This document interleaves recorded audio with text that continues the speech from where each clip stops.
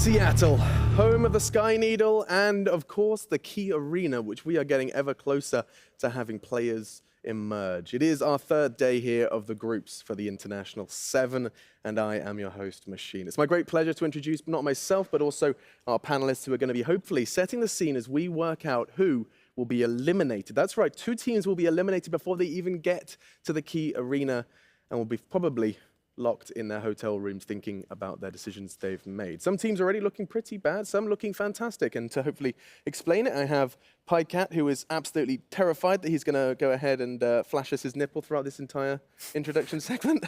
What's happened to this shirt? My shirt's, it's a little bit, maybe I've gotten a bit of, Oh, is that what's happened? too many beers, maybe. Yeah. Might be. Or you're just really excited for Yeah. the Dota. That could be it. Yeah.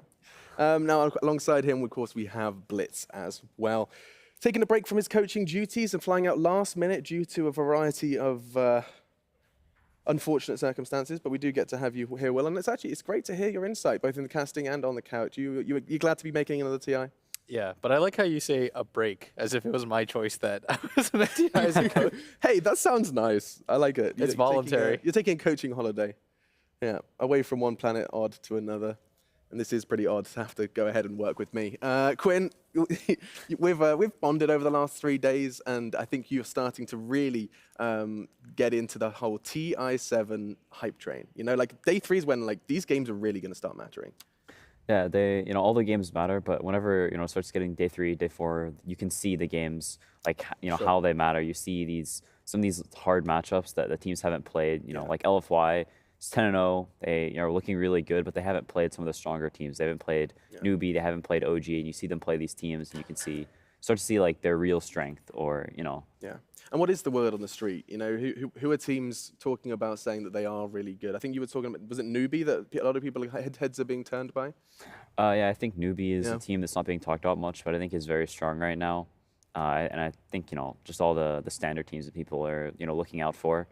But I think Newbee has looked just as strong as I think the top 6 of OG, EG, VP, the LGDs. Fantastic. Well, we'll talk more about that. But first, in terms of talking, you guys can get in contact with us and also just get involved with each other to kick off our day. Of course, good morning, good afternoon, good evening, wherever you are watching from. Do be sure to hit us up over on Twitter. It's at Dota2 with the hashtag TI7. Outside of that, on the Facebooks, you can use /Dota2. And if you're on Instagram as well, pouting with some foundation, Dota2 TI is where you can go ahead and find us as well. If you're watching as well, there's 2 platforms we're currently going to be waving our faces on. It's going to be not only Twitch, but also over on YouTube as well, just Dota2 on YouTube, and just add TI to the end of it for Twitch. And that is how you guys are going to be joining us as we continue this expedition into competitive Dota. And I'm so glad we have you guys to hang out with us. Now, you've touched on the standings, but Pycat, I want you to hear your kind of thoughts about that. Like day 2, we can't get too hung up on the 10 and 0s, No. the 0 and 5s, well, the 1 and 5, whatever it is. Yeah, no, like Quinn said, Newbee is looking quite strong. One of the games that they lost was when they had this random alchemist. Yeah. And Can we elaborate on that? There's probably something, what, random alchemist TI? Nah. yeah. I mean, what the fuck? Could you imagine you go to TI and then either you don't go first place or you don't get into upper bracket because you random the hero. How do you feel about that? That's some pretty depressing territory. That would be seriously You depressing. planned like the entire year, you made it in, you're up a game against OG, and then all of a sudden that happens. So can you give us a little bit of insight of how that happens, like from a communication standpoint, right? 'Cause They were probably thinking about it the last second. Yeah. Nobody had any concrete ideas. Whoever was drafting was probably like, okay, it's this or this. And I mean, it happens, especially in scrims. Yeah. You're just Yeah, talking. because you need it could be like you're talking about a couple of different options, right? Sure. And like you have some options, and then you're like, oh shit, we have 20 seconds left, and then whoa, what the fuck? What do we do? And then you're like, you're gonna pick a hero, and then it's nope, you random alchemist. It happens in scrims pretty frequently where you're thinking about a hero or something, and then it just randoms, and you're like, just go remake, and then you pick the hero that you wanted or whatever, but you don't get to do that in matches. No. You're stuck with an alchemist. So does it cool down to not only taking a while to make a decision? Is there any credit given to the other team for making your decision difficult? You know, like the discussions. Yeah, the fact that you're even having a discussion is because there is options available to you, and you're not quite sure where to take it. Yeah, it could definitely be. I mean, if the enemy bans out something that you were planning, Sure. or if multiple of your options are getting like a removed, check in then chess. yeah, exactly. You're like, well, what do we do now? That was our, maybe they banned 2 heroes that you were gonna take, and you're like, well, one was our hero and the other one was our backup, and then you're Right. like, well, all right, now we gotta think a bit, and just- hopefully not too long. And we will bring up the standings, and I want to come back and pull on this thread just after we do, because I think it's very interesting about who in your guys' minds as players is the most proficient in the draft, and that is, I mean, it's a big part of Dota. We'll come back to it though quickly. I want to summon those standings so you guys can see, and they have been behind us. But just to quickly recap where we're at right now, you can see that 10-0 we keep referring to is that of LFY, and just beneath them you can see Newbee looking very scary as well. The Chinese region have come in swinging so far, and I think. I think my eyes are drawn, especially in Group B. Will, correct me if I'm wrong, but VPOG, 4 losses under their belt. Yeah, and they've had quite a difficult group just because nobody really expected LFY to be as good as they are. I was talking with some people last night, some of the pros and PVD, and they were just saying LFY is legit. LGD, maybe False Kings. Maybe we crowned them a little bit too soon after day 1. They looked a little bit shaky, but LFY has just been, they've looked unstoppable at this point in this group. Maybe it's not actually a crown; it's like a Burger King crown that they got with their Happy Meal. Did LGD, did they go 1-3 yesterday? Was it? Were they 6-0 if their first Yeah, day? Was they that were LFY? Yeah, they were, Yes, right? they were. And now they're Yeah, 7-3. And LFY were actually 4-0. Yeah, exactly. And then they went 6-0 in that kind of group. Damn. With that kind of competition. And they did not just look good, they starched people. That series against VP, who has beaten VP in 15 minutes? You can't claim anything. In the past, you're like, maybe VP's not trying at the summit, they're messing around. This is TI. They got beaten 15 straight minutes, no problem. Yeah. And I think, what is the biggest alarm bell in Group B? It is behind you in case you want to kind of refresh your memory. Is it VP having a little bit of a turbulent time? Do we look lower down in the standings, Pycat? Were you expecting more from, I know you're a close friend of Saxa. What do you think his coaching was going to get, HR any further? Planet Dog? I think it's really hard to, I mean, HR is one of those teams, right? They're not expected to do that well. Sure. I figure maybe he could do something, but I do think that the Group B, it looks pretty much, the top of the group is kind of where you'd expect it to be. I guess the one big surprise is like LFY doing that well. You could throw those teams around a little bit. Maybe like Newbee VP, and OG could be somewhere in the top 3, and then you'd expect LFY to be a little bit further down. But I feel like it's going pretty much according to expectations, I guess. Okay, so expectations met on Group B, maybe a couple of bumps on the way. But Quinn, I know you've got your eyes on Group A as well. Now, when we spoke at the very start of like day 1, the discussion was like, you didn't quite understand the distribution of the invited teams. Only 2 of them featured in towards Group A, if I'm not mistaken. What do you make of it now? Now you see that Liquid's paving the way, the False Kings, as Blitz has quite eloquently described LGD. What do you make of it all? I think the whole Group A only getting 2 invited teams comes down to LGD being valued pretty highly. Okay. Just as a team, I think a lot of people thought they were very strong coming in. Sort of like we said, maybe False Kings, maybe a little bit better or a little bit worse than people thought they were coming into it. I also think Secret was maybe valued pretty highly. TNC, they have a lot of these mid-range dark horse teams that you aren't really sure how they could perform. And I think Secret has underperformed a little bit. TNC maybe overperformed, looking pretty good in a lot of their matches. Would be 6-2 if it wasn't for that, the little bit of a throw at the end of the game versus Secret. So I think it sort of comes down to having a couple of, really, really high-tier teams, maybe a little bit of an overrated team in LGD, and then some like mid-range teams as compared to just a lot of Titans and then maybe some weak teams in Group B. Interesting. And then we'll get to see them, of course, do battle once again. If you haven't been with us for the past 2 days, you have missed quite the roller coaster for some of these teams. That TNC throw, I know we don't have the replay handy, but you can quickly explain. Like 6-2 would have been a very juicy scoreline to have got to. 15-9 minutes into the game, and all hell breaks loose. Yeah, just a couple of maybe wasted buybacks, trying to end the game a little bit too fast, overambitious, and then suddenly your base is just dead because you have no buybacks on anyone. They would have had same loss score as Liquid, which puts them in a really good position. But the thing is about TNC though is like, shouldn't we start expecting them to do pretty well? Like, I mean, looking at last year's TI, they knocked out OG.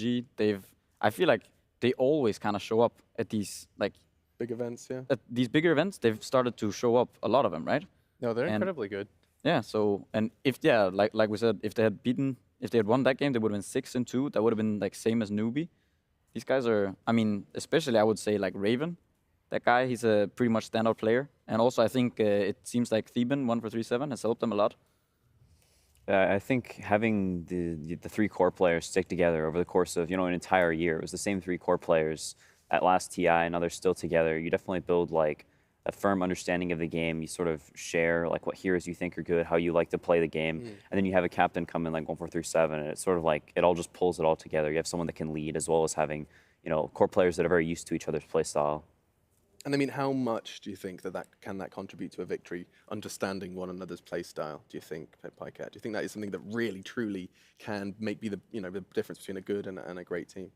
I definitely do think so. I think it's really important for cores they need to not just understand each other, but they also need to they need to work together, because some cores, they don't work that well. Sometimes you have cores that make too much space. You need that one guy who kind of soaks up the space, and you usually need 2 or 1.5 players who make the space in combination with your support players. So you need a good mixture, you need a good balance between these cores who kind of create space and who take up the space. Because if you have too much, well, then you have no room. Then everyone's just farming and you're dying. And if you have people who make too much space, well, then you have no one to kind of utilize all that space that you're making, and no one to kind of take you further into this game and actually win you the game. There have been some highs and lows for sure of kind of teams that have more of a friendship element than others. And actually, highs and lows is where I want to take this. It's early in the morning here in Seattle. The key arena and the main event hall is starting to really take shape, right? Like this is, I'm starting to get very excited for what's going to happen into the main event. You guys at home should too. But I mean, just talking kind of, highlights, lowlights, while we have you and while we have time, what's like, for all of you, and I'll let you start thinking, what is your greatest moment in Dota 2 for you? You could have been playing, you could have been watching, you could have been coaching, whatever it is. Does anyone have something that immediately springs to mind? EG home, game 1. That cast? Yeah, I was thinking to myself, I was like, eHome has got this. This game is pretty much unlosable. Yeah. Obviously, a little bit of bias in that cast because EG, Sure, watching them do something amazing like that was incredible. And the fact that they came back from that sort of deficit. I mean, my favorite story is one of the players on that team told me that after they got mega creeped, they actually wanted to call it. They didn't want to see the game through at all. They're just like, the game's done. they actually had that conversation. They're like, it was one of those things where, because if you invest so heavily into a game emotionally and you lose, oh yeah, if you looked at eHome's faces after they lost that game, they weren't in it anymore. They GG'd. They were just like, that tournament run was over. Are you unable to tell us who that was? I don't know if I should, but Yeah. They were just done. Oof. Like eHome, they lost 3 straight games after looking near invincible. They had so many good ideas about the game. They did. So that could probably be a really fantastic example of, how emotions can affect Dota. We always talk about it being an emotional game. I think eHome could be one of those great ones we put under the Petri dish as an example of just how destroyed you can get from a bad loss. So were you casting that like it was over? Did you find yourself kind of like describe, like, I mean, EG eHome, to be fair, a lot of people thought that game was over. There was this point where in the game where I was just kind of like, oh man, this was such a great game. Yeah. Like, it got to mega creeps, EG. It was a good run. Like, you guys did. You start wrapping it up. Hang your heads high. Like, there's no shame in that loss. It's all Yeah. good. And then they had 2 heroes, no buyback. There's like 3 support heroes left. There's like Sumail, and I was like, okay, they have no buybacks. Like, all right, Yeah. what are we gonna do for the next cap? How do we top this? Like, and then that happens. It's incredible. Yeah. What about you, Quinn? I mean, you've taken it Dota by storm as of late. Now you're sitting on a couch. You've been climbing those MMR. What do you reckon is your highlight from your time in Dota? Probably either beating NP in the group stage in this qualifier. It's like whenever you beat a team that you're not expected to beat, and like everybody's like really excited. You're like doing well throughout the game, or it's like a comeback, a close game. It's like super exciting whenever you win. Like everybody just loses it and stuff. Probably that's or killing Miracle at soul killing him at the summit. It's pretty awesome. Nice. Yeah, killing Miracle is always going to be an achievement. Pycat, we haven't heard yours. Well, I think when I was coaching, I think it was definitely beating EG in the loser bracket finals at TI last year. I think it was really fun. It was like everyone was really, really excited about that match. Everyone was really looking forward to play EG. and it was kind of, I don't know, it just felt like, for us, it really felt like a win, you know? Yeah. It felt really good to, I bet. and that was definitely fun. They were also, you know, the returning champions, and, you know, a lot of people expected them to kind of win or maybe, you know, so that felt really good.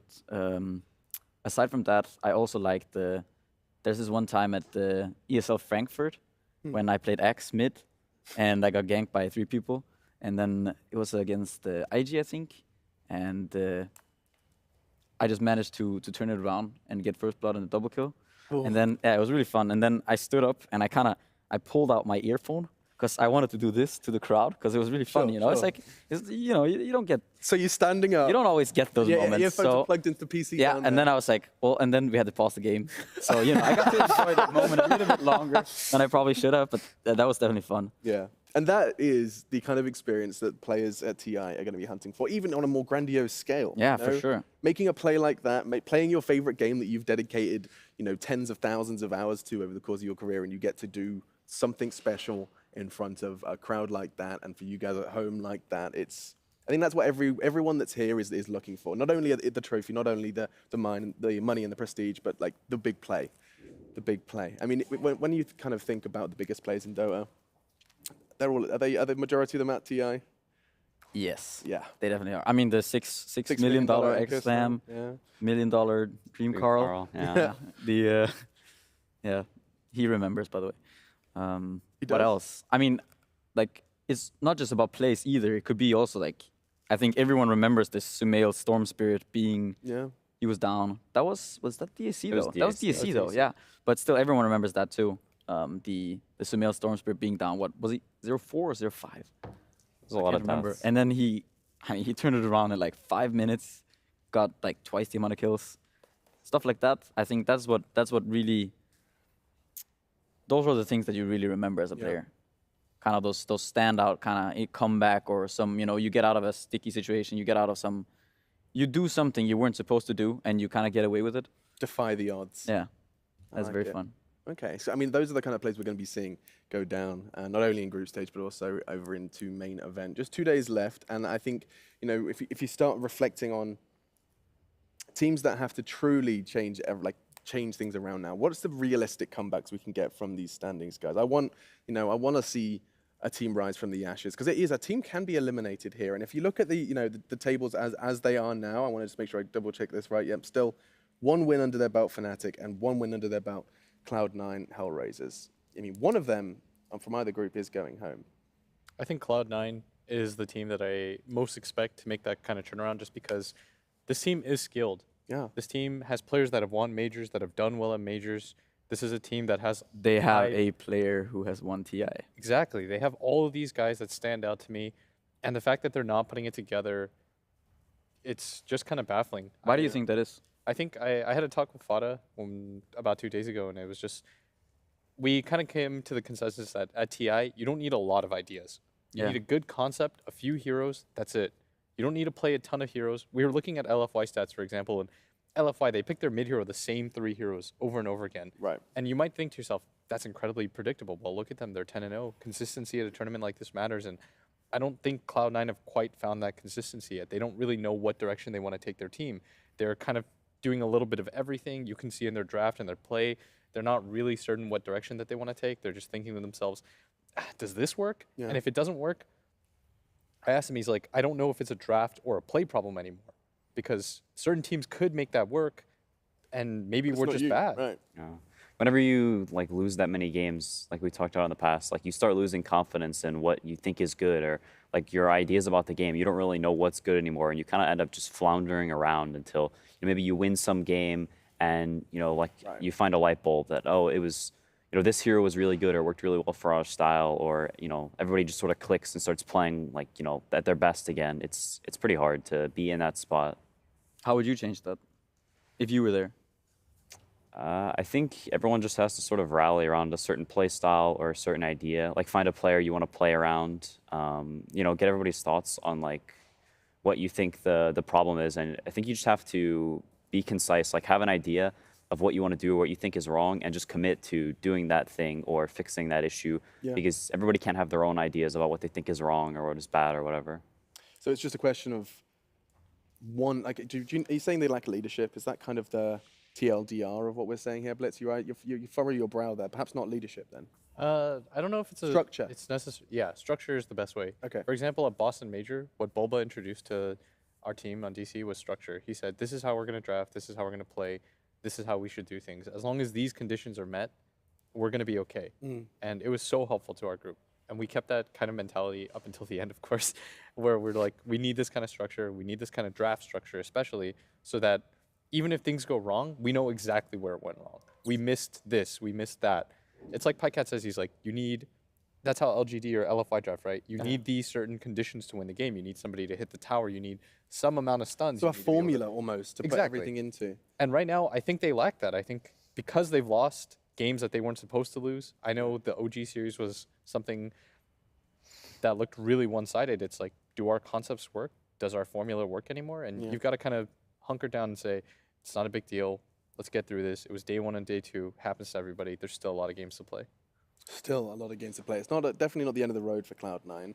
Just while we're on the topic of draft, which Pycat, did you want to add anything to kind of the Cloud9 discussion that they could kind of start to return? They've got 2 days of games. They've got plenty left in the tank. Yeah, well, I think something that sometimes happens. I've been through it before. I remember at TA4 when I was playing with Fada as well, and we played. I played with Mouse Sports then. We did kind of poorly the first like 2 days. I think we went like 1-6 or something, and we felt really bad. And then I think I don't know if we went even 1-7. And then at that point something happened with us because we were like, well, backs against the wall. You know, it's like if we lose this game, you know, we're done. And then it's like then you're like, all right, whatever. You just go for it. And then people sort of start to relax because they're like. That sounds counterintuitive. It is. It sounds counterintuitive, but it's like, you know, hey, like there's what can we do? You know, we just gotta do our best with what we got. Yeah. And then people you just roll with it, and sometimes it just works out like that. So almost kind of you thriving under pressure. Finally, I think so. When it really gets to you, when your back's actually against the wall, and you're like, then you know that. You can't think of all these options. You just gotta go with like, all right, guys, what do? We just go with this one thing. All right, we done, and then everyone's like, yeah, all right, let's do this. And the thing is, you can't really think, you can't overthink it. You can't go back and we could have done this, You know, it doesn't matter. It doesn't help. All you gotta do is you just gotta, like Quinn said, it's like you gotta rally around something. You know, anything. And because sometimes playing against playing like around one idea is much better. It's like if you were to punch someone. You know, you punch someone with a finger, or 1, 2. It doesn't matter if you have 5 strong fingers. If you go like this, but if you form a fist, even a fist of weaker fingers is still better than doing this, right? Yeah, goddamn. You need a beard, so you can stroke it as you deliver these beautiful nuggets of knowledge. Beautiful stuff. Yeah, but indeed, you're right. Like you doesn't matter how much you. Yeah, you come at someone like that. I mean, I'm sure there's probably some kind of you can poke martial them in the art. eyes, though. Yeah, right. That's true. That's true. 2 players could do a lot. The expression. That's counterpicking. Yeah. That's counterpicking. I like it. Yeah. The expression is stronger than the sum of their parts, I think. But that's exactly what you can be. And I think that's interesting that, that today is sink or swim time for Hellraiser's Fnatic Cloud9. All of them, you either, go down swinging, or it's going to be just a case of watching from the key arena stands, because those are your options. 2 teams could be eliminated from the 18-team group stage before we even get to that main event. Now, we were talking about drafting, and I think that's always something that, we're not covering it here on the panel, but in terms of just like where's your mind go when we talk about fantastic drafting, when we talk about winning the game in the draft? Is there a particular team? Is there something, that springs to mind when I ask about that, Blitz? Probably the easiest example, of course, is going to be LFI. Yeah. Like Pycat talked about. Once I started noticing you saying it, we went back, I watched replays. I started noticing there was a theme in their drafting. It's just make it as easy as possible for your players, something that everyone understands. For the mid player, for example, they draft the same heroes over and over again. Do you know what they were? Medusa, Death Prophet. They just go to these 2 heroes over and over again, and they're like, let's make this as easy as possible. These are heroes that you're very comfortable with. And maybe when you get to the finals, I started to notice this pattern, like when you're this kind of predictable team, in the finals, you're going to have some issues. Like if you remember CDC, even you guys For sure. at TI6, maybe you get predictable at the end and the better team will come out on top. But for the most part, it's going to carry you throughout the tournament. I would rather get second doing the same thing over and over again than getting busted out in the groups. So to kind of long story short, be comfortable. You don't have to take these kind of like these risks in the draft. Yeah, maybe Liquid with their diversity can win this tournament. Well, when you talk about this outdrafting, I think there are a few different ways that you can outdraft someone. You know, it can be. So one thing we did TA6 was that we would pick a hero that was generally played as a core role or as a support in our first pick. When we were second pick, we'd take like the 1-2, and then we'd pick some hero, and then in the last pick, because as a second pick team, you have the last pick, and then we'd pick another hero that could go in the same lane, but that was usually played as the other one. So we'd switch the 3 and the 4. I see. And when you get that last pick, sometimes some team you just can't deal with that. It's like when you play a lot of heroes without AoE, and then last pick comes Broodmother. You know, what are you gonna do against this Broodmother? You're not gonna do anything. You know, you're gonna lose that game. And there are many ways of outdrafting. I think LFY's way of kind of outdrafting a team it's a very kind of safe way. Yeah. But it's not so much, I think, like a big outdraft in that sense. It's more of they're getting into their comfort zone a lot, and they get what they want, kind of regardless. But Liquid, I would say more so, is a team that outdrafts their opponents. They just pick a lot of these Broodmother, Prophets, and people just can't deal with it. They don't have enough answers. They don't have the tools to deal with those heroes. So Liquid seem to be the eyes drawn to Liquid, Quinn, as the team that has the diversity to truly win the draft, in air quotes. Yeah, I think Liquid, their last picks are very on point whenever they have these games where you're sort of racking your brain for what would be a good pick here, and nothing really looks that good, and then suddenly they pick some hero, and you're like, oh wow, that's a good hero. These surprising heroes, the last pick PA, Zeus, for Miracle, these pretty situational heroes, but they pick them in the right games, and it ends up like working very well. I think almost more important than like making an outdraft or things like that is just having a good idea of like how you want to play the game and not getting so wrapped up in specific heroes or things like that, but having a good idea of your play style. For like LFY, like Blitz said, they stick to a couple heroes and a very similar play style for all those heroes. DP, Medusa, these 5-man centric heroes, very good at taking towers, and they play a similar style. So it like he said, it sort of keeps it simple, keeps it concise, and everyone's on the same page because they know the style they're playing. So almost just the answer we've come to over this discussion with my brain trust is that you just have to be self-aware. You have to know yourself, know your team. If it comes to the 2 cores, if it comes to the entire unit, if it comes to the draft, it's just being self-aware and understanding where your strengths and weaknesses lie. So basically, just being mature and being good at Dota certainly helps as well. Does that sound like a good way to summarize it, Will? Yeah, it's a pretty good one. I mean, I'm just self-aware Dota. Yeah, because I'm looking at my experience, especially with Liquid. Last year they were a very rigid team in that sense. I mean, if you watch Liquid play, you knew what they were going to pick.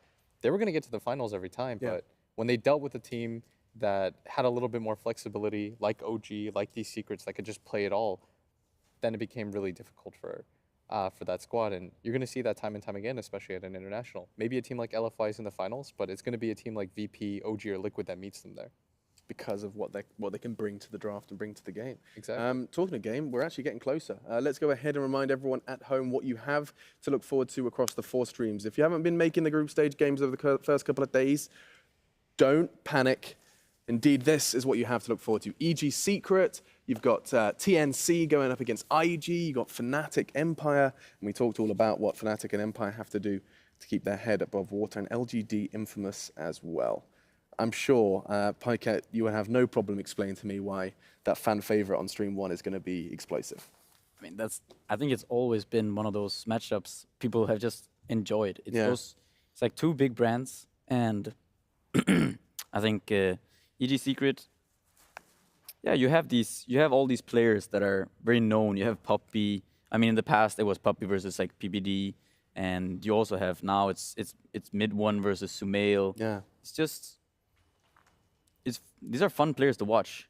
They're, they like to bring the action. Those 2 especially, I think, they're explosive players, and Yeah, it's always fun to see those teams match up.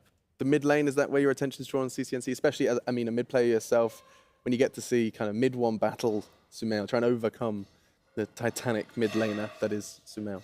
Yeah, I think they're both teams that play around their mid player. The safe lanes, RTZ playing a more sacrificial role recently, and MP always playing these, not very farmy heroes, Static, and the space maker on the team. So I think the game generally for both teams is centered around their mid players. I think the TNC IGV game draws my eye even more than that one, just because of they're both sort of these mid-range dark horses. Both teams can make it into the top 4, and it's not really for certain which one will make it there yet.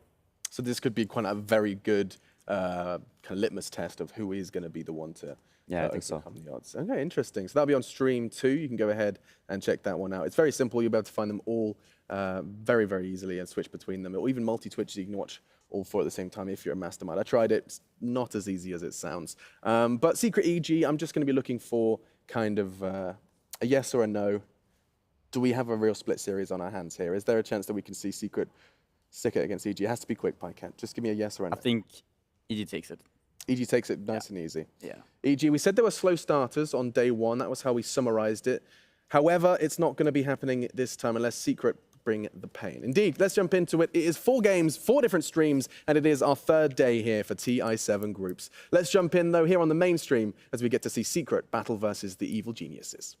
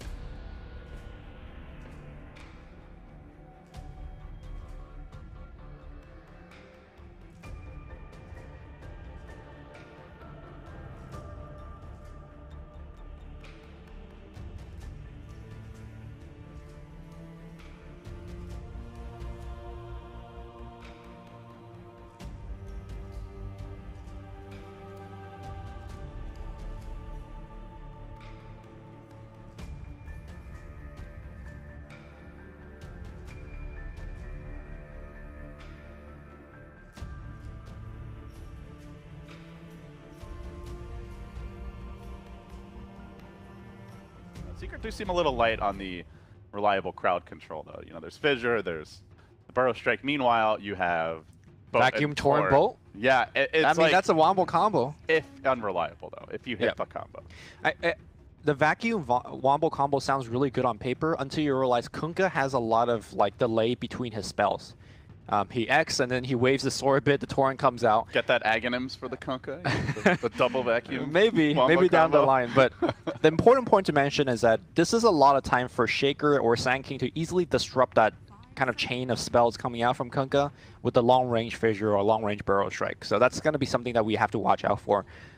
Team Secret, if they could get an Aether Lens on Kunkka, I think their team fight will kind of increase in effectiveness drastically, in fact. And we're going to see. Oh, wow. I basically look at this game, like, going into that last pick, Lumi, there's like 8 melee heroes. Weaver is very short range. Batrider is basically in the middle of the fight. So already Earthshaker and Sand King are amazing. Now you have an Enigma.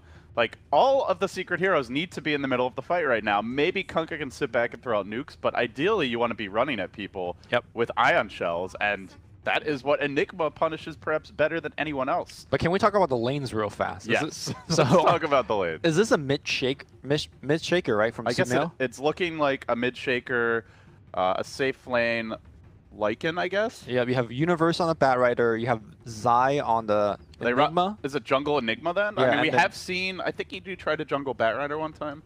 Was it at MDL? Yeah, I mean, and then crit it's Sand King. It's just it's like a little all greedy. over the place. The yeah. lanes are going to be a little weird for EG, but can Secret punish it is the question. Ooh, okay. They want to try. This to me is we see you being a little greedy with your picks. We want to be active, roaming early, running at you quickly, and not letting EG's farm machine kick in. Well, here's the thing. I think Sumail in particular is going to have a very tough lane now. The last pick of the Clinks is going to dominate Sumail in the mid lane. Normally, when that situation happens, you're like, okay, support's going to rotate and help. But you have a level 1 Sand King, and Universe looks like Batrider is... It is a or they're jungle swapping Batrider. around. Jungle Batrider? I think so. Okay.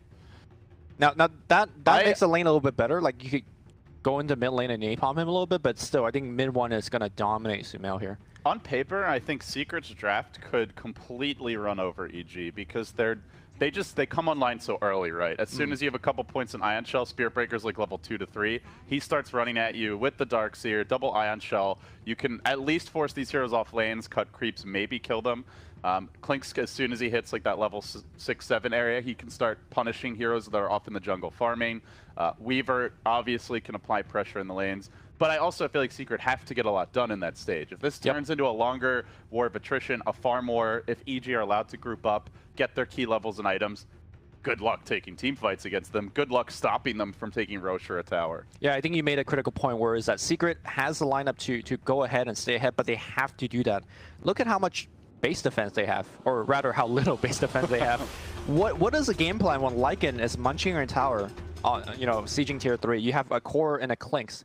Very good offensively taking the tower, but less so in defending. The game plan is you kill the wolf while he's still a cub. You don't let the wolf grow up. All right, let's see if that is indeed what Team Secret will do. So Yapsor will be TPing out top to start things off as Team Secret look to get their early wards down. Secret, as mentioned, I would say it's they at least need one game this series. I would say that's a must. Ideally, you want to. If they go 1-1 against EG, then ideally they're looking at 2-0s against their last 2 opponents, Liquid and Fnatic, in order to finish with a 9-7 record. Now that's a tall task. So you lose 2-0 here, you're in a lot of trouble. So Secret definitely looking for that first game. Perhaps this could be it, as Puppey will get his wards down. Same already done by EG. Yep.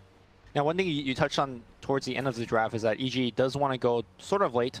With their Enigma last pick, there isn't really a reliable way to cancel the Black Hole.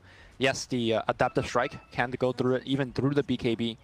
But like you mentioned... Adaptive Strike? Sorry, the Nether Strike. It's like, okay. Adaptive Strike, a very different hero on a different spell. We just had the time travel hub, and I'm wondering if like there's some glitches in the continuum, and this is actually TI2. We're playing that mode where you could draft different spells on different heroes. I don't even know what that mode is called. Anyways, my point I was trying to make is that Nether Strike will cancel the Black Hole through BKB, but the problem with that is Spirit Breaker is likely to be in the middle of the fight as the fight begins, right? So I'm not sure how reliable that plan is. for Team Secret. The lanes will get started here. The last time we saw the Sumail Shaker mid, it was in a melee versus melee matchup. It looked like a last-minute audible when they did that as well, and it completely crushed the lane. But this time, Secret are prepared. They picked the Clinks, so not going to really be as easy for him to just come in and give him the totem. Crit is going to help him out a little bit. A very interesting starting item here from mid one, Ring of Basilius. When's the last time you've seen somebody leave the base with the Ring of Basilius in a pro game? Yeah, normally you complete it in the lane. That's a little unusual. Oh, you can't complete in this lane, so I guess that explains a lot of that. Perhaps worried about a courier snipe, so... Yeah, Crit starting off in the lane as the Batrider. This is what he did when he was playing the support Batrider previously. I think it was like a month or so ago. He spent a lot of time laning. He was really far behind, and he basically never came online because the rest of the team also had a tough showing early. So we'll see if things recover. Crit just moving forward, trying to zone mid one out. Here comes a magic stick for mid one. So I wonder, seeing the magic stick, whether Crit says, okay, I've done my job. He's got a stick now, so my harass is not going to be too effective. I'll just leave. For now, he's going to napalm inside the trees to not give away the stick Pretty charges. tough matchup for the Shaker, right? Like, you really, if there's no Batrider here and you've got the threat of that turret coming in, the Clinks is just peppering you with searing arrows from range. Like, you're never getting close to him without help. I mean, that's why the Bat is here, right? And if you look at the CS, like, he's actually leading in terms of CS, 8-3 to the 4-0 of Clinks. So far, the game plan for the laning stage for EG is looking pretty good. Yeah, they're getting a lot of CS. Of course, their supports are not having the best time, especially Crit, but Sankane's starting to jungle now. Zai did grab the level 1 Sandstorm, and you can see already some stacking happening here for Crit. Runes are about to spawn, and it will be a double damage rune top. Amps are going to lay claim to that. So, oh, actually going to let mid 1 grab it. So yeah, EG actually doing pretty well here early. Like, for me, the big move that will probably decide the mid game and the course of this match, is, assuming nothing crazy happens in the lane stage, Lumi, is that jungle invasion. Do they get early towers? They are looking for the first blood here. Diving Arteezy, MP pressuring him. Does have the Sakuchi cooling down, but Zai stands strong and forces them back. Takes over the lane, at least for now, giving Arteezy a chance to salvo. On paper, I think EG does have that early game push, like you're mentioning. They have Eidolons, they have Wolves, Howl on the Eidolons. That's a lot of burst damage that you can put on buildings. I really like the fact that Puppey is down here. He did not start in this lane, but it is important because I don't think the Weaver by himself could keep down the Lycan. Lycan sitting at 4 HP regen per second will likely level Pharaoh Impulse up again. I don't think Weaver could actually pierce through that much regen. So it is important for Puppey to walk up here, give him the 17% a little bit, and pressure Arteezy. Because you would love to trade farm as a Lycan here against a Weaver. Sumail is seeing like a boss. You know, you'd think the Clinks can really harass and slow down the Shaker. Not the case. 20-7 already. Yeah. Well, that matchup is not really working out as intended for Secret, especially considering they committed the Kunkka. Meanwhile, Kezu breaking relatively even here against Universe, is getting out tonight a bit. But there is not like a clear lane win happening around the map right now for Secret, which again, it makes it more and more about that jungle invasion. Right. And that early pressure when EG try to play a little greedier. And the narrative we had during the draft is that Secret needs to pull a little slightly ahead, right? Because they pick heroes like Clinks to be the cores. We're going to see a charge happening in the mid lane, but likely just a harassing one. I think EG is very comfortable with the way these lanes are unfolding thus far. Oh, for sure. Any adjustments from Secret that you would like to see, Lumi? I don't think there's any kind of big lane swap that you could do to kind of salvage any lane. I think it's kind of unfortunate how the lanes are going, and they need to just pick up kills with Yapzor as well as Puppey, which unfortunately for them, they are unable to pick up any, because Sand King and Batrider are some of the tougher supports that you could roam on right now. Oh, that Sandcane just continuing to sandstorm away in the woods while Puppey scouts out Crit. Both supports trying to farm the jungle now. This would ideally be around the time when you want to start striking if you're Team Secret, but Clinks is not ready for that yet. He's only level 4. The Weaver, same thing, only level 4. So at best they can probably do is leech. They think about bringing in Yapzor, but he has second thoughts and rotates back towards bottom. So Secret just idly, for now at least, standing by while EG continue to play their greed game. Sankey making the rotation up top, sneaks past behind some tree line. Sumail's in a little bit far here. Could be an opportunity charge coming in. Puppey wants to go. He gets the bash. YapzOr's in position, but mid one didn't like the look of that dive. He backed off. Meanwhile, in the top lane, Zai committing and will find Kezi. That's the first blood. Yep. He was farming, but he quickly leaves the lane. And that is the beauty of how EG like to play, is that they seem to balance that greedier farming play with like making just enough moves to apply pressure and relieve some from the lanes for their cores. It's just really hard to play against this playstyle by EG because their supports are constantly missing off the map. And then as Secret, you're like, okay, are they jungling or are they just ganking me? And, this charge happening. Torrent, and then the follow-up charge. Burrow out. Can he get away? Surging forward, but the Spirit Breaker stunned. Malefice preventing him from getting maximum value out of that surge. Can't even get onto the Sand King in a 3v2. They fall short. Another disappointing outcome for Secret. And oh, more pain. Salt in the wound now as mid one gets fissure blocked away by Sumail. Snags that prize taste rune.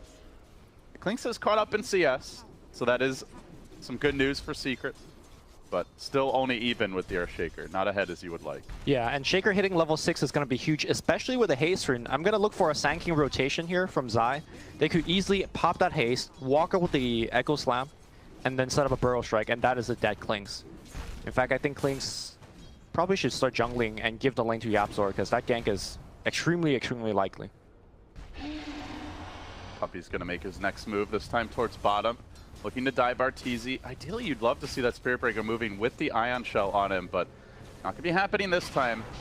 Arteezy hugging the tower, playing defensively, does get charged, but Zai's already ready to cut this off. Gets the 2-hero Burrow, kills off Puppey, punishes him for his insolence.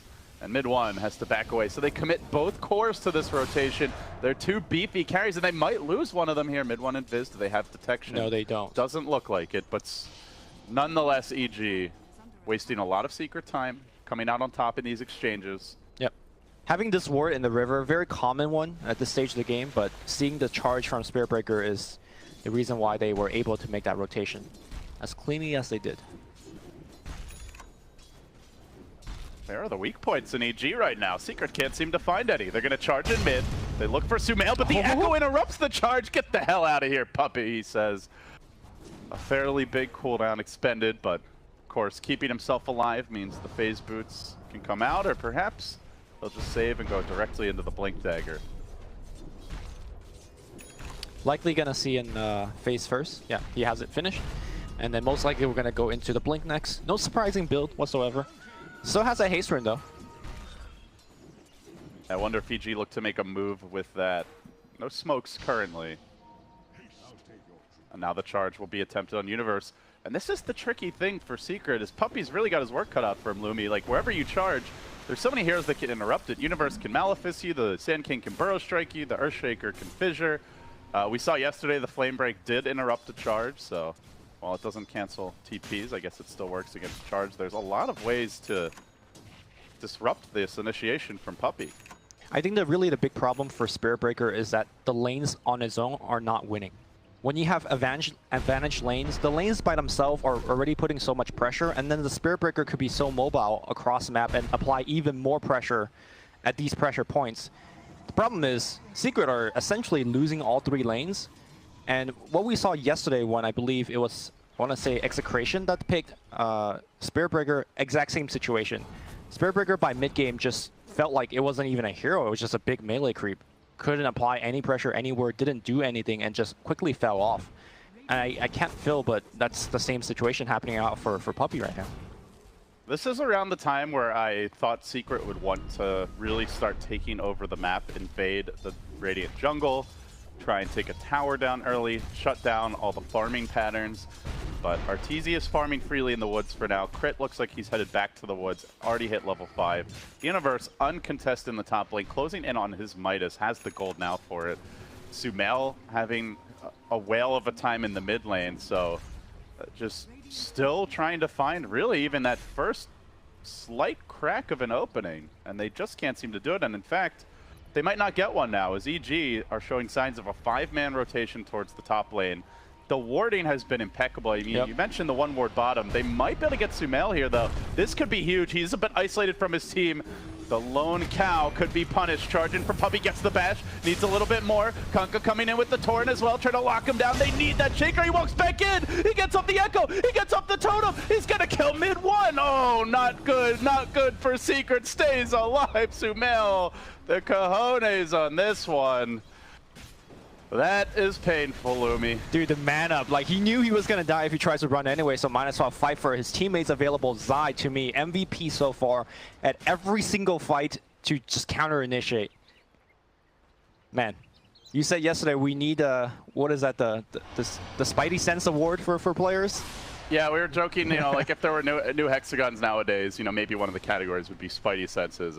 And man, the Spidey sense on Zai. EG's like you know, their MMR might be a little bit lower than Liquid's, but right now I'm feeling like their Spidey senses is pretty on top of charts, things, for sure. Yeah. So they do seem to have Secret figured out a little bit this game. Like the warding position has been perfect, the rotations have been on point, and they're also out farming them all the while. So. Middle, we're gonna see Yapzor on the run here. Charge is gonna come through here from Puppey. It looks like he will be fine. And this goes back to something I mentioned during the drafting stage. Now, as the mid-game approaches, you're seeing a level 6 Kunkka, barely going to pick it up, and then a level 4 Spirit Breaker. These two supports really want to be like 7 or 8 by this point, or soon after. They want to have a kill. Yeah, like they want to get something done. You don't pick Clinks and Weaver as your cores and Spirit Breaker Kunkka with the Darkseer to not have kills, but finally they'll get one. Universe taken down top. There's an early hood pickup here for Kezu, and there's a lot of magic damage on EG. For sure. And the silver lining for Secret is that while all these shenanigans were happening up towards the top side of the map, they did finally take that bottom tower.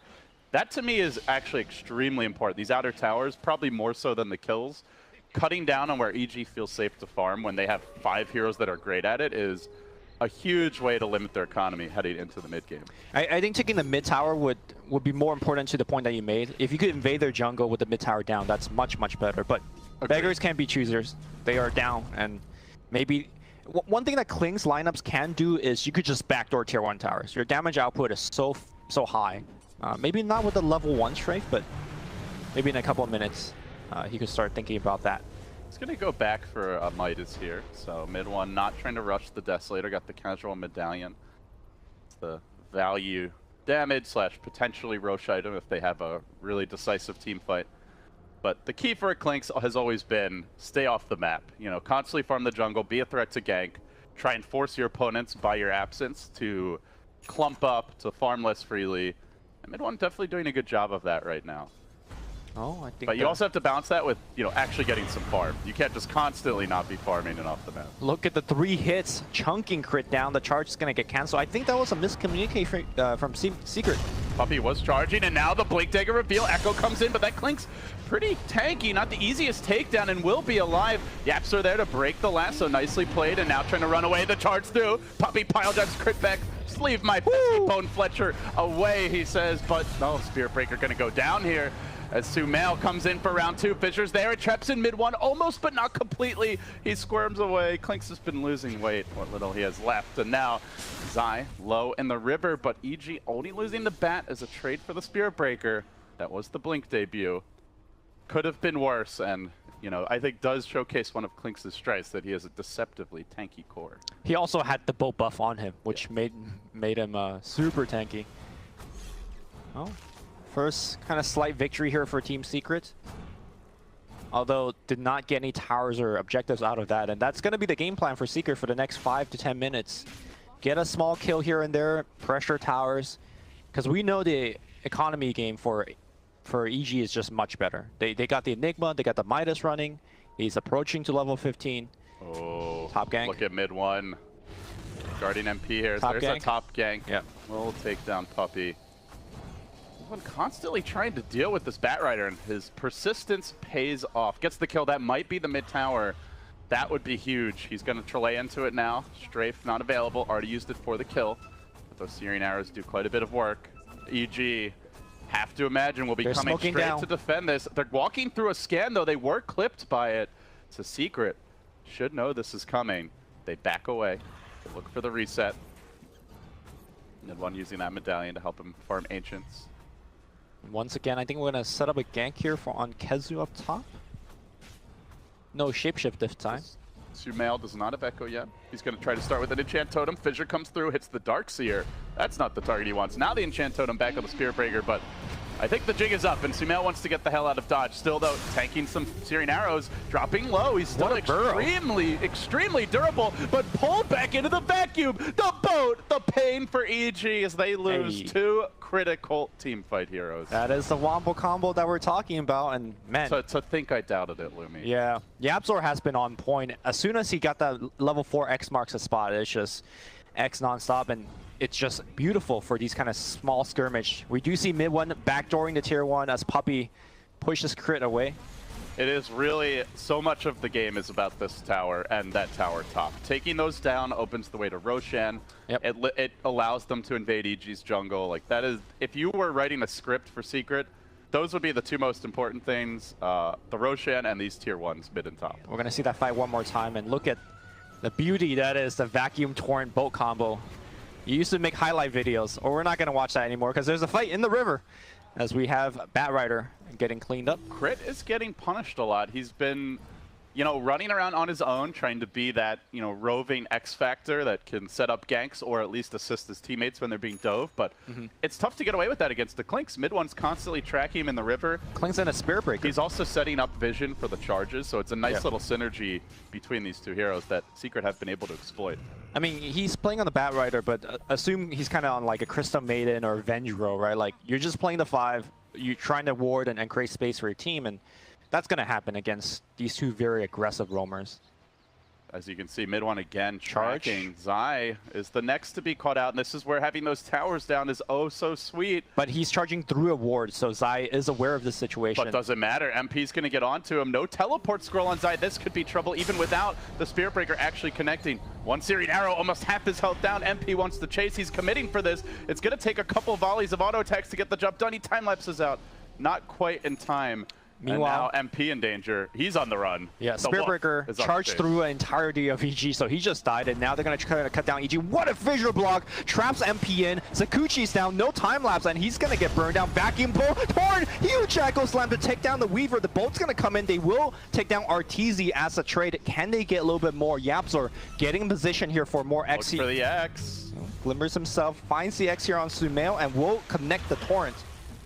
Universe does have Black Hole along with the Blink. Secret got to be careful not to group up. YapzOr sitting back once it is just in time. He is able to do so now. Jumping forward, Puppey commits onto Sumail. Sumail's in trouble being overrun. EG's position has been completely compromised. 3 down. Wait, how did that Black Hole cancel? I believe it was YapzOr just quickly... No, he didn't do anything. He didn't do anything? Yeah, I think he saw YapzOr, was like, okay, well, there must be a torrent coming, but there wasn't anything, so he canceled it himself, because the X-Torrent came after the Black Hole got canceled onto the other targets.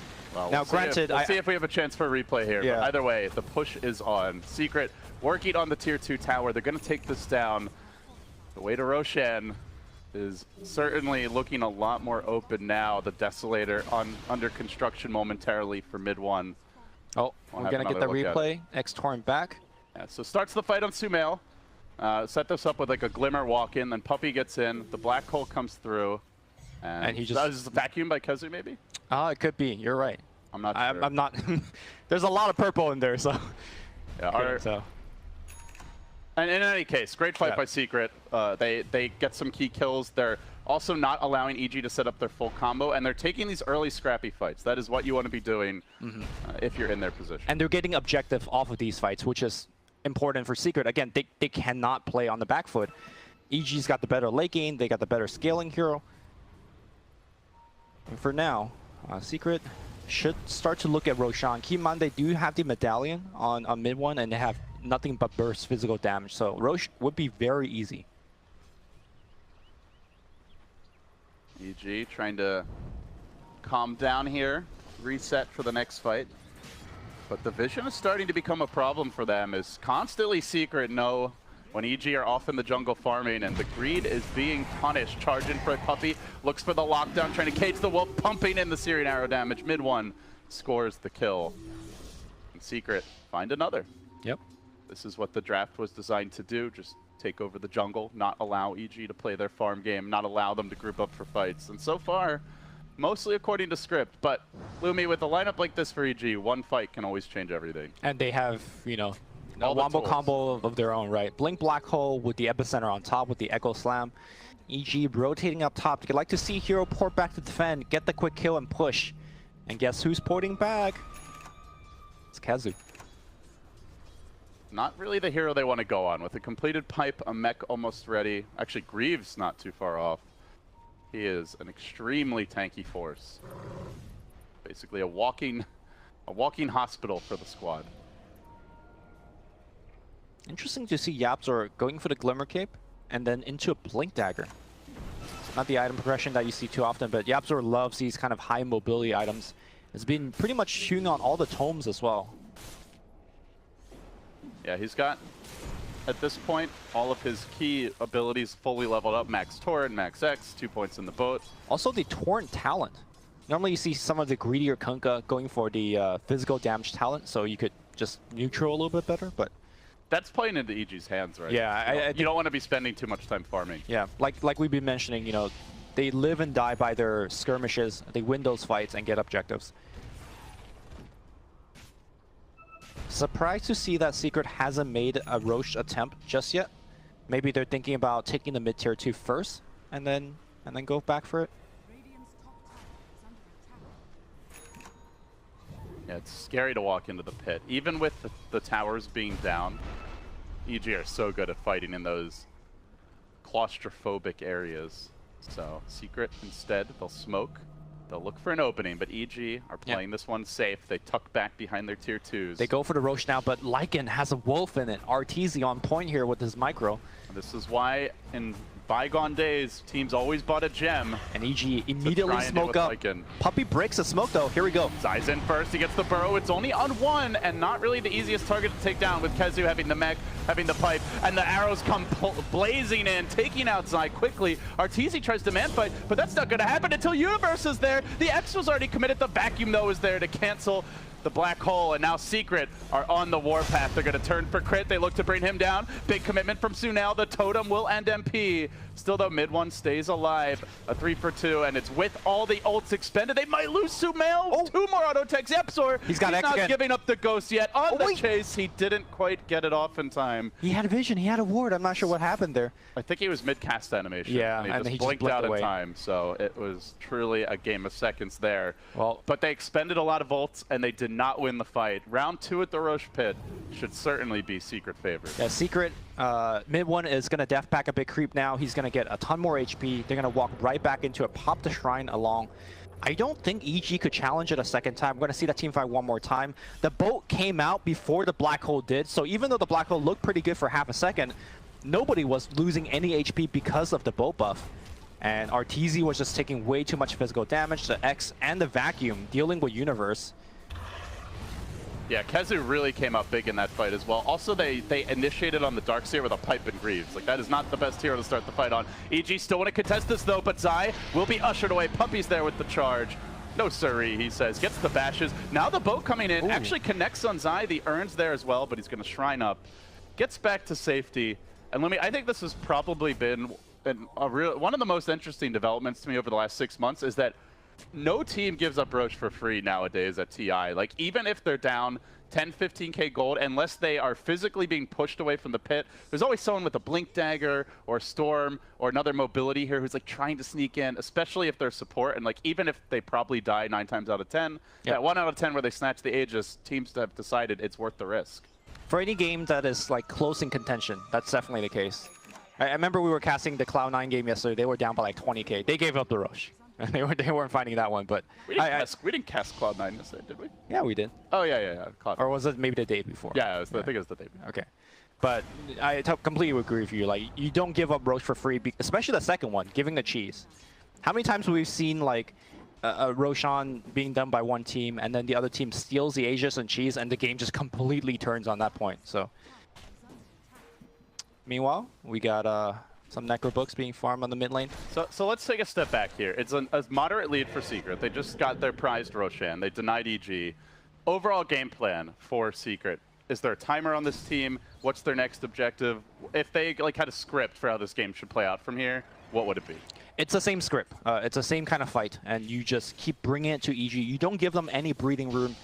Your lineup is designed to apply pressure. I talked about Spirit Breaker as a pressure hero early on, and you just keep going. The Deso would help you take the objective on mid one, and they will likely finish the BKB first on Klings, and then start to try to finish the game. Whereas if you're EG fan, even though the game is currently not looking so well here for them, they still maintain high ground. They still maintain one of the best high ground defense with the BKB Black Hole, with the Bat Rider, and the Sand King. So I think both teams have a lot of ways to play the remainder of the game still.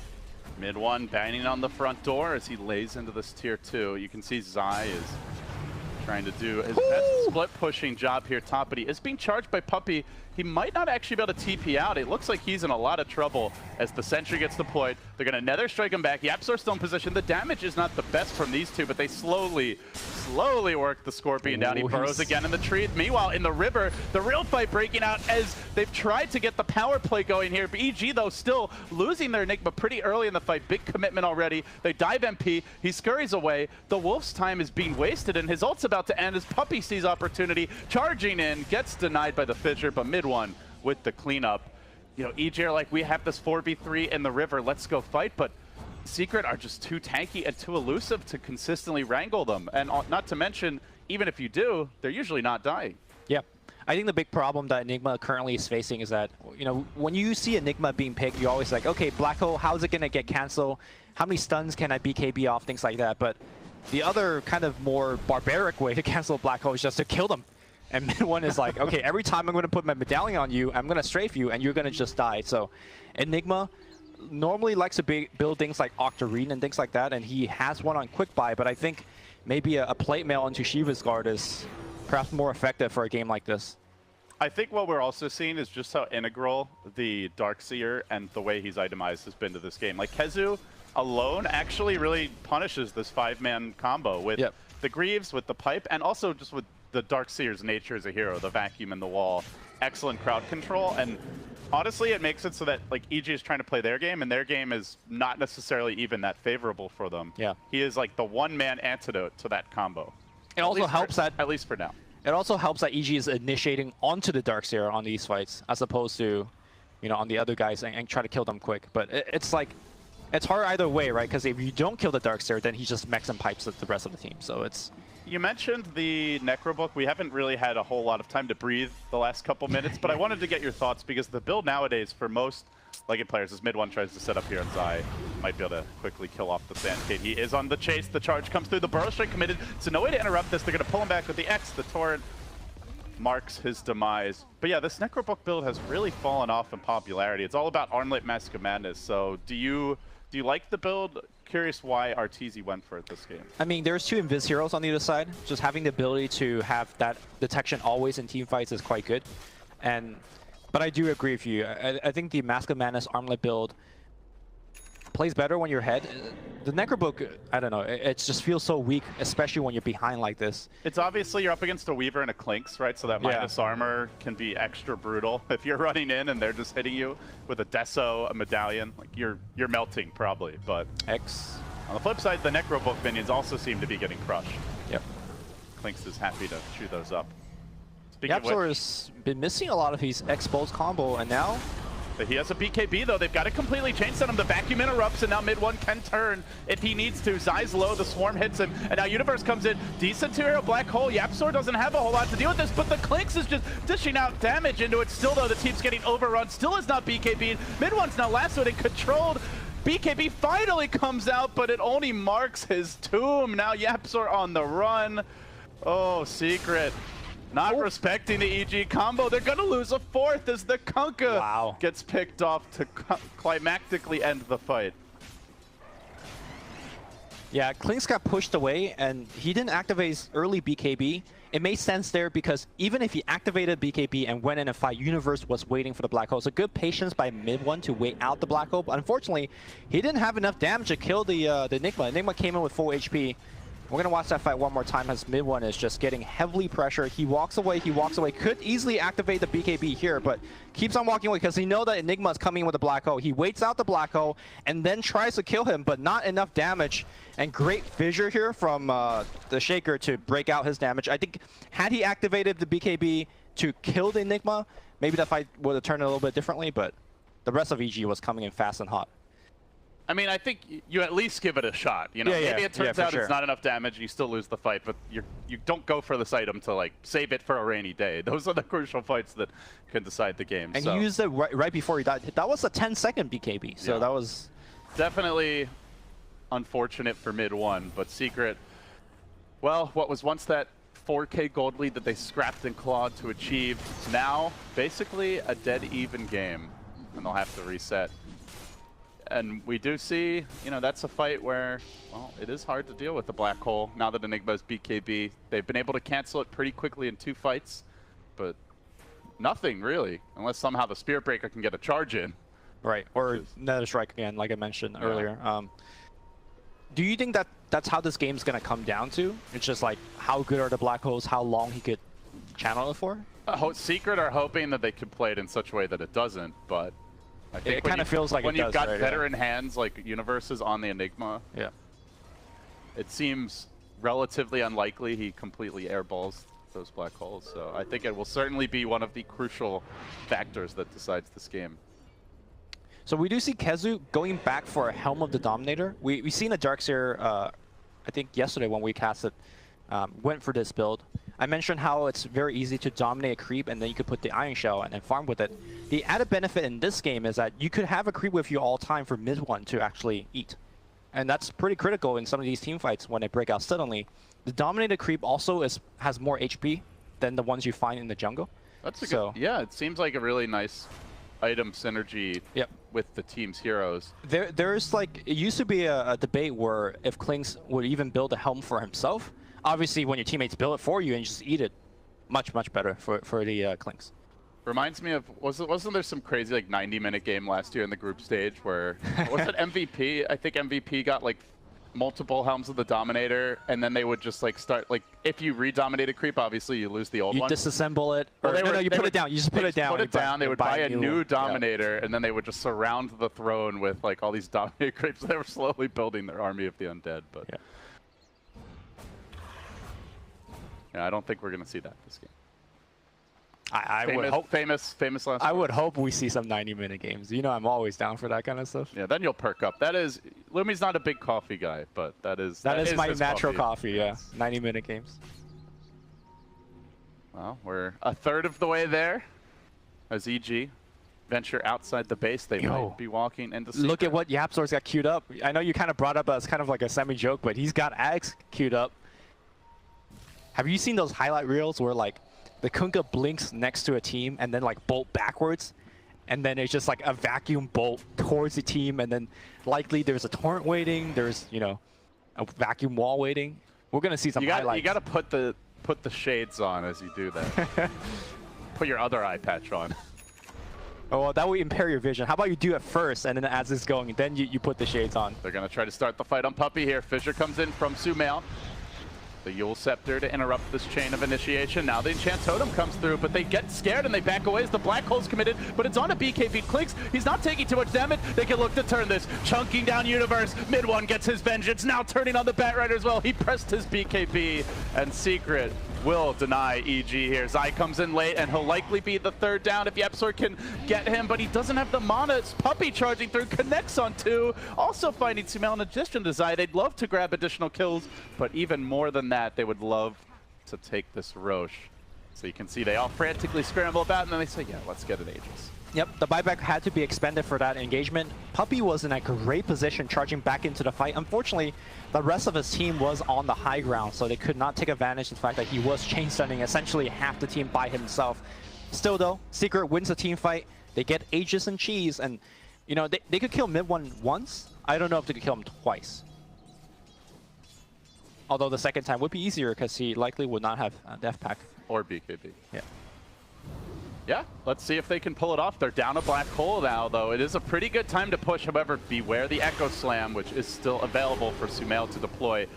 as EG are going to tap the Shrine, try and stay in fighting shape. They now make their move, jumping onto mid one. They want to crack him and break that Aegis early, and he will lose it. He was compromised up on the high ground. Really could have sat farther back.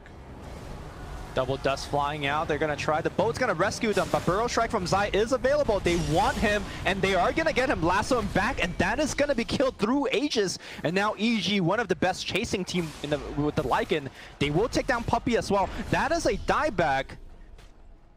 My man, mid one, why was he like, he was next to the melee racks trying to hit people. All right, well, he does actually have buyback, but yeah, that is a double death. I'm not really sure. I think just a bit over-eager. They didn't need to kill heroes, right? Yeah. They could have just sat back. Clinks can strafe from distance. Weaver can plink. The rest of the heroes can wait in reserve because the one thing that could ruin them, the Blink, Black Hole, BKB, is not available. Right. So if they go in for a lasso, like the Darkseer can counter-initiate, the Kunkka can X you back.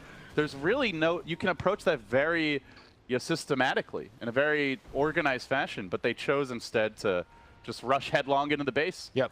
It's kind of the nature of how you want to play with a Spirit Breaker and with these heroes outside, but I don't think it's how you approach the siege. Not high ground, which surprises me greatly. This is a Puppey-led team. Like, this is the one point in the game where he's generally very good, you know, slapping his team a little bit. Don't go crazy, you know, systematic siege, and then this happens. We do not encourage any physical violence. We do not.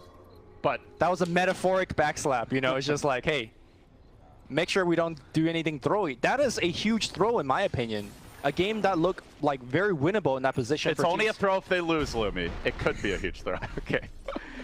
I mean, now EG's got their Black Hole back. They got all of their spells back. Let's check if they have any smokes ready to go. Nothing on the heroes yet. I'm not sure if EG is out of smoke in their shop either. So that is going to be the next point of contention.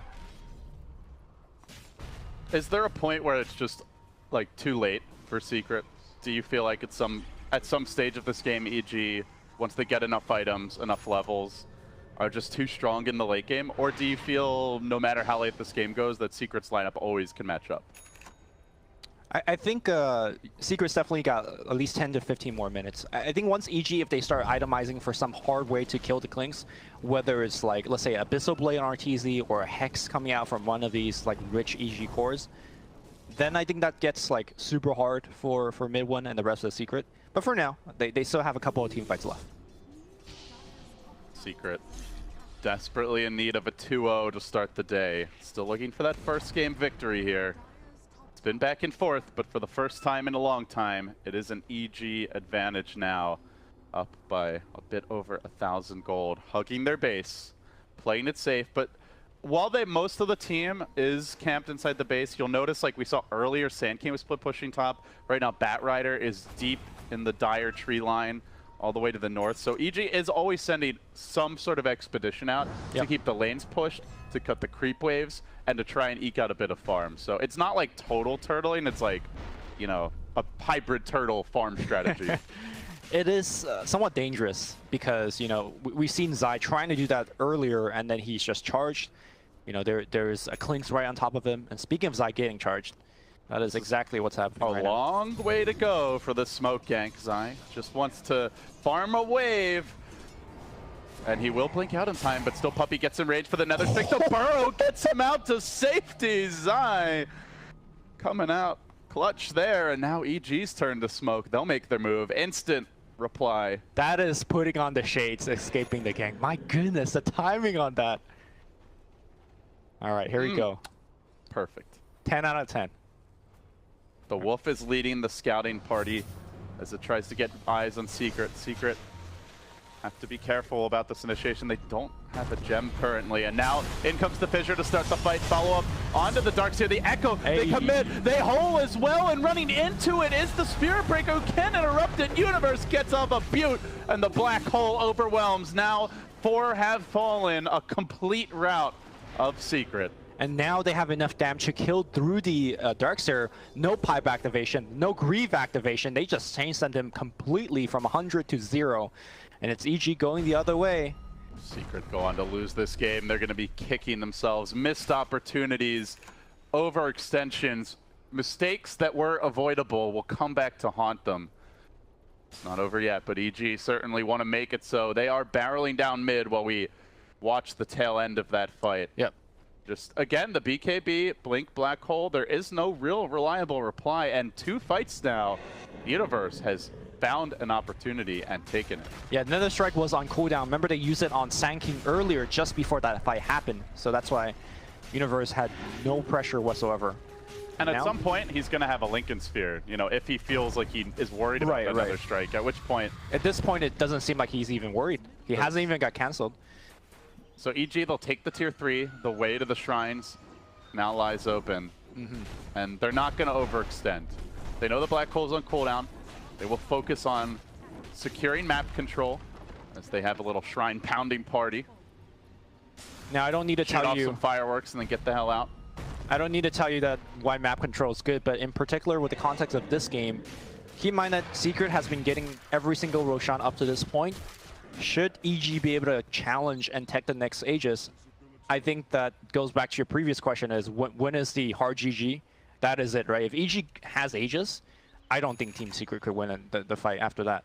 So this past 5-minute turn of events, you lose one big fight, you lose your tier 3, you lose Shrine, you lose map control. Ice Frog forbids, if they lose Roche, it is lights out for Team Secret. Ice Frog forbids. Well, you don't know what religion people are, but you know, we're playing Dota, I know what religion you are. Yeah, there you go. You believe in the one true frog.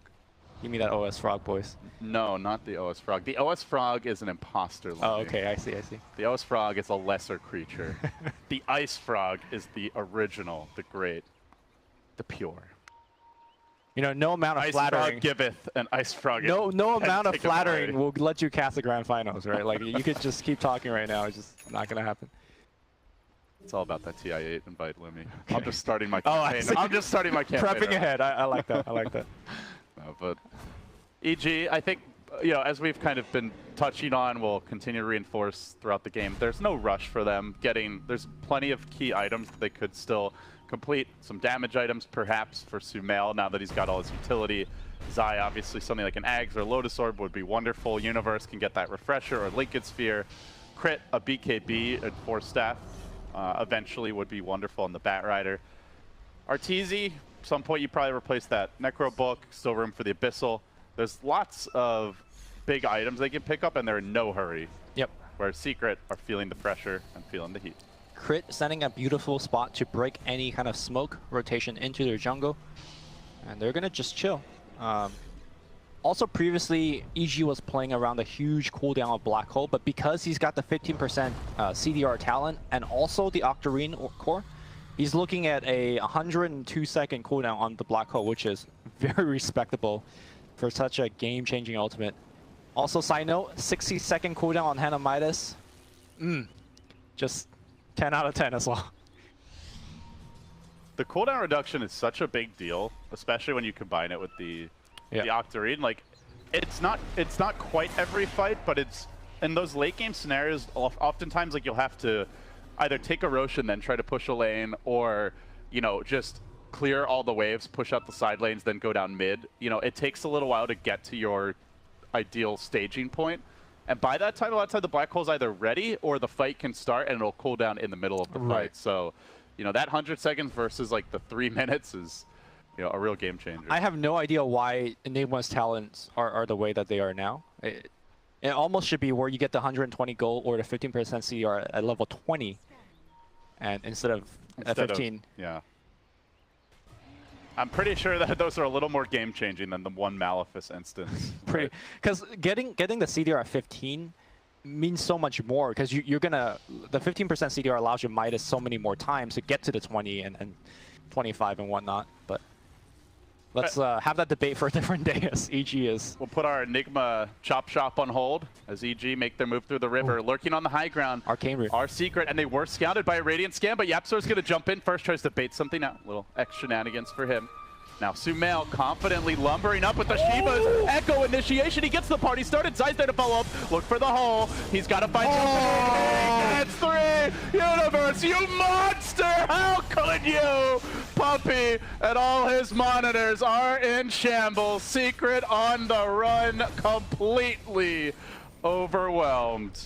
He didn't get the Clinks, and he was taking quite a bit of damage, but his teams backed him up. They had a disarm, they had a Yules. Clinks did not do any damage in that team fight. And with a big win, EG goes straight for the Rax's backdoor protection, be damned. They don't care, they're gonna run it over. They could go for the GG if they want. They're gonna go for the safe triple lane of Rax, or just a second lane of Rax. And this is an EG victory any way that you toss it. Stable, patient, and deadly late game. That was the EG draft, that was the game plan, and they executed it. Wasn't flawless, and I think you look back at this game, some of those key fights in the 20 to 30 minute range where Secret had a bunch of big successes, but then a few really critical mistakes. And perhaps that also speaks a little bit to the draft, Newbee, where it's not that the draft couldn't work, but they couldn't afford to miss their windows. Yes. This EG lineup could make mistakes and still, you know, catch a second win, have a fresh take, and a new opportunity. Secret really didn't have too much margin for error. Yeah, I think the Secret lineup is also, like you mentioned, just super hard to play. Much harder to play compared to the EG lineup. And you make a mistake, you make 2 mistakes, that is tough. And the impossible or the improbable has happened. EG has Aegis now, so I don't know. We're gonna watch the team fight one more time and just watch Enigma slowly lumbering forward. And but Secret like, no, no, no. it's the max range black hole. That's when you put the shades on. You know, it's like I got all 3, all at the corner. Also little things that helped there, like using the Clinks. He did not BKB again. Disarming the wouldn't have Clinks. mattered, to be honest. Like that black hole was gonna go off for the full duration anyway. Yep. But you know, just all the little details were executed quite crisply by EG. And now he has Lincoln Sphere. And also the other really big thing is, you know, still even now, Secret do not have, as far as I can tell, a gem. I don't know if they've had one at any point. Maybe I think they might have lost one in that fight. But it seems like the Wolves are giving them the vision. Yeah, Yapzor did lose the gem there. Yep. But consistently, those Wolves have been uphill around corners, giving them vision that's setting up these fights. And that is really one of the hidden attributes that makes Lycan such a strong carry when he's in the meta. Yeah, remember when when the game just begun, all of these Spearbreaker rotation have been spotted out and countered. We were talking about how EG was playing very well with rotation. They're gonna go right into Crit. Crit has himself Yules. Black Hole is ready again, though. The combo's available. They got to be careful about this. Puppy wants to back away, but the boat comes crashing in. What will it accomplish? Really nothing. It's a bit of a fail boat as EG just popped their BKBs and rained down pain. Applause for Zai patting himself on the back. And EG hot on the chase. Secret give up. They throw in the towel. Another loss for them, and a crucial one here. If they lose this game too, they are guaranteed to be no better than 8-8, and they have to then 2-0 Liquid as well as Fnatic.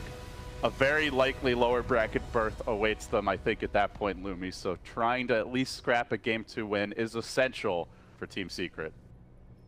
And they had it this game. They were very close at one point. They had Aegis. They were up on the high ground, and I think high ground Dota is probably the hardest part of Dota. You could get ahead, but whether you could finish or not is a different story. Close but no cigar. The boys in blue, well, they're happy now. 6-3. We'll be back for Game 2 after this.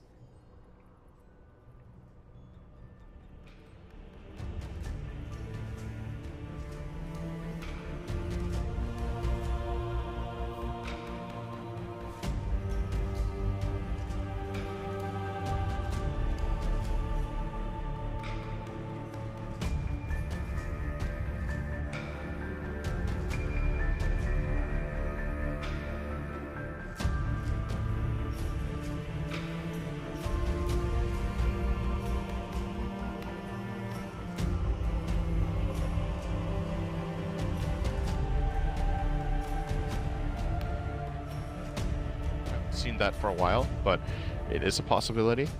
Who's the best hero against a PA? If you could have anyone, who's the best hero against the PA?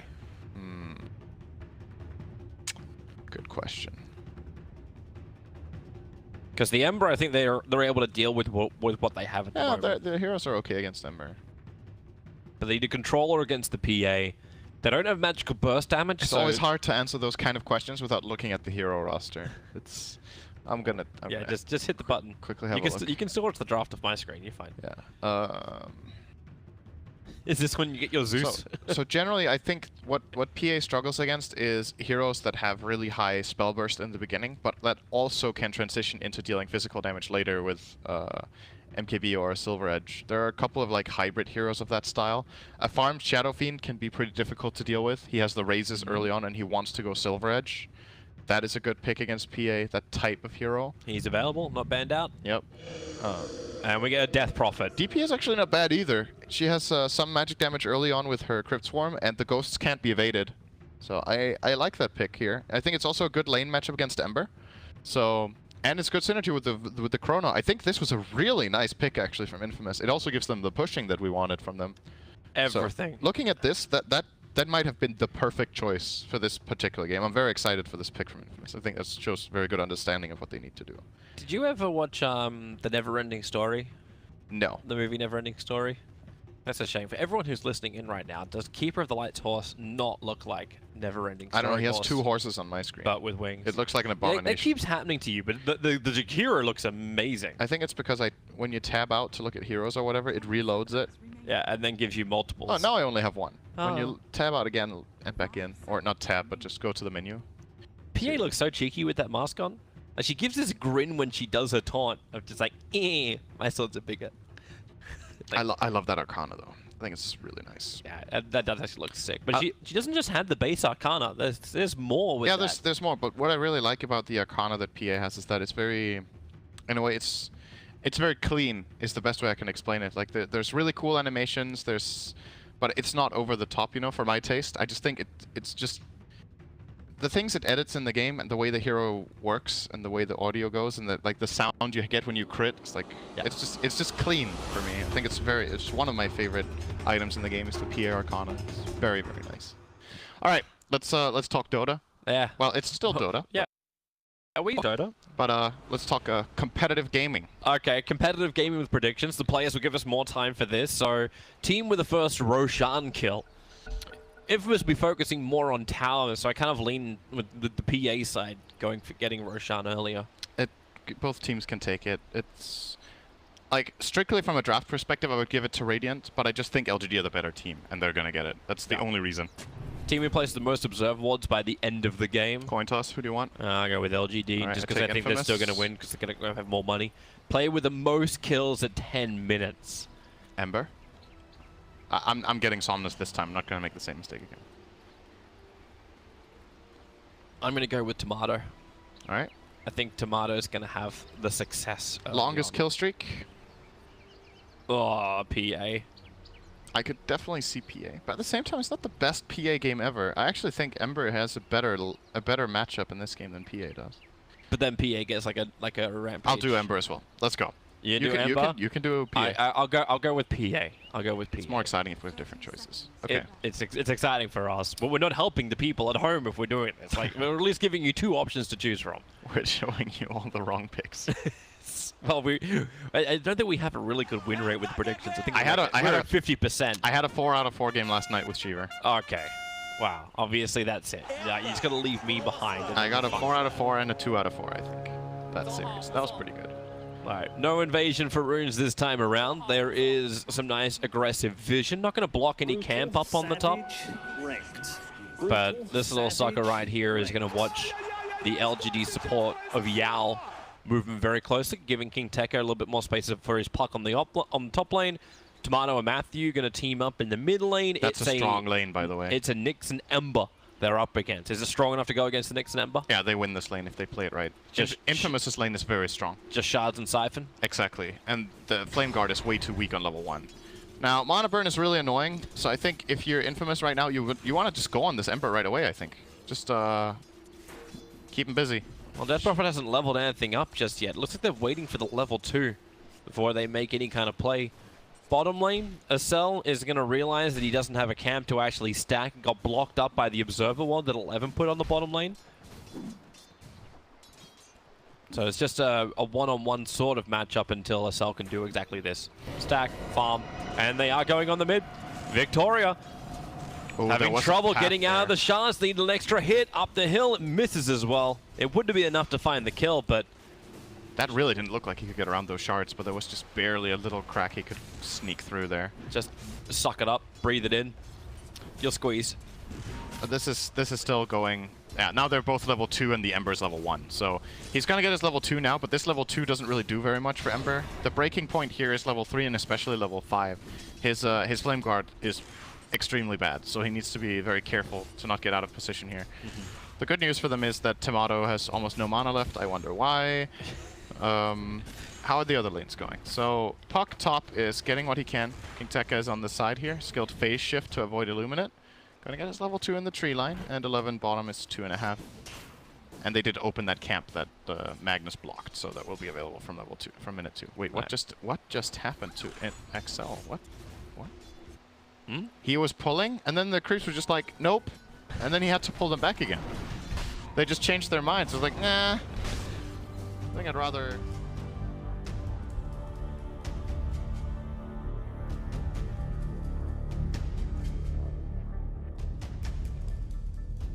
Ladies and gentlemen, boys and girls, welcome back to Game 2, EG versus Secret. EG now 6-3. Secret are slipping a little bit though, Lumi.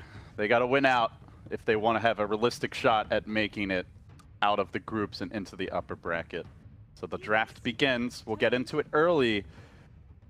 As far as adjustments here, anything that's jumping out with you for these first phase bans?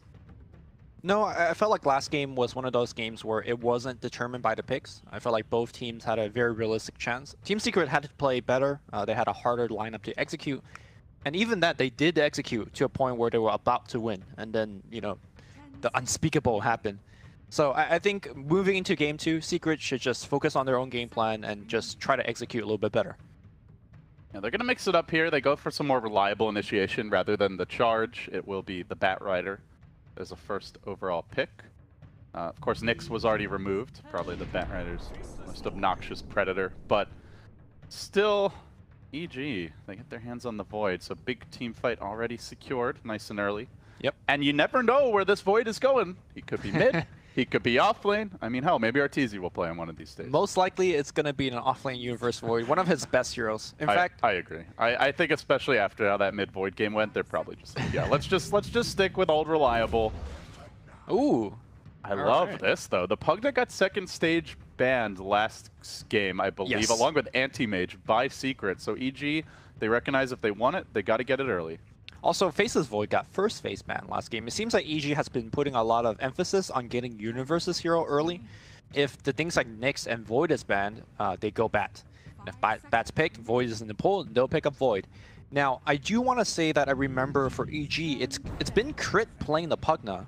I don't know if they've been doing things a little bit differently in the international so far. I'll quickly do some data check, but do you expect this to be the core Pugna we've been seeing so many times from the other teams? Like perhaps Sumail playing it? I don't know if I actually got to see EG playing the support Pugna. I like him core. I think he uses farm well. I think he offers a lot with levels. So I'm biased. I'm a Pugna fanboy. I would root for him to be a core hero every time, but and hell, I'd love to see Sumail play him. But it's definitely a lot less risky. yeah. Oh, they played it 2 days ago, which is day 1. So let's quickly check it out. Sumail, middle, Pugna. Okay. Yeah, I think it's his strongest position. I just think the experience is super useful for Pugna, as well as like, you know, it's so easy to get to the enemy tower. Like the distance is so short that you can get lots of damage on it relatively easily compared to some of the other lanes. So that would be my preference. But you know, I think that's the nice thing for EG is technically you're not entirely sure. It could be a Spark of Pugna, could be a mid Void, probably not. But you never 100% know. Yeah, that's the one thing that I do notice about Zai's draft, and most of the other top teams draft these ways. They pick heroes that could go into multiple positions.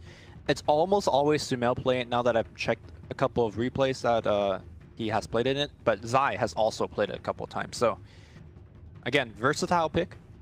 PL was the reply from Secret, as they will ban the Illusion Destroyers, the Earthshaker, the Sand King. So I like those bans by Secret, because they can really ruin a PL's day. And with that, how good of a PL game is it? PL obviously can feast on a Pugna once he gets the Diffusal Blade. Yes, and I think that is the primary reason they pick it up, because the Crab is such an annoying spell to... Because we saw throughout the tournament, it's been used as an offensive nuke, also a defensive save, so a lot of utility that you can have just on a Pugna, and PL says, no, we're going to shut that out of the window. Now, against Faceless Void, could be a different story. We do see some of the late game scenario where PL just goes onto the Void, burns all of his mana, and then you just get the quick kill, but that's not till much later. And now we're gonna see the EG hero that they selected a lot during day 1, the Zai Elder Titan. Walks in the lanes and start stapling people with his big hammer. Oh, the Yapsor Rubik comes out. I love watching Yapsor play Rubik. He is my new favorite Rubik player. I am unabashedly a huge fan of his Rubik, and I mean, I guess the question will be, how good of a Rubik game is it? There's some okay spells to steal. All of Void's spells are amazing to steal. Yeah, I mean, they are. I don't know how often he'll get to steal Chrono. Generally, Void tend to prioritize the Rubik fairly heavily if they're worried about it. That's true. It's the way that Void normally plays. He time walks in Chrono, and if you're worried about getting a steal, you could just use the time dilation right after. Away. Yeah. I don't think it's with the new Void. I don't think it's as easy to steal as it used to be when he had 2 abilities and 2 passives. Right. And also, Elder Titan spells are kind of awkward to steal. Like, you could, I don't know, steal a Spirit, but then, you know, what are you going to really do with that Spirit? And we're going to see Mirana as well. Now, normally, Sumail plays... So that's a Yeah, actually, how is it being played? Because normally it is Sumail on the Mirana. I mean, I'm sure Arteezy could also play it. It could be an Arteezy Pugna. We have seen a little safe lane Pugna here and there. You know, I wouldn't rule it out.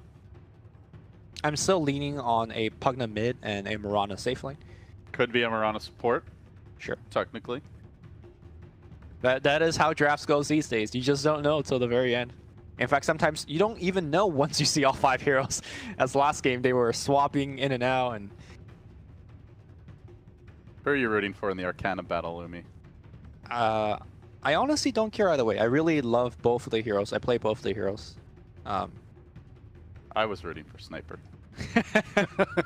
Dirty, ho ho ha ha. I'm glad he didn't win. He's just got the best voice, like the best voice work for me in the game. So many just incredibly obnoxious lines that always come out at the most chafing possible moment for your opponents. It's perfect for pissing people off. Like, you guys think the chat wheel's good. Sniper was the early beta of the chat wheel. Like, his entire voice, all his voice lines. I see. I'm a fan of the Luna voice work, you know? Selling some mayonnaise, getting in there. Team Secret looking for likely a carry and a secondary support. I'm assuming the PL is going mid, but obviously that could, you know, be up in the air as well. Whenever someone says Luna, I just think of how Toby says it. Lunar. Lunar. Tober. Doter.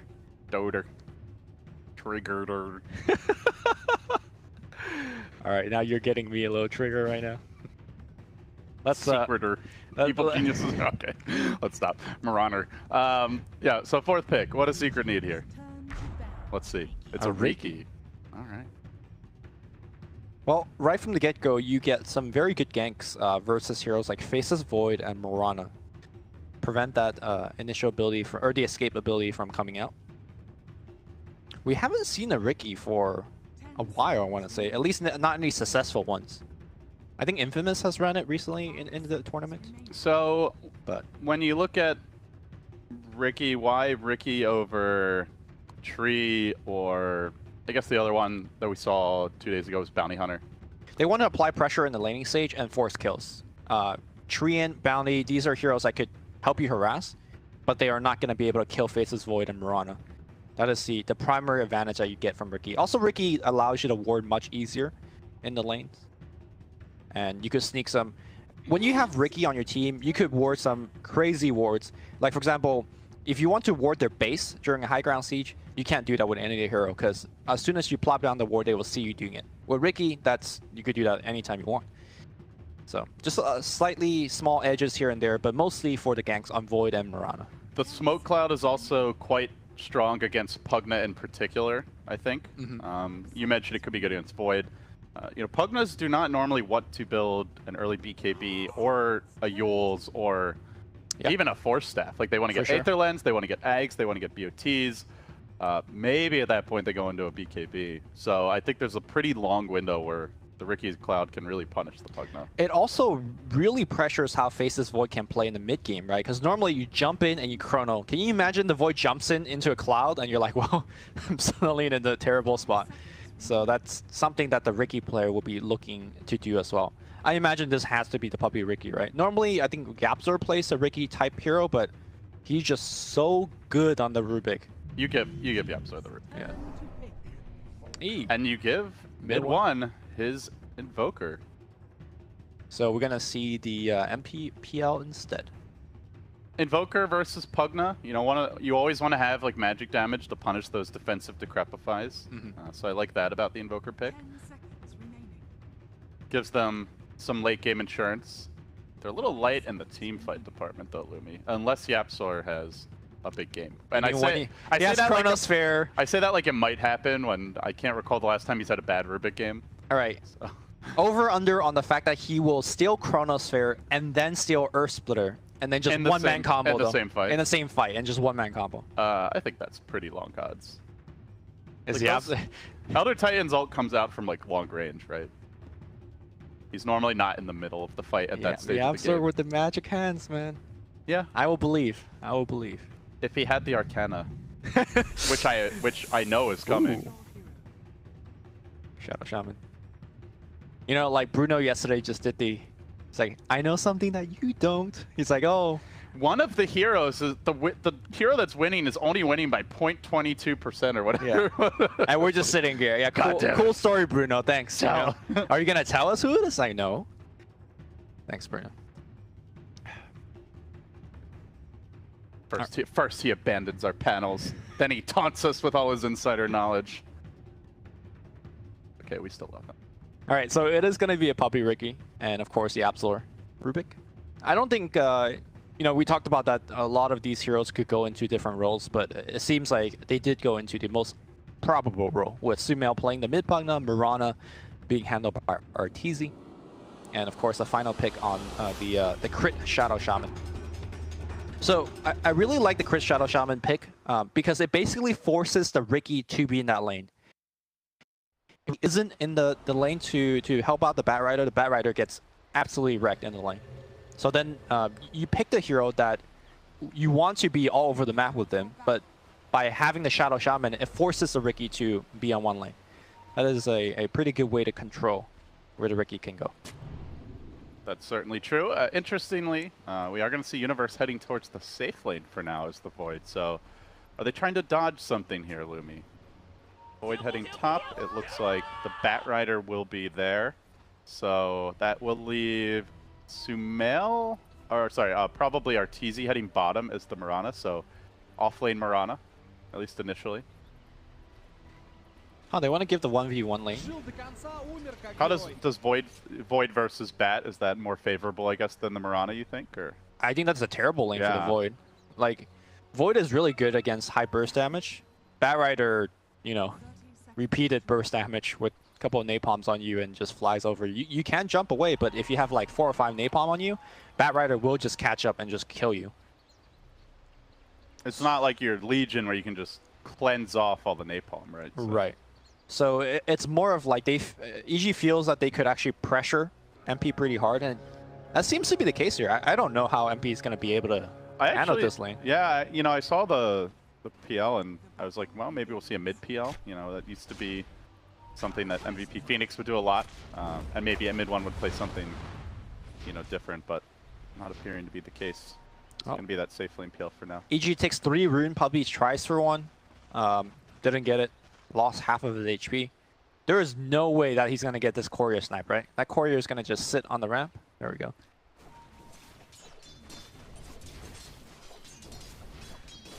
Now, you were talking about this matchup earlier. The one thing that Invoker does give is high physical damage, and Pugna is one of the lower armor heroes early on. So I could see a level 3 or something. In fact, it might happen right now. The right clicks are coming in. There is Cold Snap available. Yapzor coming in, applying the right click. Ricky perhaps will cut him off. Oh, he wants to. He's waiting behind that. Oh my god, Zai? He also knows. Oh, Zai actually gets the first blood. EG, big opportunity there. I think they were banking on like get Sumail low, and then the courier's gonna have to come out and ferry him regen. And meanwhile, in the trees, Secret might lose another. MP trying to doppelganger away, but doesn't get very far. Now the micro. Jukes, the micro. He Is needs it a enough? TP. EG are still on the case. Arrow? Salving up the arrow. It's a connection by Artur. No more mana to get the right click, but And it crit. will be 2 quick and crucial kills for EG as they get these lanes started the way they'd like. Yep. I think they were banking on like, let's get him low mid. We don't have to kill him. Then Puppey can snipe the courier when it ferries out regen. But, you know, none of that came together as they just turned around and got the kill themselves. Yeah. Invoker's move speed very poor at these early levels, especially when you're getting that early point in Quas. Are they just completely sacking the PL down there? Yapzor's not there to help him out. Not that he really can as a Rubik. And then Ricky is, you know, elsewhere doing Ricky things, so it seems like the lanes are as EG wants them. Yeah, sure, Universe is gonna have a tough time, but he'll live. So any adjustments that you'd like to see out of Secret here, early Lumi? They can think about a lane swap, as we do see Yapzor picks up a decent one with Ricky. They can put the PL up top, but I think the whole lane swapping will cost a little bit of time. I think it's just better to just rotate and help PL on the bottom. A big dive here as Universe has all kinds of napalm roasted by Kezu. Will be finished off. By the way, in the mid lane, mid one is... Oh, hold that thought as they're diving Arteezy, looking for the pick off here. They're going to lift him back. And gets they a kill. will kill him, so they strike back some important kills for Team Secret. Yeah, I think it's better just to make sure that PL gets farmed. You put the support bottom. And I think you were just mentioning that we're going to see an EMP Tornado build coming out from Invoker. He says, you know, he's been giving TI1 Dendy shout-outs, and now he's putting his money where his mouth is. I mean, TI1 Dendy didn't play Invoker, though. Yeah, that was TI2 Dendy, but whatever. Change your tags, man. Change your tags. Maybe in the new timeline. Okay. Alternate timeline. Yeah, so it is Quas Wex. He's just taken the second point of Wex, so no more questions about that. Well, I gotta say, EMP Tornado is gonna be quite good against your Elder Titans, your Void, and more importantly, it allows you to fight much, much earlier. Now, the downside to that is, again, a very risky build, because you know, with the Midas build-up, with the Exort build, you just farm very fast. MP being pressured here, bottom. Doppelganger won't get him away. Another pick-off for EG, 3-3. Really bloodbath emerging in this series. Yeah. So yeah, you were saying about the Quas Wex build. Yeah, it allows you to fight a little bit earlier, allows you to rotate harder, faster. But it does give up the early juicy Sunstrike kills that your team could set up for you. Yeah, they don't have the best Sunstreak setup. It's like lift and then a lance, I guess. So mid one dodging away from the stomp. But he is definitely under the gun. The other downside to this build is sometimes you struggle a bit to CS, but he does have the early null tally. I'm actually doing okay, all things considered. One of the definitely very underrated aspect of the Quas Wex build is that you get a lot more movement speed. When you're trying to dodge things away from like Echo Stomp, that is very nice. Looks like Zai was able to get cliffed by the Rubik. So he is handed a teleport scroll and he'll go home. And we're not going to see any shenanigans where someone's clipped for like 4 minutes. Puppey setting up shop in the top lane, wants to make a go. He drops the cloud in the right place. Universe does have the time while cooling down, and he will get it off.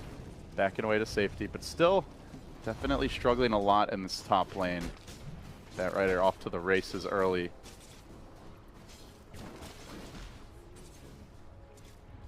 So yeah, looking forward a bit, Lumi, especially with this new Quas Wex development, like how do you strategically view these two lineups, their different goals and objectives, and longer-term game plans once the laning stage breaks down? I think Secret, especially with the Quas Wex build, they're going to just run shop on the map, apply pressure, very similar to the playstyle of the last game. The danger I feel with the Team Secret is, where's their objective ticking? I was just thinking the same Yeah, like thing. who's going to hit the buildings? There's a dive top lane, Universe, 5 napalm charges, and the pursuit continues. Kezu, though, is able to time walk back and away to safety, so didn't get that extra napalm stack to keep them going, was a bit slow on it. Could have been a kill. And this is the matchup where the Batrider needs to be winning. I know he's got the 1 kill already, but PL's suffering on the bottom. He needs to give him the edge, and so far it's not looking like it's enough. Yeah, obviously PL is not going to be the objective taker as an illusion hero, at least not a great one. So I'm struggling to find out what the role that PL is playing overall. He's so underfarmed that I don't know what he can contribute to Secret. he can contribute gold to EG. That's one thing that is certainly possible for MP. And looks like he might be happy to get perfect chain stun. Immaculate coordination, really, as they will find that kill. Yep. Nice little shackle. Then into the arrow, followed up with the stomp, all the while damage raining, and they even got the extra star storm. So everything just really well executed there. They're going to make their move on Sumail, though. This is an opportunity. The Cloud gets dropped, the EMP's there, cutting him off, and boy, that really hurts for the Pugna. Quick, decisive takedown. Universe on the rotation. They're going to find Puppey in the river. Will he be able to get out of here, fade away in time? Looks like he's just fine. Arrow coming in, not going to connect. Mid one, looking to retreat. The Cloud gets dropped. They gotta watch out for Zai. He's got like plus 100 damage because his Spirit ran over 4 heroes. Puppey looks like he's gonna have to walk around and finish that D ward. So I guess if you're going this build, you're definitely getting the XP gain talent, right? I gotta, you have to, right? Unless he goes for an early Midas. Yeah, We'll that is another big decision, I think, for Secret. Like, I know when MP used to go Crosswex Invoker last TI, he would just get a mech. Because that was like MVP Phoenix, right? They just want to fight mid-game. Well, mech also costs cheaper than Mana-wise. Right, back so then. that's true. So it's maybe less viable now, but you know, I feel like a good way to kind of give them an insurance policy is he could go back for the Midas, even starting Crosswex. It doesn't seem like he will. And I'm going to see yet another go on the mid lane. The clap is going to come through, though. Going to be 2-man sleep. In fact, Bat Rider on the back line is going to clean up the kill. The punishment for Sumail this game. This is Secret's 4-man anti-Pugna hate squad. Yeah. And he ain't no Storm Spirit. He's not easily going to be able to come back in this one if he gets shut down early. Yeah, Pugna is one of the worst heroes to make any comeback. Yeah, you could, you know, hit the buildings a couple of times, but you need HP. He's already a very frail hero to begin with. And going back to the Midas discussion, it doesn't seem like mid one will go for it. He has a he could get it later, but yeah, he's definitely not rushing it. Yeah. And for those of you guys that haven't seen it, the Cold Snap plus Urn is pretty juicy in terms of picking up kills solo. You know, you just Cold Snap, put an Urn on them, and right-click them. Already getting active, has the Arcane Rune, which is especially useful when you have these long cooldown CC abilities. Now, a whole lot shorter. They're going to try to make the move on Universe again with the Cold Snap. Yep. Support, kill secured. Early roaming, early pressure, the name of the game for Team Secret. This is buying space for MP bottom, Lumi. He's finally going to be given a little catch-up time as he begins to harass Crit. Yep. And this is really what the Ricky is picked for, right? Like, everywhere he goes, doing more than a Treant and a Bounty Counter can do. It's a greedier support duo, I guess. Like the Ricky, I guess, doesn't need levels or farm, but it is really nice if you have it, and certainly the Rubik does. So having the slightly more selfless mid is very different for mid one from what we're accustomed to, but I think could synergize nicely with the rest of their lineup as he tries to finish off this tower top.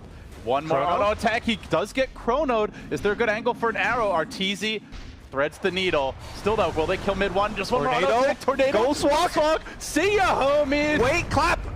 Okay. That regen though. He's out of there. All right.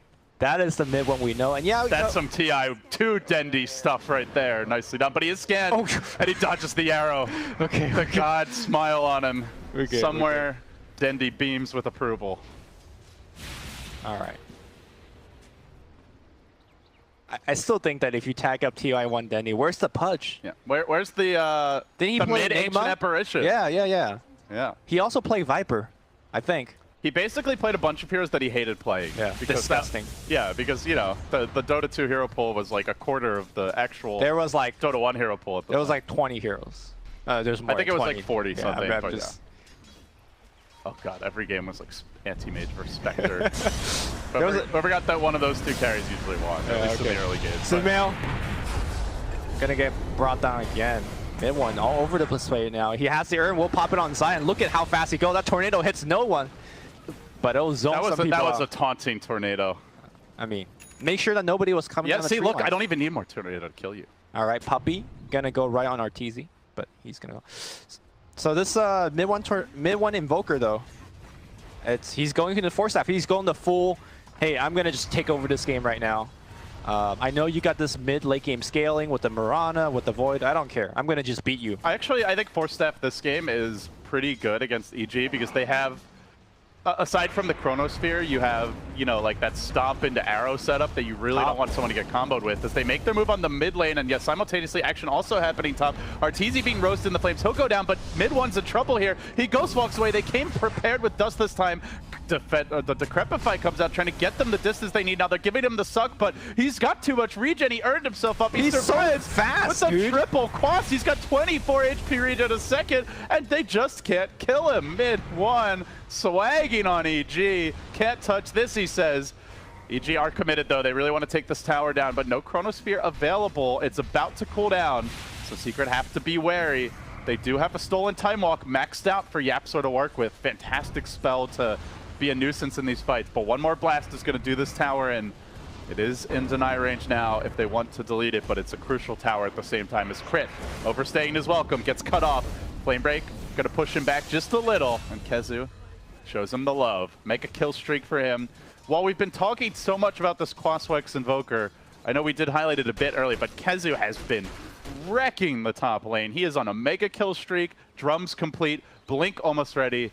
Batman's about to get out of control. Yep, that's for sure. He's got the bottle as well, which is not something you see too often from an off-lane Batrider, but the bottle was very important and allowed him to pick up more kill. Mid lane, EMP Tornado flying off. Zai is going to eat it all out of mana. He's going to go down. He pops a magic wand, but on the backline, delivery here from Kezu, grabbing Sumail. Sumail trying to turn around.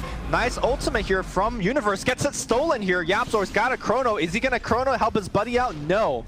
Looks like he's going to go down regardless. Sumail, Kezu trying to run out. The fire not doing enough on the backline. Kezu, make it home, my friend. He has 2 bottle charges. They still have Chrono. He will use it.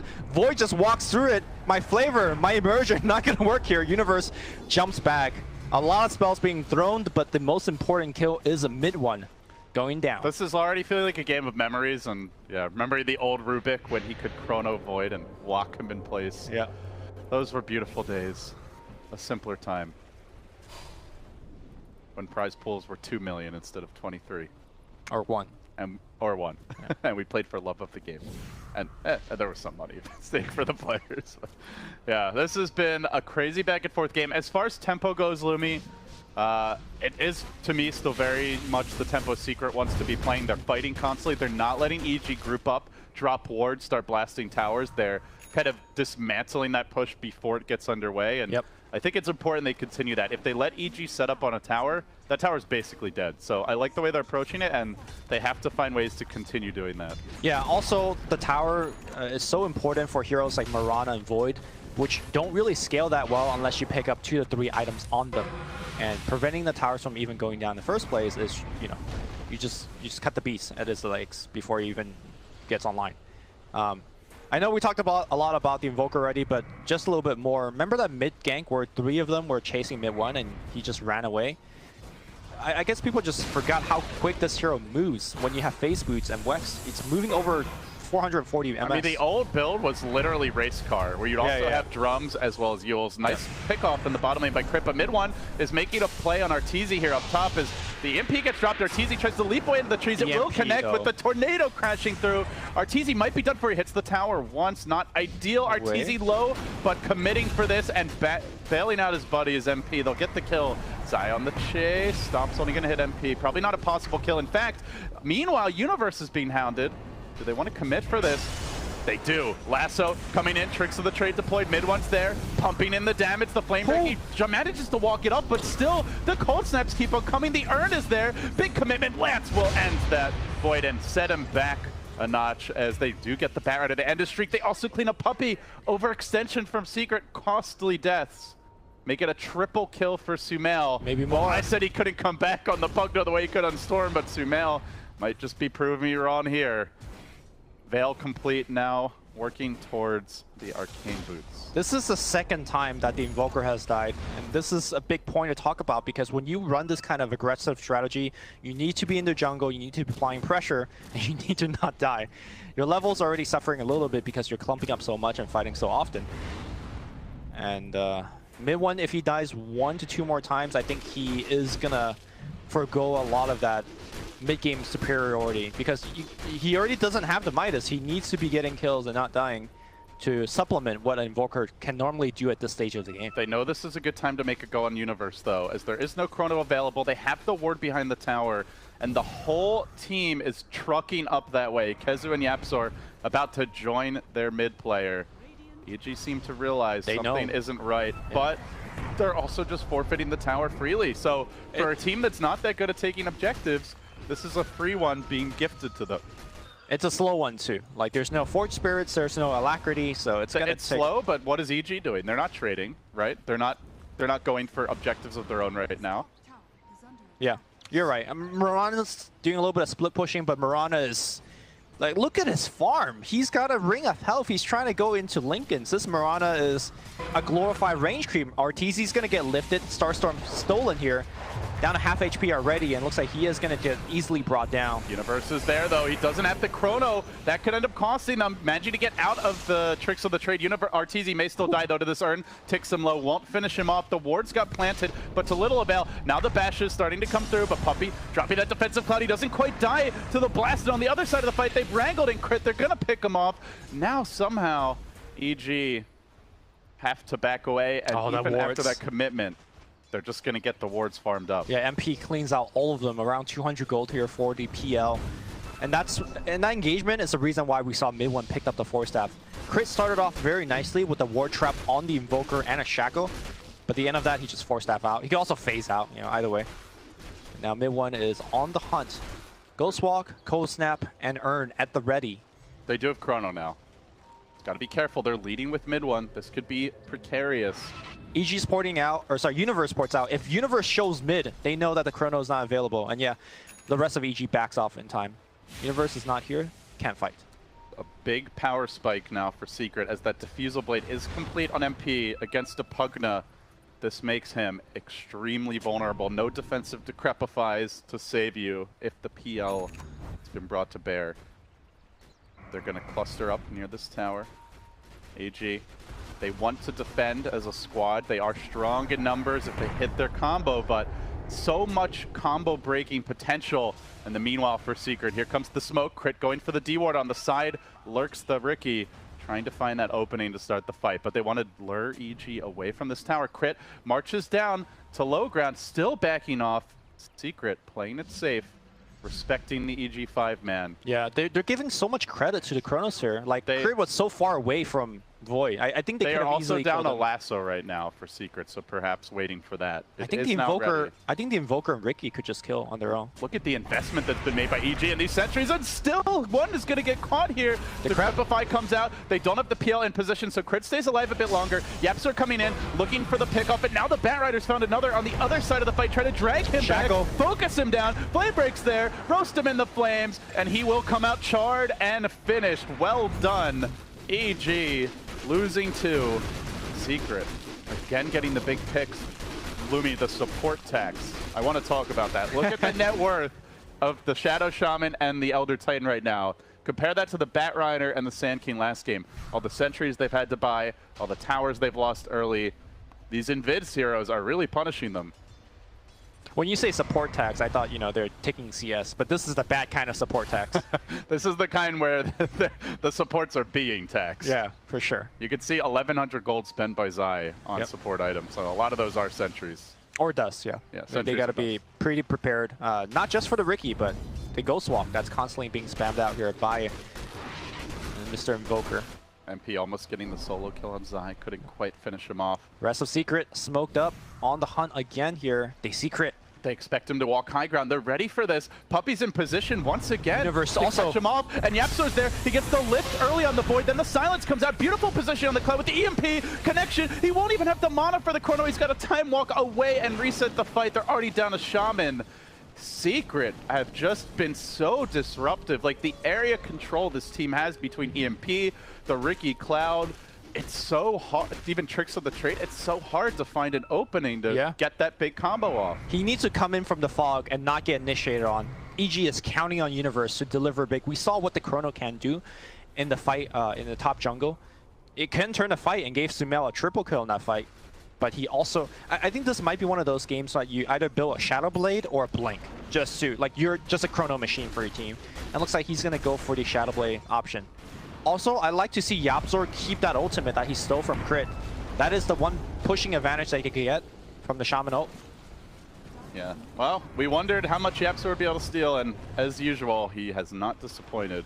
Universe coming in from the side. Kezu has the... Oh, didn't get the lasso off, but now could be in trouble. The Veil comes out, the Tornado's off the mark, the life drain. Almost finishing him. Universe commits the chrono. He actually gets 3 with it. It looked like it would only be 1. Oh, barely, and now the pain as the Earth Splitter really punishes them. They do steal the chrono, but there's not a whole lot of damage to pump into it, and actually MP was caught within. He'll drop. 4 dead. The lone survivor to tell their tale is Yapzor. I don't know if he just wanted to chrono for the solo kill, but the fact that he got 2 more and Zai just let his ult rip, that was a beauty. It's hard to get off that combo, but when you do, it is devastating. We're gonna see it one more time. Kezu wanting to get the initiate, and look at the range that Sumail was able to bring, and oh, that chrono! And that was it. That was the fight. Yeah, fight right there, our splitter. Devastating, obviously, as the follow-up. Yep.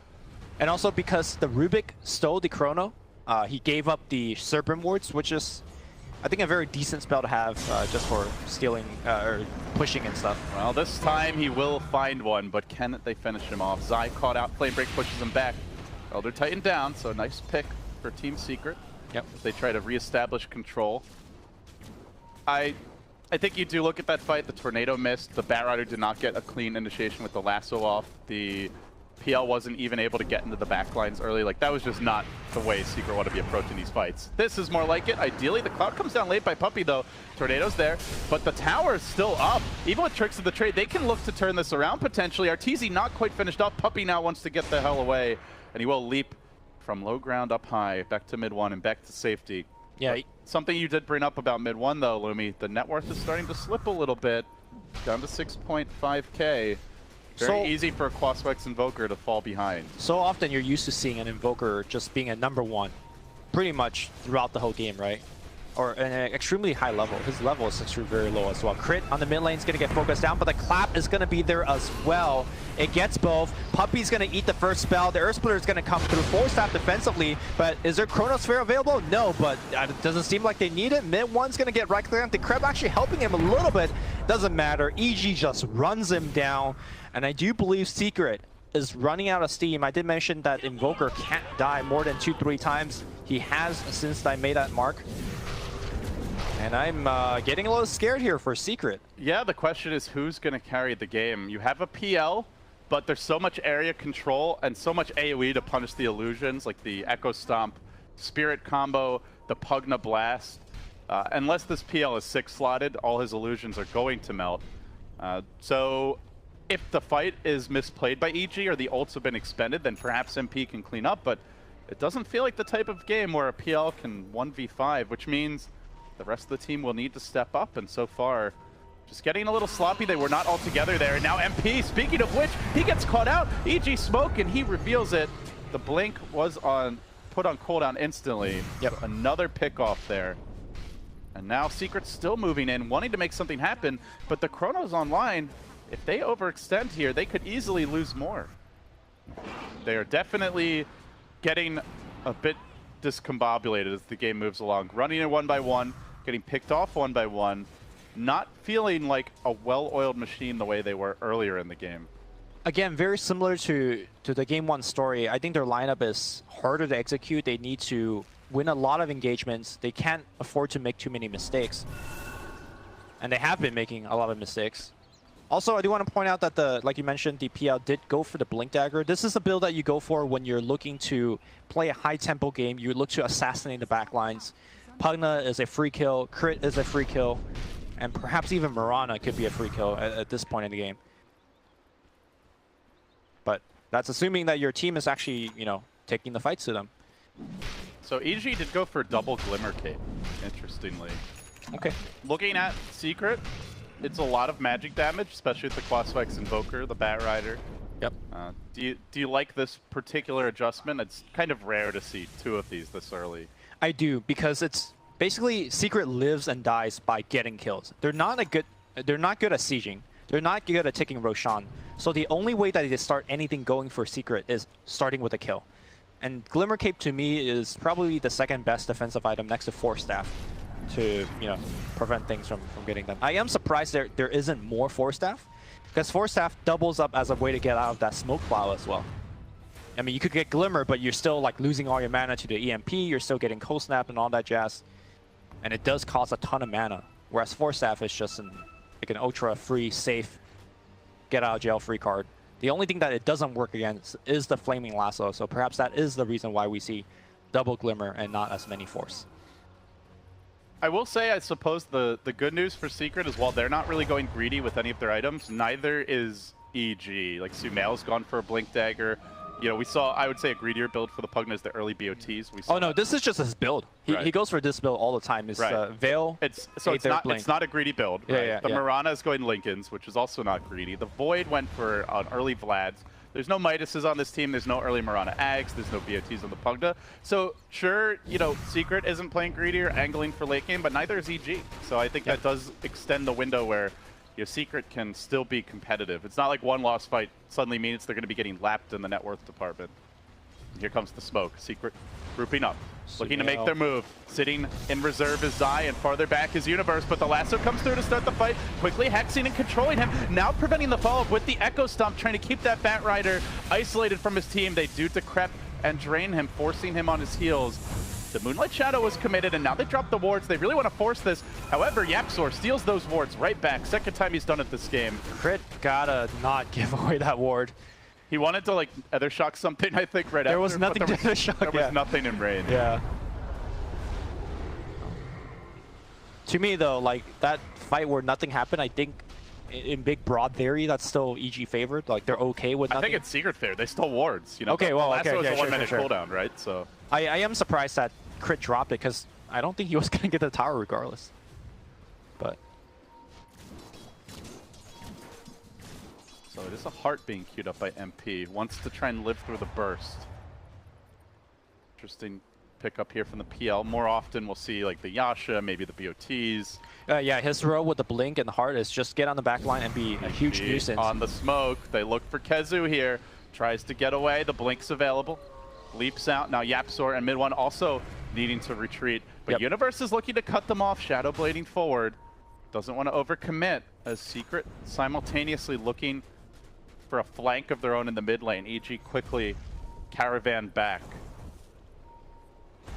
I like to see Invoker finish his Rod of Atos before the next fight, because one of the big problems they have right now is keeping the person locked down under the smoke cloud. And it's, we see the lift coming in, but Mirana just walks out and then leap. Same thing with the Void, walks out and then time walk. The Rod of Atos, the ultimate, hey, I'm going to kill you under the cloud, and nobody's itemizing against it. I talked about the lack of Force Staff. Ricky gets the pick off. Do they have Dust? They do. They now have the with Chrono. the Chrono, so Sumail walks into it. Heavy commitment, but hey, Puppey got a Courier. He forces out a Chrono. There you go. That's Puppey's 10% right there. I think he's upped his rates. That's probably more like 30. Big team fight ult and the Courier, not too shabby. Serpent Ward takes out the building. I agree with your point about the Atos. However, EG are going for triple BKB now, it looks like. Hold that thought, as the Shaman is going to get jumped, lifted, pulled back. No Glimmer Cape to save you this time. Crit dies in a hail of spears. But yeah, you've got a BKB under construction. Actually, more team fight action breaking out as the lasso comes through, dragging in Sumail, pulling him deep behind enemy lines. He will die in the flames, burning to bits, and now MP gets in, but he's taking too much damage here. He has to back away. He's blown up by the punching action of Zai. Zai will die in turn. Still a 3-for-1. An overall savage victory for Secret. Tower taken, Courier sniped, 3 heroes dead with the Chrono blown. They're very happy with this exchange. Yeah, normally you'd be like, Secret, let's go Roche, let's get tier 2. But again, this lineup, they're just slow at doing everything. Finally, Alacrity is online with 2 points into Exhort. You start getting something done, but... Sorry, I was cutting you off, making a point. Yeah, well, he also has not taken any of his talents yeah. yet. That's interesting. Yeah, you were mentioning the plus 30% experience gain. Evidently, he doesn't think it's important. I think when you're building for the Quas Wex build, every point of Quas and Wex is so important. So it does make sense that he doesn't go into it. Some Invoker players, even when they're going Zord, does not like to take Talons. Yeah, I'm curious to see what the build is from here. He goes back for a BKB now in terms of items. Okay. So it's still very mid-game focused. The BKB is for the Echo Stomp. So many of these team fights, Zai has been such a big nuisance. As well as just the Pugna damage. Yeah. You know, there's a lot he can pump out there. He's got the Atos already. Here we go. Ricky Illusion coming in. Gets hexed. Hexed and dealt with. Now Puppey, his real hero. Position. Crit does have a single sentry. Blinking out, getting nervous. He will jump away, but the dust is there. Puppey into the tricks of the trade. Quickly ends it, drops the cloud. Looks to retreat. They veil him up.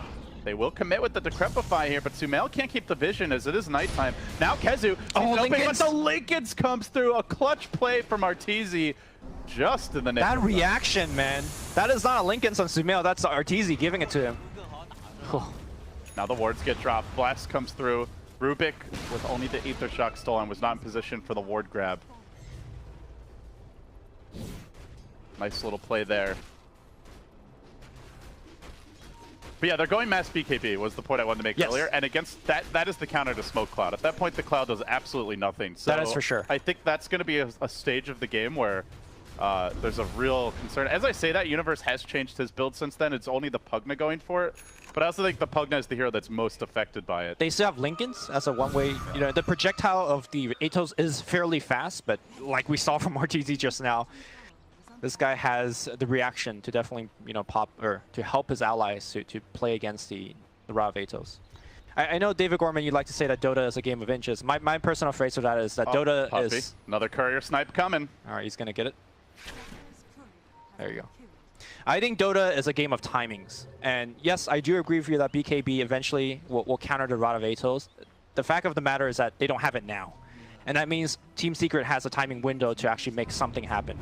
For now, though, they are playing defensively as EG is finally executing the Pugna game plan, just blasting buildings. This time the Lincoln's given to him preemptively rather than going for the swag plays. They will slowly work this tower down.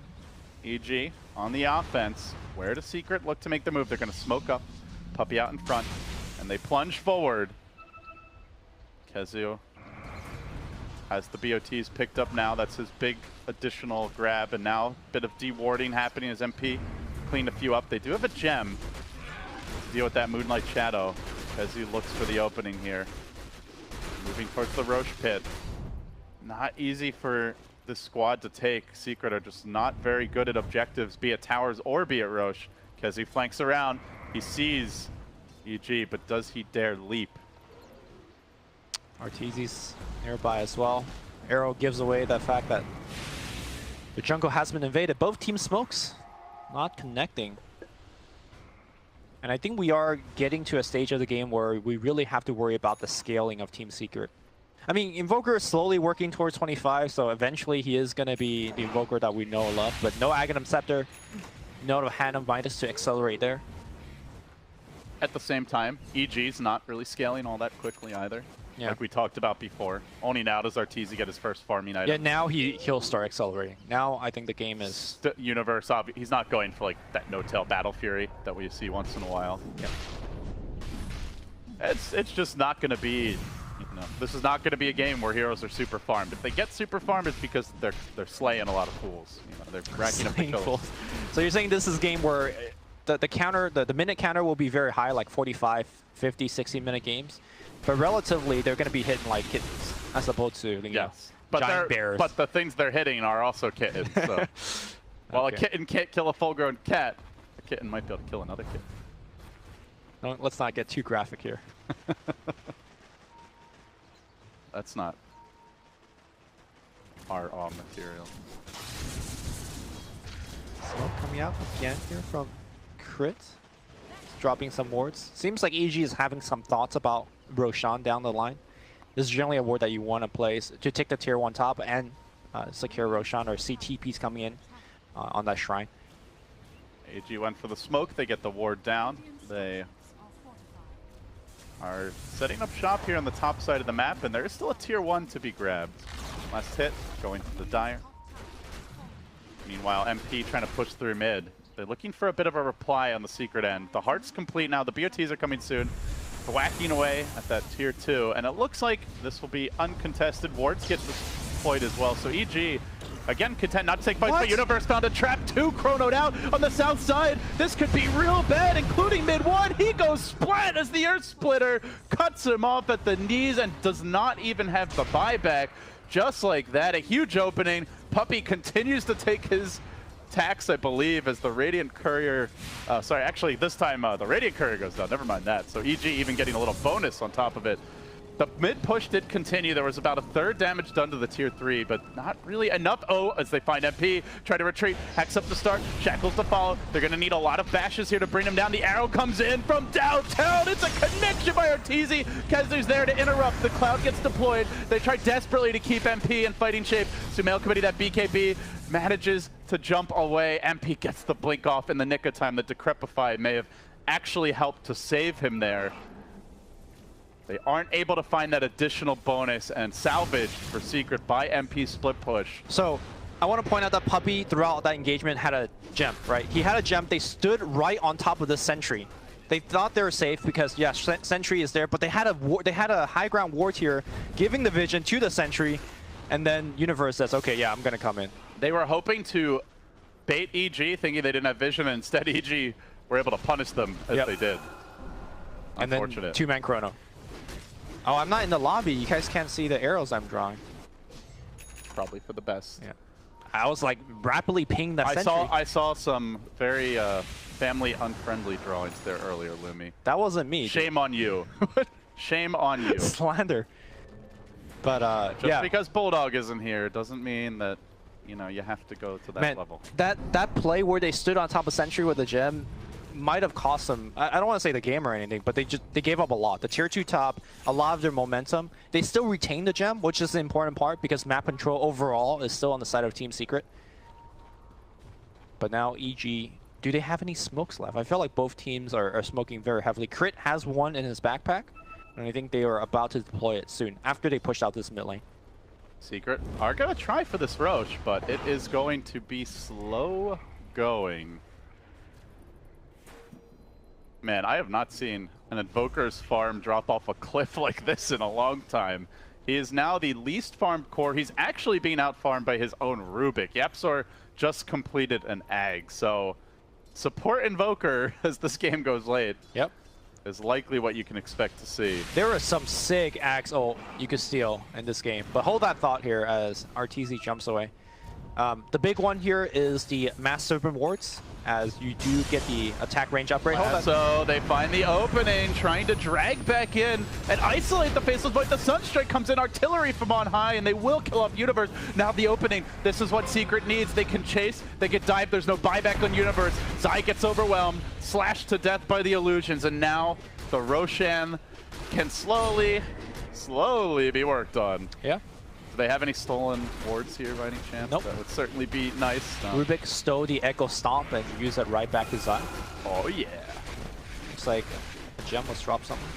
Anyways, I was talking about some of the Axe upgraded ultimate that Yapzor can steal. Master Boom Ward is a big one. It really gives a huge upgrade to the damage that it does during team fights. Of course, if you steal Starstorm and you have Axe, you do have the extra double Starstorm. And of course, you do have the 0 cooldown life drain from Pugna as well. So some decent one, but ultimately the big benefit of the Axe Scepter pickup is the long cast range of Spell Seal, as well as a 2-second cooldown on it. So one of the best Aghanim Scepter upgrade in the whole game. And Yapzor, I feel like has won the majority of his Pugna games. Or sorry, not Pugna games. I was looking at Sumail while I said that, the Rubik games. So somehow he always finds that farm.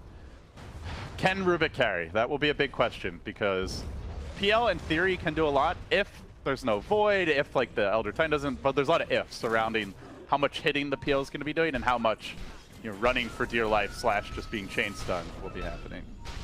I think we're getting to a point where the PL is becoming relatively difficult to kill. If he's surrounded by the whole team, yeah, MP will still die, but as we've seen in the past, the Heart has been doing quite a bit. We're 40 minutes in. You know, has your evaluation of the game changed at all? Does EG still take this late game. Is Secret able to win at 60, 70 minutes?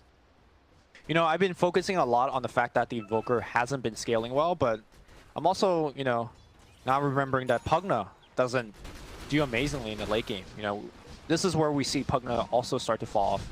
I think this game is just relatively difficult to evaluate because we're introduced to so many different factors at the same time. I think it's fairly even now that I think more and more about it into the mid and late game. What is Yapster going to steal? All eyes fixed on the young upstart. Even just stealing the Pugna Blast would be huge here. Sure. All of a sudden, they have the push. Everybody on EG has to be careful. And it's pretty hard to protect that blast, I gotta say. I mean, you can only be spamming Decrepify in the Plague Ward, or sorry, the Nether Ward so much. You gotta be careful. Crit is thinking about, you know, moving forward, Ether Shocking, and dropping the ward, and all of a sudden, you gotta come back to defend. It's a big part of EG's team fight. They are rather light in the damage department. Mjolnir is complete on Arteezy, so maybe decent from him, but that's largely it. No Diffusal Blade on Void, no Manta ready yet. Pugna can dish out a lot. Crit moves forward. Unfortunately, he couldn't get the Ether Shock Zap on the range creep as well, so yeah, he just gives up the push. At the same time, unless Secret want to commit real heroes, they are not going to bring buildings down quickly either. Yep. Let's find a way to steal that blast. You talked about the Mjolnir in on Arteezy. Very easy for MP to just use the Diffusal Blade charge to break off the lightning shield. So I'm not sure how much they could rely on that either. Slow and steady. Although it might be a lull, they're going to make their move now. Decisively jumping on the top lane, try to isolate Arteezy, finish him off. They get the lasso. Sunstrike comes in for that little bit of added assist, and Arteezy falls. Does have buyback, down for 80. Forcing it would be huge. And they have the Aegis, so they're likely to try. Yasha was complete on MP, ramping up his items a bit. The Manta about to come online. The lanes are mostly shoving in Secret's way. Rubik right now with the stolen leap. Can be a nice way to set up for another spell steal. Give your team that extra bit of attack speed. Yep. Push on in. See if Yapsar wants to lend that assist. They're pushing multiple lanes at once. Invoker with the Alacrity going mid. Top lane looks like the Shackle has happened, but MP very tanky with a heart. Chronosphere being spent on the mid lane. They want to get him dead. Oh no! Ricky walked into the Chrono. Earth Spirit's going to use mid one. Gonna go down. Puppy's going to get caught as well. He'll pop his ultimate on the back line. MP jumps in, assassinates the crit, and he goes down. With some of the big ults expended, still no sign of a buyback from Arteezy, and now he's done it. He's stolen the Nether Blast. Towers are going to start melting. Yapsor, he's the siege engine. He's the team fight. He's the carry now. MP is just the beef in the front line. Structures are the name of the game, and Secret are making short work of them with this particular grab. EG on the ropes, soon to lose their first melee. They've got to find a way to answer back. Good doppelganger back. Yapsor continues to chip, continues to prod. Now down to a third HP, but they do get a bash here at MP. How much do they want to commit? He's still got Aegis. Time's running low. Arteezy jumps in. They really want to crack that Aegis once without committing too much, and then on round 2, come back and really throw everything they have in him. But Yapsor, he gets back to safety. He's stolen the Time Walk. Universe is diving deep for this commitment, but Yapsor's already zipping away to freedom. Everyone on EG scrambling after this pesky Grand Magus, but he keeps on running. Blink. He's got Blink. The escape, the running, it just keeps on giving. EG cannot cage the Yap God. Yo, they're coming back in right now. The Universe is trying to jump away. He does have the last on the back line. They find one, and they're going to try to bring him down. Here comes Yapsor again. He's going to go right in. Lots of damage output. They take down 2 immediately. Arteezy also in trouble. I believe he has leap. He will use a tornado coming in from downtown. Arteezy gets purged. Arteezy losing out his mana. Arteezy goes down. Zai's on the run. He's got the Glimmer Cape. Did have any detection? Oh, they stole the wards! Crit wanted to go for the Shackle. He didn't have the range on it, and now the base is really in trouble. If Yap can just blink in,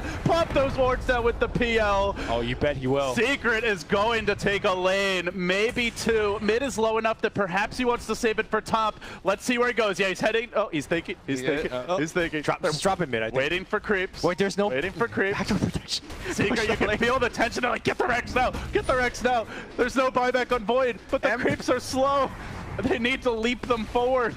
Okay. They waited out. MP has a hard regen, so he doesn't care too much. YapzOr's still thinking about it. Now he pings out top. He wants top as well. Okay, he's going to drop the ward. They're going for the 2-for. They're going to leave the PL mid. He'll take the melee there. Oh, man, look at these They drop wards. the wards for the tier 3.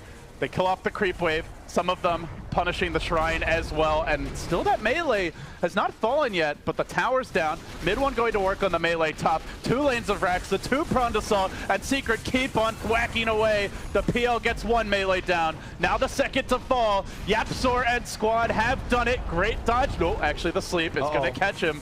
MP though able to retreat. The arrow caught mid one in the backline. Are they going to capitalize on that?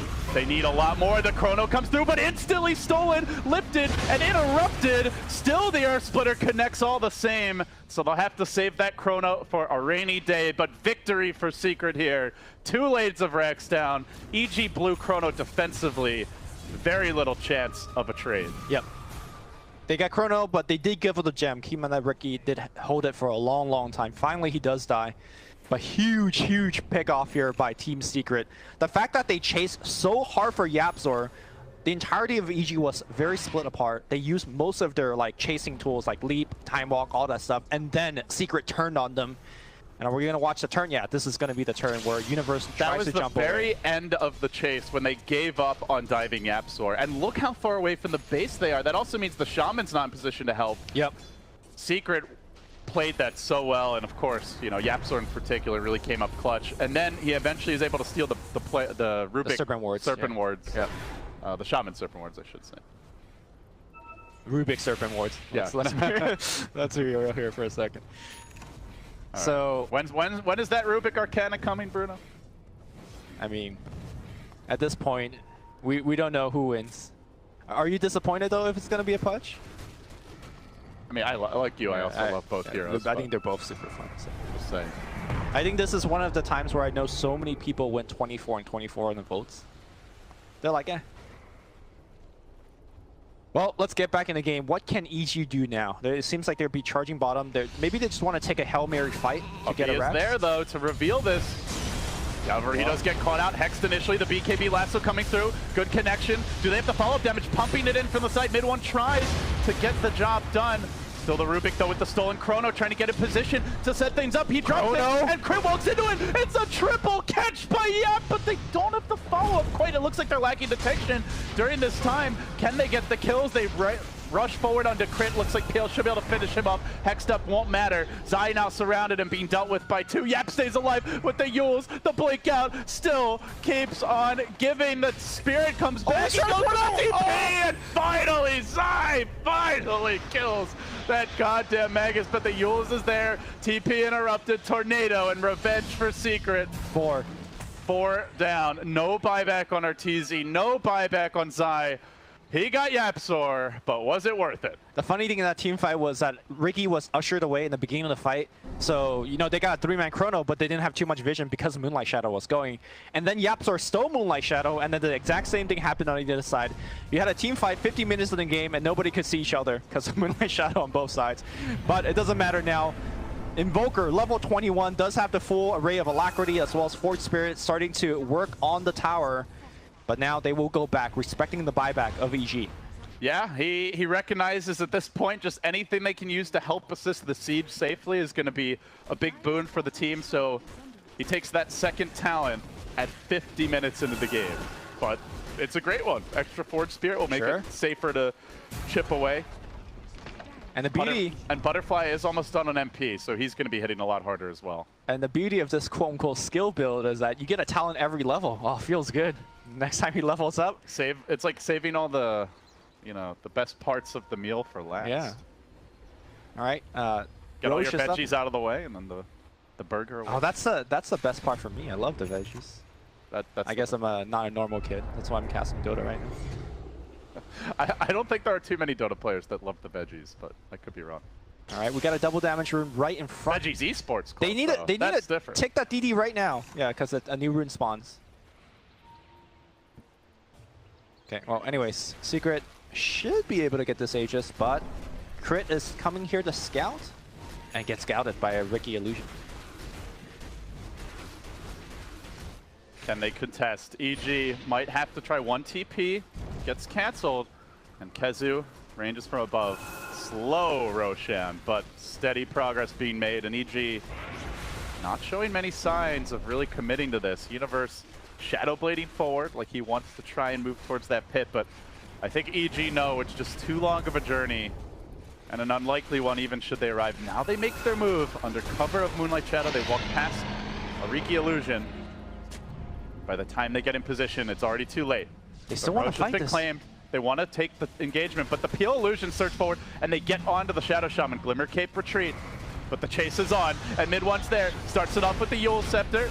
Holding himself in position for now. Crit drops down and is in trouble as the Peel locks onto Meanwhile, the Batrider onto the back lines. He gets off the BKB lasso, trying to control that Elder Titan, but a really good chrono from Universe comes through. What can YapzOr do? He's stolen it. He bubbles up the Pugna, keeps him in place for now, and Secret have the extra lives. They've got the firepower running through the void, pummeling Arteezy as well. Streak after streak being claimed here. Secret rampaging through EG.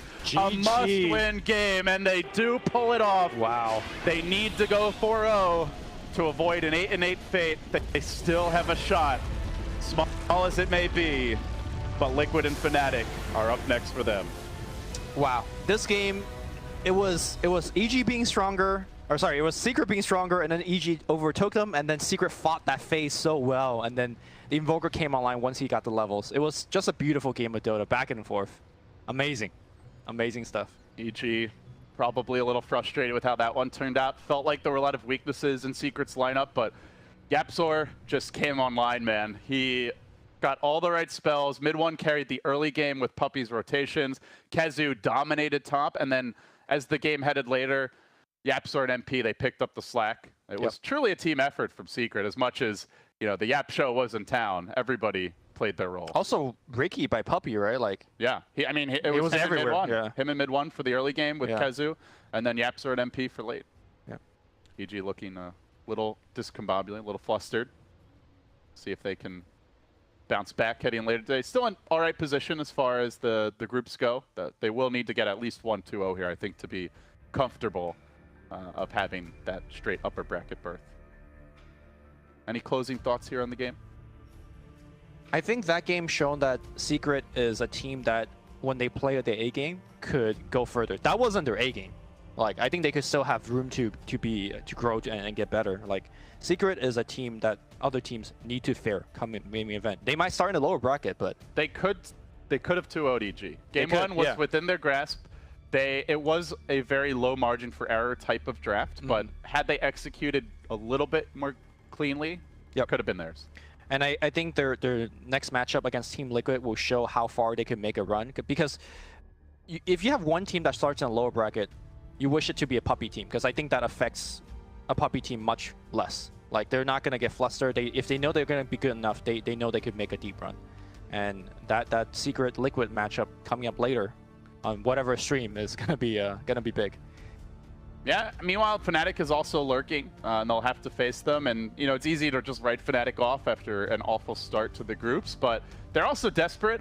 And, you know, a caged animal sometimes is the most fearsome one, right? As they are in danger of being the last team in the group and not making it out of group stage play and onto the main event at all. So you get sloppy, easily a game could slip away. So with that, it looks like it's lunchtime for the Secret and possibly the EG boys, guys. So that wraps it up here for our opening series. 2 more await, though. Stick around.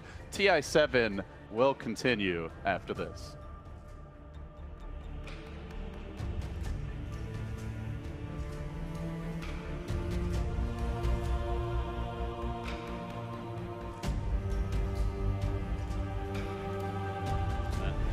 After the Roshan dies, he can just throw out a chrono and, you know, it's going to be cooling down the 30% faster. Hellraisers, you're going to go for a smoke here. They have one in the backpack of Milan. Doesn't look like it. They're just playing grouped up together. I think they're kind of tired of getting picked off so much. So see if they can put an end to that. But it is creating a lot of space for Virtus Pro to do whatever the hell they want. And that is currently killing Roshan and taking the Aegis. About to finish out the BKB on the Faceless Void as well as on Ramses. That will be their end game timing, right? That tower mid has like 1 hit left, so I would assume, yeah, as soon as those BKBs come out, they're just going to walk down mid. They might even get it with the illusions. There's 4 of them just running at the base right now. Yep. pretty easy. Get a lot of damage on the range racks as well. It's kind of a bummer for Hellraisers because we never really saw their full team fight come to fruition. No. It was always these really kind of scrappy, chaotic situations where they weren't entirely sure if they wanted to engage, or they were getting picked off by Chronospheres, getting caught out by Solo or Lil. Virtus Pro knows that Hellraisers have been smoked. After all, they ran 4 Illusions through mid and took the tier 3 tower without really seeing any heroes. So they've just been kind of playing together. Start backing away to their own side as we said, those BKBs are going to be the perfect timing for Virtus Pro to force Hellraisers out of this game. And Hellraisers got to come up with something special to be able to stop this. And it's got to be more than just Aghanim's Keeper of the Light. We need the Blink Dagger up on Milan too. We need some sort of harder form of initiation than just the puck. I think it would have been okay just to have the puck earlier in the game. But now I agree that it's going to require more than just that one form of initiation. You really, really want Milan to have Blink, and I don't really see it in the cards unless VP makes some kind of mistake pushing in. J4 does manage to TP out before Ramses could hit him with the Lucent Beam. Interesting to see that Pasha opts to go for the health regen. Oh yeah, instead of the damage. I mean, you look at it and you're like 14 health regen is actually pretty decent. It's a good amount. But you look at 120 damage and you go, but I can farm Ancients with this, you know? But I guess if your goal is to just go high ground and you're not going to be hitting the tower, then the health regen is objectively better in that case. Don't you hate that as a support? When you go and you successfully find the enemy wards, you lay down a sentry, but you also realize that because those wards are there, you're just going to get run down. Yeah, that's a bad feeling. Ramses is just sitting in the base all by himself. His team is behind him, but he is... ending 2-second stun into a disruption, which just makes Ramses and his boys a little bit more powerful. They are going to get a couple of nukes in here, but Ramses really isn't losing that much HP, and he still has the ages to be able to work on Chronosphere on it too. What an excellent initiation, catching Milan, and now the extra damage will go on to Swift Ending with the Epicenter still going out. Swift Ending just can't stop being bashed. He was stun locked from 100 to 0 pretty much, and Hellraisers left with only 3 heroes to defend. Fortunately, the tier 2s are up, so Virtus Pro are going to have to back away and take that tier 2 top lane before they go high ground once again, but it seems like just a small delay in the inevitable death of Hellraisers. Yeah, this is turning into a pretty one-sided game. It was fairly close for a while. Hellraisers just really couldn't get the coordination necessary to kind of take it to VP. As soon as they got their Blink Dagger timing on the puck, you know, it was 16 minutes, he had Veil Blink. That's not a bad timing at all. Yeah. They had the tools necessary to be able to take the fights. They just never found the opportunity. Kaiser here could be in some trouble. Between Sandstorm and Ion Shell and even the Poison, pretty hard for Kaiser to be able to get a quick escape here, but he's going to be able to get over to his orb. Lil chases him, but to no avail. A nice little escape there. At this stage, we're really just looking to see if Milan can acquire that mythical Blink Dagger. He's only 600 away. And VP are kind of on the other side of the map right now, so he may have more time than he wants to farm. 33 doesn't go for the instant TP because the Mule Scepter is there now. The Bear is actually going to start dealing a lot of damage to Lil with the Mask of Madness. He tries to run him down to the Radiance Burn. It might have actually been able to catch up, but he doesn't try for it. He doesn't want to lose his Spirit Bear here as it's going to be vacuumed up. Ramsey's doing a lot of physical damage to it, but there goes the Savage Roar. And 33, that is kind of absolutely what his team needed right there, some sort of space for Milan to be able to farm top. He's getting so close to that Blink Dagger. Please don't tell me no one. Chrono. No, no one. Don't. Oh, he went the wrong way. All right. Oh, that is so lucky for him. Did he see the Shadow Blade, or did he just get back on his own? I think he just backed up on his own. Okay. Because I was going to say, if you think that the enemy player is backing on their own, they're never going to juke because they didn't see you. Yeah. Right? So I thought maybe he did get spotted out there and thought that he was going to try to go in the trees or something like that. We haven't really seen them utilize the recall mechanic a whole lot. They're really scared. They can't send someone to a side lane, even though I think that J4 could still be that hero in this game.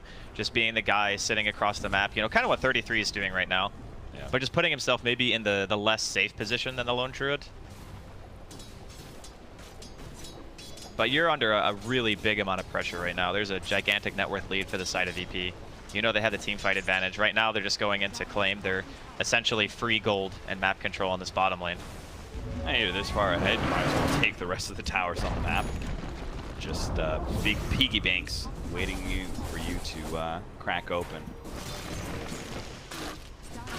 33 will continue his push in the top lane. Here comes the TPs. They are kind of smoked up. Rams is just going to reveal himself. He just wants to stop this push. But Solo is going to be able to run a J4 here, and the TP's on the Shrine should guarantee the J4 will end up dying. Even just the Shadow Demon by himself could probably kill J4. The rest of VP are actually still kind of smoked up. I love these like multiple teams that they're going out and just finding heroes on the side of Hellraiser to kill. Epicenter, not really needed, but he didn't know. It's almost one of those epicenters where it doesn't even matter. Like, are Hellraisers going to be able to take a fight with a dead CK, even if Epi's down? It's pretty unlikely. I'm really happy to see that VP are just always willing to throw the...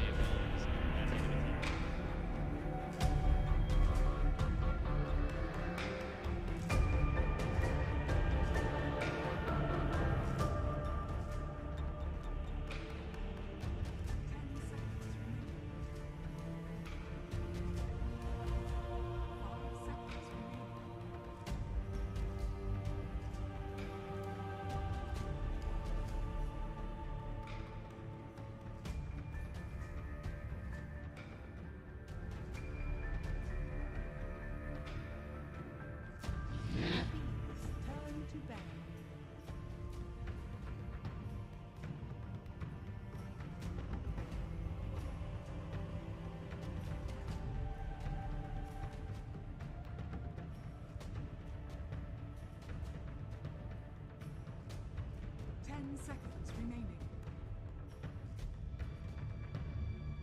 5 seconds remaining.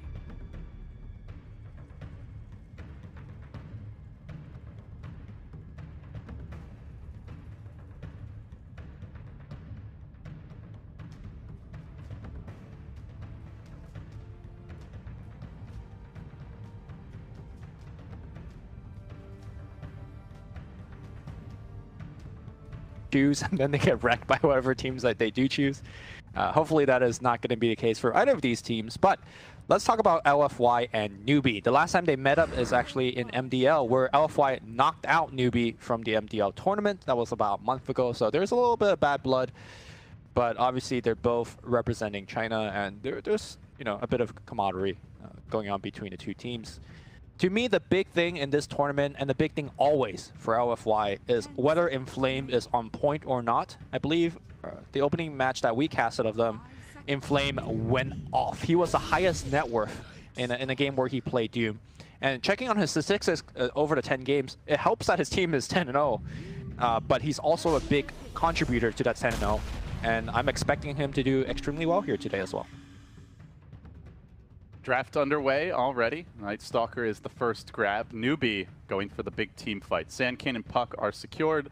You mentioned Kaka feels like he's played 8 billion Sandkin games, to quote you. I think that is relatively accurate. He's played a lot of the Sandkin, and yes, they grab it early here. They also secure the Puck. I would say very frequently this is an offlaner for Newbee. I would also say you probably want to beware the Drow pick, as they can run it for KP there, but that'll be an opportunity for LGD Forever Young to deal with in the second phase. With the Night Stalker pick, the most common partner is probably Batrider. That's a very big tempo control duo. But that's not to say LGD Forever Young have to go for it. They have certainly picked up things like the Doom Brainer for Inflame that we were touching on, and there's lots of other options. I really want to know, do we get a Super Pugna, though? I love his Pugna. It's probably the most impressive one I've seen in the tournament, and I think it's a great hero in this meta right now. Sure. The Superman Pugna that somebody did the art for us the other day, he went like 13-2 or something, but it's going to be a Nature Prophet set. That most likely will be Inflame's hero, but we've seen other teams kind of play in different roles. Team Liquid being the one that plays it sometimes in the safe lane. But if I may, I want to talk a little bit about Newbee's choice of the Radiant versus Dire.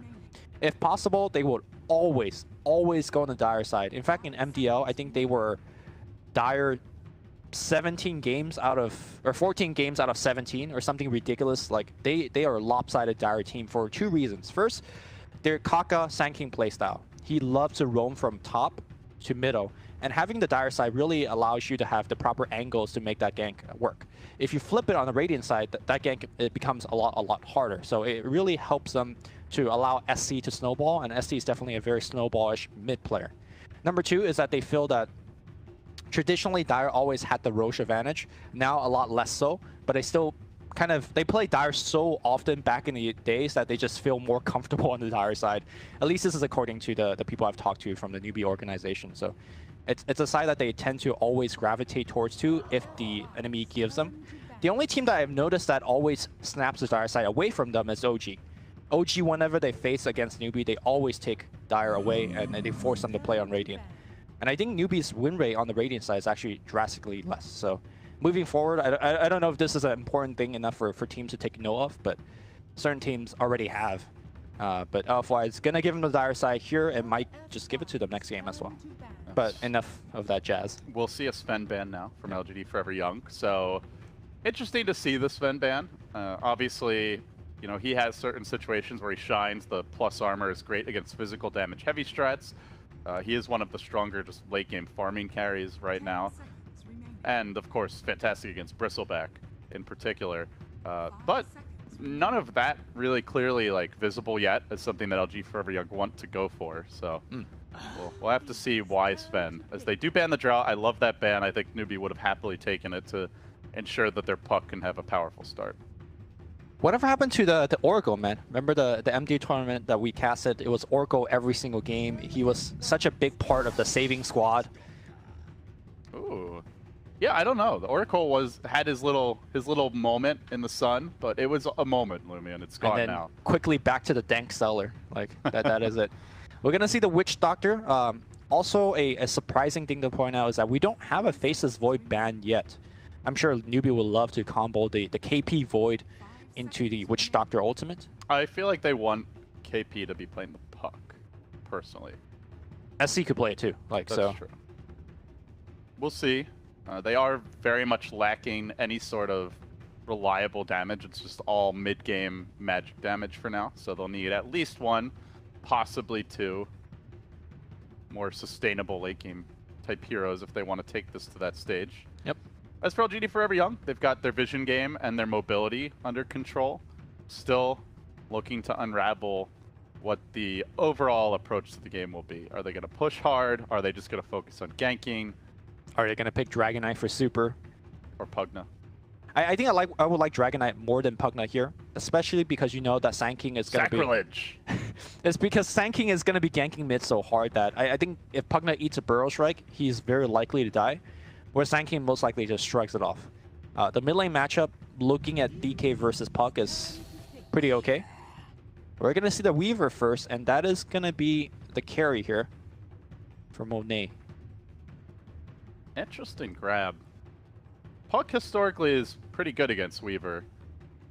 That's almost inviting a Void pick too. Like, you just chrono him. You have the Death Ward.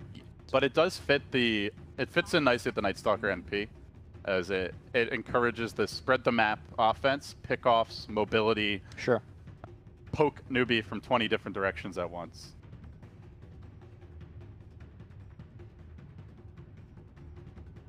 What will Newbee go for? They did go for the Witch Doctor.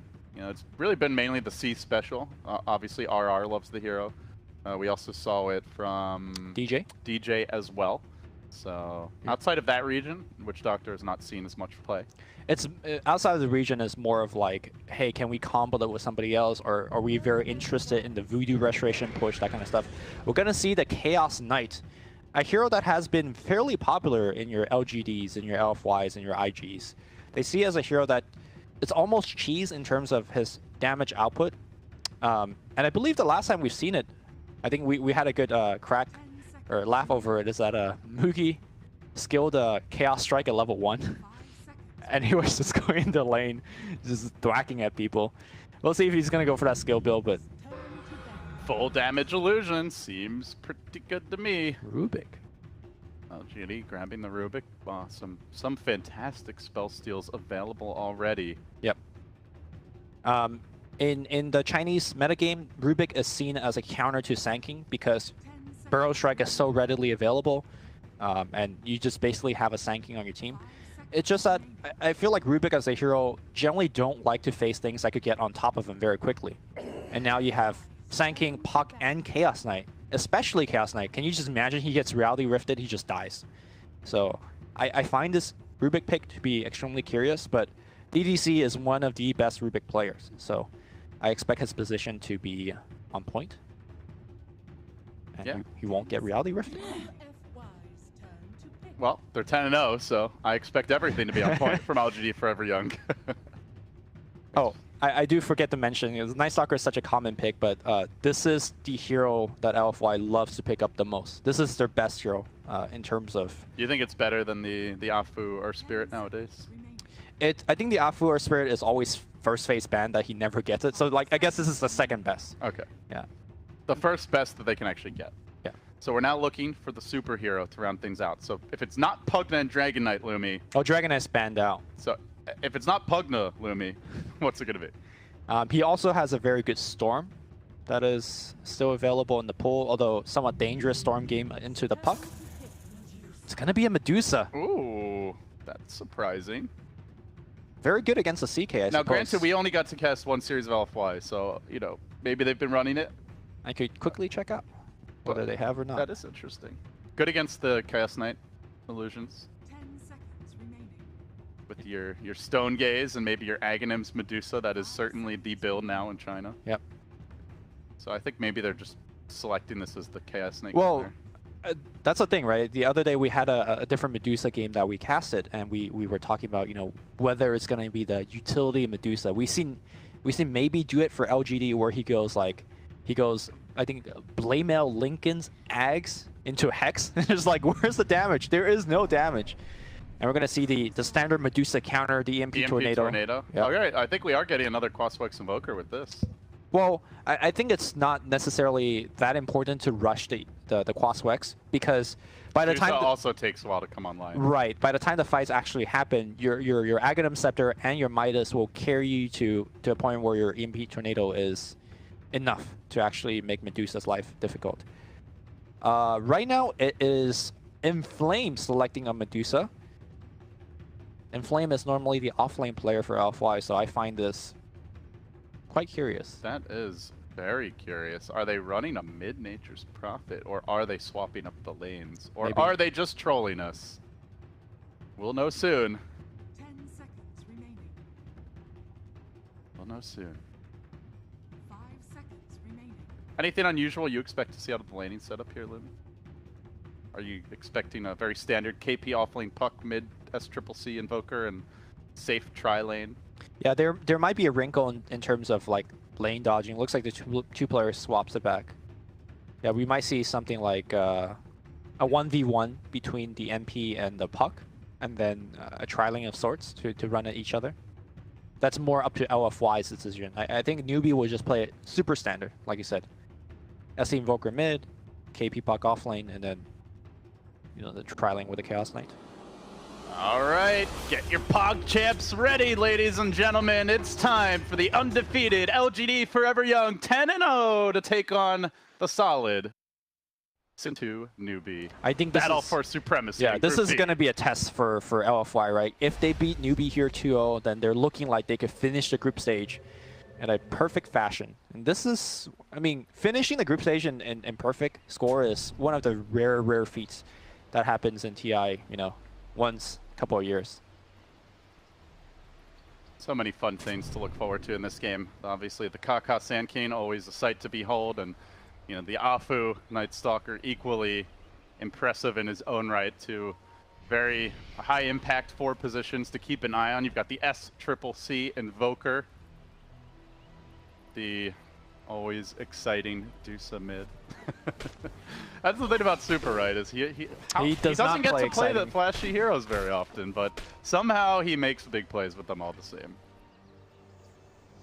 if you were told that you play TI and you do super well at TI, but all you could do is play Dragon Knight, are you gonna be complaining? Absolutely not. There you go. Like, was Universe complaining when he had to play Darkseer every game, but EG was winning almost every game? Yeah. Yeah, there you go. If you have to play those heroes and you lose, though, then you got problems. It's like, Captain, we need to talk. All right, looks like we're going to see a little bit of a challenge coming in for Newbee. They are rushing towards a rune, and Super, is he going to give up? Is he going to go for it? He gives it up. Wise choice.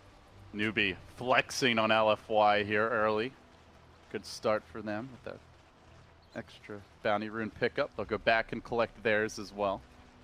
So it's going to be the offlane Nature's Prophet for Inflame. Now this I'm really going to keep my eyes on, because coming into this tournament, Inflame was the weak point of LFY. He was dying a lot in the offlane. He had slow starts, and oftentimes like he was just a non-factor. But 10-0, obviously he's had a better performance. We got to witness his doom where he just crushed his lane. He did get help that time. He was safe lane too in that game. Yeah, he got a lot more support. Now he's a sacrificial offlane Nature's Prophet up against a decent kill combo here. So let's see if he's able to stay alive. Meanwhile, for LFY, the early pressure is going to come in mid. They get that initial harass off on SCCC. They'll quickly eat his tree. Kaka there to mirror Afu's rotation. So we'll likely see the dual lanes in mid, at least for now. Another side of Newbee in the offlane, KP as the puck. He is going to be up against a Weaver-Rubik duo, which is pressuring him pretty hard early. Doesn't have orb anymore. Lift off. KP might be giving up the first blood here. Pops the Fairy Fire. Salve. Salves up as well. He's blown a lot of regen. And with that, orbing away to safety. He will escape, but that is really going to put him on the back foot in this lane. Yeah, the damage has already been done. Fairy Fire and Salve being used, and he's not even back to full HP. Also had a panic buy a TP throw, which, you know, going to slow down the regen that might help him avoid going home, and just getting boots. The boots that potentially prevent you from dying. Yeah, he you know, used orbs for a CS, and like he felt good about himself, and then recognizing that LFY just jumped straight on him. So, you know, back to your point, I feel like both of the offlaners in this game is going to have a really tough time. It might be one of those situations like, who's going to do worse? This is truly a mirror game for all the lanes, all the rotations. Ooh, nice regen route being selected. Kaka is going to get it cancelled immediately, but at least got a good half second off. Oh, Inflame's coming in, wants to try and punish this. Doesn't actually have a sprout, so more of a taunting maneuver, if anything. Is leaving a 1v1 bottom now as the Rubik... actually, no, he's coming back. Yeah. Looks like he wanted to rotate for a moment there. So yeah, no major lane swaps as of yet. Afu just continues to roam. Kaka continues to match his movements. Yep. And as far as the mid lane goes, SCCC catching up nicely. Super had that early advantage. And generally, this is what we will see with the Dusas. In most matchups, she'll tend to struggle a little bit, you know, as the, you know, like let's say that 3 to like 8 minute mark hits, and then as the Mystic Snake gets maxed out, you start having some stacks. She catapults herself back into the supremacy when it comes to net worth. I wouldn't even say 3 to 8 minute mark. I think as soon as you pick up the level 5 and level 3 Mystic Snakes, the damage that it does is surprisingly a high amount, especially against a slow moving mid hero. You could bounce it off, you know, the creep wave a little bit, and then Invoker is going to take a big hit. This really sucks for Kaka. He's trying to trade blows with Afu, but does not have the point in Caustic yet, so he's just losing those trades every time. Yeah. With the lower armor, the worse base damage, like that's just not effective from him. You know, trading hits with Caustic Finale has been nerfed in the recent patch anyways, so it's not even a big part of the Sand King game plan, recently at least. I think Sand King is more important about roaming. We do even see Sand King taking that Sandstorm relatively early nowadays to stack camps. I think Zai is probably the one who does it the most. Like he'll even start with it at level 1 and just jungle. Yep. Obviously, Invoker wants a little help mid, so that won't be the case. Trying to threaten Super. Super going to keep that Mana Shield off unless he really needs it. So, early days here in the lanes, but it seems for the most part fairly even in terms of the farm trading that's happening. The first nighttime hits though, and as the wolf howls, Afu gets aggressive. Where will he go? What opportunities will he find? There was a ward seeing that Afu rotating towards that direction. So I think SC is aware. Look at the position that SC is in right now. He is playing more on the south side next to his tower, expecting a stab coming in from the top. So of course, Sanking is also revealing the fact that there is. It's not really a possible kill, but some good harass could be here for Newbee. Don't even have the mana for a Sunstrike right now. Afu will journey north. The dire ward that you were mentioning, but it doesn't. Oh, now it does. Sees him. Yep. As he lurks near the bounty rune spawn. He will be backing away. So I wonder, in a broad theory sense, like nothing's happening. You know, nobody's really dying. Sure, KP's having a tough time, and it looks like he is forced away again. Does this, do you think, favor one team over the other, or do you think it's actually pretty even? They're gonna make a move here on Kaka. We'll get forced back. I don't know. Actually, I think both teams have their power spikes, so I don't necessarily feel like it favors either team. It feels pretty even, yeah? Yeah, like they're making it go up top. Trying to jump. Okay. Yeah, he's fine. Nothing happens, yeah. Making me nervous, Lumi.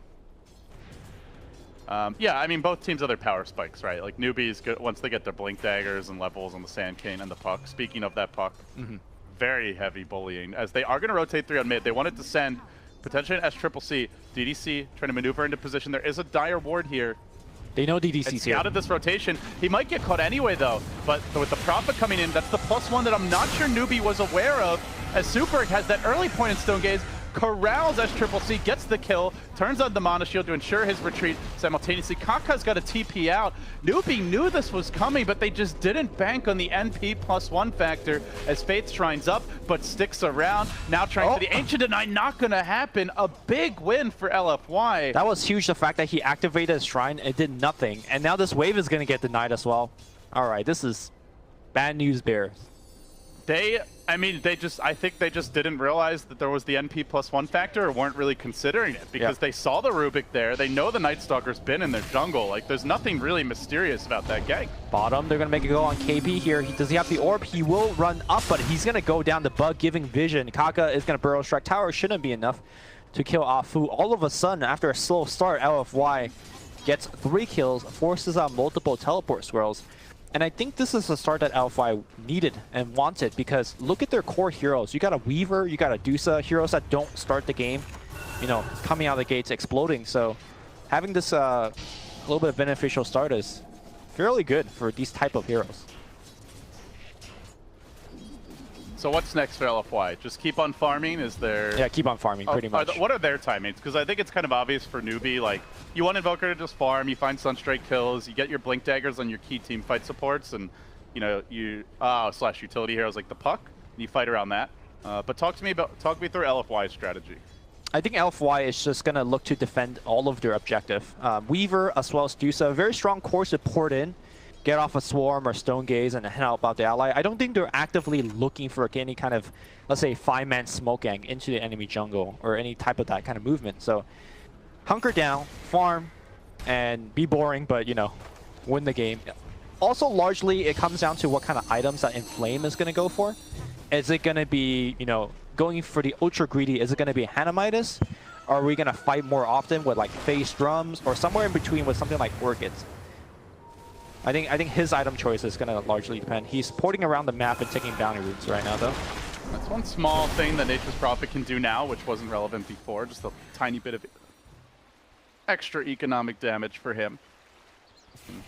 Offer against the team as Kaka gets clipped by the Swarm here. Monet's on the chase, and it looks like they do want to pursue.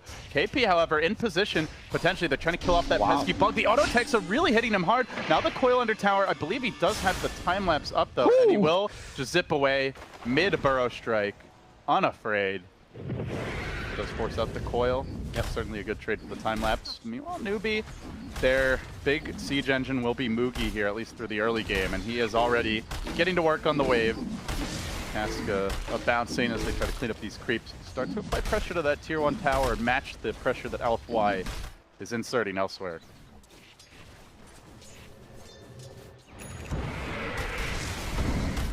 Chaos Knight is not an RNG god, at least not yet. Only got the 1 illusion, but Trying to move in off Boo to get the minus armor. Perhaps he's overextending. CK is a tanky hero, but he gets silenced. He gets controlled. It might be daytime, but this Night Stalker don't care. LFY. Clean him up. Yep, 4-0 right now for LFY. Newbee, you know, going for much more early game timing. Unfortunately, so far not on the board yet. Some of the critical core heroes, such as the Puck, struggling on the bottom side of the map, so his Blink Dagger timing is going to get heavily delayed. Sanking obviously roaming, so he's not going to get his Blink Dagger anytime soon. I wonder where is going to be Newbee's first point of, like, contention. Are they going to... What do they actually need? Blink Daggers are not going to come anytime soon, so let's forget about that. I think you are waiting for that, though. Oh, how else are they going to take fights? I mean, they're going to have to farm for the next 10 minutes to get that. And I think for LFY, that's exactly what they want. It's basically smoke ganks then. Like, Yeah. I don't really see another way for Newbee to start fights. They can smoke, try to set up some Sunstrike kills. That's really the dream scenario.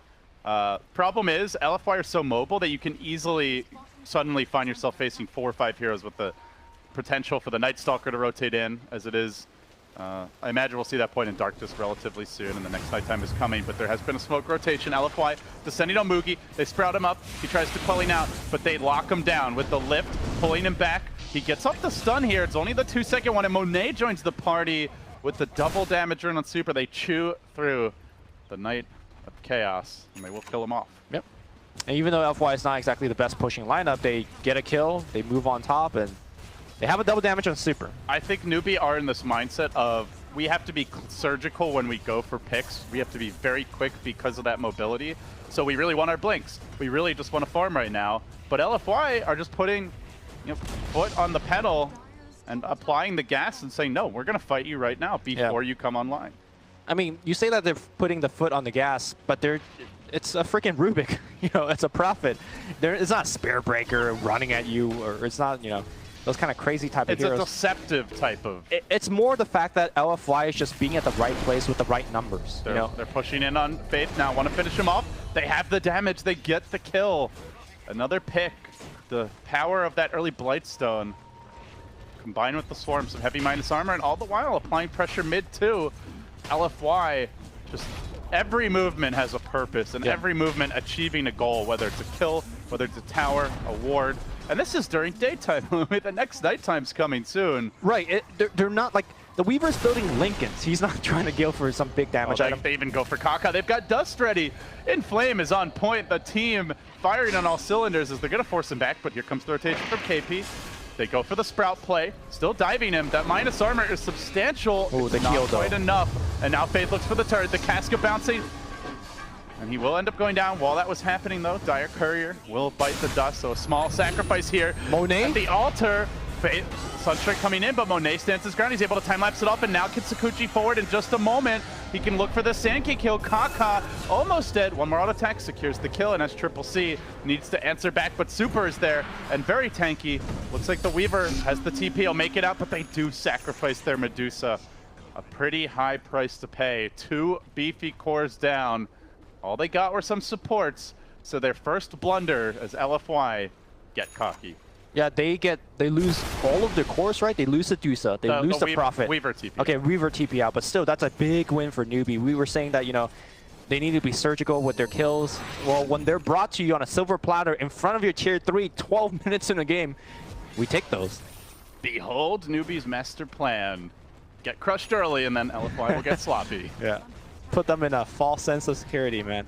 So how are we looking? Are there any key items close? KP's Blink is nearby. Only 500 gold or so to go. But LFY still on the hunt, still playing aggressive kill Dota. They're going to look for Faith now, has the teleport scroll. Coming in, Nature's Prophet on a bouncing quick TP. Don't think they'll bring him down in time, but it'll be close. A second later, he would have been done for. Yep. Inflame has gone for the drums build I mentioned. Looks like he is going to be going for he's going to play the tempo controller for the team. He understands that he's got the Weaver, he's got the Dusa. They're going to ultimately carry the late game. He just needs to get them to the late game. And his item build will be nice for that. Do you like the decision by SCCC to just go with the standard Quas Exhort Midas, as opposed to maybe considering something different, like with the early Quas Wex? I think when you go Quaswex, it's more of a team decision, right? If you go Quaswex, the whole team needs to fight with you. And with heroes like Puck and Sand King, yes, they can fight early, but they're not fighting now because they need the blink. Meanwhile, in the river, somebody's fighting. It's going to be Invoker going in. Bad time for KP to die, though. He's close to the blink. He gets the Night Stalker, but he will end up going down. Actually, still has most of his gold, so I guess it was largely all reliable. As Kaka will go down to the Mystic Sync. Now the Stone Gaze forcing Newbee away. You know, a lot of people view Medusa as a hero that just needs to farm all game, but Super demonstrating that Medusa can take the fights early and be a big force. Yep. Got the Dragon Lance, a very good stat item. Gonna go for a Hurricane Pike. Small standard pieces. And he, like you said, is fighting hard. So we got the blink on Puck now. Sand King blink in the quick buy. Still a long way to go for that. As far as our Cast Knight goes, it's an armlet straight into an Echo Saber, so... standard stuff for him. Very standard, very mid-game focused timing for him. Invoker will be that late-game insurance. But Newbee are starting to accrue the items and abilities, the levels they need to take that next round of engagement. So I expect, especially once this night ends, that they are going to really increase the pressure they're applying. Problem is they're doing it with a significant map control deficit, as LFY have taken over their jungle, and they've taken those two crucial towers around the Roche pit. Yep, the tier 1 mid, the tier 1 top. But I think once you have double blink daggers, a lot of it changes. The question is, once those blink dagger online, how will LFY respawn? I think the correct response is just to group up. I think it's so hard to fight into the Stone Gaze. And we'll see if LFY end up doing that. Because Medusa sits in the front. Does he really care about Blink Burrow Strike or Blink Dream Coil? I think right now they can probably kill the Medusa if they literally throw everything at her. Like Maledict, the Invoker combo with the Sunstrike, Burrow Strike Epi, and the whole Puck complement of spells. And to be fair, there's no other save for the Medusa, so, or reset. But they have to throw everything at her, and God forbid you don't kill her. The fight is over. As a Radiant Scan will detect Newbee rummaging through the LFY jungle. They're going to move towards the pit. They're afraid of a potential Roche sneak. And now they look to break high ground, but Monet is there. He breaks it and runs away. So that first movement with the KP blink comes up empty. I don't know whether they saw whether he had the blink or not yet. The Night Stalker is coming into. It is pretty late in the game for a Puck not. You would expect it to have it at this time, yeah. Kaka getting clipped here by the Swarm, now lifted back, and with that the Sandstorm stolen. Hoping the Burrow Strike would be used as he cast it, but nonetheless a kill again, just running through these Newbee backlines and cleaning up support heroes. Yep, that's 2 kills. When is Newbee gonna fight? Well, they're trying to. It's just that LFY is being at right place at the right time. They cut them off. They break the smoke gank. Afu also activate darkness at the time that the smoke gank came. So Newbee just got spooked. You try to walk up a hill, your smoke breaks, and darkness gets activated on the other side. You're like, oh shit. Yeah, like they just have vision on me. It's like I gotta run, and then they just get picked off because LFY are more mobile with a global TP. Mugi comes in. Okay, he pops the ultimate, and he's going for the kill. Where do you go, Rubik? Mugi's gonna pour it out. There's no way to cancel his TP because Rubik is dead. All right. Finally, someone makes a play for Newbee. It's been a quiet start to the game. With that said, items are still piling in. Monet has secured a very quick timing on his Lincoln Sphere. With that, the Medusa also going straight for the Ags now, it looks like. Grab the point booster. So with that coming online in a bigger scale team fight, Cast Knight will be very hamstrung in terms of what he can do.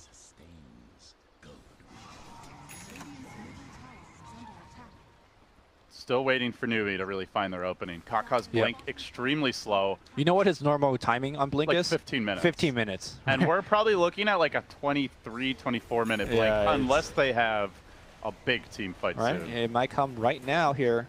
Newbee smoked up again. Right as daytime begins and that darkness ends, they try to make their move. They're going to pincer this top tower, try to lay down a ward. Faith will get the vision. I think that spot DDC here could be an opening. DDC suspects something. That smoke is about to end. The creep wave is coming. dives into the trees. He's going to hide. He jukes them out. He baits them. And now they look for the turn. The Weaver's on the hunt, and he does have the Lincoln Sphere, so he's really not the hero you want to initiate on. Medusa coming in as well. Drops the Snake. The tower down to SCCC. So the objective's there. Now they just want to escape. Coil deployed defensively. Orbing back to safety. Mugi's on the high ground. They have the lift. Yes, sirree. DDC gets pushed up by the Hurricane Pike of Super. That's teamwork, folks. And now they'll find the Chaos Knight. They'll take Kaka as well. Meanwhile, on the right side, they're also Afu. diving Faith. Afu just munching down on that tasty Witch Doctor. A vampire's dream. He'll claim the 3rd kill of the fight. Somehow, Inflame got it. Wrath of Nature KS. There we go. It's got a double off of that, and now Roshan is happening. That was just so crisp. Like the way Super forced F DDC up, they had about a quarter second there to react and time it right. Yep. Before he passed in the wrong direction. They knew he was going for the TP. DDC had Orb stolen. He was going to get there on his own anyways, but the style point, you know, with the teamwork for staff. Indeed. And Yep. LFY. This looks like a 10-0 team, Lumi. Yeah, like They're playing Newbee. Newbee is the 2nd best team in their group by record so far. it's just the way they're winning. They're winning with Weaver and Dusa in the early game, right? That is just outscaling. They're also winning with Inflame playing Nature's Prophet, where coming in, like, he was almost always on just a tempo controller off lane. Felt very restricted in terms of the play style. Like, they mixed it up a lot with the NP for him. We saw the Doom earlier in the tournament. Uh-oh, Kaka. Gonna get caught in mid lane here. Invis Night Stalker popping out with Crippling Fear. It's And starting now to Fear. look like a rout. LFY, all the signs that they are just going to run roughshod over Newbee. Now continuing to munch on Faith. Tries to deal with it, but can't withstand the damage. And simultaneously in the bottom lane, the puck forced to TP away as Monet just keeps on pushing. He really wants to cut down these creeps, limit the momentum. LFY just rampaging towards their next kills. Already Afu, he's setting up the next gank. And that is really what I think is the hallmark of Afu's playstyle, is he's never thinking about the kill in front of them. He's thinking about the next kill and the next opportunity to have one. For sure. I kind of compared him to Zhao, which is the previous position 4 player at the beginning of the year. And I think he's playing better than Zhao, which is saying a lot in terms of what Zhao has done for, you know, the Chinese community in the past. There will be no redemption tour for Xiaowei this year. Everyone's always wondering, you know, how's he going to get in this time? You know, when Resolution needed a carry player, that was the calling, dude. Oh, Empire you mean? Or, sorry, yeah. I said Resolution needed a carry player. He became the carry player. Perhaps a bit of a language barrier there. No, it's fine. Dota is the only language we need. Dota, the international language. You need somebody there, you ping. And then Painting is the international language. Yeah. That I agree with. you got the chat wheel, you know? It's fine. Sedusa Eggs complete. LFY, a big tool in their arsenal now to continue taking more and more aggressive team fights. Such a fast timing for it too. And again, what's crazy is not like, oh, the timing of the item, but the way they're getting them, where they're not just farming. They're constantly fighting with a Dusa, you know, with a Weaver, and winning those fights convincingly. Yep. Now, before we focus too much on what LFY is doing correctly and they're great and all that stuff, 10-0 team, Newbee, I feel like they are doing the necessary thing. They're sending smoke ganks repeatedly into the enemy jungle, looking for a pick, trying to get towers on the back of those picks. It's just not connecting. It also doesn't help that Kaka still doesn't have the Blink Dagger. One thing Newbee is really not lacking when you look at their draft is vision. They don't have a good vision hero unless you want to count like Forge Spirits. Whereas LFY have the Nature's Prophet Treants, they have Night Night Stalker, Stalker most importantly. I think vision has been a massive part of this game. You can also look at the warding setup that they've deployed after winning those fights. Bottom side here, getting wrecked here by Monet at this point. Sprout. Tornado comes in to try and interrupt this combo. Monet will get back to safety, but the threat is there. LFY continuing to push in all 3 lanes near constantly. Slow siege begins on the mid lane. A part of the vision is that your support are just super poor when you're down by 13k. Faith is just having trouble buying his own items and keeping ward and counter ward up. Continuing to chip away at this tier 3 mid. LFY already looking to try and put an end to this game and cap it off with their 11th victory. Not quite there yet, but certainly on the warpath as the Rubik spell steal comes out. Double EMPs potentially could turn this fight. LFY are going to be forced back for the time being. They did commit their Stone Gaze, so the Stone Gaze down, the Nature's Prophet ult expended. They decide to be content with what they've achieved here and back away. Yeah, that was a little bit rough for LFY. They went up the high ground, and 3 of their heroes ate a EMP tornado. And I don't think there's too many arcane boots on the team. Rubik being having the only pair, so once you get hit by EMP tornado, a lot of your mana is just out. Time to go back. No hurry if you're LFY. All these heroes scale pretty well, I would say. I wouldn't count Newbee out completely, even though none of their smoke gangs have been connecting, you know, even though perhaps they don't scale as well. If those gangs do start to connect, Newbee can make the comeback, but blinks in, lifts him up after the sentry. Kaka trying to burrow out, but the last long-range right-click of Monet will take him down. Monet is unafraid, now purging up Mugi, going straight for a big kill. He commits on the Chaos Knight. Won't be able to finish him off, but definitely feeling confident. See KP just continuing bottom lane to cut these waves, constantly trying to slow down any sort of push from Newbee. But it is those guerrilla warfare tactics that they are forced to resort to now. There is a lot of spike burst damage potential coming out from Newbee squad. You have the Maledict, you have the Chaos Knight, obviously, with his ultimate. But moving forward, I don't know how long his illusions will be able to survive, especially in the light of the Aghanim Scepter Mystic Snakes that will be coming out from Super. Heck, even the Wrath of Nature will do a number on the illusions. Here comes yet another smoke from Newbee. I think that might be one of their last few smokes. They've been churning through them. And they're all difficult to execute smokes because the lanes are pushing the deep ward. Oh, he misses coil. But they still try to make their move nonetheless. The lift comes in, interrupting this chain of initiation, and now the turn with the swarm there. Newbee are on the run. Faith wants to TP out. Looks like he should make it. Not so lucky perhaps as Kaka, but with that Casca bouncing, they are forced to just Stone Gaze. That will ultimately net them the Kaka kill. 2 down, coil expended. The Chaos Knight also committed. Yeah, I think that that's high does ground. mean it's high ground time. Yeah, they're not even close to killing any of these guys. Yeah, the coil did miss, but I think if the coil hit on Monet, he still would have been fine. His team was there. Now Purge going on SC. He's going to go Invis and away. EMP Tornado did hit on Super, but there is that one pair of Arcane Boots to juice him up. And they just don't care. They're going to just run over this tier 3 and perhaps even the Rax. Blinks in, lift the Witch Doctor, and that should be another easy freebie. Okay, Burrow Strike. Pretty decent, picks up a Rubik kill. Looking for more potentially. They're still working on the Rex though. Melee starting to drop. Monet, commitment here from him. The Deuce is low in mana. With the CMP, it's going to be almost completely gone. Now they burrow her. They can try to focus her down. Super with the Hurricane Pike pushback. He keeps himself away from the Epicenter, stays alive, all the while focusing on objectives on the Rex, but he is going to forfeit his life in doing so, and the Melee's not dead yet. Okay. And rare overextension. Wow. LFY get cocky again, and this time a huge punish. They Kevin finished the Rex. It's down to barely an HP. You couldn't even see that light red sliver, but now healing itself up. Newbee, not out of it yet. Yeah, they went for the... Remember, it was DDC starting things off, blinking in for the very easy Witch Doctor kill, but came in. The Burrow Strike from Kaka was huge, getting 2. And I think there was a bit of indecision on the team as we're going to watch this fight one more time. They went in quickly, killed the Witch Doctor, and it's after this kill where half their team gets Burrow Strike. It's like, what do we do? Do we keep on fighting here, or do we hit the building? You see the cores are trying to go hit the building. The rest of the team is disengaging.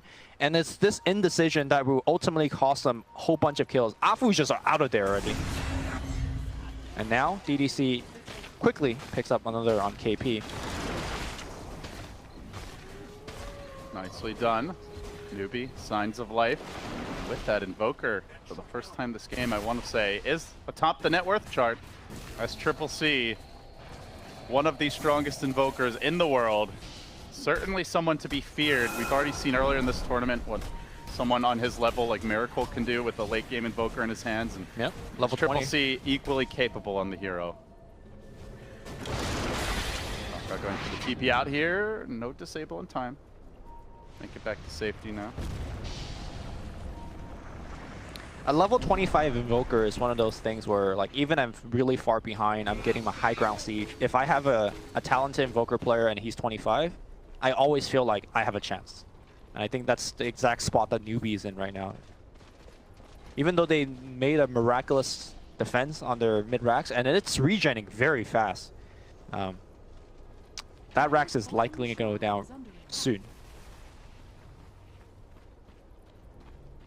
Sizable lead for LFY that they've accrued here. About 14k net worth advantage. Experience a little more manageable, around the 10k range.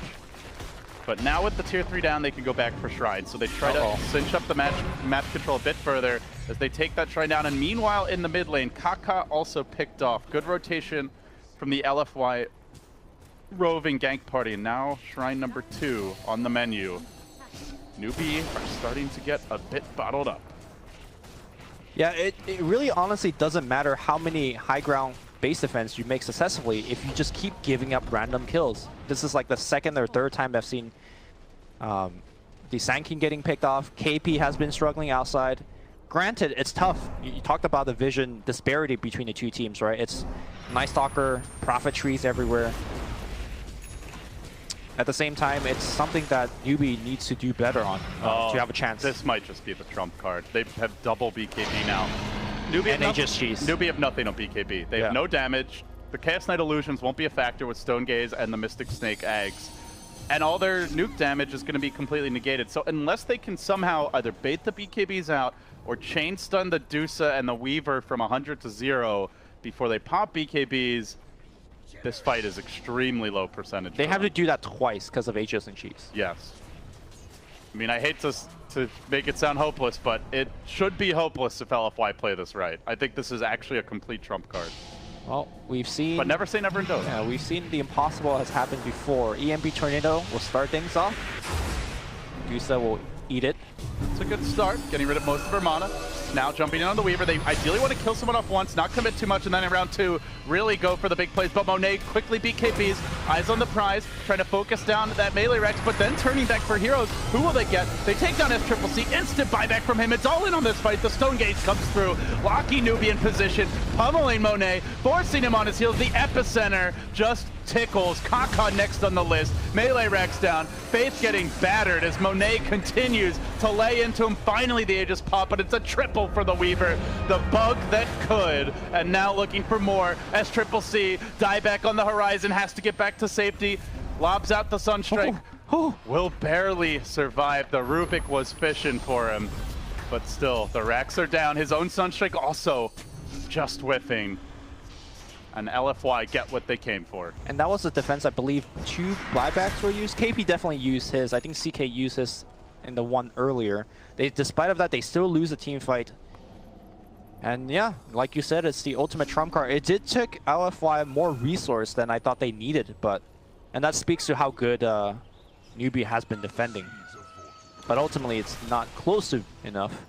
And LFY is going to just rinse and repeat. They'll get the items. They'll wait for nighttime again. And they'll come for a Rax.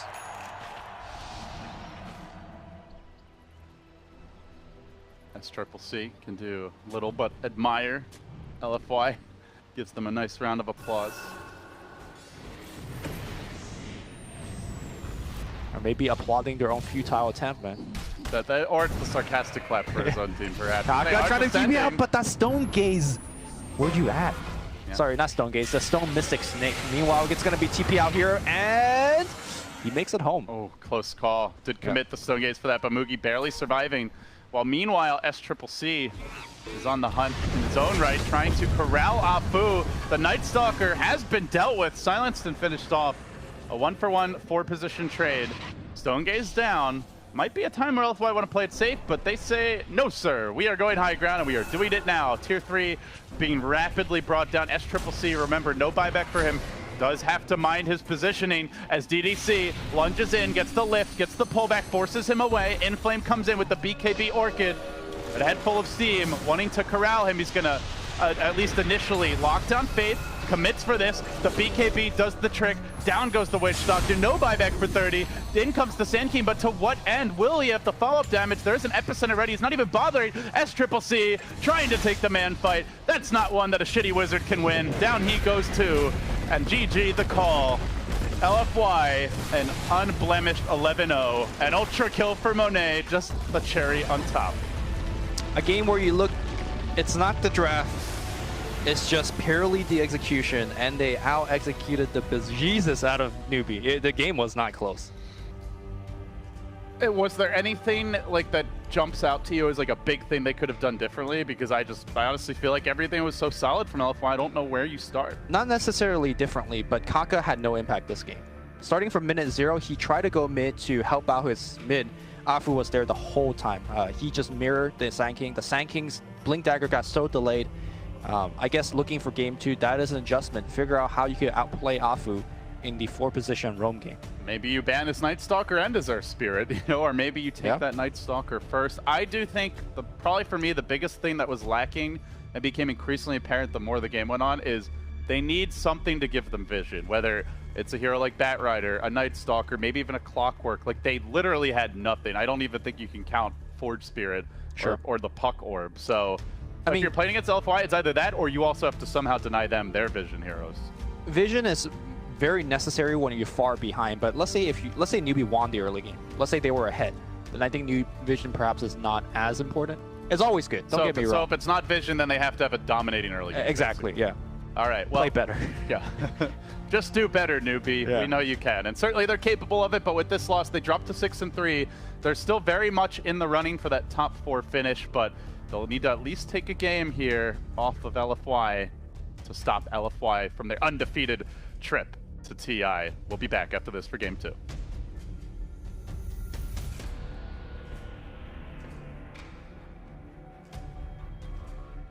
Inning, he does have the time walk up, just barely in time. Lil's gonna go for long range impale, misses out by just a tad. That chrono helped VP more than it helped Hellraisers. That's pretty unfortunate. It's hard though, right? Because when you do the edge chrono, you're like 10 units off or whatever, and you just, it could have been an amazing chrono if his 2 teammates were a little bit farther out, and instead it turns out to be a not so great one. So Kaiser now on the run, being spotted out here by VP. Oh, he's gonna get a haste. That's nice. That is a great pickup. Lil does have Vendetta, though. Highly unlikely that Kaiser's gonna be able to find a kill off this man. Hellraiser's really trying to force this so hard, and again, they're gonna get bit in the butt for their aggression, or maybe not. The turnaround stun onto Kaisers. He's gonna be ripped apart. That's just the Aegis. Meanwhile, the Epicenter onto the Puck. They'll get that kill. That's very big, especially with 33 looking to be able to catch more. He may not have the hook shot, but he does have the Force Staff. So he reveals some of the heroes off of that smoke. And hook shot up. Oh, nice! Force Staff forward bench. Hogs in Ramses. That'll set Milan up to be able to get the follow-up stun. They're going to stall up Ramses, retreat back to base. Can Hellraisers actually take him down, though? They're diving all the way into the tier 3. 33, he commits and does manage to get the kill. That's huge. 33 will die on the way back out, but that's okay. They killed the primary core of Virtus Pro, Ramses Sven, who's been farming up all those Ancients and been getting so much net worth, and they force a buyback out of the Puck. That was really good. I think at the end of the day, if your Clockwork can get the kill on the Sven like that, force a buyout, you're happy to die. Like, yeah, you just, at the end, you go, I've already won, dude. You can kill me now. I will win the war. Still, Hellraisers making a nice little comeback after their greedy teamfight attempt inside of Virtus Pro's woods. They have the vision game on point this time as well. They can see inside of Virtus Pro's side of the map pretty deep here. Even have a lane ward in the safe lane too. Will, in the meantime, trying to find something, but as it stands right now, Hellraisers are kind of hitting all the points they need. The only concern, I guess, is that, you know, Swift Ending, he's fallen a tiny bit behind in the farming category. He finished up his Mask of Madness. He's kind of close to Defusal right now. That'll be a big pickup for him, and then I guess we're looking for BKB after that. Why not the Shadowblade that we've been seeing? I would think it would be effective for him to scout out a lot of these heroes. I think it's more in this particular game, because you know that the enemy team has like a Nyx as well, that you feel like you might get spotted out before you're able to like Shadowblade in effectively and go for that. And plus, you kind of have to assume that they're going to have sentries if there's 5-man happening. Right. And I think that the biggest reason why you want Shadowblade is for initiation in this game. I just feel like it might be too easy to predict given their heroes. Yeah, Virtus Pro are going to be staying pretty defensive and really grouped up, not really dangling themselves too far outside of the base, not really pushing past river unless it's with like Puck. maybe the scouting Nyx assassin. Yeah, and the Diffusal Blade, I think, in a lot of cases offers more kill potential. It's certainly more damage inside of a Chronosphere. Yeah. And outside of that, you know, you want to purge off the Warcry of the Sven. You want to be able to chase down elusive heroes like Puck and Invoker as well. If he pops Ghostwalk or something and you have Dust, you can just purge him too, and he just can't get away. Yeah. So it's great for chase. Especially since that, like, 2 primary damage dealers only offer physical damage. Yeah. The Faceless Void and the Troll, that Warcry is such a big threat to them. They are going to smoke up on both sides, but Lil's going to be leading the charge here with his Vendetta. They do manage to get the dust onto him, but he's Spike Carapace. Blood blinks forward, but he actually burrow strikes back down the fountain, so they are going to be able to just get it. Lil inside the trees actually kind of hides himself. 33 goes ahead, bumps back Ramsey, stops any form of initiation from him, and Lil is definitely dead. Boyle stalls up some of these heroes. Swift Ending is going to be able to get the Chronosphere, but he dies from the Meteor Blast, and his heroes just can't really follow that one up. Milan, though, does manage to kill the Pug. He's been making a lot of plays here in this game number 2. BKB trying around Kaiser actually stops that Stormhammer, but the physical damage of Ramses is too much, especially combined with the armor, so he can't actually turn and fight very well at all. At the end of the day, that was a 2-for-1, but a lot blown by Hellraisers, the BKB as well as the Chronosphere. It was another buyback too, though. Lil bought back as soon as he died in the Nyx. It was a really chaotic fight because VP had the high ground, and they broke smoke, really fast reaction from Milan, popping the dust to spot out Lil. And then there were like 2 different fights happening. Kaiser went in to try to kill the Nyx, and on top by the Ancients, the Clockwork just went straight in on the Sven and forced him to pop God Strength, but there's no follow-up damage. And the same thing happened to Swift Ending. He throws out a Chrono, but it just stunned them because he instantly died to the combo coming out from no one. So the team fight utility of Hellraisers was all used, they just never had any damage. I think if Swift Ending wasn't so aggressive there, that would have been a huge win for Hellraisers. He could have went back and chronoed the Sven. Yeah. Like, it would have been really hard, I think, for VP to deal with that. Especially since 33, I mean, he completely stopped the initiation or counter initiation from the Sven, right? Because he had that Blink Dagger, so he just, like, he hook shots him in, cobs him backwards. That, like, the Sven's timing is, like, completely screwed. He's out of the fight for so long that Hellraisers were supposed to be in this huge advantage, but then Swift Ending dies and the Chronosphere's blown for nothing. Hellraisers are on the hunt. They know Lil's up here. They tried to throw a scan through the lane, and he doesn't actually run through the last second of it. He actually moves forward. J4 may be his target because with him, the combination of the Sunstrike, they can actually blow him up. Lil gets that free kill. Rather, no one playing the bounty, but Kaiser might just be able to punish him. Here goes the high ground, running into Pasha, though. Pasha gets his combination. That's another BKB used for Kaiser, so he's now down to 8 seconds and a lengthy cooldown as well. Virtus Pro may feel comfortable forcing a fight. I mean, at the very least, they could take the tier 1, right? Has, like, no health. Yeah. Just walk up here, hit it 2 times, get out. No big deal. There it is. Boom, boom. Nice tower there for VP. The top tower is fairly low as well. I'm not sure how much emphasis they want to put on just like immediately rotating up, or if they want to try to farm a bit more, because they do have the ward behind the tier 1. I think Lil placed that when he was walking to the other side of the map. Ward gonna spot him out. Looks like 33 wanted to try to go for it, but he didn't have dust in his actual inventory. He had to swap it out, so it had the cooldown. And for now, Hellraisers, they're kind of losing the net worth advantage they had gained from taking a really successful early game. You know, they get the Roshan, and then after that, it's been a little bit more quiet of a game. And I think that still kind of favors VP. Yeah, completely agreed, especially.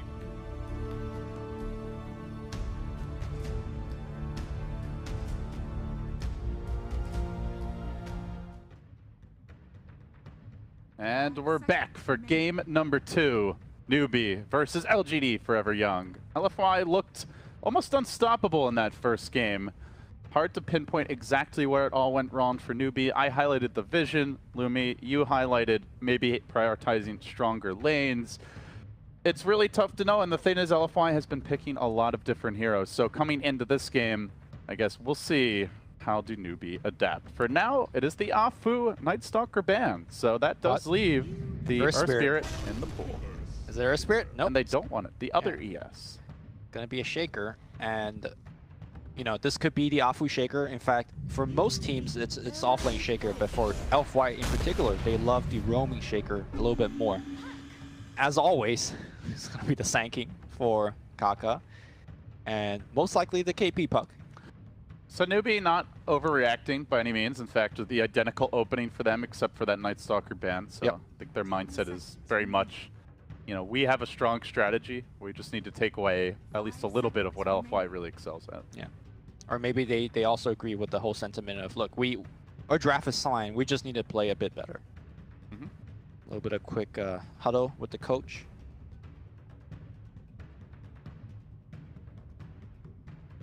Both teams still in good position here in the group overall. They've both played some of the tougher teams in their groups, at least from when I checked the grid. It looked like that was the case. So I think very likely we do see both in the upper bracket. Obviously, I think LFY is a lock for top 4 at this point. Newbee not guaranteed, but still should be in pretty good shape. So we'll likely be seeing a lot more of these teams, and this is as much like learning for that main event potential matchup as it is actually trying to win the game here. Yep. We're going to see the Inflame Batrider instead. So no more. Although I want to say that Prophet was so impressive. Like, he didn't do anything fancy per se. He was just always at the right place. Bought the early drums. Maybe it'll be an Afu Batrider, you know? Maybe. Probably not. Probably not, yeah. I think that's an EG special. I think most teams have experimented with the Batrider support. It's just that he kind of just dips in the first 8 to 10 minutes of the game. And that's where you want your 4 position to be running all over the place and you know, getting kills. So the timing's a little bit awkward for a support Batrider, whereas a roaming Shaker is very likely. 5 seconds remaining. Duck Prophet now removed for Newbee. Interesting ban from them, maybe setting up for their mid. Curious to see who that will be. And LFY actually the ones to remove the Weaver this time. It would be Newbee's pick first coming out of the stage, so mainly afraid Newbee will just grab it right away before they can get their hands on it. Yeah, even though they have the Batrider, certain teams don't like the Batrider into the Weaver matchup. First of all, if it ends up as a 1v1 matchup, the Bat is going to have a tough time. Secondly is that during the mid game, Lincoln Sphere is such a good counter to the Batrider. And third, even if they don't have Lincolns, you have to be right on top of the Weaver as you blink in. Sometimes I mean, the Flaming Lasso cast range is so small. It's just not a good, reliable counter that you want it to be against the Weaver. So Batrider teams do tend to take out the Weaver. 10 seconds remaining. So for LFY, we saw a change up with the Super Dusa. 5 seconds remaining. Still, I think always his Dragonite and Pugna are the more likely picks. Yep. But we're not sure. As for Newbee, we're just interested to know where the direction of the second phase goes. Do they make a change? Do they stick with their old comfortable, reliable picks? I personally felt like the Chaos Knight was not very impressive that game. I'd say out of the picks they went for, that's the one I would shy away from this time. Sure. Didn't get much done in the lanes, didn't farm that well. Could also be hard countered by the Dusa, which is still available. I think that's the one here you don't go back for. Or if you do, only a 5th pick. I think especially against a Shaker that has so much AoE disable, I think the Chaos Knight might be a bit weak. I believe they picked a Witch Doctor in this spot. And it looks like we're going to switch gears a little bit. Oh, the Batrider counter. Yep. Also doubles it up as a takeaway from the team, right? Because Silencer and Batrider play so well together. Revealing the Silencer so early, though, does give LFY the opportunity to pick heroes that, first, don't care about getting global, and second, could itemize against global. So think of heroes that could get early BKBs or Manta Styles and whatnot. So LFY were lacking in the objective Dota department, but they shore that up now. They grab the Shaman. They still have probably one more key core in that regard to go. And the Shaman also pressures Puck super hard. Last game we saw what a Rubik could have done every time the orb was on cooldown. And now, like, he could just come out of trees and shackle that Puck, and Puck could just die. So Puck KP might shy away from the offlane Puck. So Newbee going to the Lifestealer. It's obviously fantastic against Batrider in the laning stage. Also two great vehicles for him. And the Infest Bomb with Global is a potent opening, a way to start the fights. So I do think the Lifestealer has a lot of good synergy. Also, even against Earthshaker, Shaman can be good. if you're able to jump on them, as the rage counters everything they offer. Strong pick. Yeah. Back to LFY. I think if you see the Lifestealer, I don't think you go Pugna anymore, right? For Super, it's just a bit of a dead weight. Decrepify is okay, but I think Sand King Puck with the Infest Bomb is a lot of damage already. And then if they just global, like, you're not going to be able to do anything defensively. All right. I like Dragon Knight better as far as like the traditional superheroes go. But they're going to mix it up. They grab the Clinks. This could be Monet's hero. Likely to be Monet's hero. Leaving supers probably for the last pick, and so too as triple C's. We're going to see a very different pacing in this game compared to the last. Last game, we had a very slow start. I think this game, both teams are looking to fight in the mid-game. So around 15, 20 minutes in the game, both teams are going at it with their mid-game cores. Of course, the final pick of the mid-heroes would shape really how the game will go.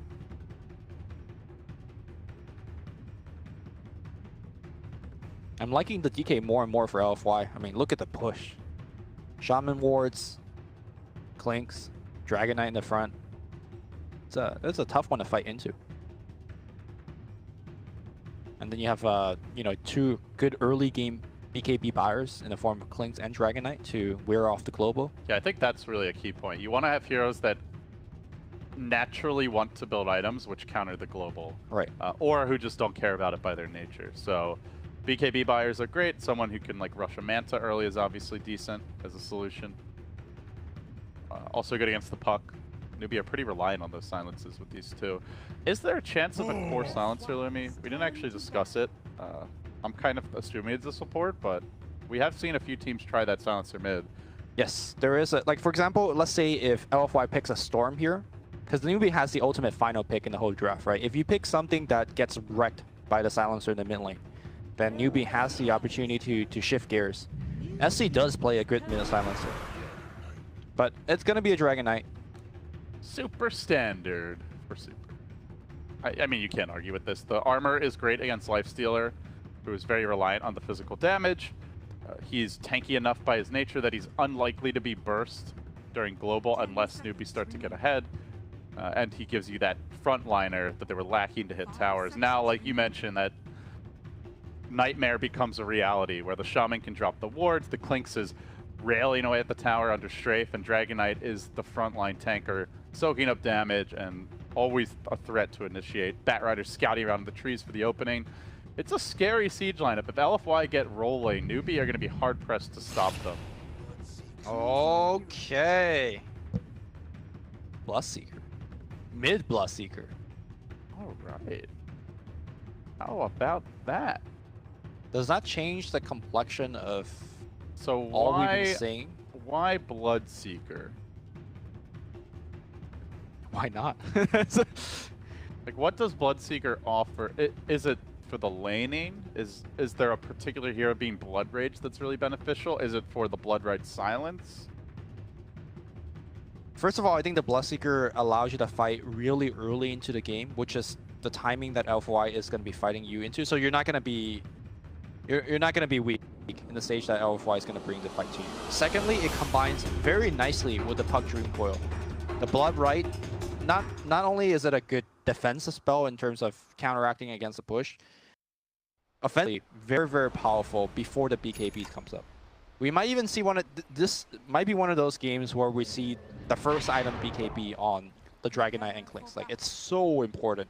I think the big thing that I worry about a bit with the Bloodseeker is there's just so much disable. Like, this hero really wants to be able to run around a lot in fights, and they have insane control. So that gives me but pause. you also have 3 silences to back up, right? That's true. You don't start the game with BKB. So, like, imagine he globals, the Rupture comes out, and what does LFY do before those BKB? Nothing. They just die. So I could definitely see this Bloodseeker kind of snowball out of control. So so I think that's really what you're touching on is the key point. This is not an a la carte Bloodseeker that you're picking because he's good on his own. You're picking him because he's good with their heroes if they combo it properly. Yep. So we have to look towards how Newbee execute in team fights and how much synergy they're able to demonstrate on the field of battle. I wonder how much that the Bloodseeker can pressure a Dragon Knight. Because one thing that you can do is, like, you get off a lot of pot shots against a fellow melee core on the mid lane. And if you could get them low enough, even through the Dragon Knight regen, you could gain a movement speed advantage on him to get even more hits in. Uh-oh, and Flame's gonna get found in the trees. He has Firefly here. It's being pressured though, with the open ones coming through. He's pretty far away from home. But the Firefly will continue, forced on his he even heels. wants the rune. Oh, he goes for the rune. That might just be his downfall. In Flame. Oh, ballsy. But Faith is there to cut him off as he decides which way do I go. Tries to juke over the cliff. I think he makes it out. Two more auto attacks would do it. Is that worth the bounty? I mean, that's a salve's worth of damage he just took. I guess you took it away from the Lifestealer. Yeah. He goes all the way to base. It's Yeah, not okay. It's not great. Yeah. He may have thought he was just going to die, so at least take the bounty rune with him. It's like, oh wait, I can actually live here. So yeah, how is this mid matchup going to go? Bloodseeker has the superior base damage, but you have to deal with Breathe Fire. DK has the plus armor to help mitigate the right-click damage, which is mainly what Bloodseeker offers.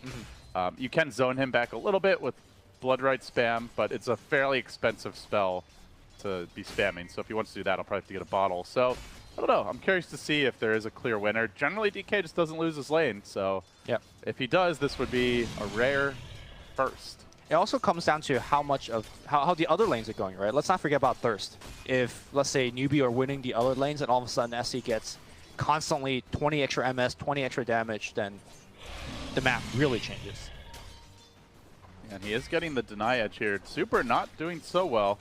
Yeah, like just look at despite Dragon Blade, well, he doesn't have it yet, but he'll have it now. But despite of that, I think SC is going to be able to pressure him very hard. Yeah, seems like the Bloodseeker has the edge so far. Obviously, the more Breathe Fire levels up, and once you get your bottle, you can just kind of spam that to CS, and in doing so also limit the pressure. The Bloodseeker can offer nice little assist there as Triple C dual laning with Super and help him get some last hits.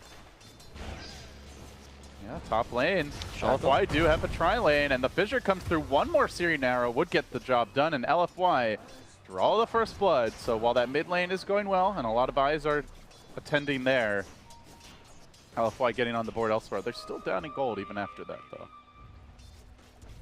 Lifestealer doing very well in the bottom lane. As you see, Inflame just already back to the jungle. With the Arcane Rune, he's actually going to try and farm some creeps early. All right. Stack that napalm much faster. There you go. Fish. S-Triple-C is dominating. Yeah. Which is, you know, pretty rare to say that against Super DK, right? Because he's so good against most traditional, like Queen of Pain or Pug. But this is... I thought Bloodseeker wins as a matchup, but I didn't think he'll win it that hard. I don't know. I kind of thought LFY would give him a little help, but it seems like they just want to focus on this top lane. As DDC is being pressured back, KP forcing him on his heels, the Curse of the Silent. SC could run up here and just take a kill. Slowly plinked down, but he's not bothering. Figures his team has it. DDC, almost denied by the Roche. That would have been a real facepalm moment for Newbee had the Roche gotten the last hit. Still, at least it's a support, you know. The Clinks is happily trying to farm away. Now, but that said, he's not CSing that well. Only 12 so far. Generally, as Clinks, with his really long windup, it's kind of hard to last hit those first few levels. But once your Syrian arrows get high enough, it gets easier. A big reason why SC is winning this mid matchup so hard is that he's been able to deny the range creep.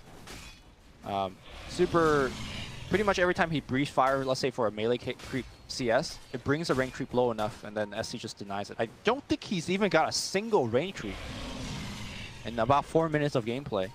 He is down almost a full level in a true 1v1. Yep, that's them range creep. Bottom lane, meanwhile, Inflame dies in flames as Moogie runs him down solo. Big pick off there. So Newbee crushing their two solo lanes and up on kills, now 2-1. I think you could say at least breaking even, if not winning this top lane, because they are denying the Clinks' farm. So it's a great start for Newbee. Lumi, you wanted stronger lanes. You're getting them right now as a Newbee fan. Well, for those who are Newbee fans. Yeah. Don't peg me as a Newbee fan. Top lane. Although I do like them quite a bit. What's wrong with Newbee? Nothing. Jeez, why are you hating on Newbee? God. Level 6 on SC. I do wonder where he goes to gank. You do see that Super is prepared for a rupture. He has a teleport squirrel being sent out right now. But I think how will the Bloodseeker play this? Is this going to be a QO style Bloodseeker? Do we see that early Radiance? Do we see him constantly going for rupture ganks? Is he mostly trying to give his team more damage? Is he the frontline tank? I guess time will tell exactly how his Bloodseeker may differ from other players. I think an early BKB is always warranted because, like you said, there are so many stuns available to disable him. BKB Radiance is the QO way. Mugi trying to get on Inflame here bottom. If he can get the vision for the open wounds, this will be a kill. Meanwhile, it looks like LFY starting off with the fissure up top. It did not get off the block as Afu intended. There's definitely some misfires here for LFY. Maybe have been able to punish so far. The Rupture is ready, and they let it go right now on Super. Does have the TP scroll, but just keeps on running back to the base. That pure damage is just destroying him. He gets the stun up under the tower, but the burrow connects, and Bloodseeker commits. No TP support in sight. They're busy trying to counterplay and punish top, and they will do so. Fissuring off Faith, catching him in the shackles. KP can do naught but watch. So it is a 1-for-1 around the map. A Dragon Knight for a support silencer. Yeah, but you got Faith. Like, who cares? The 5-position support. Yeah. And you lost your Dragon Knight. Agreed. Sorry, that sounded very condescending towards Faith. He is a TI champion. One of the older TI champions. In fact.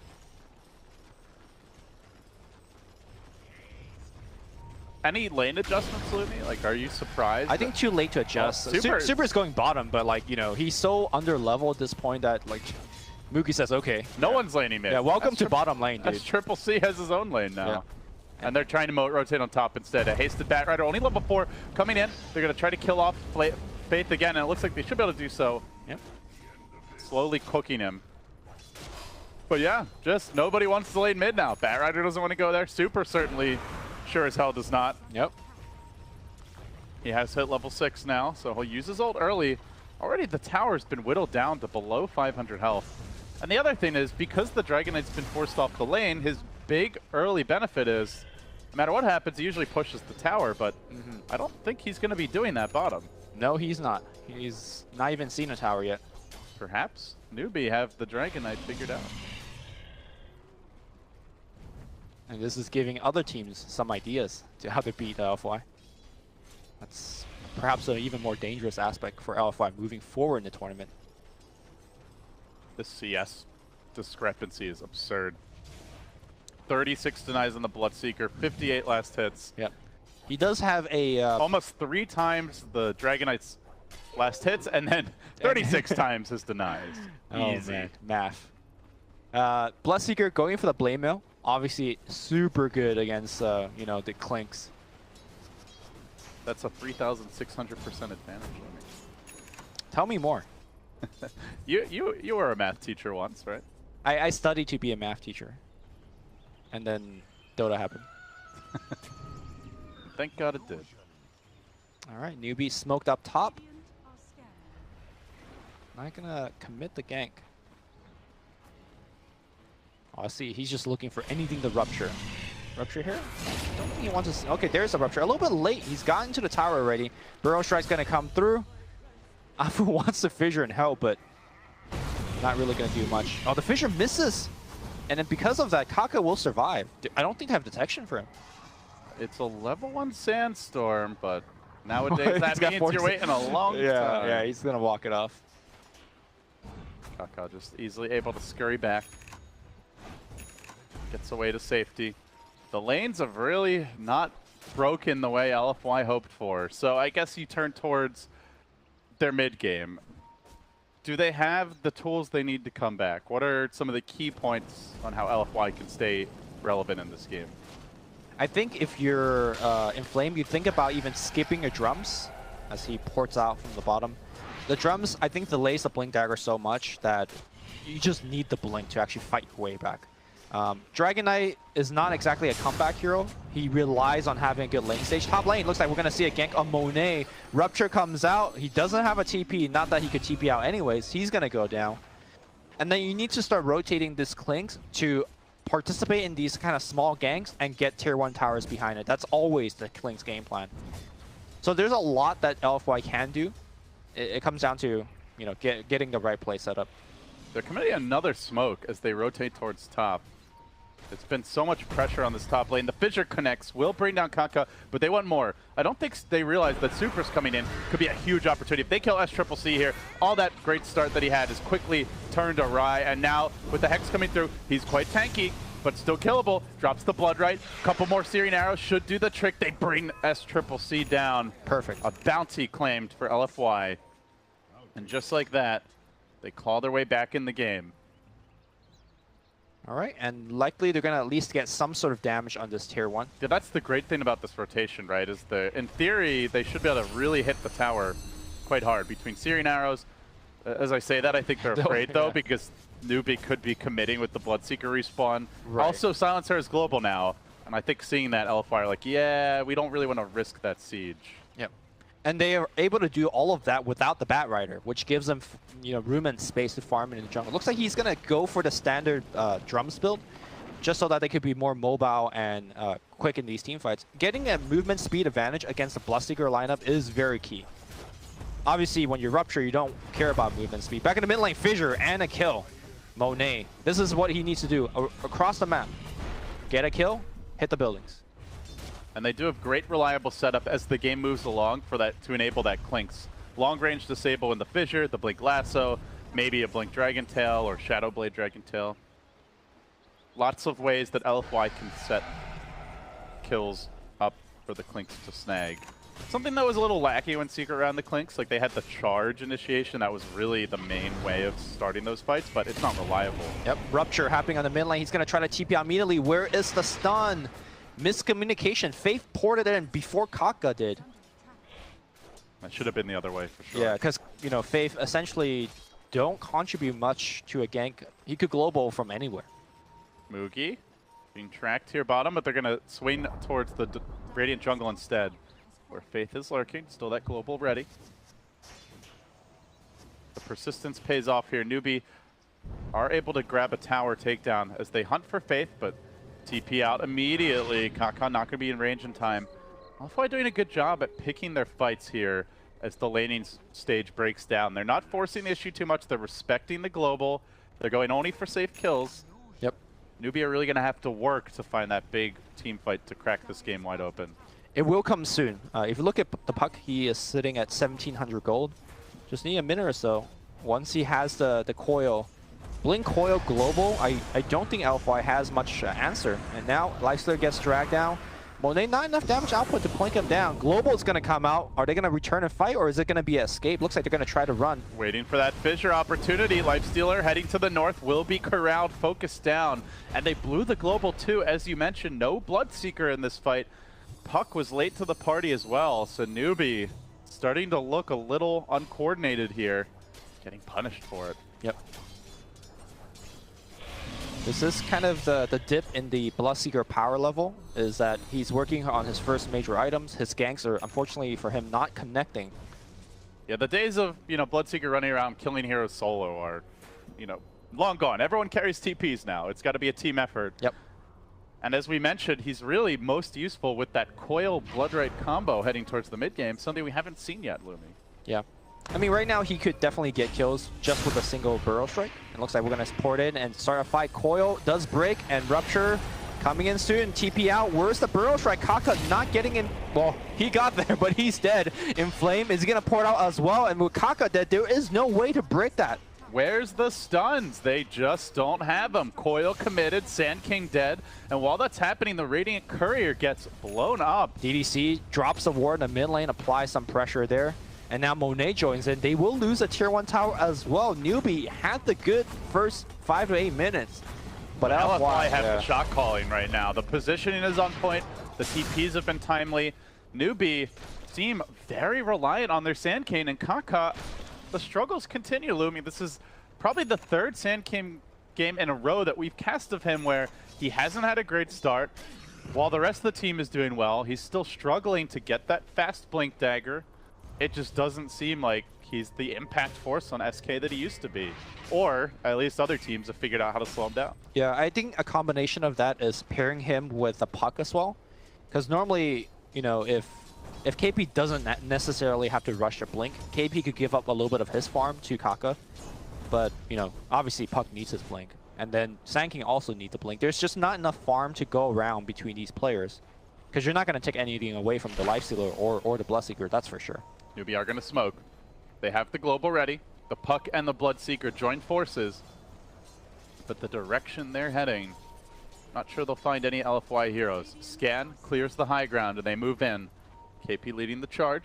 While it's happening, there's a gank in the top lane. Looks like that Sand King might go down again. Shackled up, DDC, then the lasso. All the chains binding Kaka. Yep. Turning him again into dust. Another death, and that blink feels like a forlorn dream right now. Oh, they're going to come in and at least pick up 1 or 2 kills. They see Inflame. Inflame just blinks out. DDC ports. There's no way to cancel that coil. Everybody's going to be safe. KP misses the coil altogether. An absolute disaster. And Newbee are wasting time here. You know, Mookie's not farming. Bloodseeker was a part of that smoke for the first half or so. At least they didn't blow the global, so they can try again in relatively short amount of time. But meanwhile, LFY, they took that bottom tower. They've taken the mid tower. They've equalized things in terms of map control quite nicely. They've really stabilized this game after a rough start. I mean, Dragon Knight is still having a tough game. You know, he's still 1,500 net worth behind the Bloodseeker, but for the most part, he's caught up. You know, a big part of the reason why they couldn't actually get off a good gank LD is that when they started that smoke gank, there was absolutely no vision on the other side of the map. You see the wards in the in the dire jungle. They dropped that during the smoke. Had they had the vision there before, they knew that they shouldn't have gone that direction. There was nobody there. So another game where vision is having a huge impact in this early game. Another issue I do think... Dude, they just smoked on top of ward right here, Newbee. Again, the vision game. Yep. Another issue that I do see, I'll hold that thought, we might have a big fight brewing. Newbee moving into position, smoking again. They have the ward. They'd like to get the jump on Inflame, and this time they strike Paydirt. They will coil him up, munch him with the Lifestealer. Mugi secures the kill for the team, but they're not that good at transitioning into objectives. That is a big weakness of their draft. The Blade Mail build on a Bloodseeker, he doesn't hit all that hard. He's much more of a hero killer. Lifestealer, you know, no signs of an early Desolator. The armlet's okay, and they will take this tier 1 mid, but like going for a bigger objective like a full HP tower or a Roshan, that's not something they can do. LFY, on the other hand, 1 kill, they drop the wards, the Klink size is Deso now, and they're just straight into the pit, or they're straight onto the tier 2. Yeah, it feels like the Lifestealer needs to pick up a Desolator of his own to supplement the pushing. But even with that, I think Newbee is more about, hey, we kill you, and then you don't have any heroes to defend the tower, we'll just run down tower. Well, swing and a miss for Afu. Tried to Echo Slam, cancel that TP, but not quite able to do it in time. Looks like he's a bit out of range, so good escape there.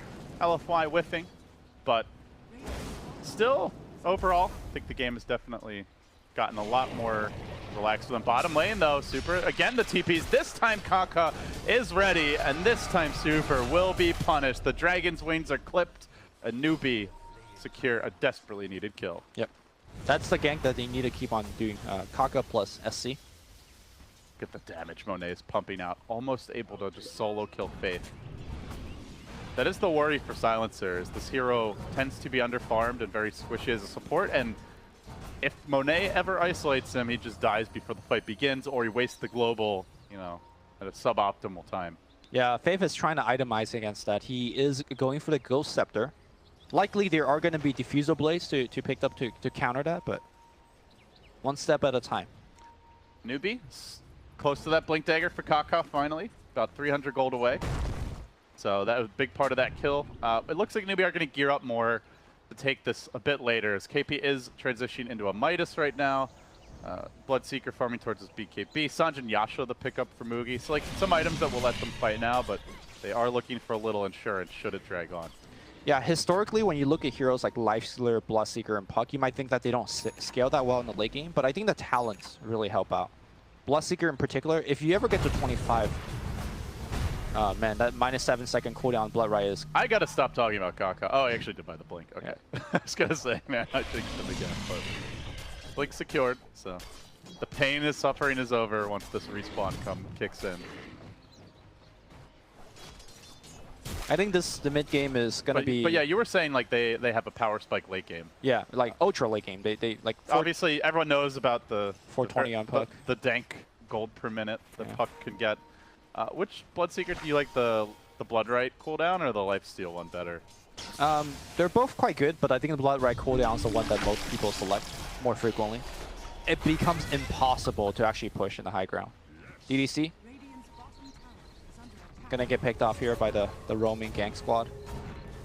Now they're still trying to pressure bottom, it looks like. Monet in position with that Dessa almost finished off the tower, and that is one thing that has been difficult for Newbee is these towers starting to fall, but now Batrider caught out with the Rupture, Bloodright coming through, and it should be a solid Bat kill follow-up. So 2 down.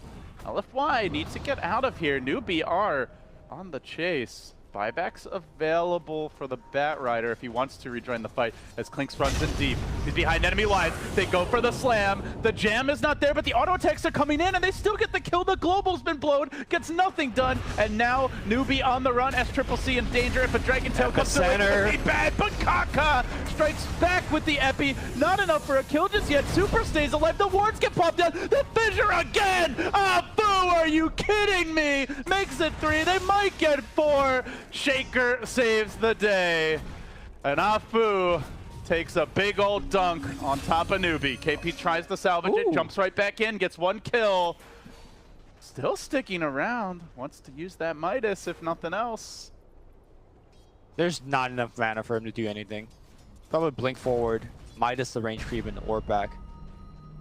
I mean, he'd love a kill. I don't think he has the mana to do much, but he's got the coil soon. Yeah, he's just gonna back away. So in that engagement, to me, it was hard for Faith, but he needed to global right after the Echo, before the fissure came out. I'm going to watch it one more time. Afu pops it off, and the global came just a tad too late, and because of that, because of the fissure hitting, enough damage was dealt. Clinks just came in from the side. Epicenter, this is where you say, Afu, look, you're only level 11, that level 1 ultimate. Had he had a level 2 ultimate, I think that fight changes completely. I think the DK will die. I think Monet will probably die as well. And so much of that goes back to all of the early deaths. And the slow start Kaka's had is early game has almost become a liability, which is crazy to talk about. When you look at Kaka, I think he had like 6 months where he was consistently like, playing as well as Afu has been this tournament. Dominating the landing stage, creating a lot of space for the team, but for whatever reason, this, at least in the games that we've cast him, that just hasn't been the story. I think it's one of those things where you play one hero so many times that the opposition just gets so many data on you. Like they know your gank patterns, they know your moves, where you ward, and things like that. And it just feels like he's been figured out. Now I don't want to say he's a one-trick pony. Kaka has a bunch of heroes, but his team has time and time again selects him Sanking first pick always. And they do it early too. Yeah. So your opponents definitely know it's coming. Meanwhile, looking at item progression as the game will slow down a bit. BKB nearly complete on the Clink. The tier 2 will fall bottom, denied by Kaka, but still more map control forfeited for the Newbee squad. Other than that, let's see, what else do we have? Our Dragon Knight now working towards, in fact, just completed is BKB. We already saw the Shaker blink. Yule's on the way. Blink up on the Shaman. So lots of extra mobility. Some very strong combat items coming out for the side of LFY. For the side of Newbee, they just got that Midas. They got a Yasha on the Bloodseeker.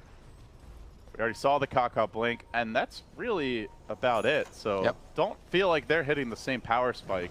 Newbee has maybe one more fight left in them before they can't fight anymore. Then they have to just switch gears and go turtle up because these BKBs are coming out. We already talked about how strong the LFY BKB is going to be against Faith, against this Puck, against the Sanking. There is no way that Newbee could win a team fight should double or triple BKBs come out. This is their last smoke gank before they want to split push, before they want to slow the game down. Just turtle up. Let the Puck Midas kick in, you know, let the Bloodseeker spend some time farming. But here comes the clash. Zankian Illusion coming in, quickly dealt with by a Hex. There is a completed Solar Crest as well, something great to throw on the Dragon Knight. Batrider going for that pretty early. Why creeping in. Newbee trying to back away. And Flame hunting. All about this Roche. I wonder whether Alpha recognized that they were much stronger right now. Obviously, they don't have all the visions that we do, and see, you know, item timing and stuff like that. Had they just walked into the pit and just claimed Roche, it's very likely that they would have gone. It's scary, right? Like Newbee's zone control and ability to take fights around the pit is pretty unparalleled. With you just global into that big blood right silence epicenter combo. They could BKB everything, though. That's the thing. The only thing they can BKB is the rupture. That's true. I guess it's more of like LFY has 2 BKB, the rest of the team is still quite affected by the global. LFY though, now this time, they're the one that's selecting a gank. Oh, KP would be a huge takedown. He blinks back.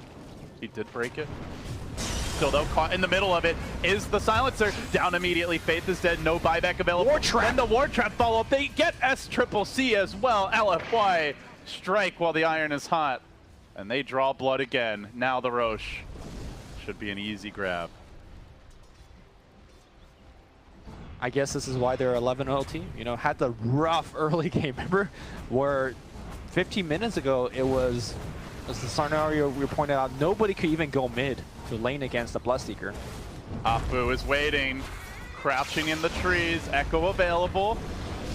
A wayward puck runs in and dies, and then the global comes out. Uh-oh. Kaka wanted to try and jump into the pit with Epicenter, but the timing's not right from Faith, and now the jig is up. There's a ward here, and as Kaka tries to get rid of it, he's going to find himself on the run. Afu blinking in, nails them with the fissure, could go for the full Echo commitment.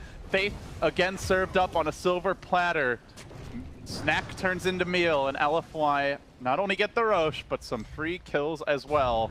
Newbee are in utter disarray now. I feel like Afu has a Ravage on a 15-second cooldown. Pretty much. Like, the way that he's been playing, you know, we saw that highlight on the bottom where he's been hitting 2 to 3 every single time with his fissure. Yeah, just then here again. It's not like, oh yeah, like, you know, 5-man Echo Slam, you know, with an Ice Blast follow-up. It's just really well-placed and timed fissures that hit 3 heroes instead of 1 or 2, that interrupt combos that, you know, are just timed right and positioned right to win them fights. Like, a lot of Shakers are, you know, Shakers more flashy with the Echo, but I think the fissures have been far more important this game. Yep, we just saw a comparison of the 4-position player, and I think this matchup between the two teams is entirely based on what we just saw on those screens. The stats are relatively similar, but a lot of the small things, I think, Afu is just doing better. And this is not to discredit. Kaka is one of the best 4-position players in China. It's just lately he has just not been on point, I think. He just isn't playing his best Dota right now. Yeah. It's hard to know why. It's not even to necessarily say that it's his fault individually, but for whatever reason, like, he's just not that impact force that Afu is right now. And I think it shows you that Newbee really do rely on that. Like, mid lane went great. SCCC had a good time. Granted, Faith's globals have been pretty suspect. It's hard for Faith to have good global because the burst damage is coming out so quickly. Like, you have milliseconds to react. They find him, Fissure is going to connect the stun, they got Hex, they got the Shackle. And KP's now dying too much. That's 2 times in a row he's been picked off. Something you can ill afford, and even with the Might is still trailing the Batrider net worth. It feels like Newbee is just starting to crack under the pressure. The LFY have such good pick-off potential. They're constantly roving around with the Clink scouting, the Batrider looking for jumps. Now he's got a gem, so again, the vision game comes into play. And again, just like last game, LFY have vision supremacy. There is basically nothing out of Newbee's heroes to offer that vision. And this is simply doing it through wards, right? You don't have a, you know, I mean, I guess you have a Batrider. The Batrider's like good for getting the wards up and dewarding. Obviously, his personal vision is quite limited nowadays, but yeah. Super striking at the buildings again. Not even committing the Dragon form. Meanwhile, Klink's doing the same at the mid lane. And all Newbee could do is just watch. Just raining down pain on these those red arrows. Just a constant stream of damage output. And then you see the follow-up to this. It's the wards getting plopped down outside the base. The Dragon Knight building his halberd to disarm the Lifestealer, the Bloodseeker in this upcoming fight. Really negate their output. Monet steps up. He's confident with an Aegis. By the way, they still have 10-second BKBs. They haven't even needed to use their BKBs yet. Now he eats a Rupture. He's going to take it all on the front line. Global comes out as well. Super activates the BKB. Will die to the physical damage. Oh, 3-man coil. Combo, but no follow-up. Like, okay, that got me excited. They got heroes that should be killable, right? Like they got the Bat Rider, they got the No, they threw everything. The Shaman, they threw everything on Dragon Knight. But they didn't have the epicenter. They didn't have the Rupture. Which is fine, I think, for Newbee, right? You got a 10-second BKB out of it. You repelled the push. You killed the Serpent Wards. Yeah, the tier 3 suffered like half his HP in terms of damage, but I think for Newbee, that's as good as it gets. The thing is, LFY still has this Aegis for a minute. Oh, they're going to find him again. KP, third time in a row. He's been picked off on his own. It's the vision game. He stood here, right on his Newbee logo, and then there's a ward seeing him. Afu says, okay, I'm going to fissure you from Fog, and then they just lasso him, hex him, and that's it. Dead for 30. Dragon Knight up in 15. The Aegis still online for about a minute. This is prime time to take the tower. Though they will be lacking those Shaman wards. Monet should at least get the tier 3 that's going to open the way to the shrines. Not sure he gets the racks unless they really want to risk it. They are going to dust up here, try to scare him away. There goes the fissure. Afu does have Echo in his back pocket, but he doesn't want to commit for it. While, meanwhile, Mugi just TP'd away from the shrine. Super may have scouted him heading over that way, but not going to find him.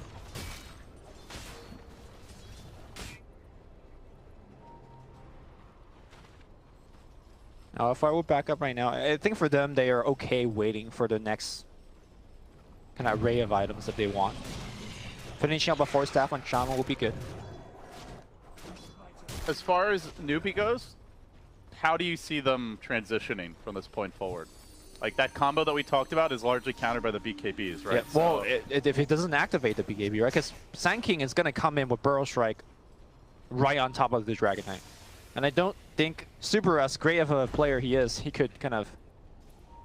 Afu is a Yules, though, so he can just Yules himself and then remove the global, come in and interrupt it anyway. I mean, we saw how quickly that Dragon Knight went down, despite his, 2,800 HP. They are going to dump everything on him. And you still think they like absolutely need the DK to win a fight? I think when you lose your DK like that, LFY is going to just back off. Rupture on Monet, he beat KP, shrugs it off, almost brings down Kaka, one auto attack shy of the kill, still standing there. The Rupture wearing off, about a quarter left. Now they're going to coil, commitment again, the global comes through, time very nicely, revving up the epicenter, they get to work. They bring down that pesky Bone Fletcher, but the trade is super, is left unchecked. Afu coming in. Slows them down, now the lasso through, locking down Mugi, trying to finish off the legendary, but he's so damn tanky, it's taking forever. A silence mid-enchant totem, the Echo still available. Afu keeps it in reserve, they blow everything. They get the clanks, they cost them 2, and the global, and now the puck as well, a 1-for-3 exchange. And that was without the Echo Slam, which is still ready. I think what we saw there is just the numerical advantage that LFY is having. Like, it was a good initiation from Newbee. It's just that more items, more HP from LFY, and they just kind of tanked through all of it. Afu's in, doing some heavy hitting here with the totem. No epicenter, no coil, no global. No Bloodseeker BKB, and now no melee Rex top. LFY draw first blood in terms of structures. They are closing in on that 12-0 start in the groups, looking just like such a complete team. They're winning from behind, they're winning from ahead. They've shown a bunch of different picks and styles for a variety of their heroes, and I mean, it's just hard not to run out of good things to say about this team with the way they're playing. Yeah, when a team has been winning every match, there's a lot of good things. Let's talk about the Bloodseeker as a whole, because we saw what he was able to do in the laning stage. He dominated the DK, a hero that you said has always done really well in the lane stage. Since the Breathe Fire change. Right, and then he, just kind of fell off. I think largely... Like, who's had more impact? I would definitely say Dragon Knight has had more impact on this game. And that's because of the item build that he went for. When you go for things like Blade Mail, Yasha into BKB, you need to supplement that with a bunch of kills. Remember, there were a whole bunch of times where he ruptured, Faith ported in instead of Kaka, or they had to port in a different timing. They missed a couple kills like that. You can't miss kills with Bloodseeker. KP tries to counter-initiate here. They get the burrow off on the Batrider. How much do they want to commit on him? He does have an Aghanim Scepter. He could go for this 2-hero lasso and try to hold them back. SCCC dropping the Rupture, and they turn their attention to the Bat, who's also already done. Then the double Ward Trap. No, not quite. SCCC, though, also getting out of it. Eats his way free. DDC on the chase. The core's on the run. They're low, though. Still Afu with the Echo. At some point, he's going to hit one, but just not yet, it seems. As DDC finds the Stretch Armstrong Shackles, but instantly get canceled out. Mookie makes it back to safety. Kaka also on the run. Heavy commitment from LFY, and they do manage to clean up Faith on the other side of the fight. Still Echo Slam ready. They do have the global now. I mean, that wasn't the worst for Newbee. Again, like, they lost the numerical advantage, but BKBs are starting to go relatively low now. And they are getting closer to the ultimate game plan, which to me is, if they have a chance of winning, it's hitting to level 25. Although, unfortunately, Puck has been dying every single fight.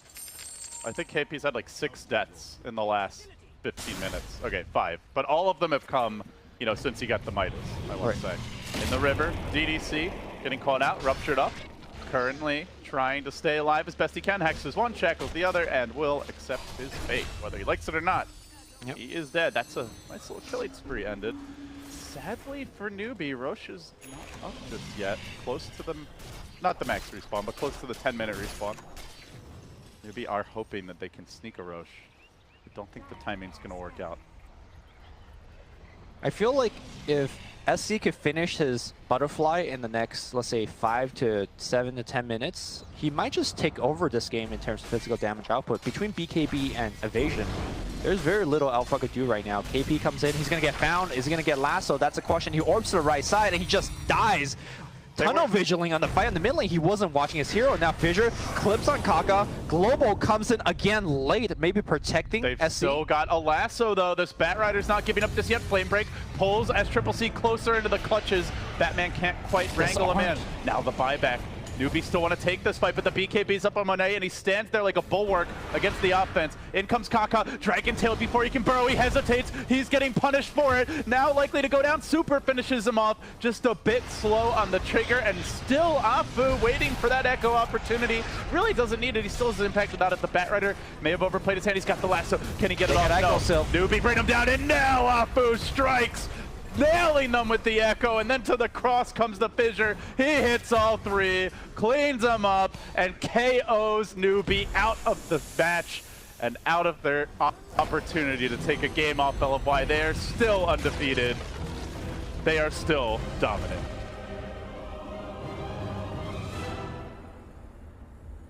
I don't remember the last time that a foreign player imported into China did so well. You know who that was? It was Chuan. Just think of what Chuan did throughout the early history of Chinese Dota. Afu's doing it right now. I suppose you could say KP. Sure, KP is probably the closest, but you know, he didn't do it at TI. You can't argue against what we just saw. He's so damn good. It's been so impressive. With this win, LFY 12-0, all but assured first place in their group. Yeah. It's going to be near impossible for anyone to match what they've achieved, and who knows if they'll even drop a game. Perhaps they can go undefeated the rest of the way. We'll see if anyone can figure them out. As for Team Newbee, a loss here, 2-0, defeated, does put them in the danger zone of potentially not making it into the upper bracket. I still think they're in okay shape because they played some of the tough teams already, but they're going to have to put those, you know, those games that they should win, they now need to win to ensure that top 4. That's for sure. All right, guys, thank you for joining us. There's one more match coming up for myself and Luminous. TI7 action will be continuing in just a minute. Stay tuned.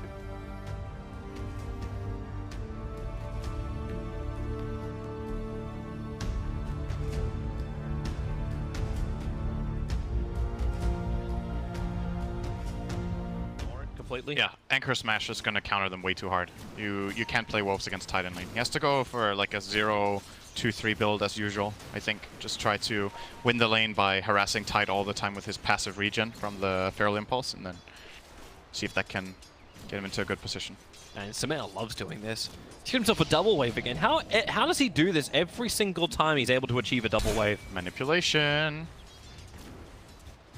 There's going to be like some really good guy. It's not really getting a... It's getting like a 1.5 maybe. It's because he keeps denying his range creep at the back. He dragged the creep wave up far enough. He's got 4 denies and 6 last hits. compared to this Weaver who's 3-0. Yeah. Like, he's taking out the critical units. Meanwhile, Infamous is committing to protect the farm of the Sven.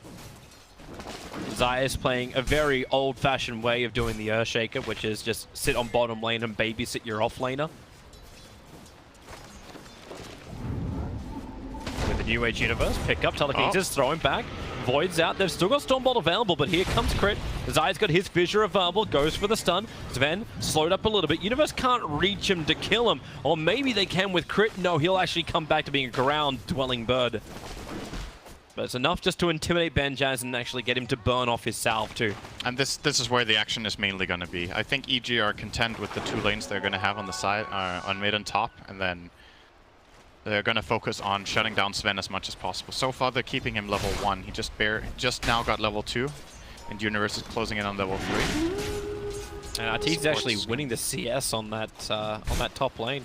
I don't think he's going to keep doing that now that Tide is 3. With a level 2 Anchor Smash? Yeah, I think if King Tekka plays this correctly, he will be slowly overtaking here a little bit. Maybe that's when we look at the rotations. The first one is coming out. It's Matthew coming up for the 2-minute bounty rune and maybe gonna try and help zone out Arteezy. And if they do, actually, there's no Dire Observer Ward that's seen this. If he comes for the second bounty rune, now EG should have got a small glimpse that Night Stalker is on the top lane, leaving the bottom lane a little bit more exposed for Infamous. Also, this is not fair. Smail is using 3 heroes against 1. He's winning this mid lane pretty hard. Yeah. I'm curious why they thought Weaver was the good last pick here. I don't think it particularly does any, like, Fish up. special. They're slowing down Sven. It's not enough of a slow. They need the enchant as well. He hasn't skilled it yet. He's playing without creep. They're trying to turn the tide this mid lane. Difficult thing to do up against a level 4 Mirana. Tomato's just harassing him out. They're getting rid of the Observer Ward. Then again, Matthew was so timid about this. Tango it. Yep, that's actually what they do. Fissure. Arrow. The stun doesn't last long enough. Only a 1-second duration, and the arrow took too long to fly. And actually, King Tekka is not overtaking this top lane. And now I think Lycan is going to just win now, or at least draw from this point on. These first 4 minutes are the minutes where I think Tide has a potential advantage. But he didn't have... Oh, actually, there's a solo kill from Sumail. Never mind. Yeah, I don't know how that happened. Arrow leap into a level 3 Starfall. But the Tide should, I think... If he runs out of mana, Lycan is winning the lane. So you need to use your mana to build that advantage. And since he used all his mana up, except for his Mango, and didn't win the CS war, now it's hard. Yeah. So Arteezy just manipulated the lane very well, got all the CS that he could, kept taking advantage of his Quelling Blade and superior base damage. Yeah, I wonder, just looking at the numbers in this lane again, if this is actually just a wash or a Lycan favorite lane even looking at it. I thought Tide was going to have an advantage, but maybe not. It was more player influence than just pure matchup that's what influence. I'm uncertain about, because to me, I just glanced at the lane a little bit and it looked like Arteezy was outplaying him, but theoretically, I'm not sure how tight of a lane this is now compared to in the past. It used to be a Tide lane, for sure. Yeah. Positive about that. The regeneration, like, you can stand under it and has a bit more of a better time. He's got so much damage from Feral Impulse. That's the thing as well, right? Like, he's getting 37% damage right now from Feral Impulse, and then he has a Quelling Blade. So they're switching the lanes. His damage is so high. So they're bringing Sven up towards the top. Tide's moved down to the bottom. This is... EG are winning really, really hard right now. Universe actually dominates this lane now. Yeah. It's difficult for Infamous to solve their laning problem right now. The Sven is going to be playing at level 3 Sven against level 6 Lycan up top. And here goes your first smoke gank, or actually, doesn't even have to use the smoke, they don't have one. It's Crit, who has to run away, silenced up for the moment, can't take flight, he's got 14 seconds, but the Fissure from Zai creates some space, but King Tekka, nice rotation in, pulls himself off the bottom lane. They get a kill on the Wyvern, but the trade-off is the fact that Universe is now attacking with double catapults on the bottom lane. So this pressure actually ends up slowly removing the tier 1 tower. How might be on cooldown? Arteezy going to commit dog form. Sumail came in through the rear. The Starfall's already done more than enough damage to ensure the kill on this Sven. And Arteezy will claim it himself. And Smell goes straight back to mid with phase boots. He's gonna have a pretty significant damage advantage on the Weaver right now. He's 25 damage higher. So, here comes Rubik. Fate holding a little bit harass. Oh, yeah, they've just abandoned bottom. Like, they've just let it go. There's nothing more that can be had from it. You're a 2k advantage behind, well, I'll say behind, 2k gold behind Infamous. And they're forced to already jungle with the Tidehunter. Samael's just so far ahead, 3.5k in the net worth. Was able to get that solo kill in the mid, which just turned everything. And Tomato gets hit by a Starfall, he can't stand in the fight. And always worry about someone else being behind. Oh, Samael! Wow. Did he actually just... Yeah, Tomato was leaving! He leaped into arrow him and got a short-range arrow and just a couple right clicks off with the illusion, and that was just barely enough for Tomato to not get ultimate off. Night Stalker was even there to try to help, but it was too late. Samael is just outplaying him really hard in mid. Like, this is not this Mirana favorite of a lane, but he's doubling him up on net worth, minute 730. Weaver's TPing in, the arrow, he was just TPing over. Zai still here to lend the fissure, able to get the follow-up stun into the Weaver. Burning off his rain drop charges one after the other. He only just picked that up as well, he's already down to 3 charges. Meanwhile, Universe has kept this catapult alive forever. Continuously pressuring the bottom lane, getting solo experience, and once Impetus is up, heavy burst of damage available. Crit's gonna find a friend too. Well, actually, either way, King Tech is moving pretty quickly to get towards Crit with the Observer and Sentry. They know what they're up against, but Matthew maybe overstaying his welcome. The Fissure trying to block, but Tomato moving off the mid lane, going to help kill off Zai. Shrine is available. Maybe cast a Cold Embrace. Yeah, it's the only choice, and then still in range of the Shrine. Tomato will do the damage. The leap forward. Matthew will go down to Samael. They can move their attention towards the Weaver. Doesn't have mana for time. Up to 7 stick charges will give him that. But when the arrow misses, he was standing in the one position. He's doing exactly the same thing under the cover of Shikuchi. They don't see him just yet. Now Zai will find him. He doesn't have the aftershock, so doesn't get a stun off the totem. Nice play from Tomato to stand still there with Shikuchi. Everybody's going to naturally assume that he's running somewhere. So they were trying to split and cover the angles, and he just didn't move. Nice choice. EG at the end of the day, a little bit of mistiming there on the arrow fissure combination, but the save from Crit there was really beautiful. He held it for as long as he could, just so that the Shaker could get into range of Shrine. This seems like such a horror position for Infamous. I understand how they want to get back into the game is with the flash farming that can come from Benjaz, but the camp they just stacked up, this 3 stack here, they've already lost the tier 1 tower in mid as well, well, almost in mid, as well as the one on bottom, which is gone. How do they hold on to this? How do they maintain control? So they have to bring Sven down earlier to get rid of, like, to take the stack. Samael, leap, fissure, perfect block, Starfall to follow in, and Benjaz dead on the top lane. Net worth drops now into the lowest of the 3 cores of Infamous. And that dog looks amazing for Lycan. What is that set?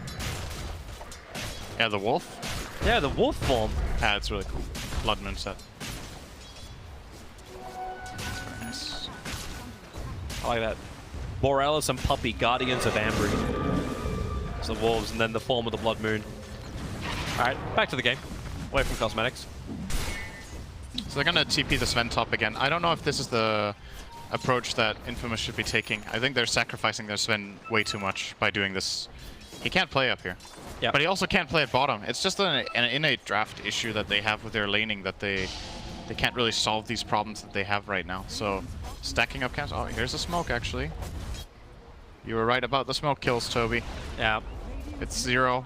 Now the first one might come at 11. If the Observer Ward doesn't actually see Arteezy. He's just off to the right, so they don't understand he's there. Meanwhile, Universe having, again, he's got this double catapult wave pushing. So even though Benjaz, like, he's committing his god strength and level 4 cleave, you can mop up the wave, but the trade-off doesn't work. Somehow still farming up mid. You're still taking the tier 2 tower faster than a 4-man commitment to the top tier 1 tower, and all you're using is an Enchantress. Yeah, this is not a good trade, but they're already in a pretty bad spot, so I think they just have to settle for what they can get at least. Trying to defend this tower would probably be very dangerous for them as well. So yeah, they're getting whatever little chips they can find. But this early game looks so extremely EG that I mean, I don't really know. I don't really know what Infamous is supposed to do right now, except wait for the nighttime and try to get a move going with either a smoke rotation or just some sort of aggressive movement together. Because their lanes are definitely not going well. Oh, nice try on the arrow fissure combination mid, but there was a creep in the way. Yeah. Is their advantage the fact that EG are never sitting as 5? Like they're in this 1-1-3, with the 1-1s being on the top and the bottom lane.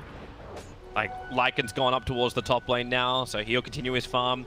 TZ's doing what he normally does with his Lycan. He is going to go for the Necro Book build, so he wants time to finish his level 3 Necro Book. Universe is going to go for his Solar Crest after already having 1 Drum's Treads and a Blightstone just to ensure that his pushing on the towers goes faster. And if they want to, like, EG could even slip it and take Roshan once they have vision dominance around it, obviously. Yeah, Infamous can't really... I don't know. You have Ravager, you feel like they can contest it, right? Yeah, you feel like they should be able to, right? But their cores are just suffering so much that I don't know if they have the follow-up damage that they need to this Ravage. I think they can try for a Ravage play with the Swarm and this Medallion from Weaver trying to isolate and kill off a fragile hero like the Wyvern. But Cell's in trouble. They need to get the silence off. Yeah. In fact, the Cell's dead. Samael just now is 4-0-2 on this Mirana. Casual Yasha. Not even going to finish up a Manta style, going to go into Diffusal Blade directly after. Yeah, they have to... Actually, is he? Okay, yeah, never mind. Yep, there we go. Infamous have to isolate and kill a target while Wyvern is silenced. It's the only way I see them winning a fight. They can't really kill anyone through Cold Embrace. The heroes are already reaching levels of tankiness where the spell combo that Infamous has isn't powerful enough. They need Sven to be able to deal damage, and they need Weaver to be able to deal damage. And that's what I'm gonna come back to this Weaver pick. It's just puzzling to me. I'm not sure what they were hoping for this mid Weaver to accomplish when it's playing already into a known Wyvern pick and is playing together with Sven. Like, it's so much physical focus against a hero that loves that. And it was their choice too. Like, Yep. they willingly did this. Arteezy and Zai gonna combo together to kill off Benjaz up at the Dire Jungle. Meanwhile, Infamous is prepping themselves for mid. King Tech has got enough mana to actually trigger off his Ravage, but not enough for both Ravage as well as Mech. So this doesn't seem like the teamfight that Infamous is looking for. He's too busy farming up the Ancients. He doesn't want to be part of this yet. And you've had mana issues from your Tidehunter. He has mana issues because he used his mana to farm. Yeah. He does have the right item build to be able to get all his spells off. This Necrobook's being a little annoying for him, but... But it's just the fact, like, Infamous looks like they were posturing for a fight. Nice fissure into the leap arrow of Samael. Doesn't have mana for the Starfall. Now he does with the 1 charges. And he's happy to do that. Picked up a regeneration rune from the bottom river. And that just seems like a very easy kill. Now middle lane, Benjaz. Splinter Blast flies out. Quick little slow. The Echo Slam. Okay. Not really that effective against Matthew, but it's going to be enough. And a Cell. Wonder what he looks like when he soars. Yeah, I was just thinking the same thing. How does Arctic Burn look on Rubik? I don't remember last time. Does his coat just flail out or something? I don't know. I guess he just shoots frost with his staff when flying. That's my guess. This is a very, very, very, very EG game. I think this is quite possibly the most one-sided early game we've seen so far this tournament, at least in any games I've cast. Benjaz is dead. Universe can just dive under the tower. The Enchanter slowed down the level 3 Necro Books from Arteezy. If Benjaz kills them, he dies anyway. They move their attention over towards the Rubik, who goes dog form and has the movement speed to get away. Meanwhile, Zai died in the back line. Looks like Matthew was able to slip in through the back and actually do something nice for him. Arrow flies from Samael, flies a little bit off target as Matthew went west. Samael guessed east. And Universe can't find his kill just yet, but it's a level 4 untouchable. Just standing to attack Universe, it takes too long. They're getting rid of the bugs. Samael is probably the only one who's in trouble, but he's got Moonlight Shadow plus a leap available. Will commit the Moonlight Shadow instead. Here comes your extra support. Dust going off. Enchantress is revealed, and they do bring him down. A good kill for King Tech to be able to claim as Tomato coming into the Shrine of Evil Geniuses. This is not your home. They cannot fight there at all, especially when they're this far behind. Yeah, but under these conditions, that was very well played by Infamous. They're very far behind, but still managed to find an okay fight there. Sven in the meantime farming up the stacks. So a little bit of signs of life here from Infamous. They also didn't use the Ravage, so they can choose to fight again soon if they want to. But Yep. Darkness is ready, as nighttime is 3.5 minutes away. He's going to hold on to the Darkness for now. There's generally 2 options on Night Stalker when daytime kicks in like this. Either you use Darkness straight away, because then you can extend the night right after the night, and then it goes off cooldown and you can extend it into the next night, or you hold it for a key moment. The first play where you use it immediately gives you a bit more efficiency and a decent amount of more uptime. It's 50 additional seconds of nighttime. But Matthew thinks right now that it's more important to have it for that key moment that they don't know when it's gonna arise for them. So wait until the time is right against EG. They need everything working for them if they're going to try and fight. Vision, game is good. They put an Observer Ward in mid lane, so they saw both Samael as well as Crit move closer towards their shrine. The other Observer Ward seeing them leave. So Darkness now being triggered. All right, Matthew, he's not going to be able to reach anybody.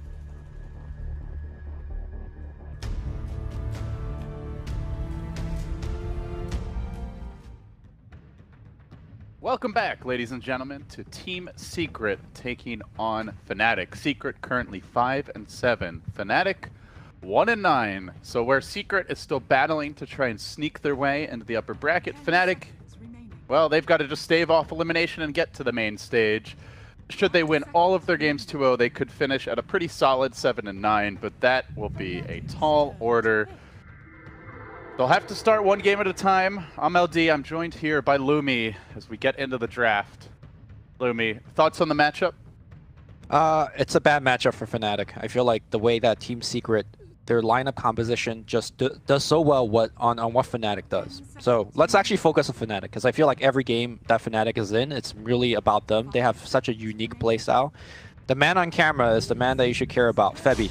This game, this whole draft is revolving around him. He's the El Capitan. He's the Michael Jordan for the team, and they always draft around him. So think of Bloodseeker, think of Monkey King, the 2 heroes out of band. Those are targeted to him as well.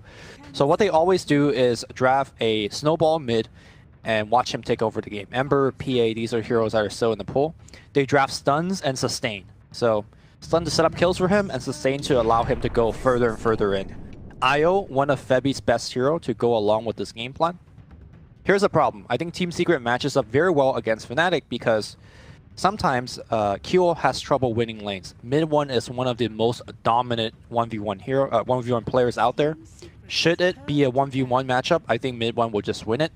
Secondly, the Absol puts a lot of tension on the mid lane to help mid 1 to win his lane. I think that's going to give more issues against QO. Yeah, so Secret going with the target ban here to open up the draft. They remove the Monkey King immediately. They leave the Io out there.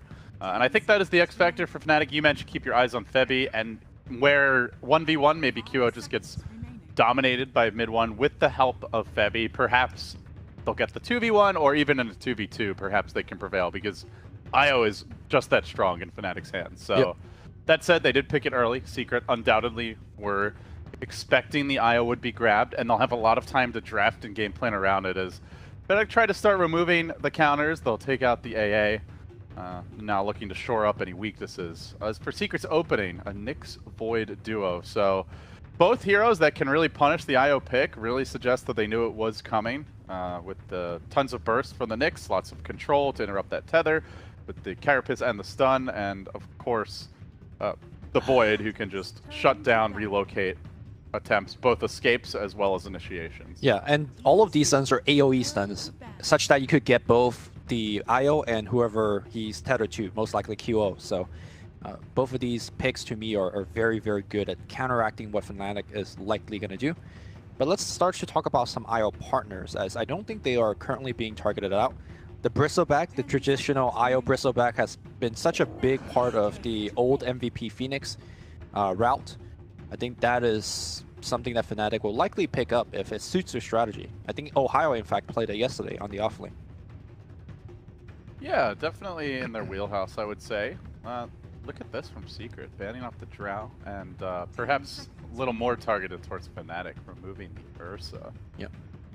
5 seconds remaining.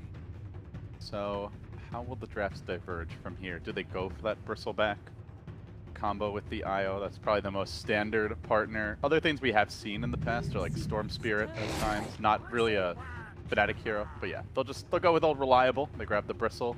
Yep. It's a hero that you know, Secret will be expecting anyways. You don't give away too much of your strategy moving forward. Although the Fnatic strategy is already a very known quantity at this point. Yeah, and the thing is, Void already helps you a lot against bristlebacks. They've been out there for the big damage.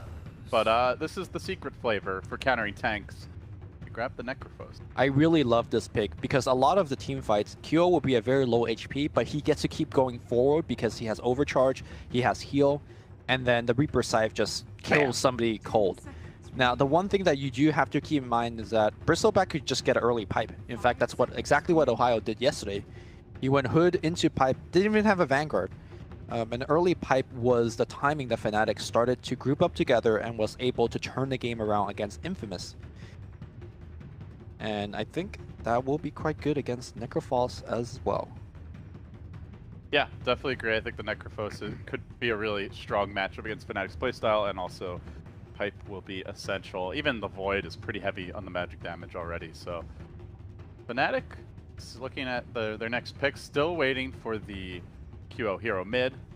What out of what remains, what's your like dream QO pick right now? Or are you saving it for last overall, as Fnatic do have last pick?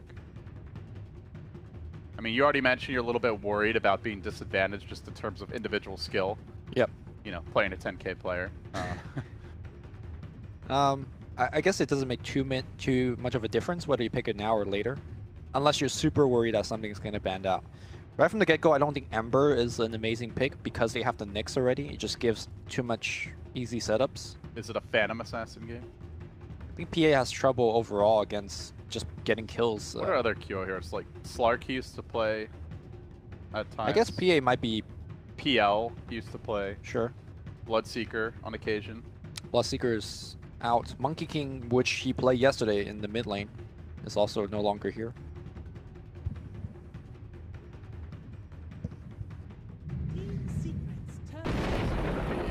Well, this is probably not his hero. Gonna be Ajit's hero, yep.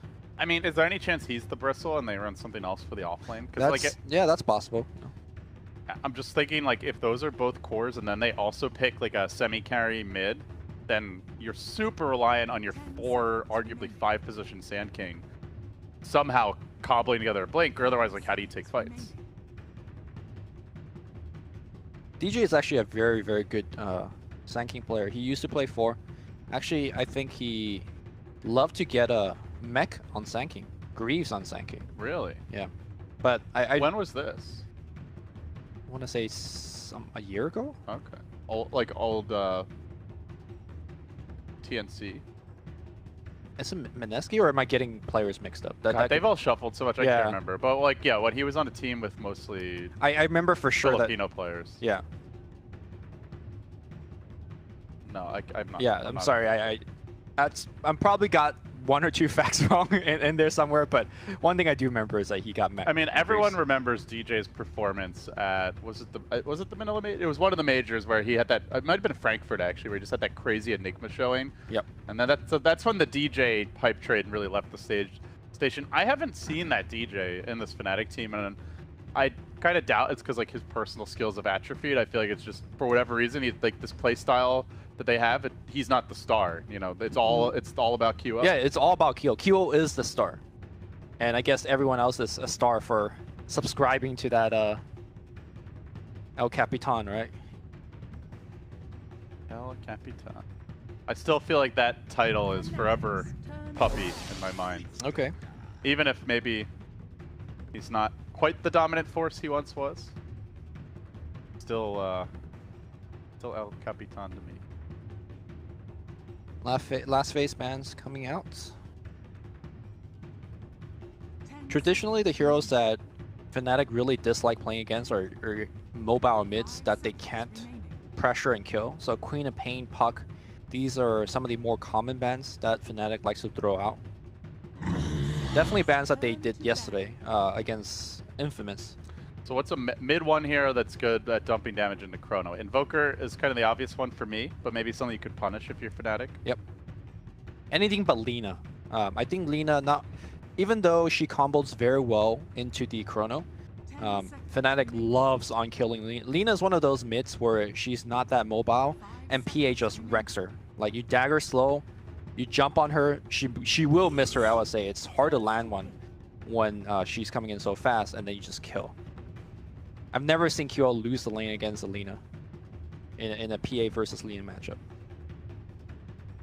We're still then operating under the assumption that they will have 3 semi-carries, 3 twos, basically. Oh, sorry, I did say that Team Secret had the overall final pick, but No, I got confused. Gyrocopter. Is this a mid Gyro? Gyro's pretty good Or is against... this a mid Necro? Gyro's pretty annoying to play against as IO. Like, you just keep on having that missile thrown at you, and also, like, it's hard to dodge all the AoE. Another hero that can throw a ton of damage into a Chronosphere. What is mid one's preferred gyro? Not rocket, dude. The homing missile. I mean items as well. Last pick on the horizon now for Fnatic. This really decides the style of the draft. Will it be a less greedy lineup? They grab another strong support here. The Sand King gets an off-lane position. Do they run triple semi-carry, which is what I expect? Yes, they do, Lumi. It's TA, though. Into the gyro, into the chrono, into the mount. Like, there's a lot of things that make TA's life hard this game. It also is not a reliable way to kill either Faceless Void or Necrophos. Necrophos, like, just goes into a little Ghost Shroud, and suddenly there's not much damage that you could throw into it, right? Yeah, bursting heroes down in this game is tough. Nyx has Carapace. Yep. Void has a lot of escape in Chrono. Necrophos has a ton of heals. Witch Doctor helps keep the whole team alive. And most of these, pretty much all these heroes tend to build like tank items first. So I don't think it's a game where TA can do it alone. TA is going to need help, and she's going to need setup. And it also does put a ton of pressure on DJ and Febby. Like, they have to do all the heavy lifting now because there's no one else who can really start fights, aside from Bristleback or Razor running in. So, hey, it is iconic Fnatic to the perhaps bitter end. Hopefully for the Fnatic fans, a sweet one. Yep. But they are not going to change the way they play Dota, even if they are down 1-9 in the group stage. This is probably the best strategy. You're going to stick with your guns, right? Till the bitter end, like you said, maybe. But we'll see if they could take some wins. This match is very important for both of these teams. You were mentioning that, you know, Team Secret trying their best to sneak one into the top 4. And Fnatic trying to survive. Yeah, survival is the word of the day for Fnatic. Just get out of this group stage. Get me out. Get me out of here, please. And then hope for the reset heading into the main event. They'll have the day off. It's a BO1 to start the tournament. You win that BO1, suddenly you start gaining some steam. You know, you could be the next OG, perhaps. Gain some money, you know? That's OG of Frankfurt, yeah. Time will tell, though. Secret on the Radiant. Fnatic on the Dire. We get underway. It's do or die for Fnatic, and they are going to start with what looks like 2-1-2 setup here, sending Ohio and Febby down bottom. As for Team Secret, initially MP will be the safe laner, expecting the Bristle to be here. Mid one, Mr. TI1 Dendi himself will be heading towards mid. Huh, very interesting. Now, Febby gonna go for the bottle. This is fairly standard, saving gold. But what is TA going for? Saving 525 himself. Is he rushing a quick bottle as well? This is not... It's not really the standard TA build nowadays. No. And they're gonna get challenged. Maybe neither of them is gonna get the rune. Here comes the Witch Doctor. They are outnumbered here as 4 heroes from Secret move in. Ohio, though, could be annoying, but he doesn't have the point of Bristleback. QL wants to take this fight. He also wants the rune. They could really get punished with the Rocky Barrage coming in, and Ohio not having the point of Bristleback. It's an easy first blood. QL's probably going to die as well. Oh, this is bad for Fnatic. He does have Refraction cooling down. One more auto attack. He won't get away from the clutches of that nasty But wait, Febby steals the rune. Got him. All right, touche, Febby, touche. Oh, can he make it out? That's the question. He should be fine. Yeah, he's gonna hide for a little bit. Yeah, Secret don't know. And Puppy stick around, but they really have to be on top of him as a group to prevent him from tethering out. Ohio will get him back to freedom. So a small consolation. And now we can look at the Lanesville matchup, obviously with a bit of a disadvantage here. It is the bottle rush for QO. So it's actually Gyro versus TA 1v1 mid. Straight up. Yep. It looks like maybe even some help from the Nyx. I don't think TA is going to do that well in this matchup. I mean, she has a range advantage. She has a side blade splash advantage. Doesn't seem like a 1v1 anymore. Yaps are But mid one's going to have the fast boots if he wants it, or bottle. QO is going to have struggle last hit also with the Yapsor here. And if you get the speed advantage, you can just run her down with the Rocket Barrage. To me, it's not really about the... Oh my QO's god, already QO. getting pummeled. Yeah. It's more about what happened earlier. You know, the whole first blood double kill situation where they lost the rune as well. Yeah, that definitely tilts this lane a lot. Yeah. I almost think they have to leave Febby here until QO gets back on track. I don't think he can handle this lane. Oh, that regen though. Febby saving the day, as he always seems to. Off top, Kezu is playing aggressively on DJ, forces him back to the tower, bullying that SK a little bit. So early days in the lanes here, but Fnatic are CSing quite well to start things off. DJ already 6 CS to his name, so sharing some of the last hits here. All things considered, it's not that bad. They give up the kills, but they're farming well. Yep. The pressure, though, does come as Yapsor finds another kill. A knife to the heart. Uh-oh, Courier running by as well, but should be faster. Well, Courier just sitting there. Is this a next level bait? I don't think there's anything next level about feeding your Courier. One more hit. He's got the higher movement speed. No, the Courier does. It. Oh, the TP in. Be afraid. Yapsor is going in. Baited. This is actually a pretty good bait. Yapsor... Burrow strike through the trees? Through the wood? It's just like, oh no, he spiked it. Now he's going to be dead. Oh, he won't be dead. He's going to take a couple more hits. There's a point in Caustic. Oh, he might be. Is he going to suicide to the dragons? To the ancients? Trying to work him down. Okay. No Carapace. He goes for the deny, and he gets it too. Oh, that Now who hurts. baited who? Yeah. I'll tell you who's MVP of that fight. Mr. Donkey. Saving the day with this 4 powerful lane. Elsewhere in the bottom lane, action heating up as Ohio, Febby make their move onto MP. They're committing for this. Oh yeah, right, buddy. Yeah. Quick Ghost Shroud. Nice commit, dude. Easy turnaround, and we might see a lot more of this game. How is that fair, by the way? The fact that he just went from 10% health to full, no problem.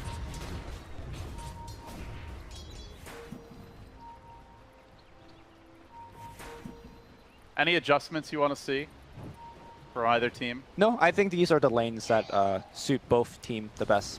It really comes down to when level 6 on mid 1 hits, what happens? Probably Yapsor is going to rotate mid and force a kill with the ult. I don't think, for example, Void is going to be able to get too much. Bristleback likely will get much more than the Void, simply because he's Bristleback and he has Isle's backup. Looking to descend on this middle lane, opportunity to take down mid 1. They commit for 2, spreading the Rocket Barrage damage, limiting what he can do as he tries to worm his way through the trees. He drags QO in deeper, but Fnatic commit in numbers. 3 descend on mid, and mid 1 is down. Speaking of mid 1, he is leveling up the Rocket Barrage, not the homie missile. Yep. It's obviously great against the TA in particular. Also a lot of bursts against IO. I mean, homing missile does nothing against refraction, right? You see it coming, you refract it, and you block it. Boink. They are already stacking Ancients. Important to keep an eye on this because this team really farms Ancients. I actually think it's probably the most important part of their game plan is just getting those stacks to farm. You've got Bristle, you've got TA. Elsewhere in the jungle, don't really see a whole lot right now. Actually, just that one Ancient camp being stacked, as well as the big camp that Febby just started on. Being efficient with his time. That'll fuel their mid-game economy.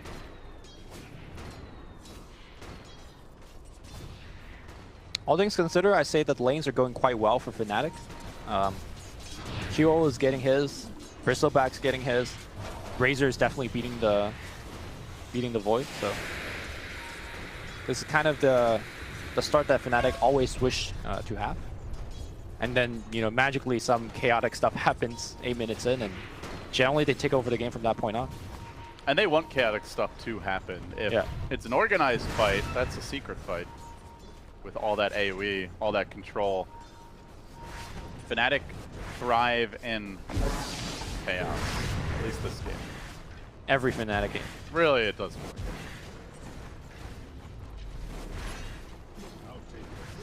Yeah, they're winning this farm war quite hard though, Lumi, I must say. Yeah. Keeping it close. Everybody getting some good CS. That IO is well on top with the other supports. There is a double damage rune on QO. They could just kill Benedon very easily. Yapzor is already expecting something like that. Sitting on the mid lane. DJ lurking in the trees. Maybe wants to make a go on Kezu here. Already has the 3 points though. Oh, QO's been missing his Mel Strike. This is the second one I've seen him miss. Only that 1 point side blade.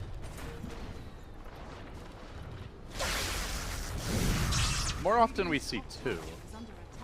Yeah, then you won't have the Mel Strike. I think you pick the Mel Strike for the forcing kills. Most TAs are content just to trade farm, but for QO, kills is his dang. I do. The one hero we haven't really talked about for Fnatic is Ajit, just quietly dominating top. Not much Void can do about it on his own, but with Echo, perhaps things could change. They're going to bring in the Gyro. They drop the Maledic. DJ on the side trying to offer assistance, but he can't get the job done. In fact, in burrowing in, he commits his own life. At Secret, we'll grab 2 for the price of 1. Costly deaths there. And again, has, to me, been the story of Fnatic that DJ is only a role player in the way that they draft, in the way that they give him space. He's not being given opportunity to take over games like he used to. Yep. And that's fine. I mean, he's in the team for that role. As long as, you know. Everyone else has to step up. You have Sand King with 900 net worth at 8 minutes. Don't forget about, 20-minute blinks. Might not even get a blink. Yeah. And the thing though is he is their team fight initiation, right? They have 1 stun. No, the team fight initiation is QO running in. Right, but he's their only disable. Everyone's just gonna TP out. So like he has to be able to get there before those TPs happen or the turnaround comes. I guess he runs in from the side. That's fine. You gotta be a sneaky. Crouching Scorpion. Hidden Burrow Strike. So I wonder what Ajit is going to be ultimately going for. Normally, Ajit plays a safe lane carry role, but buys very, very utility-based items. Things like drums, Medallion of Courage, things to that nature. Force Staff. I think your goal as Razor is to tank up and survive the Chrono. That's the dream scenario. Maybe even a pipe would be good for him, potentially, as they commit onto DJ. They want to kill him off, but the IO's there. Bevy turning the fight, and now Ajit seeing opportunity. Surges forward, but can't kill anyone fast enough. Secret are able to disengage. Yep. Without a TA Deso, they don't really, or at least a TA in the fight, they don't have that critical burst to force someone to their knees in time. I think for the next 2 to 3 minutes, QO and Ohio is going to just work on these ancient stacks, finish it off. QO gets the Deso, Ohio gets the Hood and Pipe, and then it's go time. No more farming. QO getting out CS'd here pretty heavily mid 1. Already 10 CS down. I mean, that's something that we already kind of touched on during the drafting phase. Sometimes QO just have trouble comparing to some of the top tier mids. But I think mid 1 in particular this game has been getting a lot of help as well. Which is, fairly standard Secret. They are tri-laning mid for now. They've got the Void in reserve, I believe smoked up. Waiting for an opportunity to pounce. They make their move. The bubble gets deployed. There is no relocate just yet. Oh, Io not even in position. It looks like he was heading towards the south. He comes in from the long range tether. They're not able to burst QO down. And now Ohio charging forward. But where's that Sankey? Where's that Burrow Strike? Mid 1 TP's out. He cackles at them as he retreats to safety. Not over yet. Puppey gonna get slowed down. We'll get slowed down again. QO decides against walking up the ramp. So a couple of things in a team fight. Mid 1 walked into the Chrono here after dropping the... I think he wanted to get close enough to get the Rocket Barrage off without being in the Chrono, just mistimed it a little bit. And the second thing, like you said, Sankey needed to port there too.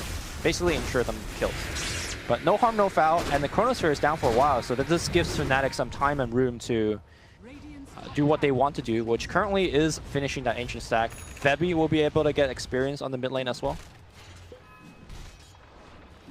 Atos almost done, meanwhile, for MP. So going some raw HP here. Getting tanky, and Atos complete. He can go for the kill on Febby. He's going to dive in. The scythe isn't enough to finish him, but that last auto attack does the trick. Still the IO with the quick respawn. Up in 10. No relocate for him, sadly. He's only level 4 at 11 minutes. A bit under-leveled.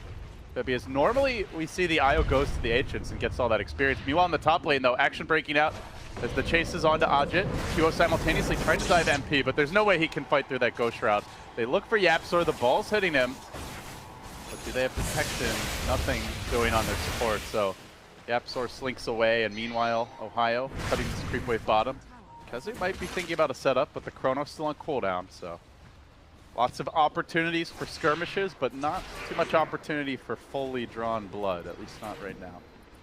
Kyo decides against finishing the Deso and goes for the Blink. This is pretty standard, two items that Templar always goes for. I guess his role right now is he doesn't think he could actually kill the frontliners. The Void, the Necro is just too tanky. Even the Gyro sometimes. You just want to kill Puppey over and over again, and then just catch up on more hero. Ohio is trying to press this bottom lane, really dragging Secret down, but they're coming with an Atos, with a Scythe. They've got the Chrono. Ohio could be in trouble. He's going to need the support of the IO if Secret want to commit. But they think against it. Like you said, going on those tanky heroes, not the ideal way to start a fight. So they'll wait for a better opening.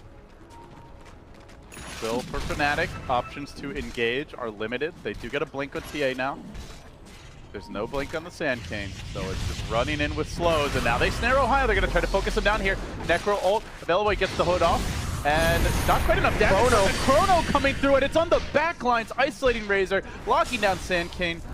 Io still not there. They just haven't had Febby in these fights. He's desperately trying to get his level 6, but he's not there yet. And with the lack of Febby, kills are coming through pretty freely. Razor falls next on the list. That's 2 cores down. Secret are surging. Febby is just too underleveled. Yeah, that seems to be the big problem for Fnatic right now. They just don't have any initiation. Don't have any forms of control apart from that Burrow Strike. And they're so reliant on the IO to take fights, and the IO is starved. Like, he needs a little meat time, but no one's picking up the slack. Kyo gonna eat the rocket to the face again. Looks like Tower should be fine. Secret are retreating as a squad, so a very calm escape plan from them. They don't give any opportunity for DJ to come in and maybe sideswipe a hero last minute. So it seems like Fnatic may have to slow things down right now. Let the IO catch up, farm these Ancients, buy time for the pipe to be completed, get that Dragon Lance on Ajit. Like, now is just not the time to fight with this Tricore and with no reliable initiation to speak of. And it doesn't really, it's not the tempo they want, right? Like we saw yesterday when they had success with the Monkey King Lumi, that now is when they're fighting, now is when they're killing. But I don't think they can with these heroes. Whereas Secret want to fight. They want to do it now. Cooldown's ready. Here they go. Yapzor out in front, and he looks to commit. The cooldown's on point. It's going to hit Febby once, but not enough for the finish. Febby stays alive and looks to retreat. He might be able to tether back in. No, focus down and isolate by Yapzor. He will fall while in the main post of the fight. Fnatic are getting overrun. The Bristleback gets deleted. Epicenter revved up. Burrowing forward. He will turn this fight a little bit, but not enough. MP hangs on. Everybody stays alive. Puppey with the heals, bringing them back. And Secret are suddenly back to full HP. 5 bite the dust. Man, I think the final pick on the Gyrocopter might have been the ultimate counter pick to the Fnatic strategy. They like to group up, they like to run at you, but when you see a call down, look at the placement of the call down and look at how the team reacts. Call down comes through, the TA goes in, the team wants to go with the TA, but they're all isolated and zoned out. TA immediately dies to the Death Ward. The rest of the team without the TA, without the IO also got super low. Yeah, and he ran to the north in an HE camp, and Yapzor just would not let him come back to the fight. He ran into him, he had the Carapace ready if he tethered out, just zeroed in on that IO and ensured that there was no healing or, you know, damage reduction in the entire fight, so. Fnatic cannot take a fight until Pipe is finished. They have no chance of winning. I think they need the pipe, they need the Deso, and they need, like, at least the Dragonlance, maybe the makings of the next item on Ajit. Like, they're just not, they're not combat ready. Yep. I think the fact that they got out-farmed in the laning stage so hard is coming back to haunt them. I don't think Sand King was the right hero for the role that DJ is playing right now. I think if you want a hero that star, Shaker perhaps is a little bit more. I don't know whether Shaker was banned, but Reaper Scythe coming to play again. They're feasting on Ohio, and you know, I know we saw like the seeds of this Necro counter to Bristleback a month or so ago, but it's being put into practice before our eyes. Well, this is more like, hey, I'm out-leveling you, I'm out-itemizing you. It's not really even Necro counter or anything. I think any other offlane would have suffered the same fate, if not harder. I guess Bristleback is tanky, but I guess the point I'm trying to make is that Fnatic is just losing because they're just more behind. action breaking out as QO trapped out. Punish, he tries to go in on Puppey. He can't even take down the Witch Doctor. Secret just keep on rolling. 15-1. Yep. Honestly, I'm surprised it's not a 10k gold lead. Puppey, I gotta point out, the casual buckler, something that he loves to do when he, I think, played 4-position support Doom back in the day. But, you know, against this particular team where they're trying to kill you with Mel Strikes and physical damage from Bristleback sprays, perfect item pickup. One of the most cost-effective way to give yourself and your team armor. Secret working on this tier 1 top, trying to convert kills into objectives now, and TA's death again means still a long way off from that Deso. Did not even get to spend her gold, so still short of the first Mythal Hammer. This is usually the point where a good TA game you'll have a completed Deso online, but he is nowhere near it. As a Dire Scan will find Pater bottom. They scout out MP. Initiation was going to be attempted by DJ, but instead MP is waiting for him. Yapzor is on the case again. 40 seconds on the sideline while DJ wishes for a bygone day when he actually got items. 1,700 net worth at 17 minutes. Feels bad, man. That's sitting at about 100 gold a minute. Painful. Yeah, I'm not sure what Fnatic could do at this point.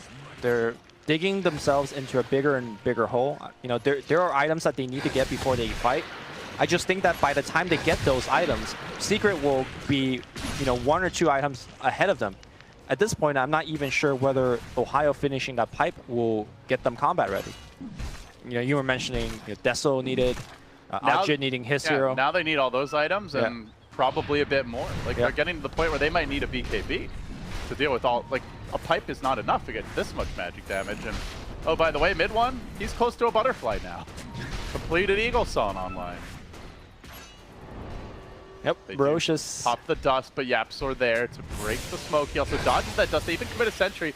The goo comes in, but again, no reliable way to jump him or punish him. Instead, it's the Bristle goes in first. Now the call down comes through. They're fighting with it. Oh, relocate out. Could be the start of a save. The Chrono comes in as well. DJ's Chrono. He does get caught by a bash, but not finished off. It's about as good as you could hope for Team Fnatic, dodging a lot of the damage that Secret can bring to bear, but still they chase forward onto QO. MP at full HP, threatening for more. They're even going to shrine up. That follow-up burrow from DJ, not enough. All cores are healthy. All sides point to a Secret stomp en route to a victory here, but Fnatic have to hang on. They can't give up the ghost in this game. Even a 1% chance. They must fight on. They must find kills. I don't know where they come from. Where's the stun, though? They're trying. They're just going to run away. But it's just not enough. Secret keep on retreating. They're just going to run away. He charges in, and he's in too far. Bristleback no longer facing away, easily dealt with. Febby can't commit in because he'll die in turn, and if one bash comes through, likely Kezu finds another kill. The Rocket's about to connect, looking for Ajit, but Febby's the one they ideally want. The Sand King respawns. The low levels are their lone saving grace. They can come back quickly after dying, but it's likely quickly into the meat grinder again. Burrow through, Kezu still alive. Time walks it off once more, and now the Death Ward comes in. Puppey looking for follow-up damage. DJ on the run, but now he's tanking it more and more. Fnatic are crumbling 23-2. 10k gold lead, absolutely being spanked right now. Secret are showing no mercy. That team fight, there was 2 buybacks on Fnatic. They didn't get a single kill. And that goes back to your point.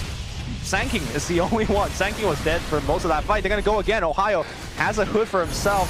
They are giving it no respect in the base of Fnatic, trampling all over it. They go into the house, they take their team, they take everything. They raided the fridge, they've cleaned out the bathroom. They took their shoelace. There's nothing in Fnatic's house. You don't even wear shoes, Secret. Half your team's from Z. You like wearing sandals anyway. No mercy, Lumi. I mean, all right, the building's going to get glyphed, but no who mercy. cares? Okay, no mercy. at this point, Febby even is just playing with them. Alright, caramba. Yeah. This is just sad. Painful stuff. And Secret, don't back off. Mr. TI1 Dendi has a butterfly en route. MP, tanky as ever. I guess they go back for Roche now. Like that developed from a Roche fight to a Rax. No, they're gonna go back. They want more. They're not gonna leave. They have constant sustain. They'll likely bring down DJ as well. Burrow's away, but the homie missile is gonna haunt him. Oh no! Almost to the grave. No, for now he's alive. But then the Chrono awaits with the cooldown follow-up. Massive damage. They can't take this punishment. Fnatic are already dead, and Secret are beating their corpse like a drum. Finally, the GG is called. It was just painful to watch. Oh, jeez. Honestly, I think the game was over maybe 12 minutes in that one fight at the shrine, next to the Fnatic shrine, and then the rest of the fight, the rest of the game was a foregone conclusion at that point. You know, Fnatic stayed in the game because it's TI and they have to, you know, play it out, but at that point it was such a big deficit. Fnatic struggles continue. It is really feeling like the strategy is not working and they have to change it, but can you really do that? Day 3 of TI group stage, you're gonna have like maybe a 10-minute break. Can you suddenly come back with completely different picks and style? That's never been QO's way. That was actually how MVP went out at TI last year. They kept on doing the run at you, 5-man Dota, it got figured out, and they still picked it into their last game when they ended up losing. So I just can't envision a QO team making that sudden or radical of a shift. But honestly, Lumi, they seem very figured out, and I don't know if they have a choice. Yeah, I think you just run it back and hope for a better draft. Well, if you're Secret, don't change anything because whatever they did certainly worked. So with that, guys, Game 2 coming up next. This is a wrap on Game 1. Fnatic searching for their second win. Stick around.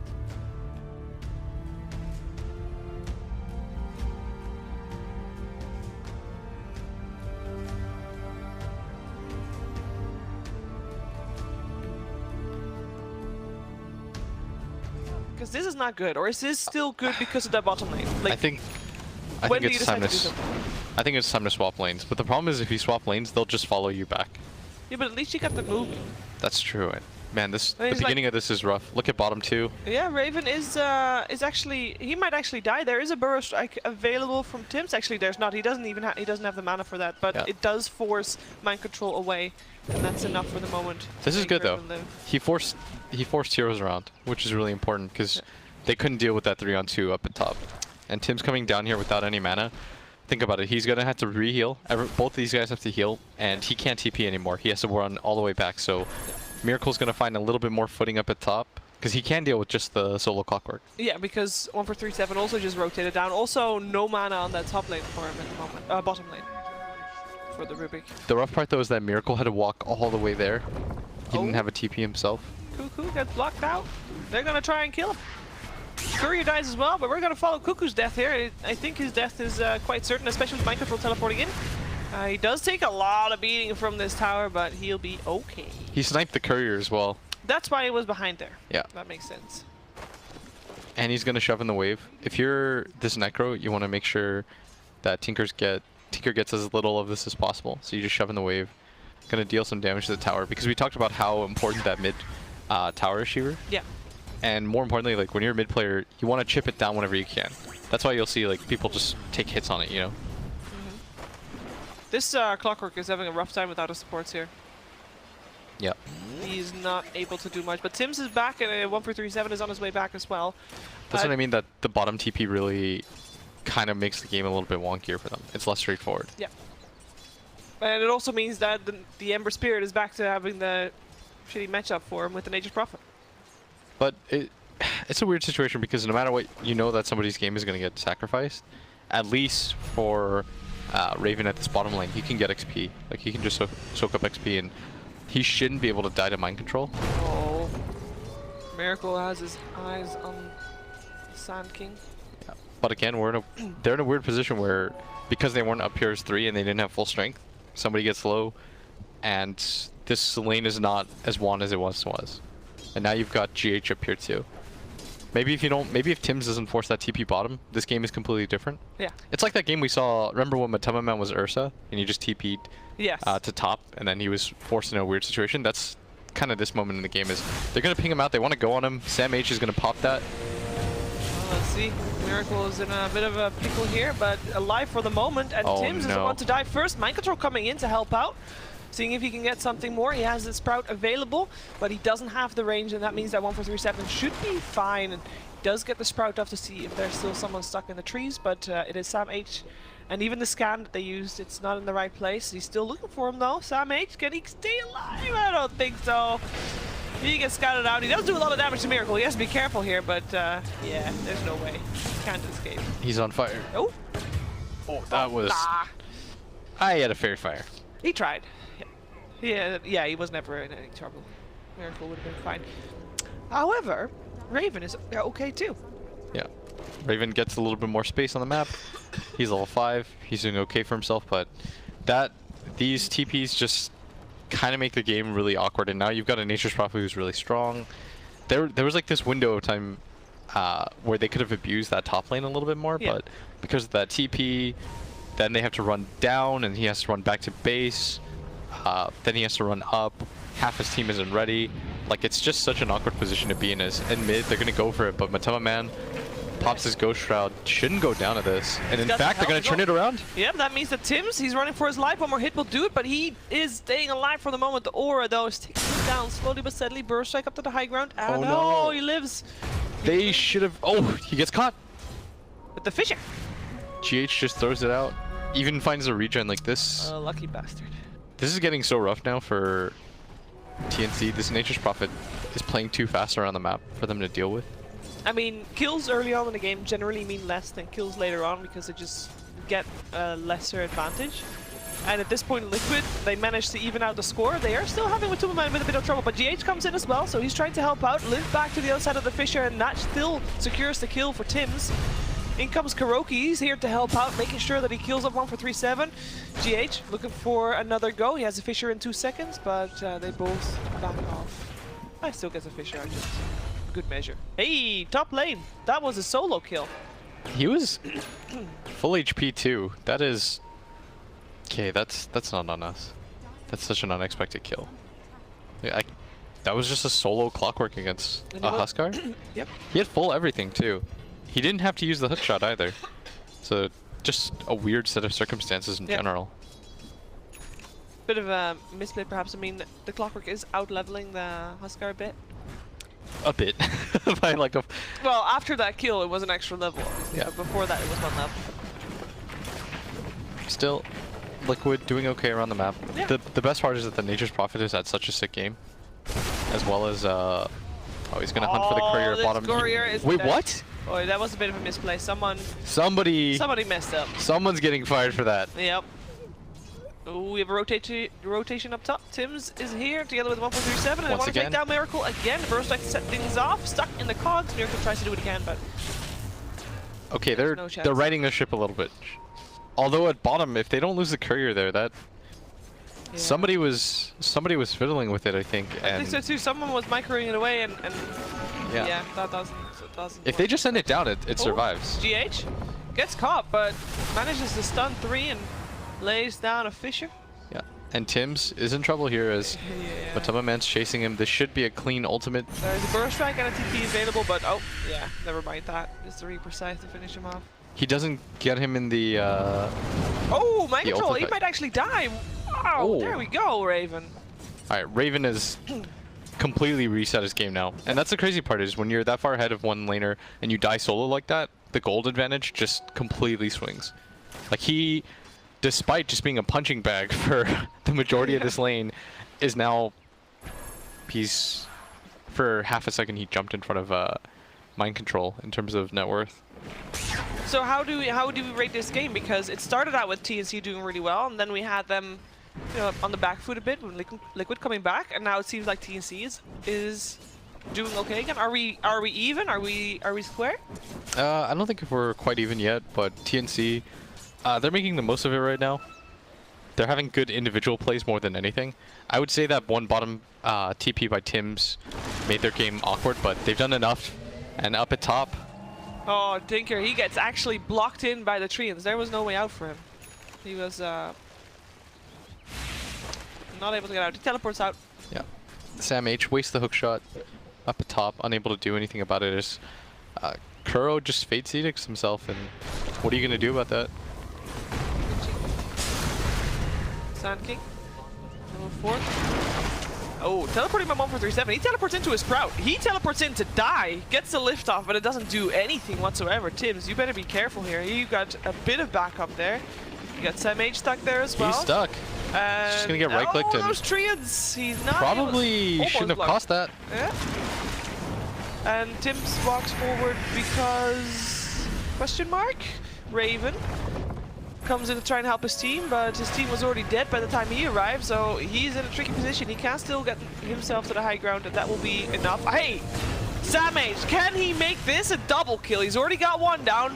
Mind Control is taking a lot of damage as well, though there's no flare available, unfortunately, for him, but that looked like it almost looked like he could get a double, maybe even a triple kill. It's a bit more lucky battery installed. And just a sloppy fight overall as Miracle now has the armlet. Up at top, Tims is going to go into a little bit of fight with him as Raven commits. Looks like they still want to go for this. There is an armlet available, but here comes the laser. Ooh. No armlet toggle for you. Tims takes a lot of damage, but he's okay to just walk back. Yeah. A lot of skirmishes across this map. As Sam H still dies, he was still... I'm not sure what he was doing there, actually. He was just taking a little bit of a stroll. There's just battles happening all around the map. I mean, this is a very good game of Dota overall. Both teams, there's some minor errors here and there, but the overall skill is pretty good. I'd say there's only been like 2 mess ups as up at top. Miracle gonna go for it. Ulti costs him nearly nothing, especially with that armlet. Yeah. So who are these skirmishes favoring? Like, is there one team that is more happy with all these fights around the map? Because we know that Tinker is there to delay the game, right? So you would imagine that that generally TNC wants to play it safe, not as many skirmishes. I would say Liquid is probably a little bit more satisfied with how the early game's gone, and Sam H at bottom gonna get treed in. Matama Man does veil him up too. He has that ulti, wants to try to use it, but he's running for it, but they just probably he's gonna.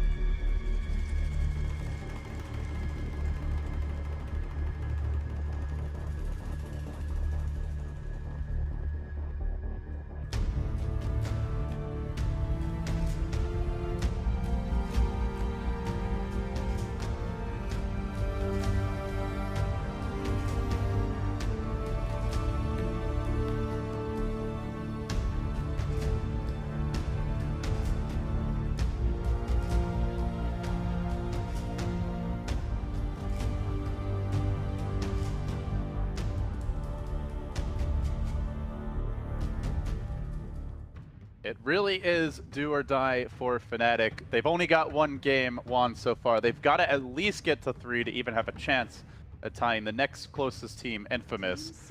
They lost game 1 against Secret.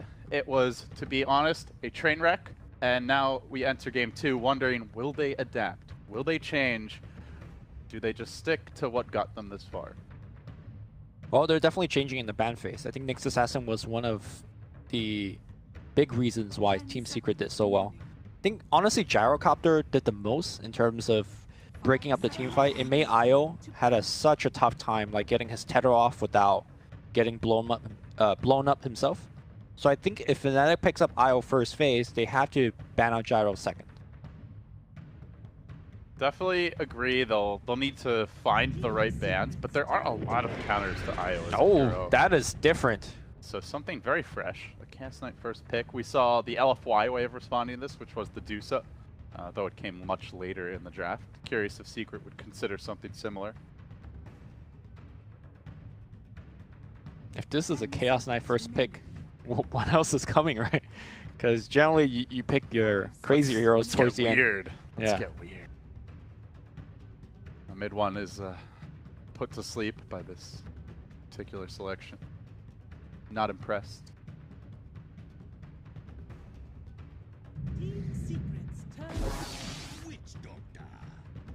We'll grab the Witch Doctor. Yep. Secret. Good against the illusions, I suppose. Just kind of a safe, stable pick more than anything else. Very farm independent, which is, I think, what we saw from Fnatic in part in that game was both of their supports needed space, and they had 3 cores who needed space. There just wasn't enough space to go around. Secret have a player like that in Yapzor who needs a lot as a support, but they give him that by drafting Puppey, this very selfless Witch Doctor. It's also very good in the sense that all of these strategy for Fnatic is just to run at you, right? Like they take fights in things like Shrine area or in the jungle where Cask is going to be a stun on half your team for most of the time. Sanking going to be fairly similar. Remember the way that Team Secret opened the draft up last game? It was 2 AoE stunners. That applies a lot of pressure, and it's very good on, again, those jungle-esque fights where once you get a 2-man Burrow Strike, you're going to have a good time. An Apparition, the selection from Fnatic looking for the pickoff. They really have that reliable setup just yet. Of course, the Faceless Void is out there. He's probably been the most popular in that regard. I mean, Chaos Bolt in the lane, right? Chaos Bolt, Cold Feet. It's okay, yeah. It's not a team fight setup for an Ice Blast. You also have to be pretty close. That's the other thing. So I think it's fine, but they'll definitely want more. The Batrider's ban. That's probably the most popular pick, like, for the Chinese teams when they grab AA. Yep. It's also historically one of the best heroes against Fnatic. Fnatic don't generally have hard disables, so when, let's say, Kyo gets grabbed by Batrider and they don't have an IO, there's just no way of saving Kyo. He just gets dragged in and killed. So generally Fnatic always open up their bans with Batrider, if they can. 10 seconds remaining. The clock gets banned. Clock's been seeing a little less play in our particular casts. We saw a lot of the Clock Shadow Fiend, but we also saw Clock Shadow Fiend lose a lot. Yeah. Some teams shying away from it, I suppose. It's one of Febby's go-to heroes whenever he's not playing on DIO. They like to have a hero like to run in, soak up some damage, provide some disables, and then Kyo jumps in for the thing. No, I'm kind of casting this game as if Fnatic is going for the same standard true Kyo-esque draft. It seems like they're moving away from it, but we can't tell. Oh, or maybe they just picked 3 carries again. That's certainly possible. This Chaos Knight could be the Ajit hero. It could be even an aggressive dual or tri-lane, potentially. Maybe Ohio takes it up then. Maybe it's the QO hero mid. Return of the support Chaos Knight? Was that ever a thing? Hopefully not. I just remember FY playing it in position 4, and he got an Aghanims on it once. Made his Terrorblade more Terrorblade illusions. It went off. More terrible. No, it made the Terrorblade pretty good. No, I'm kidding. Yeah, it's okay. I do think the hero just... Yeah, his first 2 abilities are okay on their own. Like, the crit's all right on its own, but really, he scales so well with items, and he's so reliant on Phantasm. I'm throwing that one out there. It's just kind of like a stretch to put him as a support. In my it happened once in history. History of Dota. Grab the Shaker now. Secret heavy on the team fight, heavy on the AoE to counter an illusion-based carry. How will Fnatic adapt? They grab the puck. All right, this is starting to feel different, Lumi. I don't think that's a QO puck. I guess you never know. I mean, Puck is one of those heroes that could snowball, and you could very likely do it just kind of on your own. Just have to walk around and find picks. But will he snowball hard enough to solo carry, like what Kyo likes to do? Probably not. Yeah, we'll see. I mean, it could be, I think Ohio more likely to play the puck in the offlane, if anything. I just don't see Fnatic as a puck team. It's a hero that they rarely draft. They always generally ban it out, so they don't have to deal with such a pesky, hard-to-catch hero. Pretty good puck game so far. Lots of stuff that you can dodge with the phase shift pretty reliably if you're quick with your fingers. The silence is huge. Very, very good game for a puck to shine and be disruptive if he's on point.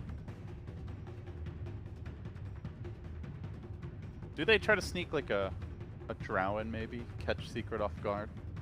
From Fnatic. Yeah. I think that's possible. It's just always a little bit awkward when you have like Chaos Knight that needs the safe lane, Drow wants the safe lane, and yeah. Maybe if you move Chaos Knight to the support. Secret are gonna go ahead and grab their Invoker. I mean, Secret is just like, we're gonna do our own game plan. You know, we're gonna stun, we're gonna Sunstrike, we're gonna pick on your AA. Also, Invoker adds a lot of ways to counter the, the CK. It is more of the same now. The QOPA coming at you. Yep. And Invoker, one of the very slow-moving heroes. In the mid lane, you get Stifling Dagger, you have an Ice Vortex on you, you are not moving. Chilling Touch, very, very good synergy with Phantom Assassin, as well as Chaos Knight, I suppose. I wonder if we're going to see a return of the Quaswex build that Mid-1 pulled out earlier, or are we going to see more of the standard stuff from Mid-1?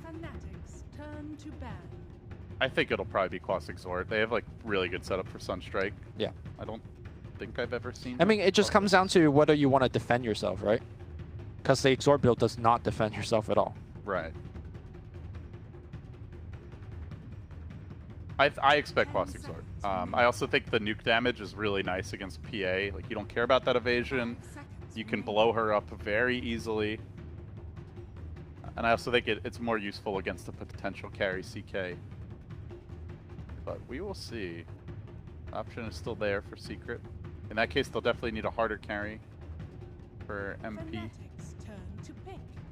Ban up the PL here to round things out. Fnatic do. Yep, one of, I believe, the most picked carry for Team Secret. MP has been playing it a ton. Number 5. How do they put a bow on this? 10 seconds remaining. So, is it support CK? That's basically the question. 5 seconds. Yeah, and I don't think it will be. I think that's really risky. Yeah. But I do understand, like, do you want to run a carry CK when you're facing so much AoE to shut him down? Yeah, that's true. So maybe you do want to lean towards it. It's kind of a pickle for Fnatic. They probably don't want to support CK, but they also probably don't want to carry CK right now. And that, hey, you pick them first, you know, that's liable to happen. The hero is not a jack of all trades. Which to me still is confusing, right? Like you could have opened up with AA Puck or something, and that would have been. Unless, you know, that's almost where I do lean towards maybe it is a support, just like bait Secret into worrying about it too much. Yeah. And then it's really not, but we'll see. We'll see. But what do you think the team needs against what this lineup's got? They have okay initiation.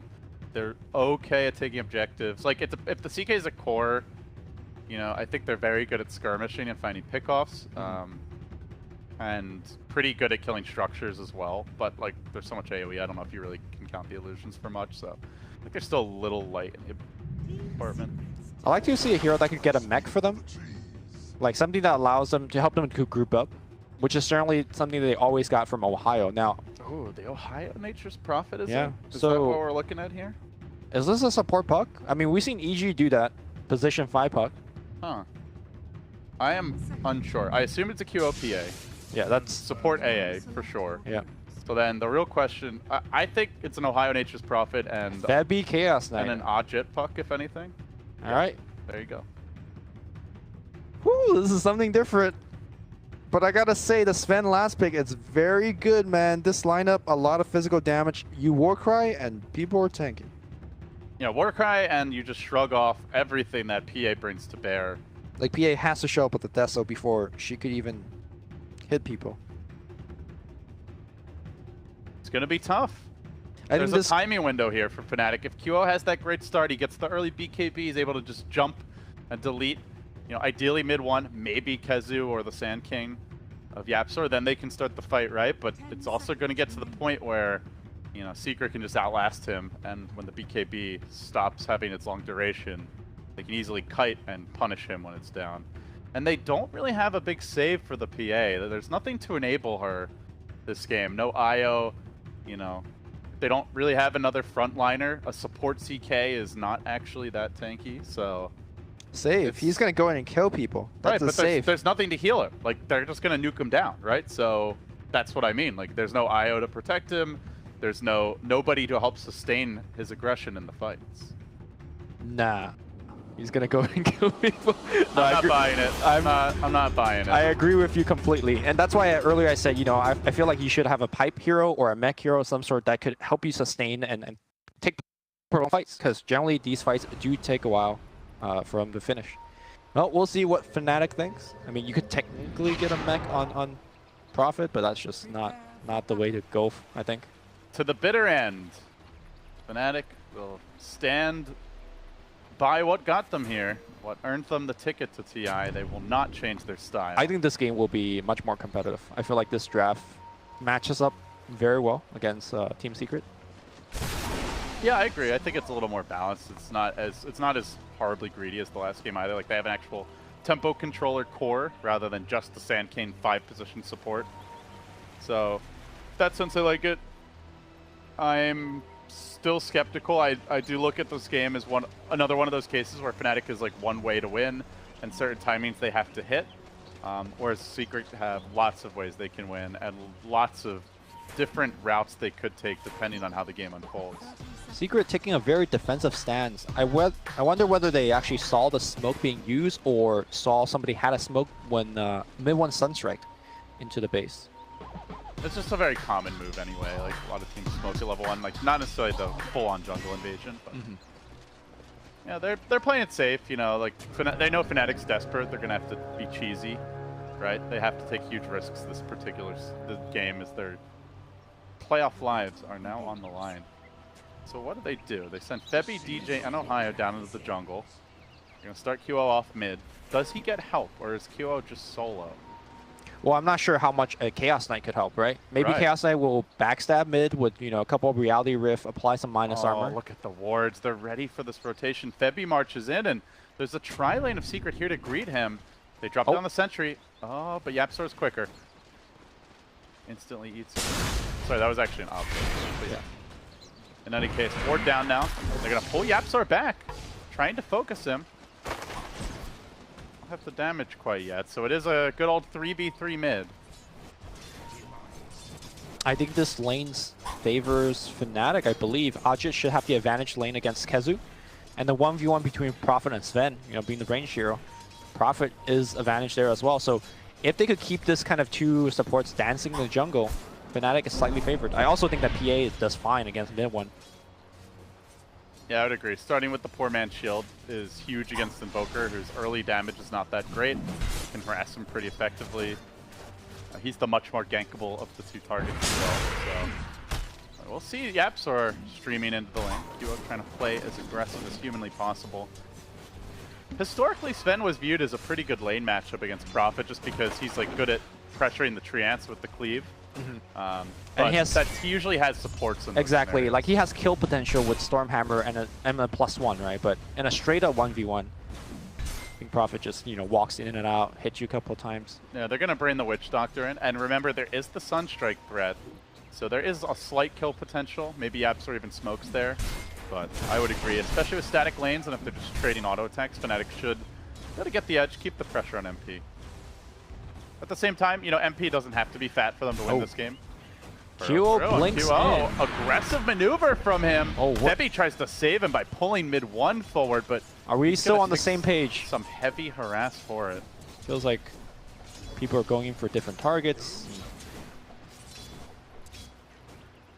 It's like QO's playing like he has an IO behind him. That's Yeah. basically how I see it. And he... Sam on CK, guys. But good old Bevy, always there to clean up QO's mess. What a guy. The model teammate. Okay, we got the lanes kind of resetting once again. QO waiting for his bottle gold to get more mana for Stifling Dagger. Although at this point, though, the Invoker already has a Magic Stick. And I think this Magic Wand, rather, is going to be pretty vital for him to actually survive against what QO is throwing at him. Well, Ajit did force Kazu back to the well, but he's going to TP right back out. They are rotating on QO. Yapsor into the trees. It's playing pretty aggressive for not having that uphill ward available. And Yapsor thinking about potential burrow, but not going to commit to that. Yeah, unfortunately for Kazu, top lane. Almost got a solo kill, and Ajit was mid-totem. And Ajit was in kill range, but quite very well in time. Rotation coming in. Yapzor gonna go into Sandstorm. Burrow strikes through. Only a 1 second stun. Here comes QO. Blinks in. Applies a slow. But too late. MP drew the first blood. Bottom lane with the help of Puppey. Ohio goes down. So a missed opportunity top for Kazu. Then a first blood that should have been for Fnatic mid, but Secret just too quick.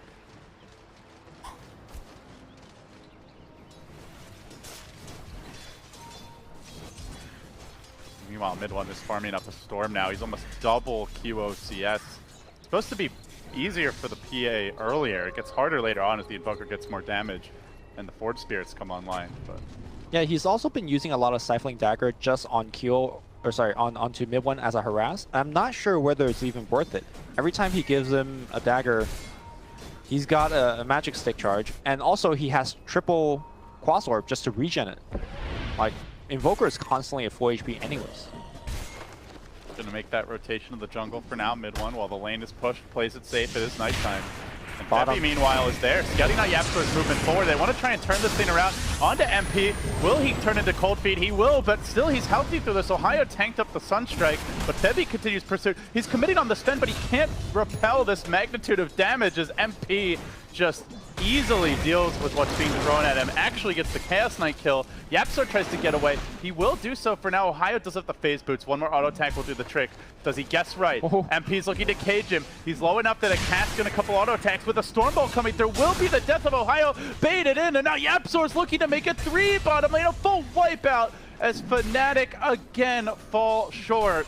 This team just cannot get anything going. Well, they might get something going on the mid lane. Febby behind the tree line has dust available. Reality Rift, they're going to stun him up. They're going to bring him back, minus armor applied. And now the Magic Wand brings him back up. The Sunstrike's going to be there. QO divides the damage. The tower and the right click. QO almost goes down. Febby goes in for the kill, and they will take him down with the dagger. Now Febby's trapped. Can he do something? He's trying to tangle himself out. He eats another tree. He needs to juke up. He should be fine. Invoker respawning though. He's gonna have a Sunstrike up in about 5 seconds. Might try to take a crack at him. Uh-oh. Burrow Strike, Sunstrike, gonna be on point. Oh, he jukes left. One more. The boy that barely lives. He squirts away. Lives to fight another day. Ooh, time to try. Now that was very fortuitous. This game felt like it could completely spiral out of control, but Fnatic will come through with the salvage. And they are gonna start hitting that little moment where they can really try to up the tempo. Ajit has his level 6. He can start the fights. The Prophet can be the +1 support. The big issue, DJ won't have, you know, a particularly fast timing on his ultimate, so there's no Ice Blast to add, but still, they'll go aggressive. They dive on the mid one. Still no points in Wex, so can't Ghost Walk out of these situations. I mean, Ghost Walk wouldn't help anyways. There's dust available on Febby. I think he got it mostly for the Sanking, but... No, I think he just got in case mid one has the point of Wex. He popped it on the Invoker earlier, even though he hasn't actually still Wex yet. So. Ajit ports bottom, but there is a lane ward, so if he takes the lane route, he's going to get scouted. Instead, though, he goes into the jungle. They see Yapzor. That Sandstorm. Oh, where's that dust? Didn't expect the early point, I suppose. No, But he's there's seen it multiple times. Okay. Yeah. That just caught off guard. Instead, they're going to go on to MP. The coil's committed. I don't think they realized Ajit was here. And now, with the cold feet coming through, the silence as well, the Prophet ult on top of it, they will get the kill. QO thinking about a dive on mid one, just keeps on lobbing in those daggers, looking for a crit. He's going to grab his own Blightstone. That'll be 2 for the team. Still mid one is farming well, though, despite the pressure. Oh, they're going to go for him. Casket's going to start things off. There is a Sunstrike right on point. Burrow Strike to follow through, and QO getting the everything. Getting the everything indeed. But good news for Fnatic, they're at least pressuring elsewhere. This tower bottom's about to drop. Ajit scoring the last hit. So the rest of the team is doing what they can to put Secret, like force them to stop paying so much attention to this mid lane. But then Secret, they commit even deeper. They get the Stormbolt off. The follow-up comes through. Quick kill for them, and God Strength so close. MP just a bit short of the level for it. I wonder if Febby was watching a different part of the map. He stood in front of his tower, he threw a stun on a range creep, and just died. Not sure what a CK could do defending against 4 hero, but Tier 1 will go down. But like you said, pressuring elsewhere. Ajit is really the only one that's doing... Yapzor might kill this courier on the retreat. One. Oh, he's going to take more auto attacks. Okay. Does make it back to safety. But yeah, they get the mid tower, and they actually had coil up like long before that tower died, but still no Ice Blast. DJ's only level 4.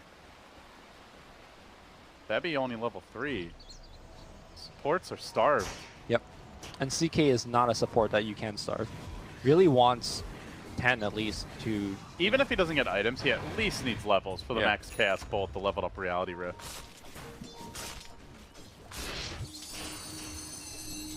What is the support build on CK?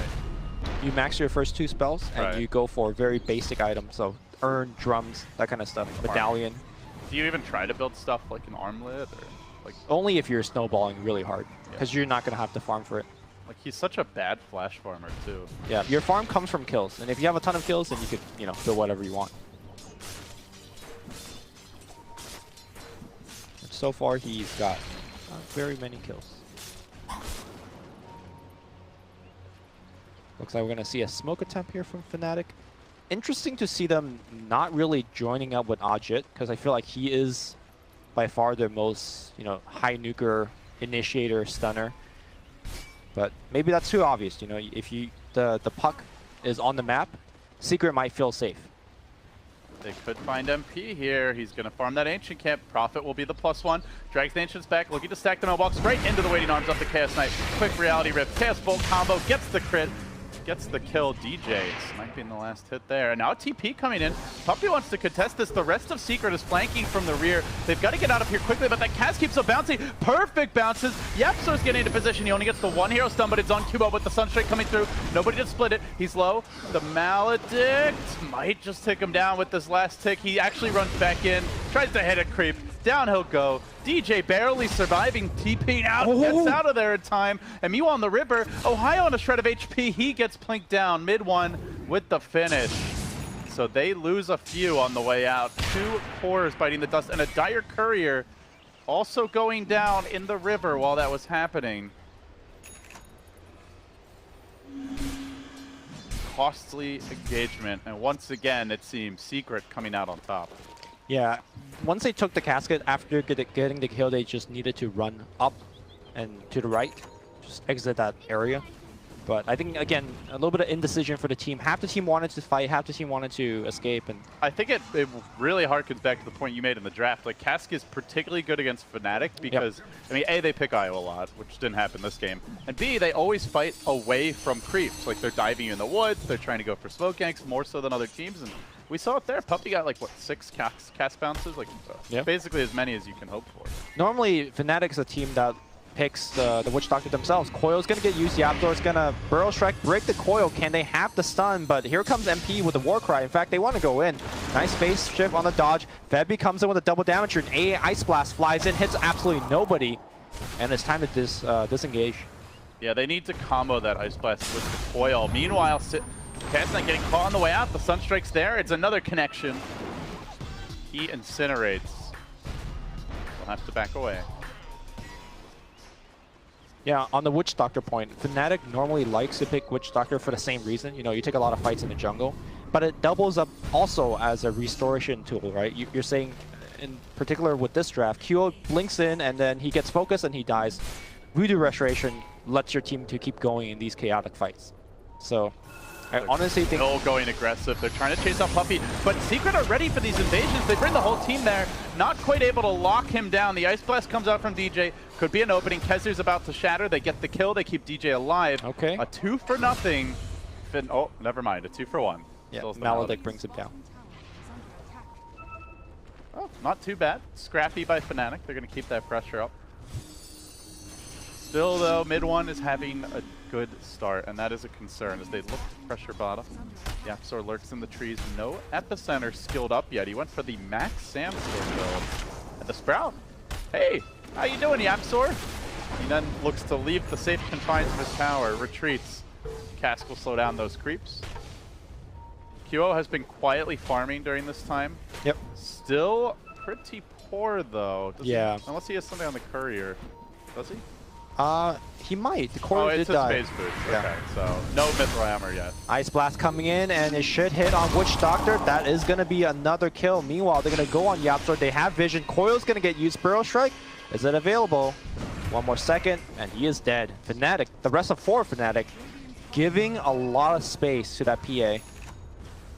Normally, PA gets his Desolator really from kills, but got to get it from the creeps this time. It's hard to fight right now, right? Like, if you don't have the Deso, the kills are slow enough that very likely you're getting echoed, fissured, burrowed, like cold snapped, and then you're probably dying, which means even if your team gets the kill, you're not really getting a big net win gold, and you need that to get this Deso. So. Right. First Hammer ready to go. Phase Boots going to be coming out momentarily. He's getting there. And you have to imagine as soon as that Deso is complete, that's a big timing window that Fnatic immediately go on the offense with. For sure, yeah. Febi's gonna go for the Urn. Yeah, basic support item. Good mana regen for the Chaos Knight at least. Cost efficient. But something that can blunt the aggression. One blink up on our Shaker. Second one, about 700 gold away on YapzOr. You'll likely have double blink by that 18-minute mark. If all goes well, and if this fight goes well, it might be sooner. A Secret smoke up. They're going to look to make a play. They're streaming towards bottom. DJ out in front right now. No vision exactly of this, but YapzOr trying to find that opening. He does connect. DJ's there. Sunstrike catches him out. Cass comes through. He lobs up the Ice Blast. He doesn't get to stop it, though, as he is stunned, so it only debuffs YapzOr. Suboptimal for sure. Now Ohio trapped out on the other side. MP's joined the party because that Tier 2 still up. The Burrow Strike comes through. Odjet's got to salvage this. He gets one. The Shaker's down, but he's already done most of the damage that he needs to. As Febby gets ticked by the Maledict, forced on his heels with the Death Ward. The stun coming through. I think that last one likely gets him. He tries to earn. It's instantly disabled. Febby's going to tick down. QO joins the fight, but again, no Desolator yet. Odjet doesn't have the damage. They will have to back away. Meanwhile, YapzOr went down again. So, back and forth. Relatively even fight for these teams. Yeah, I'm surprised that QO joined the fight in the first place, because I don't think he could contribute that much. I think he helped getting one kill, but like you mentioned, getting the Desolator to me should be their priority #1. Winning the fights now would be nice, but getting that Desolator will help them win so many more fights after that. They're still going. They want Kezu, but they have to kill this tower first. They're trying to bite off more than they can chew, it really seems to me. As the Sunstrike comes through, YapzOr there with the stall. Now the cast bouncing. The tower at 137 HP. But Fnatic keep on committing for the heroes. They're also running very low in terms of drum charges. I feel like... How are you liking the support CK? I don't feel like he's doing much, to be honest. I think the fact that his Reality Rift does minus armor is very consequential, especially up against a Sven. It might not seem like he's doing much because it's Warcry, but if you don't have a CK support, your PA and your Prophet's going to do even less. So, to me, he's actually a decent enabler. I'm normally not a big fan of the CK support, but in this game is quite decent. Maybe a Dazzle, though, ultimately would help them a little bit more. The Weave, kind of synergize. But it's kind of like you said, you know, like they picked the first overall in the draft, and you can't really complain too much about it. Yeah, I just imagine like if that's you know, something like a Nyx or an SK, like they had the first overall pick, right? Yeah. So like, would that be offering more than the CK right now? I still kind of feel like it would be, but in any case, Fnatic will play with the cards they dealt themselves at this point forward. So Ohio working towards an Orchid now. They are 400 away from Deso. Why not wait? Fnatic goes for a smoke gank right into the shrine of Secret, Well, with DJ leading it. Scan will connect. They find someone and they're going to try to make their move. Echo though is there. The turnaround comes through. This could get ugly. Kezu with the totem doing work and now blinking out and trying to get back to safety is QO. He's 200, 300 gold away from that Desolator. Can't afford to dine out, but they've given up more kills. Ajit trying to bait them in. QO low. QO dead. He doesn't get the Deso in time. No, he got it. He just fought it. Yeah, he got a little bit more fought triple, it. Like literally, as the puck gets that kill. Oh, that would have been bad if he didn't. MP. Salvage, but MP's gonna start cleaning up here. He finds a fourth. It's likely to be a team wipe. Even if they managed to buy the item, was it worth it? The cask following him across the universe, and Ajit will pay a 5-man wipe. They're just playing right into Secret's hands. Yeah, and I wonder if it's they truly believe whether they could have won the fight without the Desolator, but it was so close. Like, Adesso would have completely and utterly changed that fight. Especially on a PA, right? It just makes the kills happen so fast. Look at DJ, he's away from the team. It seems like a team is just not on the same page. Team fight begins, they do kill the fast, but then, oh my god, this... Yapzor top lane, revving up the epicenter, making the move here, going for the solo kill, actually has the support. From above rains down the artillery of mid one, and Secret grab another.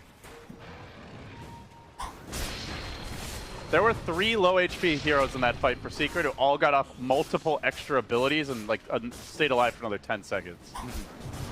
That doesn't happen if he is a Death. Although unfortunately they also fought without vision. That's why that, you know, Yapzor was able to come in with, or not Yapzor, Kezu was able to come in with such a big Echo Slam. I think DJ wanted to set up vision before the fight happened, and unfortunately for Fnatic, they just kind of ran into somebody too soon. Another Sunstrike. Keeping eyes on the Roshan now. And that will be the next objective for Fnatic. With the Deso complete, with the Prophet Treants, they definitely can take this Rosh reasonably quickly. Fighting around the pit is also dangerous, as Secret just has so much AoE, so much control, and a good tool to scout it with those Forge Spirits. Will Fnatic take a fight now? BKB is next on the list for QO. Yep. They don't have smokes anymore, I don't think, so it's going to be tough finding the right angle. This goes back to the issue of initiation. They do have the puck for that, and Febby for a little bit of follow-up. It just comes down to who they initiate on and how quickly can they kill. Oh, nice scan. Let's find one, but Prophet ports out. MP getting to work, banging away at this tower, will bring it down. So a nice objective here claimed for Secret. This is also really all about the Roshan that we touched on, is this map control allows you to project force much more easily towards the pit. Good map sense here by QO. Identifies Secret are likely in the woods. He's going to retreat to the safety of his tier 2 top. Fnatic just sticking together. It seems like their next plan is let's get the BKB for this PA. So they may even wait for that additional item before taking another big fight. Especially after the way the last one. But that also means a lot of time for mid one. Like, yeah. Do you want to play the farm game against a Quas Exort Invoker with a Midas and against the Sven, who is actually the leader in net worth? That seems like something Secret will be completely fine with. I just think that Fnatic, without smoke, they have such a tough time going into the enemy jungle undetected. They are not keeping up in terms of vision game compared to Team Secret. Yeah, I would agree. So it's they want to fight, but they can't fight. We're in that like, one more item and then I'll fight, one more item and then I'll fight mindset for Fnatic. But you can't live in that mindset when the other team turbo farms and you don't. Yeah. So they'll wait for now. Do shove in these lanes as much as possible. Really like the item choices coming out from Team Secret. Invoker has a plate mail queued up, not something that you see very often, especially in this stage of the game. And of course, once again, we have Witch Doctor, Puppey going for the casual buckler for his team, going for the Medallion of Courage. Look at his plus armor. And the armor that he could give to his allies. Counters the PA pretty hard, if you ask me. So Orchid also completed on the Nature's Prophet. It's a potentially fight-changing item. There's no Yule Scepter being built right now by Kezer. He wants a Force Staff so they can shut down the Shaker. There is a Yule's coming for Yapsor, though. That'll be a limited utility, I suppose. Perhaps most importantly, you'd love to silence the Invoker in these upcoming fights. Epicenter being channeled, looking for the opening bottom lane, and they will strike gold. Ohio down again. These little Epicenter Sunstrike ambushes continue to deliver for Secret. And meanwhile, they're also using the two-pronged assault. They went for the Echo, but a nice juke away. Ajit baits them out. It's a trap for Secret as the Ice Blast comes in, but do they even get punished for it? Instead, no, Febby. One more auto attack would bring him down. Completely salvaged. That could have been awful. Yeah. Ajit, very fast reaction with the phase, dodging that Echo Slam. That was pretty sick too. Fnatic doesn't pay for it. Ajit and Afu are having a hell of a tournament, huh? His old teammates. One is having a better tournament than the other. I mean, I think Ajit's played very well individually, personally. Like he's last game, like he's consistently done his job in the laning stage. Just the lineups are not built for him to shine. Yeah. Yeah, obviously very different results for the teams. Yeah. Definitely not disputing that. One Puppey. Finally, Fnatic are going to get a quick pick here. Something they've been unable to secure for most of the game. Oh, Nature's Wrath bouncing through does reveal the fact that there's a ward here. Pings come out immediately from Secret.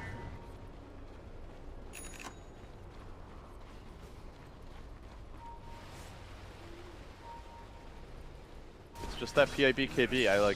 I'm not sure what else Fnatic are close to that would really turn the tide. Lincoln Sphere is coming on top. There's so much AoE, I don't really feel like that's a big game changer. You know, Nature's Prophet is building his own BKB, but you don't want to be just going into a right-click war with a Sven and an Invoker. So it just seems like the QO's next item, and then presumably Fnatic are going to try to make a play. Yeah, the play happens now then, I guess. BKB is en route. QO picks it up. There's that smoke. They got everything. I think QO would prefer to have a little bit more mana. Oh, they're going to find someone, but it's Puppey. It's only the Witch Doctor. The position, oh, they don't even get him.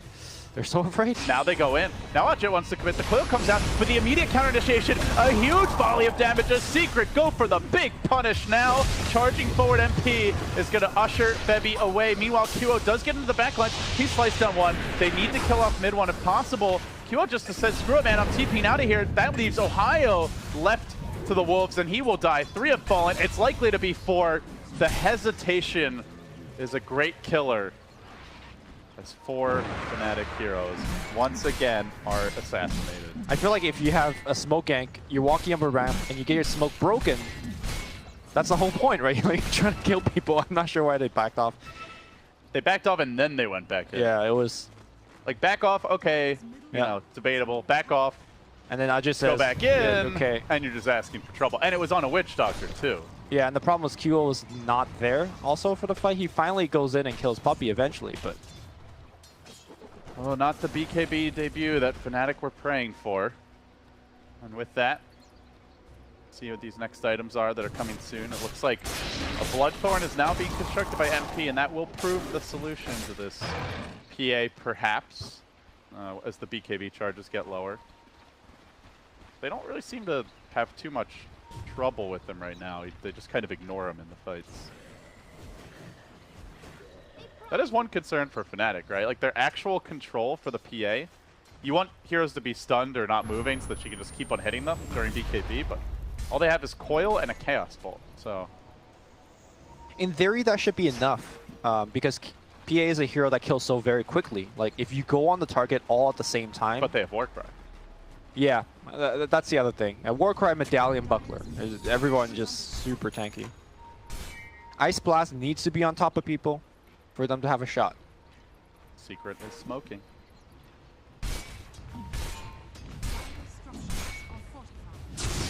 look towards this mid tower. MP far out in front while his team scouts everywhere. And he will take the tower down. So tier 2 claimed, and Yapzor going in. He is baited by some illusions. Febis doesn't dare approach with the real hero. So they start to resort to a little split push here, where Ohio wanted a BKB before. He's changed the call now on that NP.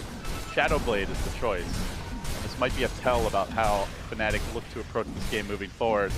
Meanwhile, Secret claiming the Roche that so desperately Fnatic were searching for. That is extra salt in the wound. And Secret are looking solid, Lumi. They've, you know, they haven't had the best like numerical result, but at least in all the games we've seen of them, like they've been in contention every game. They almost 2-0'd EG. I think they really could have if they just played a little more crisp. They're looking very good here, and now they're looking good as they jump in mid. They'll find Febi, Echo, Sunstrike. These combos with the Invoker, they're just so comfortable executing them. I mean, this is Team Secret's bread and butter, right? This is the reason why they were at TI. They qualify. A lot of the games were off the Invoker combo. You know, they sit back and farm, and they send out roam parties, whether it's Epicenter on the Sand King, Echo Slam on the Shaker, follow with easy kills. So the casual plate mail from mid 1, but now he's going back for a BKB. Yep. And once he gets that BKB, it's only the PA. QO will have to lock him down. Puck's not going Ags or anything, so yeah, lockdown will be limited. Double damage Rena's bottled up. This could be the comeback. QO makes something happen. MP is revealed. Looking through the trees. Oh. Ohio's gonna find him now, but the Fissure comes through the blink. Surprise onto QO. Ice Blast connects. QO is shredded up by MP, slicing through him with ease. That giant sword sure packs a punch, dead for 60. No buyback. Ohio's next. Fnatic are really, really screwed. I don't think the Blur did anything. He didn't miss a single hit. He just went in. And it's certainly not going too soon with this Bloodthorn coming. Just praying for the BKB to last long enough. I don't think PA really wins these fights, Lumi. No, I don't think so. Going late, Sven is going to crush her. The War Cry in particular is just making this math not working out in their favor. Really smart choice by Secret, and you know, credit to MP. Has looked like a role player at times, kind of like the, you know, the way No-Tail is with Miracle, or has been, you know, in the past, where he was just making space for him on the old OG, but you know, that is certainly not the case here. MP is the leader in net worth. He has been a huge force in this game, and he's also been finding his fights at the right time. It's also more of Fnatic not really trying to focus him down. Like, they've paid a lot more attention to mid 1 to slow him down. Just trying to slow down this push, but almost delaying the inevitable. Echo comes through, Fissure connects, nicely done by Kezu, and now the Sunstrike trying to stay alive here as long as possible. The pesky Fairy Dragon will blink away to safety. Still in this fight, mid 1 on the run, and QO, BKB with the defusal. Can they kill him? Oh, there's the crit he's been searching for. Now they can kite up MP, but MP is big, he is bad. Yapzor coming through, still not able to find these kills. There's the crit, there's the RNG. Oh, MP coming back though. I think he could win this man fight, especially when he's getting help. Yeah, he had defusal play as well. He will pop in just here. There, finally he gets the crit. Finally they get their fight. That 10k gold lead does start to evaporate, but next time around there will be a Bloodthorn, and he might win the man fight for that Sven. No, depends if BKB is up. Ohio got the Beyond Godlike streak here from the PA, so a big injection of gold. Looks like he's going to go into the BKB, which honestly doesn't help him much against the Sven, but still just kind of ward off all the disables that It is already a 7-second BKB, so it is getting pretty low for QL. Yeah. The next Roshan could be a few minutes off as Ohio goes for the rat, but Kezu is just happening to be waiting there. Oh, Ohio, gotta be careful. Ice Blast coming in. Crowd's there. It is gonna debuff him, but looking for the return is mid 1. He TP's in, Sunstrike is there, and it connects. Ohio goes splat, now looking for more QO, BKB again, engaging forward, but already he's been controlled. The Maledict forcing him back in a way, and the Burrow connection. Oh, that BKB is not long enough anymore. He may just go down. No. barely able to blink out in time. Sunstrike cooling down pretty soon. Can they turn the fight? Ajit rejoins it. They're going to pull back in YapzOr. They control him. They finish him. QO weaving his way in and out of this fight. And so far able to stay alive. They don't have to spin up. It's a bit early for the Roche, unfortunately for Fnatic, but another good fight as they continue to move back into this game. Ajit needs to get himself out of the casket. Ooh, good try by Puppey. Sunstrike. If you're a Fnatic fan, just keep praying to the RNG gods. So do you think the way that the game, let's say, keeps going like this, where both teams just trading kills, can Fnatic still win like that? I think they're more pressured to keep fighting, whereas Secret can just farm because they have better farmers, even in their supports. So I think that's the one way that Fnatic win, is they keep forcing fights, they keep taking objectives, they don't let Secret just win that war of attrition. If they're able to do that, I think they could still win, but I don't really envy Fnatic going late game with even a 6-slotted PA versus an Invoker, level 25 Invoker.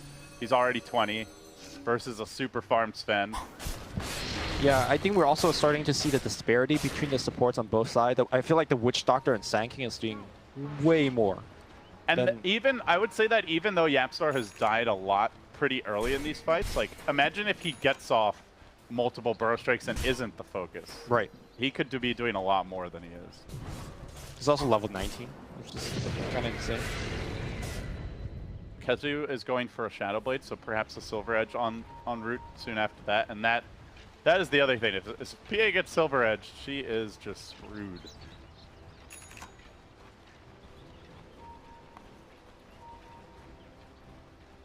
What do you think? Do you see Fnatic being comfortable with this going another 20, 30 minutes? No, I don't think so either. I don't think the hero scale as well. I mean, there's the puck 420, but that's super late.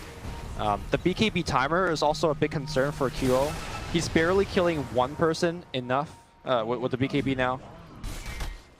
The likelihood of him running away with a team fight, like what we just saw now, is very, very low. Secret smoking in a deep dive for mid one, committing forward.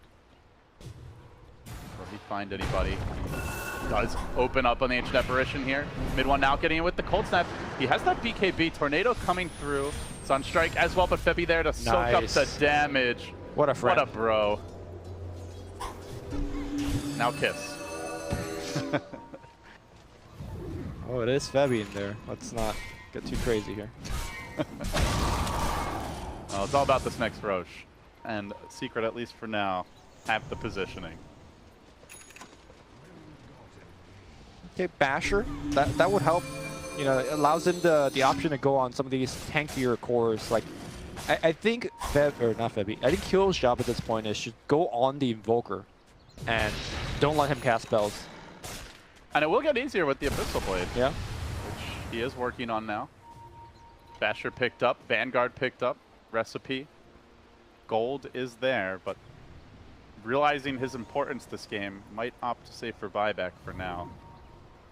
Yeah, Roshan coming back relatively soon, and if a fight breaks out and he does not have buyback. How big do you think PA's level 25 is? Double strike, stifling dagger. The double strike don't. 25 agility. The double strike don't hit the same target. Okay. So you can't just like burst someone down. no, Yeah. I think the agility is generally what you opt for getting.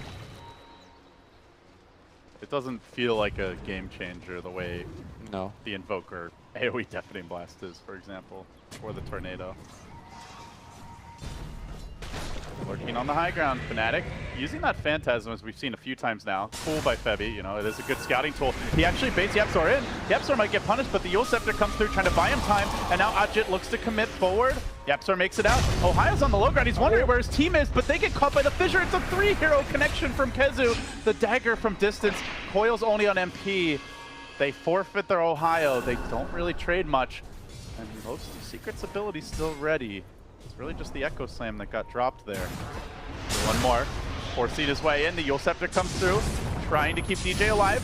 Another fissure, another stun. It's on 2. MP could clean up here, but he does get disabled for now. Forcing Fnatic back to the high ground. No saves for you this time. Now Secret might just think about high ground. There's no buyback on either. It's been a good effort from Fnatic. But that isn't going to count for much if they can't pull something out of the hat. QO mans up. BKB commitment, but the Yules to Kite now turning for MP, shrining up as well. He knows he's all in on this particular engagement. It's not going to happen for him. Secret do get forced on their heels a little bit, but now you know the PA BKB's down.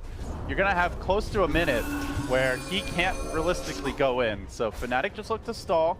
The Roche is online. Perhaps not feeling they have enough time to go for it. They will reset. Yeah, Secret respect the fact that the AA is coming back alive soon. You know, if they get 5-man ice blasted during a team fight, I think Fnatic could actually win those fights. Better be safe than sorry. Go back, reset, get the Roche. That is the name of the game. Battle Fury on Sven for the CK Illusions. Really? I mean, they're not that scary. Yeah, I'm confused. Is it just for the Sprout, I guess? Because, yeah, it's probably just for the Sprout, so he doesn't get it. I mean, I think it's like, you don't want to get rid of your Quelling Blade, but you want to get a new item. Sure, that makes a lot of sense there.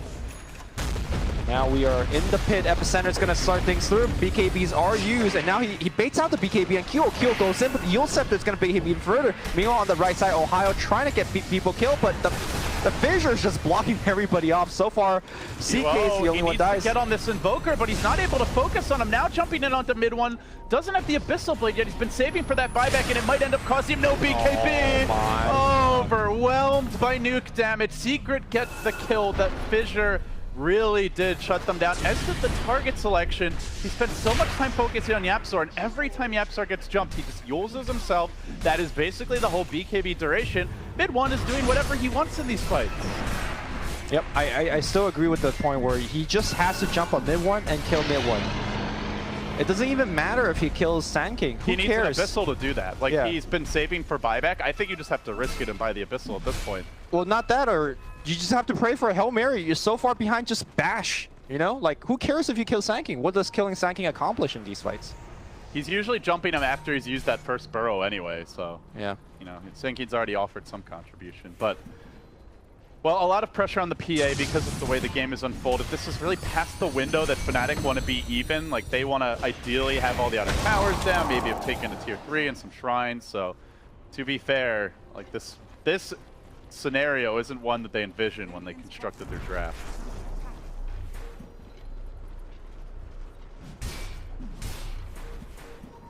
Keep the push going now. Got the cheese here on Puppey, trying to stall as much as possible. Alacrity up on MP. He's gonna knife through that tower's remaining HP. As soon as it falls, they'll be looking for shrines. Maybe they stick around for a melee. They are pretty low, but the Sunstrike connection. Feppy's almost dead. Mid one. Oh, he does end up getting him. Just burns him down with the Orchid. Mid one continues to find these crucial pickoffs down the stretch. And these pickoffs are so safe, right? Just going back to, you know, earlier in the game when Sand King was the one setting things up, or the Shaker, mid one never have to endanger himself. Very different style compared to Fnatic, where whenever they go for a kill, it's the whole team. It's PA throwing himself in, and it works half the time. Well, that Ice Blast at least scared Secret away from going for the Shrine, but you have to imagine they'll be coming back in numbers relatively soon. I'm just at this point, I'm just scratching my head, Lumi. Like, where is the comeback going to come from? Ajit is still very far away from level 25. QO, well, I mean, he got his and did opt for the agility, by the way, but this doesn't feel like a one-man PA kind of game. Better fight selection is all they could hope for. And that, of course, being set up by Vision, which pretty lacking for them. No wards on the map at all right now. I think Ice Vortex on YapzOr, so. Ice Vortex as a spell, like when two teams are having a Mexican standoff, could really help out. But these team fights are breaking out so fast that I don't know if DJ has had the time to litter the map with Ice Vortex. There has been an Abyssal Blade purchased at last by QO. Okay, Ohio sees Puppey coming by. But meanwhile, mid one has completed the Shiva's Guard, getting even more difficult to bring down. Jumping in though, Puppey, that's a very killable target. Because it was hunting him, goes for the Echo. Fissure coming through, the chain stun is there, and MP. Oh, one more head, BKB blinking on out, goes for the TP. That is a brave TP. He's like, Blur, save me. Ice Frog does not smile on the cowardly. I mean, that was the best play he could have made, you know? A real man would have fought Lumi. And also just died if you didn't have Blur, I guess. Yeah, I mean, you take that risk, but... Tornado finds Ohio, although I don't think he has vision. Yeah, he's fine.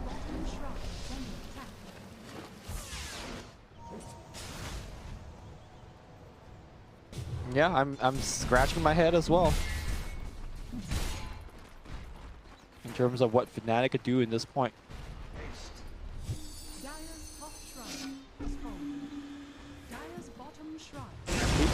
Links in, just goes straight up for the Raxus. Does have BKB and Aegis. Not triggering either of that. Ice Blast is going to come in. Nice 4-staff from the App Store. Now MP looking for that melee. He gets stunned though. He's taking quite a bit of damage here. That last fight, perhaps PA buyback ready, but they really don't want to commit it now. And with that, the melee's down. Secret closing in on a crucial 2-0 victory. This will set up their Liquid match to possibly decide, unless Fnatic find something miraculous. But where is it going to come from? The PA's dead. The CK also resting in a tomb under the fountain. Mid one continues to pummel. Takes down the range. Now going to rotate back for that tier 2 top. Secret have them not only on the ropes, but 1 foot out of the ring now. Looking to slam the door. Divine Rapier? I'm just like... What else, right? Like, yeah, I mean, he's got to farm it. I don't know that he even gets time to. But yeah, I think if you can get something like that, it's worth the risk. The Solar Crest is a problem too. Yeah. You know? There's a lot of problems. Many problems. I'm just trying to figure out a way where Fnatic even have a chance to stay in the game. Let's not talk about winning the game right now. Well, they need a win, I'll tell you that. Yeah. Divine's all I got. He is... Oh, another echo from Kezu, and again! Easy pick, that's a gem down. I don't know if Secret saw it. They may not have been paying attention. But in any case, likely find it soon.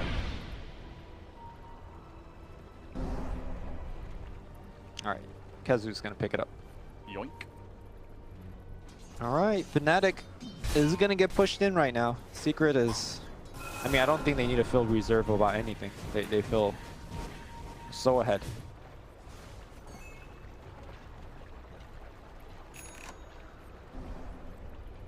Now a Hex for QL to deal with. Oh boy. Fnatic still scrapping on as best they can, but yeah, QO's BKB down to just 5 seconds. No save for him. He jumps in bravely, but he instantly gets Hex controlled. Now push back, 4 staffs, battering him around, but he gets the crit! He gets the kill! Alright. Alright, here we go. Head onto your hats. Fnatic trying to find more. Jumping forward and looking for Puppey. QO's in position, but has to beware of mid one, who's still got his BKB as Hex is cooling down. They've gotten the Sven. That's a good start. More. They need more, but he's walking through the ice wall, pulled back by the CK. The BKB committed. Hex up. Now the epicenter. He gets pushed away. The 4 steps are saving QO, but not long enough. He's got the buyback down for 100. Sven's already spent his. He's pulled the trigger. It's now or never. I mean, you buy back now, or do you just give up the racks? No, I think you buy back now. And go from it. Okay, buy back. No BKB, that Hex. 2 hexes in a row, man. The 4-staff have been so good in terms of keeping him alive, but the buybacks will drive them back. They might even lose the range racks, they do, yeah. These siege units, the Bugattis going hard on the melee racks. Even committing the Abyssal there just to ensure that Cardi doesn't get 1 extra shot off.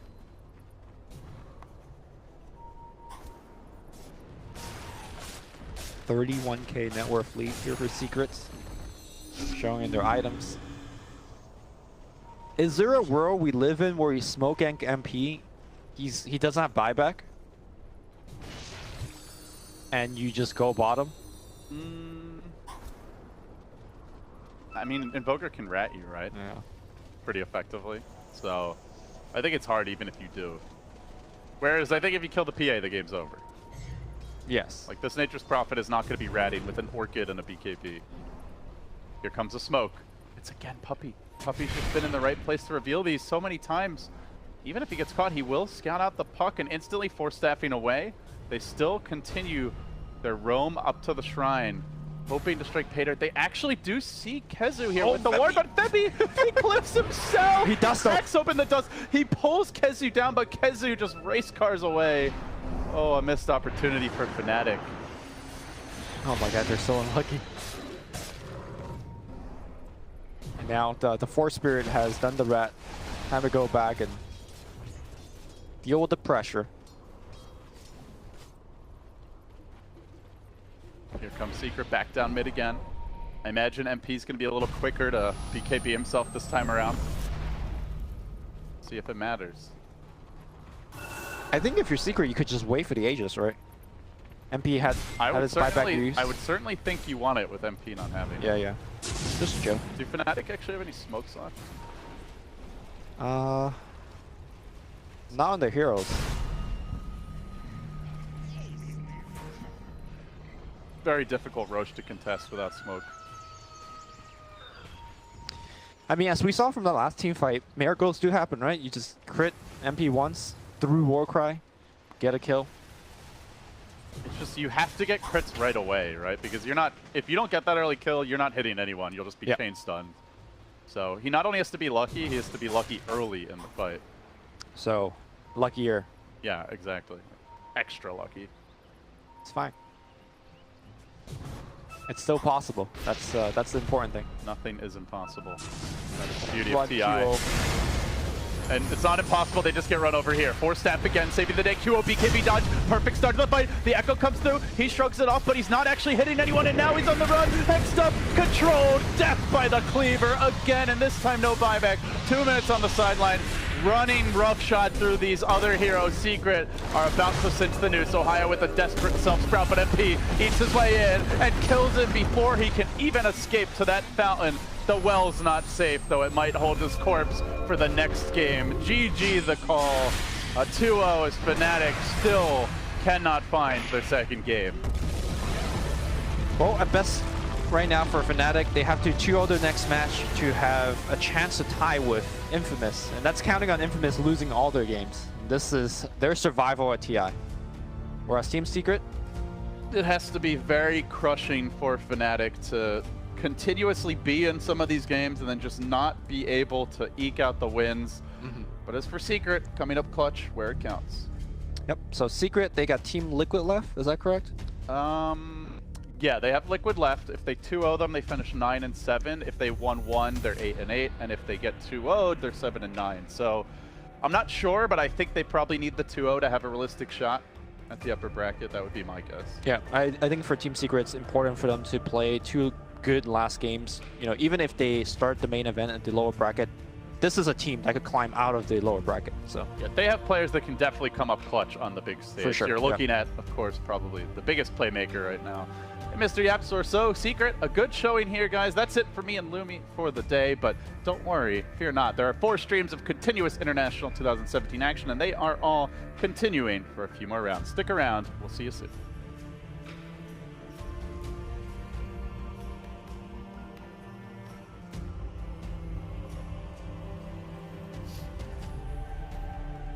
Oh, how the mighty have fallen. From TI6 to TI7, Fnatic, albeit with roster changes, have come across some hard times. Yes, indeed, not unable to get past that one win and a whole lot of deficit. I'm your host, Machine. We're going to be talking a little bit about what you've witnessed so far. And we, talking a little bit about some of those from the Southeast Asian region. We do have King of the Sea People, Poseidon himself, is joining us. Winter is on the panel. I just called you a god. You should be happy with that. Thank you. How you doing, darling? I'm good. Excited to be here. I know you missed me. I did, yeah. This isn't quite a desk. We usually get to share desks, but we can share my lump of wood. When do I get an intro like that? Oh, I'm sorry. I mean, I've called you a supermodel. I mean, it's pretty cool. Yeah, but that's just kind of awkward. Is it awkward? Yeah, a little bit. Okay. What can I call you instead? The Swedish guy. What do you think? We have Pycat, the Swedish guy, the god known as Poseidon, and Quinn. What would you like to be? Quinn. Okay, Quinn. Well, we have to actually stop with the fannying around because we have got an awful lot to get through. We've seen a lot of Dota, and I would just start actually by talking a little bit about, well, Secret's proficiency in splitting series. In fact, they have split majority of their series across the entire board, and we heard LD kind of chatting wax about what exactly they have to do to continue. But Fnatic posed quite the threat, at least in the second game. Yeah, it was. Well, I mean, it was like it looked kind of like Fnatic had a chance to come back. Yeah. I think Secret were pretty much ahead the entire game. I guess they had like a small chance, small opportunity there at some point when the Sven had no buyback, but it seemed like Secret was kind of in control for the most part of it. And it was also Secret's first 2-0. That first game was just utter chaos. This is a team wipe you can see on your screen, just seeing how Fnatic kind of... Were they outmatched, outgunned? I mean, these are players I'm sure you can shed some insight on for us, Winter. I think they're struggling to find their... I think the main issue with the team is like they're not splitting the farm correctly. Like I think Kyo in a lot of the games he's been taking like way too much farm from the team. I saw this Void game where I think I was casting the game. He was like constantly farming and farming when he had Chrono up, he had Shadowblade up, and everyone else on the team was like heroes that could not make plays. They couldn't join the team to make a move. And he was the one that had to do it, but he was very accustomed to the fact that I'm the person that farms the most in the team. And you can see in a lot of their games they've been picking, their safe lane heroes have been heroes that don't farm a lot, because Kyo is farming a lot. Right. I mean, we always talk about, and Quinn, you can kind of expand upon this, we talk about playing around a particular lane, a particular player. Does that not necessarily mean that Kyo is not necessarily being greedy, or is it a different discussion altogether? I think the thing with Fnatic is they don't really have like a lane they play around or a particular player they play around. I think they kind of just do this all-out aggression Dota.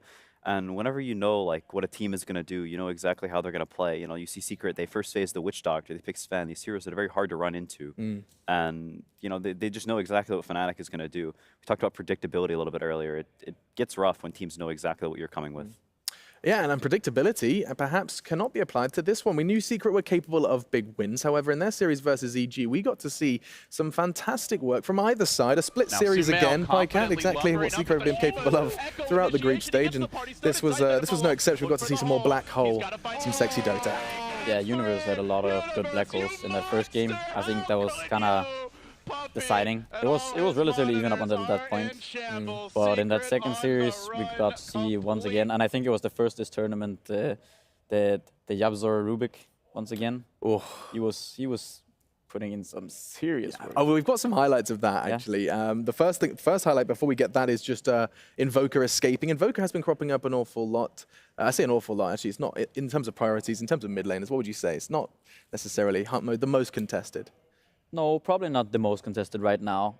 One of the heroes that we see right now that's doing very well is DP, but that's probably because it's being run by LFY and they're just doing so well. So. And I'm really proud we haven't mentioned LFY yet. We will cover them, of course, undefeated so far. But we can run that a little bit more from that Secret EG game. Not only did you get some some beautiful black holes, we got to see just a little bit of an escape. Threads the needle. Still though, will they Secret commit EG into that game too. And you can see just... See ya, homies! Wait, clap!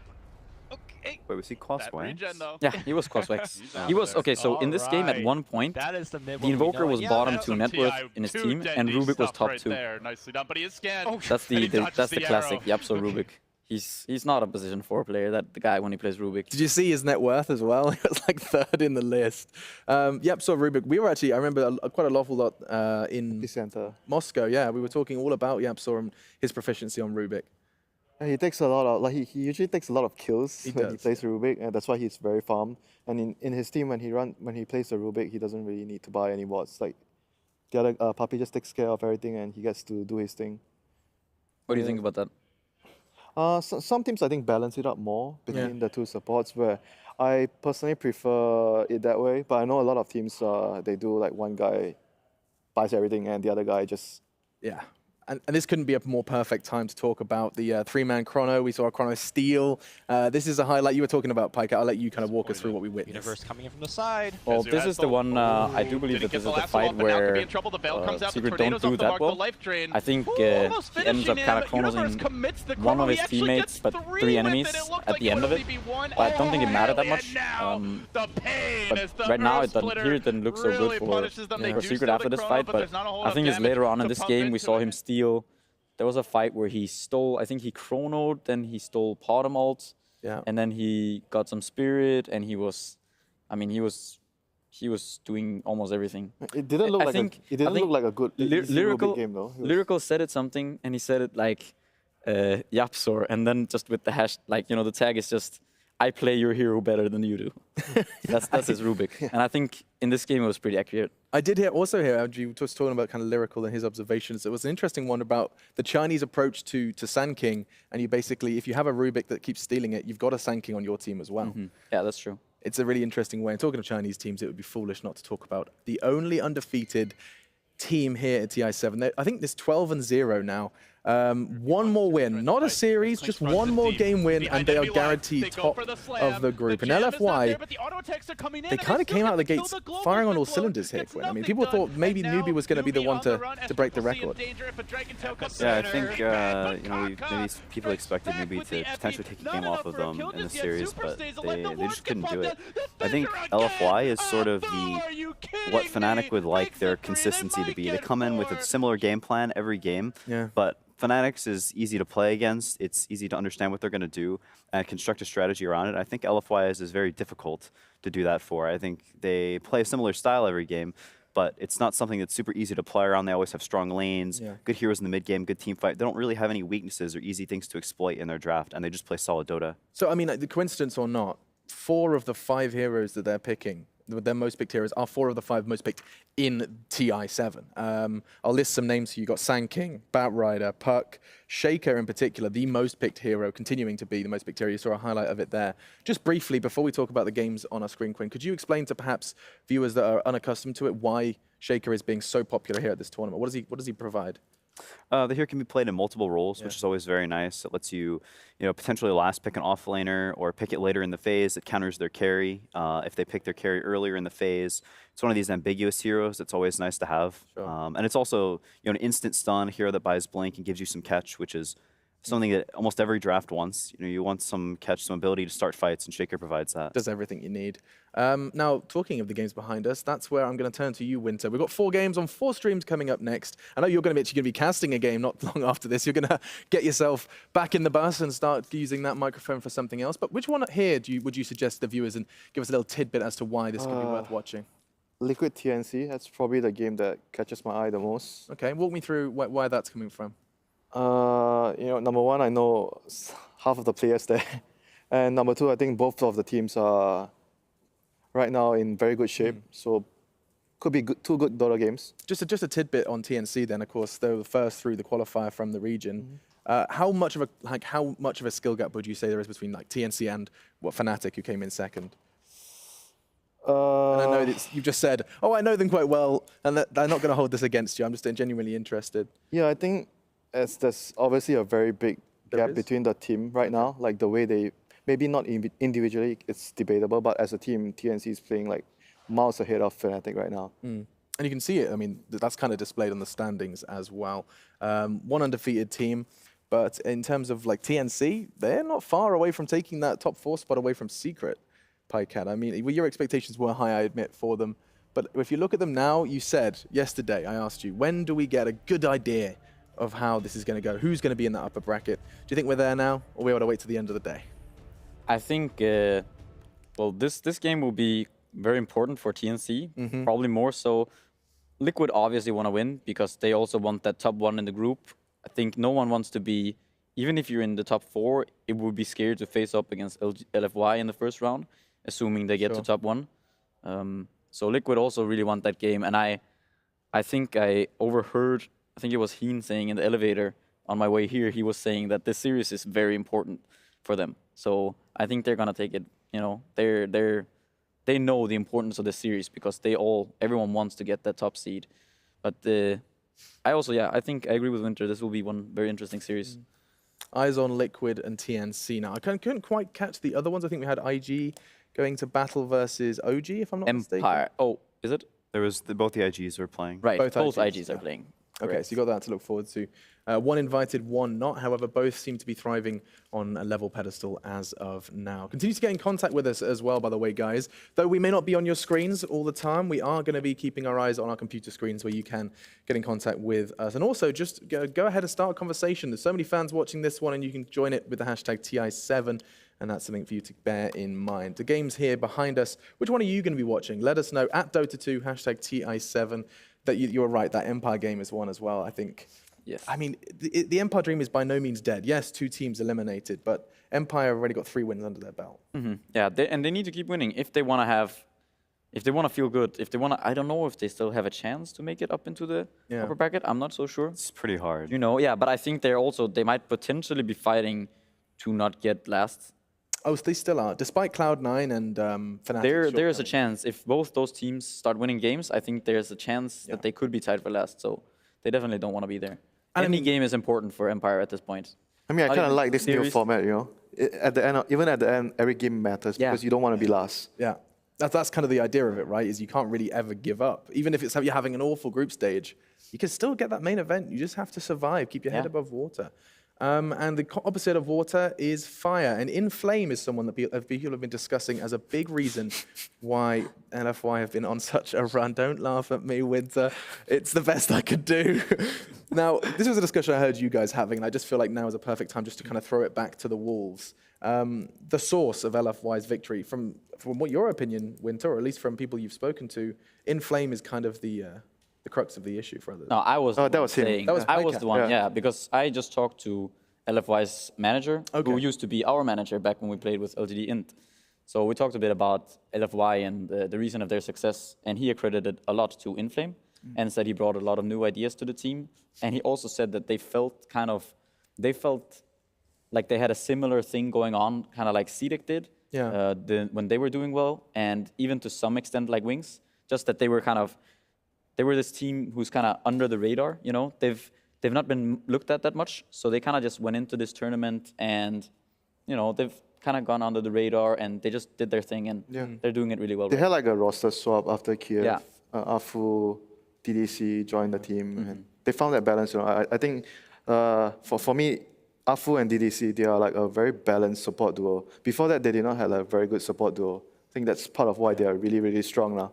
A lot of credit for Inflame, and also Afu. I think people are suggesting he might be the most successful kind of SEA import or export. I'm actually hearing that the game is ready, so we'll continue our discussion when we come back. We'll be wrapping up your day, but for now, let's jump back into the Dota because the draft is underway, and we continue to dive into the 4 streams available to you here at TI7.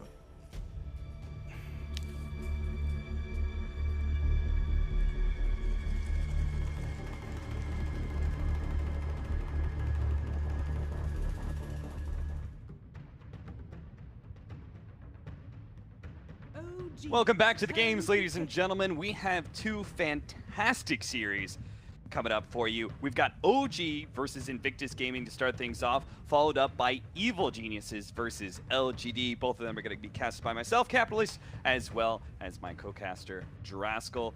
Draskell, we're going into this series. OG and IG are actually sitting tied up right now in their group, 6-4, and both have some, I would say, maybe some easy matches ahead and some tough matches ahead of them to round out this group stage of theirs. This series has got to be particularly important for both of them. Oh, absolutely. I think it's even maybe a bit more important for OG because they have yet to play LFY. Yeah. The team that has not dropped a single game. So if you can go up against Invictus Gaming here, put yourself 2 wins in the books, you're going to be feeling pretty good. Yeah, you could then afford 2 losses to LFY. Yeah, exactly. That ends up happening, right? That's kind of the thing that you have to go into it thinking is we need to win here because LFY has yet to be defeated. And sure, you got to have confidence in your own team, but at the same time, it is just very impressive to go this far without dropping a match. So opening up here, Slardar coming out from OG. A little bit of, I guess, a different feel than the other games that you and I have personally been casting. Usually we see like the Night Stalkers. Sand King is obviously familiar. I mean, this is even different from OG. I was looking over their drafts, and it's not like they were picking up Slardar in the first one, too. They had more interesting draft variants in their opening picks. Sometimes they would open like a hero like Wyvern, for example, which we have been seeing. While IG have been very much locked into we pick our 4 position. Sometimes that's Nyx, sometimes that's Night Stalker, Sand King, or Earth Spirit. It's like one of those 4, like guaranteed as their opening one. And then if their second pick, obviously it's going to be paired with something. Here, it's going to be Sand King and Puck versus a Slardar. But OG are going in for a very serious physical damage and minus armor combination with Slardar and Alchemist. It puts, I think, Invictus Gaming on the sort of timer where you see the Alchemist really early on, and this has also been kind of a theme at TI where people open up with a hero that could potentially be a core that ends up not being a core. So I don't want to say that's what's going to happen here with the Alchemist, but it's always something that I think IEG are going to have to keep in mind as we continue to see the draft roll out. But if it does in fact end up being that core Alchemist role, then you're looking at it and saying, okay, we need to figure out how we're going to either shut this thing down in lane or how we're going to be able to pressure the map enough to stop this Alchemist from getting to be that absolute beast that we can see. Now, fortunately, IG, they do have some variance in their draft. Puck mostly being played mid right now, but can run into the off-lane role. Would you prefer a different mid laner if it is going to be that mid Alchemist than the Puck? I don't think that Puck necessarily struggles in that matchup. I think there are heroes that could be better, like Shadow Fiend comes to mind, Exort Invoker, the heroes that just have so much damage that you can continually deny the Alchemist farm. The other route I suppose you can take is Dragon Knight, we've been seeing quite a bit of. Yep. And that hero is really strong just because you can just stand in the Acid Spray, you don't even care. You have the damage reduction from the Breathe Fire to kind of stop the Alchemist from getting all that farm, and you push, which is really good against Alch. You want to remove the tier 1s as fast as you can, get the map control going your way. So there's definitely some options here that the IG can look back to.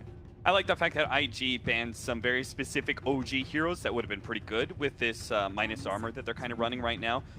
First one to my mind, Visage. Like, obviously, that's been one of the OG specialties, being able to run that support Visage. We've even seen a couple of core Visages in this group stage as well. Maybe not from OG, but from some other teams. And that obviously would have gone great with the Slardar, as well as the taking advantage of the minus armor from the Acid Spray. And then the Brewmaster. The S4 Brewmaster that has been kind of disruptive in team fights, though I've actually been surprised. I was watching one game from S4 Brewmaster, and it was he was suffering quite a bit, sometimes even on the micro element, which is a bit surprising to me since S4 is supposed to be renowned as a great team fight player. But we're going to go into our second picking phase. Invictus Gaming probably want to pick up their support by now, right? And just pick up their 5 position. I think you've got enough information that could warrant. How do you deal with Alchemist, though? Like, if you're planning on this being the core to OG's entire strategy, right? If it's all going to be based around an Alchemist, what do you do to beat an Alchemist? Do you take the pushing strategy, which we've seen has been historically run against Alchemist, or have we seen the most recent iterations of Alchemist, I'm talking about maybe like the DAC sort of area, where teams actually just outgreeded the Alchemist and said, well, if you want to farm, we're also going to sit back and farm a bunch? They're both valid choices in my opinion. It just depends. I mean, this is a great option. It kind of forces the fight. You throw the Rupture on the Alchemist, he kind of needs to take that engagement unless he has a team to back him up and he can potentially just get out. But the thing that I often see is either you hard lane counter him, stuff like, you know, melee heroes Ursa. It's not something that we see a ton of, but it's an option. Again, the Shadow Fiend and the DK is definitely great just in the lane itself, and also they both are great tower hitters. But I think the thing about Alchemist is that you hit your peak so fast that eventually if the game even goes post 35 minutes, you start to already feel the effects of your hero's net worth just not really accomplishing as much as you want it to. Yeah. So I think that outgreeding it is maybe the safest choice out of everything. And this is, they're setting up this Alchemist for so much success by banning out the Ancient Apparition. Terrorblade is a great ban because obviously the hero pushes towers very fast. Early in the game, you hit 7, you get your first and second Metamorphosis, you get some tier 1s, and plus Reflection is amazing in team fights against Alchemist, especially if he goes that Radiance route. So I'm liking the way that OG are setting this hero up, but at the same time, IG, they have good initiation, good team fight. Bloodseeker is phenomenal against kind of like these, not necessarily a single core lineup, but one core who's really, really important to keep down. Yeah. Would you say, Driscoll, that the lineups here at the TI group stage have been greedier than the meta that has previously been set up in other tournaments? I think it has a tendency to get that way because, like we were just talking about, playing it greedy can typically be safer because you're not like extending to go for kills. You don't feel pressured to go for these smoke plays and do stuff that you wouldn't normally want to do. So I think what happens is a lot of these teams go, oh, well, if we just have the better late game, we can play slow.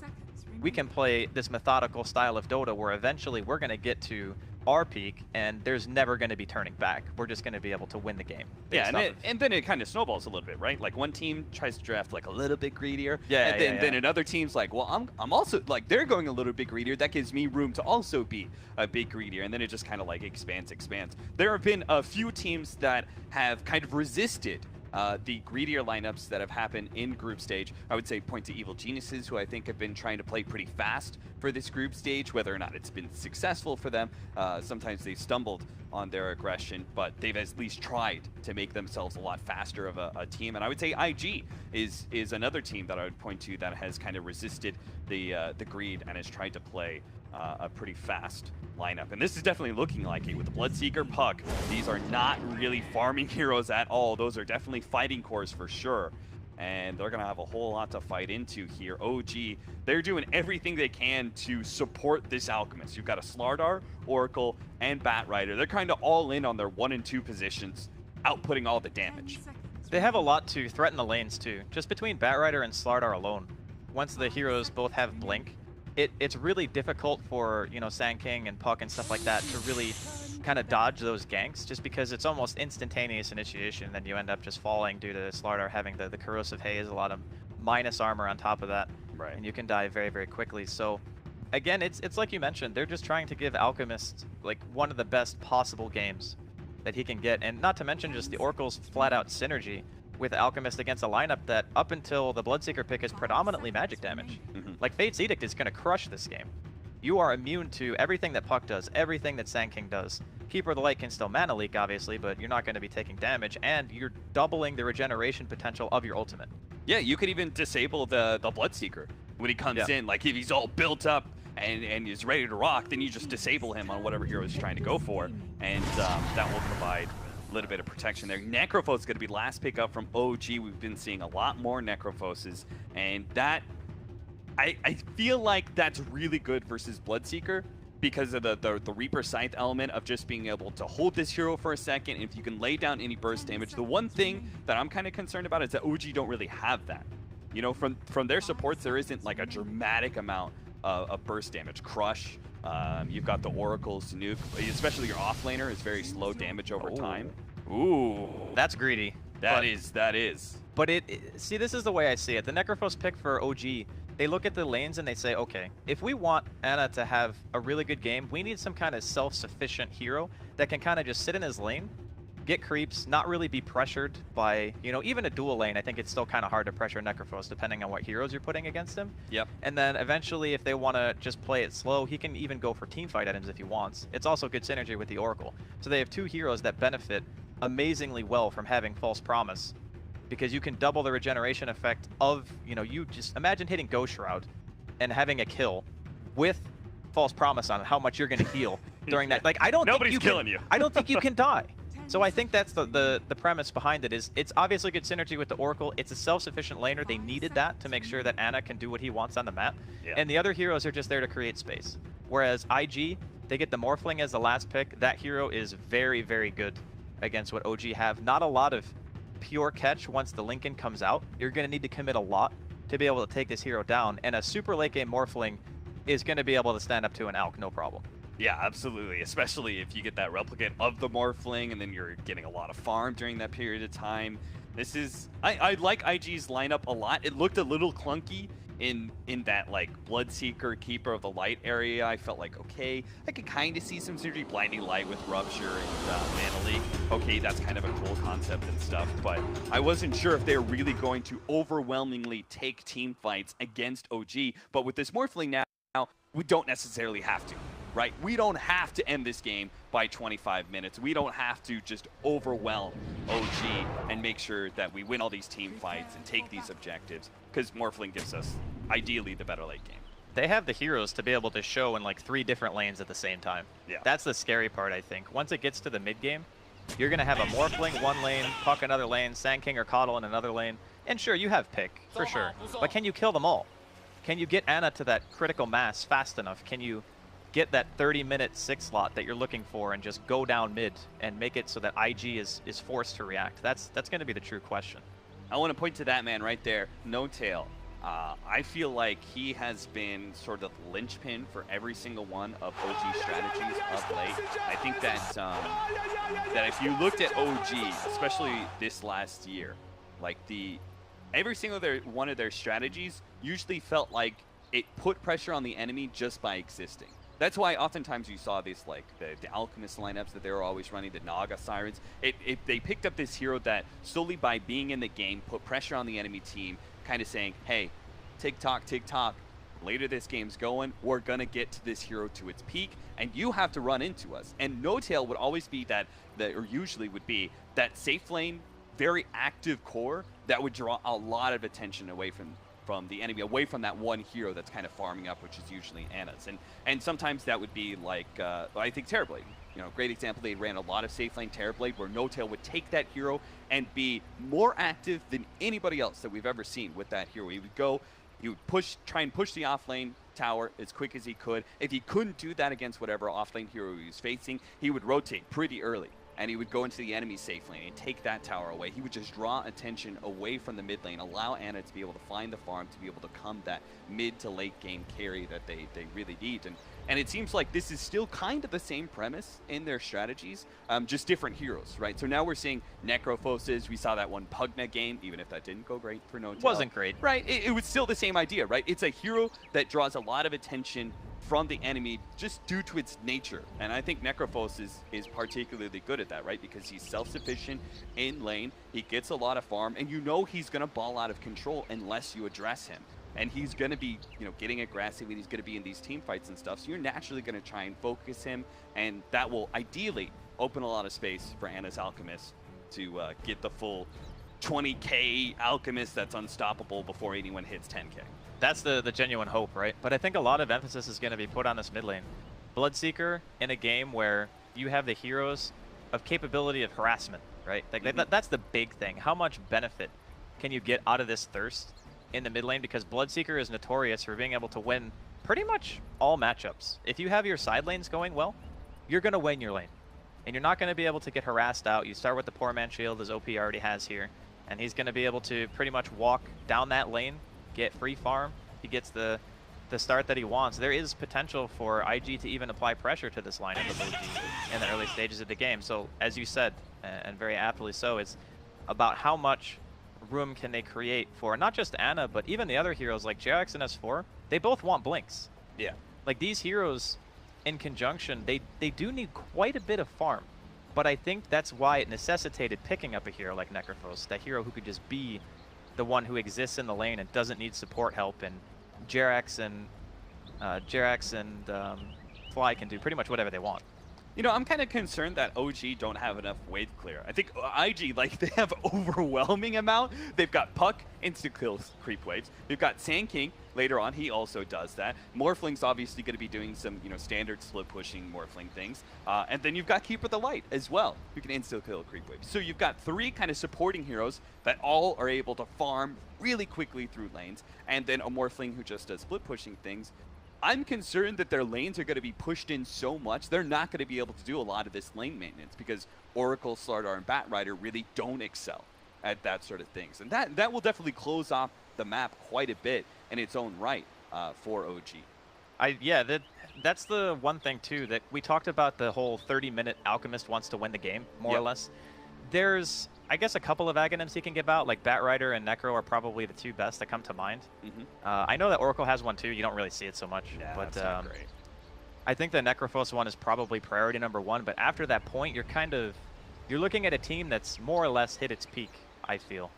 And then if the game keeps stretching out past that point, IG are going to go right back into the driver's seat with the Morphling and the ultra late. Sure, you're always going to have your Necrophos Reaper Sight to fall back on.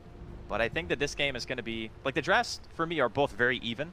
They just have different points in the game and when they're the strongest. And I think that IG might have a little bit more time in the game where their lineup feels better than what OG have. But OG's window is super strong. Yeah. Like, if they can get it, it's very hard to stop.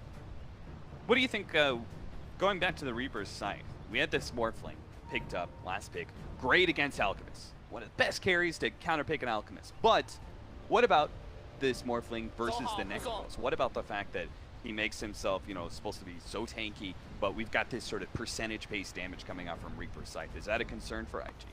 I think it has to be, given how many ways they have to break Linken's especially. Like, eventually Blink Batrider, you have Slardar. Oracle is actually very good at breaking Linken's as well. Purifying Flames has great range. So if you're not paying attention, you can certainly get caught off guard, no question. It's just a matter of, you know, how the fights go, how good Burning's farm is comparatively to the other cores on OG. And I mean, there's a lot of, I guess, a lot of thinking you can do about it. But really what matters the most is, how are the lanes going to go? How much pressure do OG want to apply? How long does it take them to get their blinks? Yeah. Because those things are all extremely important to OG hitting their timing. Because as much as it is about Ana getting the farm, it's also about the heroes getting items necessary to create that space. Right. I think one of the things that, like, IG, in these team fights, Morphling should never be the one hit by a Reaper's Scythe, right? Because they've got so many, they've got initiation from both Puck and the Sand King, and then they've got the Bloodseeker on the front lines. Morphling's going to be kind of like the last one heading into a team fight, right? So oftentimes I think that Reaper's Scythe just won't be held on to long enough to be able to threaten the Morphling in team fights anyway. We'll see OG, Jarex is going to poke his head out into the IG side, see if he can possibly contest that bounty rune, but doesn't look like it. Bobica. So 4 position with boots first. He's going to do that play where he tries to catch the mid laner after he picks up the bounty rune, but there's no mid laner actually there. It's just S4, so Bobica's just going to book it straight towards the bounty rune and take it away. So OG will actually only get 1 bounty of this whole entire thing, but it's the Alchemist bounty rune, so that kind of makes up for it. Yeah, it's definitely value. I think you can justify. They're up in net worth. That's a win, You right? can justify missing your block for that, I think. Yeah. Especially if Jerax wants to start by being a little bit annoying in the mid lane. Looks like he's just scouting things out for the time being.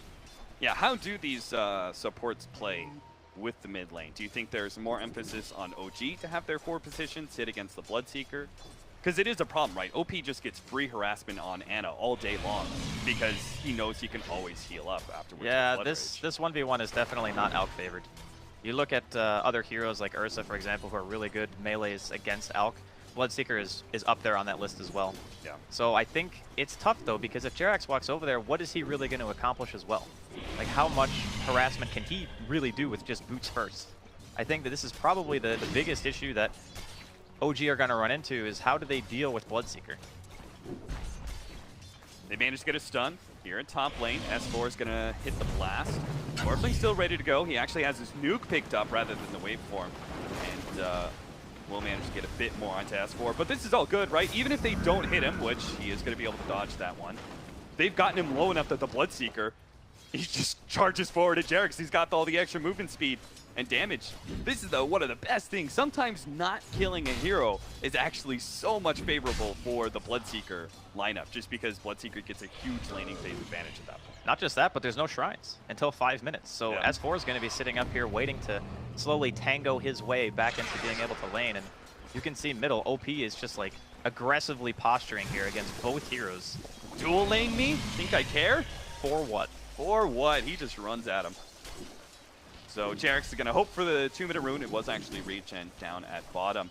Now that Jerax is away, XXS can feel a little bit more comfortable as the Puck here at bottom. It's not a particularly dangerous matchup that he's dealing with. Necrophos and Oracle, there really is no kill potential. So our Puck should do all right. Oh, he still got it? That whole time Jerax was like running at him, and he still ends up getting credit for the first blood. But sending the courier back in knowing that the Sand King was there, it's very strange. So OG do pick up the first blood, but comes at a very hefty cost, especially since Ana... Oh no, don't tell me! OP's just gonna run at him! Oh god! Ana does a little loop-de-loop around the tower, and OP will give up on that chase. He doesn't want to drop too low. Because the worst thing he could possibly do is Bloodseeker is be a little bit low, Blood Rage, and try and go for CS, and all of a sudden die to a gank. So he just needs some CS.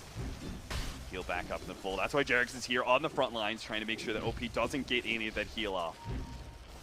Now, this is one of the most effective ways to deal with the Bloodseeker once he starts losing HP. But you can see OP, he just does a huge amount of damage. It's very hard to like deny him unless you can threaten to kill.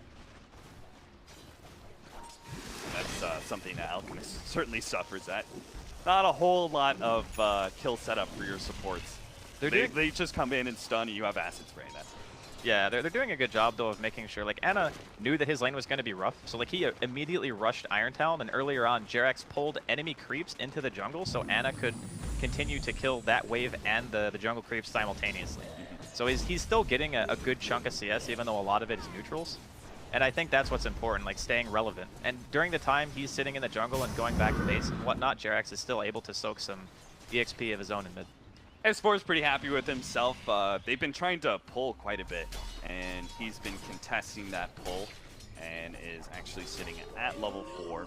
Good amount of CS too, 17-0, considering some of that is some big neutral creeps. Pretty good for our off-lane Batrider. In comparison to XXS's Puck, which Jarver talked about how this is not a lane that he's going to have a lot of kill potential directed towards him, just harassing it really for the next. I'm surprised he's having such a hard time staying in EXP range. Like, S4 is almost a full level ahead of him. I guess, you know, S4 always has the jungle potential and he can kill the camps, but I figure that XXS would be able to stay a little bit closer to the waves. No-Tail has gotten a few denies in there as well. Helps. Jesus. Look at our Bloodseekers tonight. Oh yeah, this is classic Bloodseeker. XXS tries to contest a little bit of pull there. He's managed to get away. Silence onto No-Tail, but No-Tail's level 5 with the level 3 death pulse. He regens and heals up very quickly. You see, same exact thing as a Bloodseeker, right? Like you can kind of harass him and stuff, but it doesn't matter as if he gets any real CS. So you've got to have a lot of middle lane kill potential. Fly, he is definitely dead. He goes for the long ensnare onto OP, but within melee range, it doesn't really matter. So OP using his first rupture, get a kill on mid lane and threaten that mid tier 1 tower. That's one of the things that I think Bloodseeker is criminally underrated for, is that he not just wins his lanes, but he does so much physical damage, he's actually great at hitting towers too. In the early game, if you have this much of an advantage, yeah, you can just walk up there. Both of the supports of OG were kind of forced mid, and sure, you end up losing the Oracle to a rupture, but the more important thing, again, is just what Ana can do in the meantime. He's going for the armlet now, he's got the soul ring, almost 6. And then, you know, S4 is still getting a fair chunk of EXP as well. So they have 2 heroes doing well, and then you look at the side of IG, and the Bloodseeker is crushing it. He's doing very well in his lane. And then Burning is getting his own free farm. So both teams getting what I think they need out of this early game. It's definitely IG not running away with a serious net worth lead just yet. Burning also is doing well enough in his lane that he's beginning to pressure the off-lane tower. So we already kind of talked about how wave clear he's going to be able to present a lot of opportunities for IG to control the map, but these early tower losses could be real hurtful. Bottom lane, they're going to try and go for No-Tail here. XXS jumps away before the Reaper Scythe could go down on him. Bulbaca's quite low, and he will manage to get the Reaper Scythe, but it's not enough to finish up Bulbaca. Bulbaca's actually turning around. What a man, Bulbaca! He managed to get the kill on No-Tail after surviving through the Reaper Scythe. Oh man, that was so close. I didn't actually know if he was in range to get the Reaper, but committing really hard there, getting punished. It's a little unfortunate getting that, like that particular hero dying. You kind of want him to be the stability of your team, you know? Rupture on Ana mid here. With the silence and the nuke coming in, Ana's just going to have to TP away. He actually TP's up to top. Uh-oh. That's not a great place to be because there's no shrine, and he actually still has vision. OP is loving all this low HP. Miscommunication, maybe? Maybe he thought the shrine was up. Yeah. Or maybe he thought he wasn't going to take so much damage so he can go and jump. He has ulti now. He should be alright. Yeah. As a result, OP is going to run back in the lane real quickly and get some more damage onto that tier 1. Bulbaca trying to threaten Fly, but JerAx is here. He's able to sprint run him down. Now, Ana does not have Unstable Concoction, so again, no real kill potential here. Bulbaca could have just burrow struck over the cliff. Felt truly threatened. XXS has actually left his lane to come sit behind this mid tower. They really want to take this tier 1 nice and early before the Alchemist gets big enough to defend it by himself. They also have the coil at the ready, so you're not going to be able to TP out from another Rupture this time. They're going to be able to jump onto the Alchemist here with a Morphling and Bulbaca. JerAx is here to be able to get the stun, fakes it out, and manage to get it after the waveform. Ana sitting inside the trees, but he will be ruptured up. The silence is going to go down as well, and Ana will end up dying to that one. OP with all the extra movement speed is going to try and go for JerAx here. Stun goes down. Fly He is actually going to be the one so in some fast. trouble. He actually has Fortune Sand on cooldown and doesn't have the disarm, so he won't be able to stop OP. Back over to S4, the Batrider. Yeah, OP's just going to go ahead and TP. He's not going to risk getting caught by S4 here. It would be too big of a loss. They are going to be able to take that mid tower because of that, though. Burning will gladly take it as the Morphling. I love the movement across the map of IG. Just recognizing how strong OP is in comparison to what Ana can really offer to his team right now. It's only 8 minutes in. You saw a Morphling invading the enemy jungle at 8 minutes. And they just recognize, hey, these heroes, they need Blink Daggers, they need farm, they need their ultimates. Like S4 is level 7, but he doesn't have Lasso yet. So they're just able to walk in, punish extremely hard, get a very important tower, and get their aggressive vision down all at the same time. That was one thing that OG, when they ran this Alchemist lineup, they always put a lot of attention to protecting their mid tower and protecting their offlane tower even, because it keeps the offlane jungle super safe for you and also keeps both sets of Ancients really available, which is what the Alchemists get a feed off of later on into the game. But here, Invictus Gaming, because of those rotations you talked about, just funneling into that middle lane and knowing they have the superior power, take that big objective away, and it just unlocks a lot of the areas that Alchemist is going to be farming. Now those areas are going to be a lot more susceptible to rotations from Invictus Gaming. And they're not done yet either. They're making their way. Okay, OP could be in trouble here. Kind of dancing around, but OP's the one who's going to be chased down by the Firefly, Jerix, and S4 will manage to run him down. That's a big, big kill. Especially for S4, as they desperately needed him to come online early. I like that early jumps choice, not that that's anything special. But it really helps to have this Batrider just be kind of like a tanky Metis that can fight you underneath towers. Bobica is just being the space creator right now. Yeah, I don't know. Bobica, what's his plan here? He goes up to the cliff straight to S4, so thought maybe he would burrow strike the Slardar and try and go for a TP out, but such luck. They do manage to get a glyph here on the top lane, preventing the Morphling from taking that tower. They'll get a deny on it instead. Morphling's actually in the bottom lane, spotted out by S4. S4 is going to go ahead and stop that TP. Lasso pulls him back. And, well, with that much Sticky Napalm, you can get a little bit more damage on it burning, not enough to threaten to kill, but it does force a couple of rotations, so that's actually good enough for S4. I'm sure he's pretty happy with that. OG are in a decent position this time because they have heroes in the lane to be able to push if they want to. Looks like they're just going to end up leaving No Tail, one of the harder heroes to take down, while IG are counter-pressuring the safe lane of OG. Jerix is not leaving Bobica alone.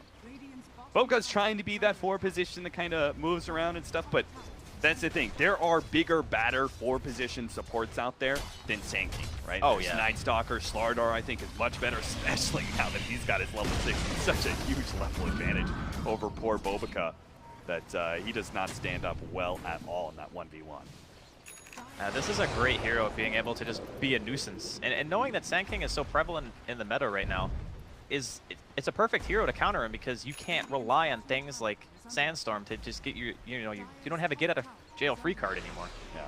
Look at Jax running all the way behind the tier 2 just to try and get a Corrosive Haze down. Meanwhile, S4 thanks them for the stack. They are going to be able to catch Jerix though, as Sprint has Silence. It's going to finish him off, but it costs them 2 different cores as well as support, all being in that defensive area, and that's perfect for Ana. He feels very confident farming out mid right now, getting closer and closer to his relic. Space created, as they say. That's exactly what you want if you're OG. I think Fly and Jerix are the 2 heroes on the team right now that probably care the least about dying at this point. I mean, look at they had to go into their own jungle and commit 2 ultimates to kill a Slardar. Like that to me, I'm looking at it and I'm going, all right, cool. My Alchemist almost has his relic. He's sitting atop the net worth now, 1,500 ahead of OP, when OP was crushing the lane. Now, if you're IG, you just had a lot of space created for that Alchemist. What are you thinking as you're Invictus Gaming? Do you want to just try and take some more objectives, maybe take some early tier 2s where the Alchemist comes online? They're going to go for Fly here, managed to get the silence onto Oracle. Was only level 5 anyway, but OP is in deep, and he does have the amplify damage, plus No Tails here with Reaper's Sight. This is a very dead Bloodseeker with some extra death timer on the clock. So IG, once again, overstep their bounds. Get caught in the process. This over-aggression from them is really costing the early lead they bought themselves in the laning phase. I feel like they're very concerned about not really being able to deal with Ana past like the first 5 to 8 minutes where OP had a clear laning advantage. After that kind of broke down and they invaded the jungle one time and they killed him, past that point they haven't really done much. And killing an Alchemist 1 or 2 times is great, but you got to do more. Now. They managed to get the silence coil plus the pull in there. Q brought in Bulbaca for the extra stun, and it was definitely needed. If he had gotten that chemical rage off, ooh, nice blinding light pushback before JRX get the stun onto Q. That'll be the end of that. But it is an Alchemist who already has his relic, so at this point, Radiance is just inevitable in the next few minutes. Yeah. The timing for OG is a little bit different than what IG can do, because IG can take the game a little bit later, and they can say, all right, we got our Morphling to fall back on. Burning's still farming pretty well. He's a little bit below OP's net worth at the moment, but he's getting what he needs. Yeah. The real concern comes if they cannot de-push the lanes fast enough on the side of IG, because I feel like they're going to be forced into that kind of split push play. Ooh, Courier. Oh, JRX is going to go for it. Oh, Miss Burrow Strike almost gets it. And is he actually going to be able to take out of this one? They didn't have coil. Oh, no. That's a baseball moment. Yeah, Boboka missed the burrow. It's unfortunate. Bobo, no. Yeah, but like you were talking about during the draft, the whole split push potential of IG, I think that's going to have to come into play here at some point. Because if they're walking down lanes with like 3 or 4 heroes and they're not finding much success, then you need to make sure that the lanes are constantly pushed out, because eventually this Alchemist is going to be massive, and you have to make sure that you can pressure somewhere else on the map instead of having to fight him head on, because you don't really have what I would call direct hero counters to him right now. Bulbaca goes and takes the bounty rune away from S4. Once again, a little bit of deja vu to our very first bounty rune. No Tail has picked himself up a pipe. Was actually thinking about going to Hannah Midas before completing the pipe, but he wants that early team fight item now. It's super value. Yeah, I could kind of feel him against this puck burst damage that's available there. I think it's a really nice item progression, because the pipe in of itself makes you feel crazy tanky. And the weakest point, I think, for Necrophos, if you're worried about dying, is either getting purged when you have your Ghost Shroud on, or just getting bursted by magical damage when you have the Ghost Shroud on. And this kind of solves pretty much both of those issues. Smoke up here from IG. Looking to head down to bottom lane, see if they can catch No Tail. Uh-oh, they may be too late. The orb is going to reveal in the last second. The coil! Half a second too late. That would have been such a huge kill, but now OG have managed. They brought No Tail into the mid lane, so they're in a good position to see if they can actually kind of put some pressure on this mid tower with fresh Radiance of the Alchemist, plus that pipe. You're going to find Burning here. JRX is actually going to be ruptured up. Burning does have the stun to be able to stop that one. Tries to get out of the silence, but he's not going to make it far. As the pipe actually lost, survived long enough to be able to get off the stun. The Reaper's Scythe cuts down the Bloodseeker. That's 2 down from Invictus Gaming, making a 3rd. They've snatched up the Morphling and pulled him back to his doom. 8-8, 16 minutes in, and all of a sudden, OG are in full swing. That's what we call a debate right there, folks. That was a very nice follow-up. The points into Unstable Concoction coming in huge there. The damage output, just when the Radiance burn is there, you're fighting into potentially an Acid Spray as well as the Necrophos. Having the early pipe, keeping JRX alive long enough to get that kind of counter initiation, that's exactly what you want. If you're OG, they're walking straight into Roshan. They know that there's no coil right now. Bloodseeker's dead still for 20. They have the minus armor to be able to do this. And he's just dead for so long with that added respawn time. He would be up right now and could TP in and see if he could get a silence off, but the added respawn time gives OG so much extra to work with. All IG can do, well, you can see what XXS is doing. He's trying to push down bottom and see if he could get as much damage on that tier 2 while OG was roshing. Yeah, we'll get to see that one more time as well. The whole team fight. Look at how long that JRX lasts. He gets the stun off because he has the presence of mind to walk out of the Blood Rate, knowing that he's going to get stunned by Burning. Yeah. He just wants to make sure he can get that one extra spell. And the bonus kill coming in from the lasso, courtesy of S4. That results in the Roshan here for OG. Very impressive early game coming out from them, given how scary OP looked in the very beginning of the game. They'll get another denied tower, JRX. Dude, look at Ana's net worth. Oh my lord. Yeah, it's beginning to get out of control. It was like 3 minutes ago where he was only like 1,500 ahead. Now he's 5,000 almost ahead. He's going to go the full Manta Octarine build to a fresh Naga Siren and I mean, again, fortunately, IG do have a lot of wave clear, but they're going to need every little bit they can against this form of Alchemist. My goodness, that is probably one of the fastest net worth climbs I've ever seen. Escort jumps in, and key from the light, and they waste no time whatsoever. Bringing him down, they'll use the Reaper Scythe again. Just the added respawn time just gives them a lot of space to take objectives. This is one of those games where I think you just kind of casually throw out the Reaper whenever, because you know that one hero down, IG are going to feel tentative to defend anything. I mean, Ana is still not really even the one pressuring the map. He's kind of just chilling in his own jungle, farming. His team is creating all that space for him. And S4 already having the blink and the drums available means their pickoff potential is now online. This is the stage where IG are trying to think, okay, do we go for the split push strat now? Because our puck just bought a Midas too a couple of minutes ago. XXS picked that up after his own blink dagger. And I think that means that they're looking to gear up for more of this kind of slow, methodical game instead of trying to fight. They just can't afford pickoffs, and one of these heroes, Bobica, is going to be susceptible to OG's pick. Loses a lot of that Blink Dagger gold, which they really need. Because they can't just let OG take all the objectives, right? They do have to stand and fight at some point, or maybe go for a 5-man smoke gank or something like that. And if they want to be able to win that kind of engagement, they need a harder initiation than just the pucks, blink, and coil. They need a solid stun. I think that's where the Rupture comes in, and eventually, you know, the Blink and the Burrow epicenter coming in from the Sand King. The issue right now is, you know, Bobica is still quite a ways away from his own Blink Dagger, about 800. And OP, he doesn't really have a backup plan because he opted not to get Midas. So because he doesn't have a Midas and he went for the SNY, I think the itemization kind of forces them into this awkward spot of you kind of want to fight, but OG's teamfight just seems to be a little bit better until the Blink Dagger on the Sand King comes out. Jarek's pushed away. GG out. Burning will take Q's place. Pushing out that bottom lane. He is being forced on the shotgun. Has to go Scepter, but it's mid lane where Bobica's going to get caught once again. Oh, God. This is feeling like that Earthshaker game we watched earlier, Draskell. The Reaper Scythe, fortunately, will not kill him, so he won't have that extra long death timer. Top lane, they're also trying to go for XXS here now. That orb is going to be able to follow him. Phase Shift doesn't actually get it out, and he just gets popped. I don't think you can phase shift Fortune's End. Like, you can do it when it's in the air, obviously. Yeah, yeah. But once it hits, I think it counts as a root. Yeah, it does. Man, that actually sucks so bad. He had to dodge it, and then he would have been just hit by an unstable concoction after the phase shift, so. That's rough. Oh, OG. Seemingly unstoppable here in the first 15-20 minutes or so in this game one. Now, Burning in the meantime, he is doing what he can. He's pushing bottom.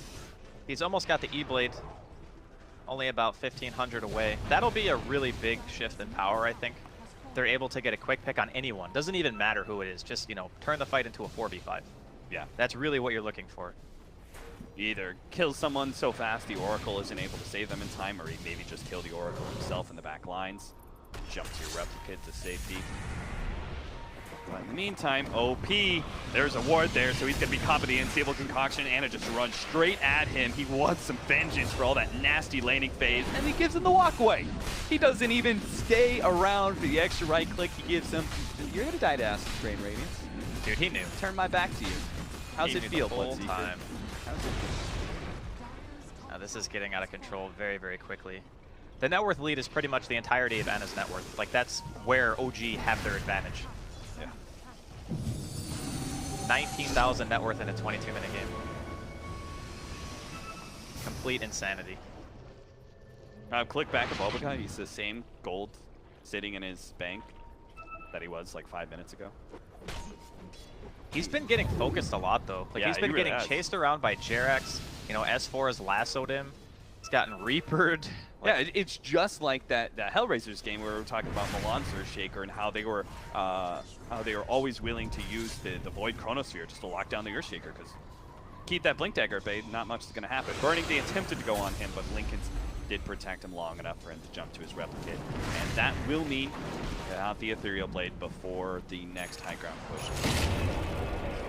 Jerax ruptured up. Silence is going to walk away from that one, though. His team is there to protect him. He's got those tranquil boots, man. Didn't even break. Oh, nice pickup here. They're going to be able to grab OP, drag him far, far away. His Q pushed him even farther away. I was going to say, that blinding light actually helped them. Like, all right, let's see. Seeker's really not making it home. Bonus Force Staff. There is an Aghanims up on this Keeper of the Light. I know we haven't really talked about Q so much, but you know, pushing into the high ground with the Alchemist having this many items normally is very hard to stop, but they do have a tremendous amount of wave clear between the Puck and the Keeper of the Light with the Blast. Yeah, it seems like there's no way for them to push high ground in this nighttime. Next Roche, maybe. Have to yeah, next Roche they could probably do it. But they do have the pipe and the sustain of Death Pulse. That might be enough to kind of tip the scales to where OG can feasibly kill the tier 3. And once that happens, you know, you open up the shrines and the rich get richer, as they say. That is Alchemist's motto. Exactly. It's going to pick up an Octarine soon. That means more Manta Illusions out a whole lot sooner. Lord Jesus. He might actually even get away. Yeah. He's going to blink back down. He has the shrine up, but the nuke from Fly. Hello. Nice catch there. I think the Purifying Flames range catches a lot of people off guard, and it is actually huge.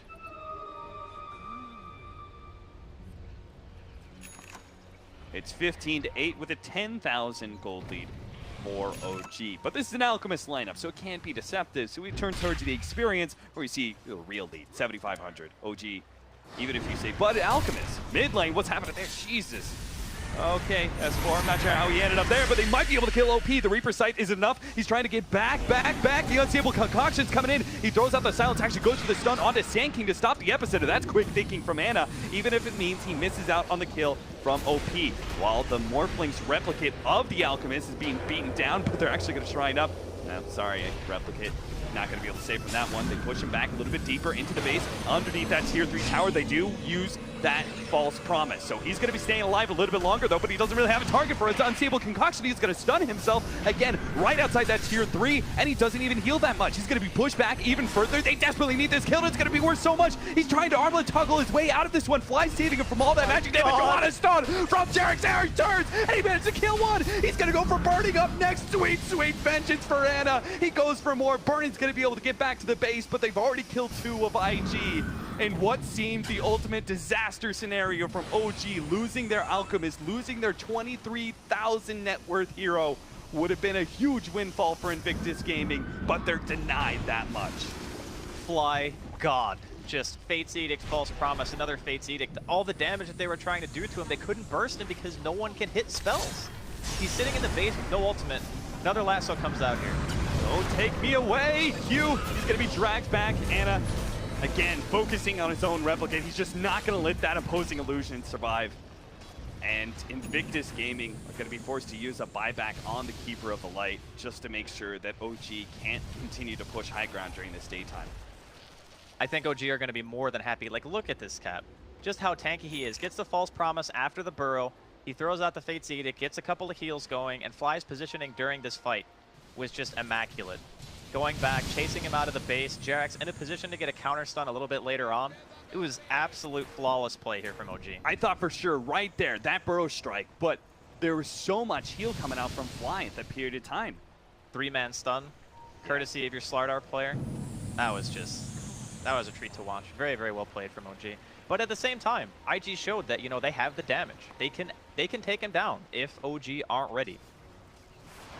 And emboldened by that knowledge, they're going to go for the 4-man smoke up, push through mid lane. See if they can find somebody. They're going to run into an invis. Matt Ryder, he jumps away. A little bit scared, just in case they had sentries. You never know. That is going to be a smoke failure for Invictus Gaming. But what does OG do with this? They're kind of been waiting for Roshan. See, it's going to be up now. And with the Corrosive Haze, they could really make short work of them. It's going to drop extremely fast. I think the next point where Ana's going to feel maybe almost indestructible for a little while is after, of course, the Lincolns, and maybe if he gets another armor item. I think that's really the way that they can burst him. Now that he has the Octarine, he has so much raw health that the E-Blade combination with Fate's Edict, it doesn't really seem like it's enough. Yeah. So the right click is where he has to itemize next after this potential Roshan attempt here. Both teams kind of hovering in the area, IG looking for a better position. Yeah, they're going to do the full wrap up into the shrine area, hope that no one's there, And then once they see no one is there, they This can is actually ring try around to the get rosy other- right now. Yeah, they're going to try to get the opposing high ground, but OG have the same exact idea. They're going to go into the Dire Shrine. They're going to do the wraparound as well. Are they going to be able to catch him? Where's this fight actually going to end up, Oh, Drasko? they I know. don't know. They Round know. and round they go. They see it now. Invictus Gaming, they're going to turn. The smoke's going to pop onto Ana. He's the frontline hero. Can they actually blow him up, though? It's going to be super tough. They throw out the silence. They already have a Vault Promise ready to go onto Ana protect him. So Burning starts going for the backline. He tries to attack Fly, trying to take him on, but he's actually taking so much damage from Reaper's sight. He has to start backing himself away. They've lost their Sand King already. IG in full retreat will not be losing more than just their support. So fortunately, their cores stay alive, but OG win yet another team fight. The reveal of the Lincolns. OP tried to throw out the Rupture straight away, but he couldn't get it because they didn't click on Ana fast enough. You know, in the heat of the moment, they saw the smoke reveal and they're like, we need to go. This hero's in the front line. Unfortunately, Fly was in the back. Immediate false promise during the chemical rage. So much regeneration. You just cannot deal enough damage to kill this Alchemist. And now they're going to be able to get Aegis and Cheese. And that's so much worse. Especially with a hero like Necrophos, he's probably one of the best heroes with Cheese, right? You've got maybe Storm Spirit, who's really good, obviously, but just the fact that this is a this is a hero that wants to kind of be on the front lines, but now has this huge amount of turnaround potential with the Cheese, as well as the Reaper Scythe. This is getting to be crunch time here for IG. What can they do? Can they push out the lanes fast enough? We can already see, XXS is in the top lane. Burning's kind of running around with the Z-Blade, seeing if he can find something as well. You can feel the sense of urgency right now that IG has. We need to buy time. Why did OG buy time? When did that happen? When did that happen? They're like sitting right on top of each other inside of the base. Yeah, I just see them flying by each other. I mean, why not? I guess if you have a hero on your team that gets items so fast that he has to use the courier all the time, I mean, there was that time their courier died. Do you think they bought a courier to replace it for that 3 minutes? Honestly, I would have to watch the replay, Cat. I cannot confirm or deny. 20-9, 17,000 gold lead, and OG are going high ground during nighttime, so the Keeper of the Light is not at that full. They do not like this combination, though. They're giving Blood Rage onto Q. I didn't notice that. So his blast is doing a little bit more, but OG are so damn tanky, they just don't even seem to care. And is down to half HP, but he's got Aegis. They're going to try and get an aggressive forward snap forward underneath the tier 4s, but they really have to target someone else in this, and that's why they go for the Rupture on the back line. Sheriff's going to be hit by that one, but he just can't get to that hero to threaten anybody. In fact, he's going to be S4 with the initiation. S4 takes an Ethereal Blade shotgun to the face, but it doesn't matter. He's down to half HP. Jesus Christ! Wow. Our Morphling just got popped. OP's going to come in with his BKB, but I don't think it matters at all. This is just a suicide move, and IG will call it. This series, we talked about how important it was for either one of these teams to take the 2-0 against the other, to really give themselves some solid, I would say, cushion to be able to land in that top 4. And OG, you said they're the ones who have to face LFY. They probably need a little bit more. And, well, they get this first one, 2-game series. Man, usually when you second pick an Alchemist and play it as a core, it doesn't really have as much success as we saw Ana have in this game. Yeah. So very, very nice stuff coming in here from OG, drafting very well around the hero, just ensuring that he got every single thing that he needed. S4 played great, as well as Jerax finding so many picks in conjunction, and Fly with the great positioning during that fight mid, where if he died there, could have been a completely different ballgame. Yeah. No tail. Turning up the heat in the OG room because they are cool as cucumbers, Drasko. They just demolished IG with an Alchemist strategy. Who said Alchemist was dead? Who said OG Alchemist was dead? Not I. Not I. Not I. Must have been our deceptive viewers. All right, guys, we're going to come back for game number 2 after a short break.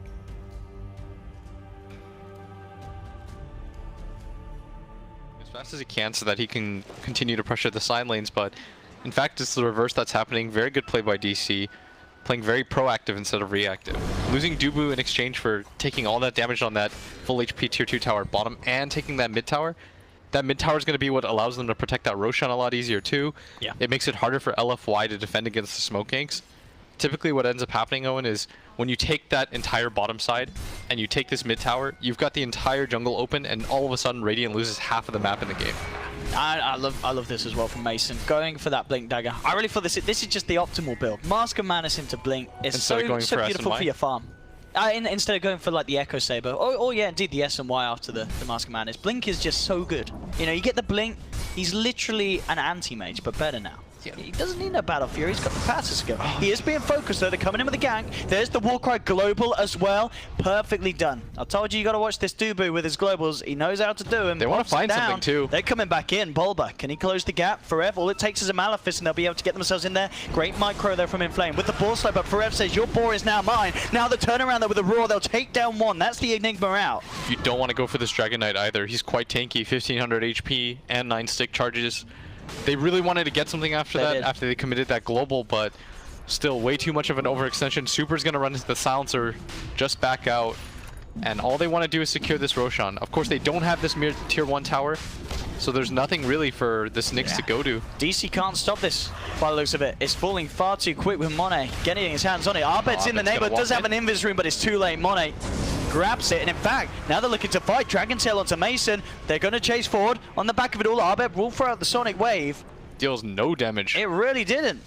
So LFY, get Roshan, get out of there. It kills the courier though. Okay. So it's not that they lost nothing. They lost the courier. They lost the courier. They lost their furry little friend. Chicken friend dies. Rest in peace. Gone but never forgotten.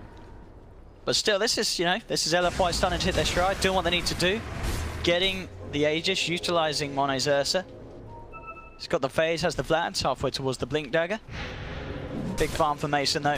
You really want to take this mid tower though, if you're LFI. You wanted to be the first person to strike anyways.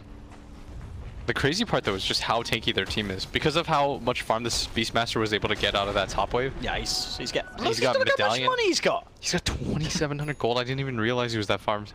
I knew he was farmed, but yeah, that's taking it to another level.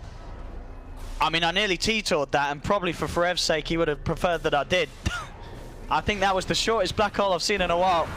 Instantly cancel cast it, and he is going to pay for his sins as LFY clean him up. I'm not quite sure what happened down there, but it was not the way that Digital Chaos wanted to play that, as now they're in threat of losing another tower. I mean, LFY, they're grouping up, they're getting ready to go, and maybe the pressure's a little too much for DC. I mean, Mason does pick up the bit link.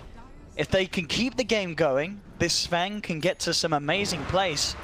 But with the pressure that LFY are putting on with this full Solar Crest now picked up on Inflame, it's getting pretty scary. This is incredibly fast. And if you look at DC's lineup, this Sven does not like going against the Solar Crest, especially at this speed. The 20% evasion and 10 armor. What is this Sven supposed to do when he blinks in, even when he gets in there? They have a lot of different control for him. He can't burst down any of the cores.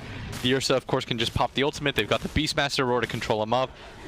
If you look at LFY's team, they're just so hard to kill. You've got Gravekeeper's Cloak on the Visage. You can always pop the Spiked Carapace on this Nyx Assassin. Dragon Knight, of course, naturally tanky. Ursa has his ultimate, and this Beastmaster's got the Solar Crest.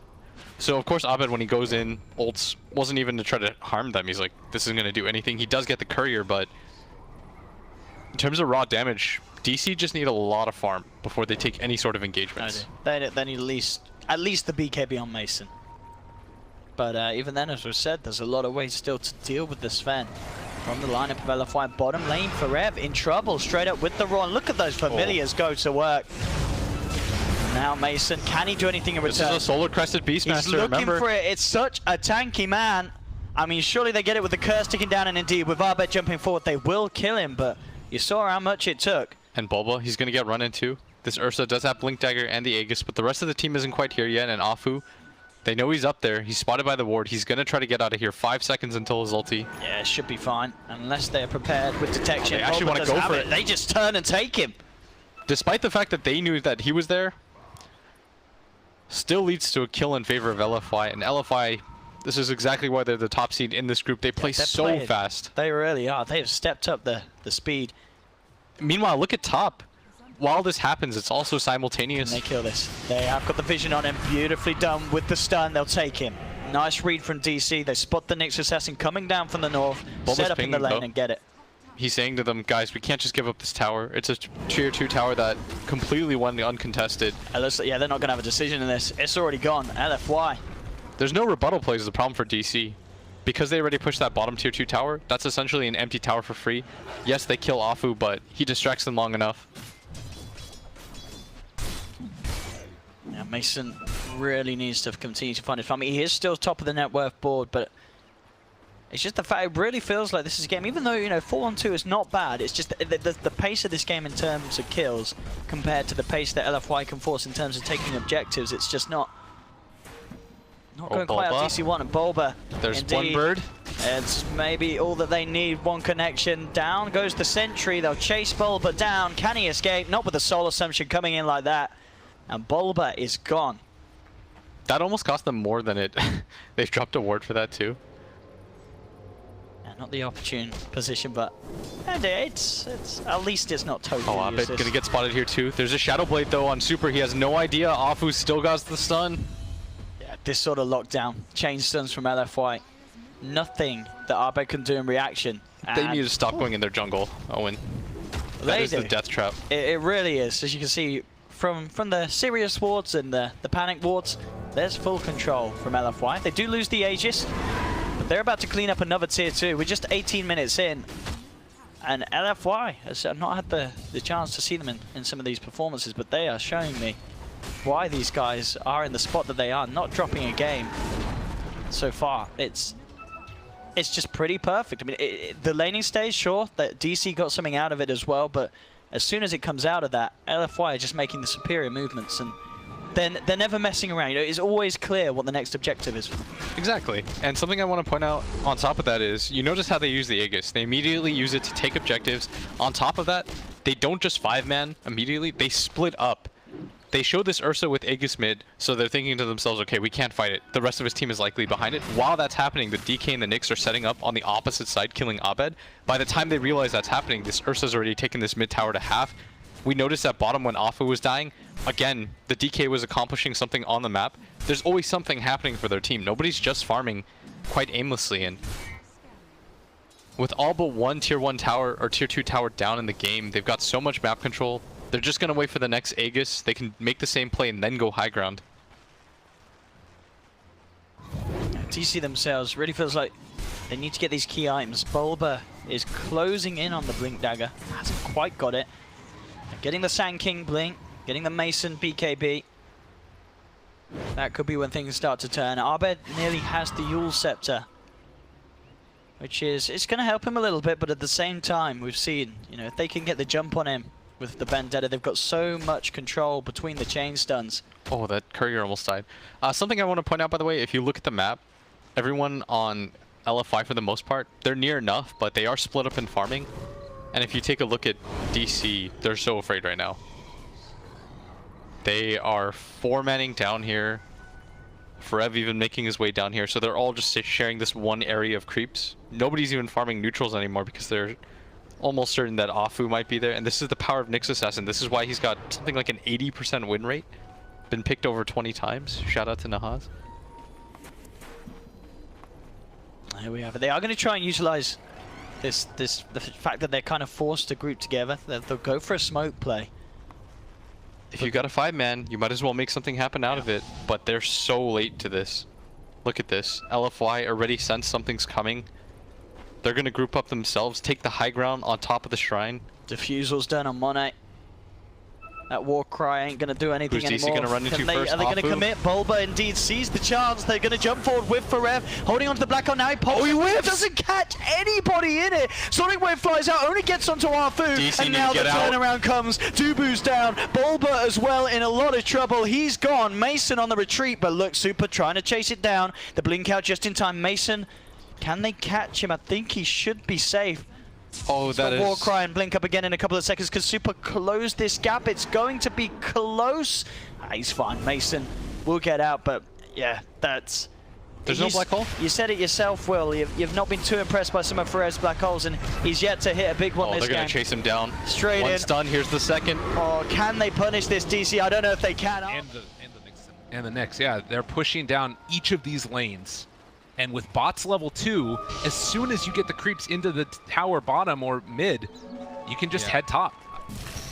Do you want to go for Megas here or T4? I guess you have enough time to go for T3s. Or sorry, to go for Megas or... Yeah.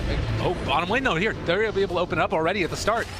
Sakata, he ends up getting cooked. They don't have a Hurricane Pike up on him, but they will be able to force out with another. That's a long duration, though. And... looks like they're able to force out the buybacks, not resolutions. Now the buybacks have turned. This game is insanity. 105 minutes.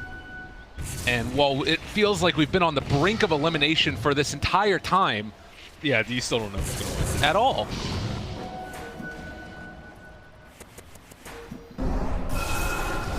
And I mean, this is my tower now. Look at that T4 tower. That Mega Creep's just like, I own this. Get out of here. The gatekeepers. What's the timer for when creeps are equal to Mega Creeps? Well, it's clearly not now. Yeah. They're still not big enough. 700 HP versus 1200. It's getting closer. Yeah, we're getting there. And look at the ancient apparition. This is my life now. 12 centuries and just throwing them everywhere. Wow! Brutal, savage, wrecked. Oracle stash?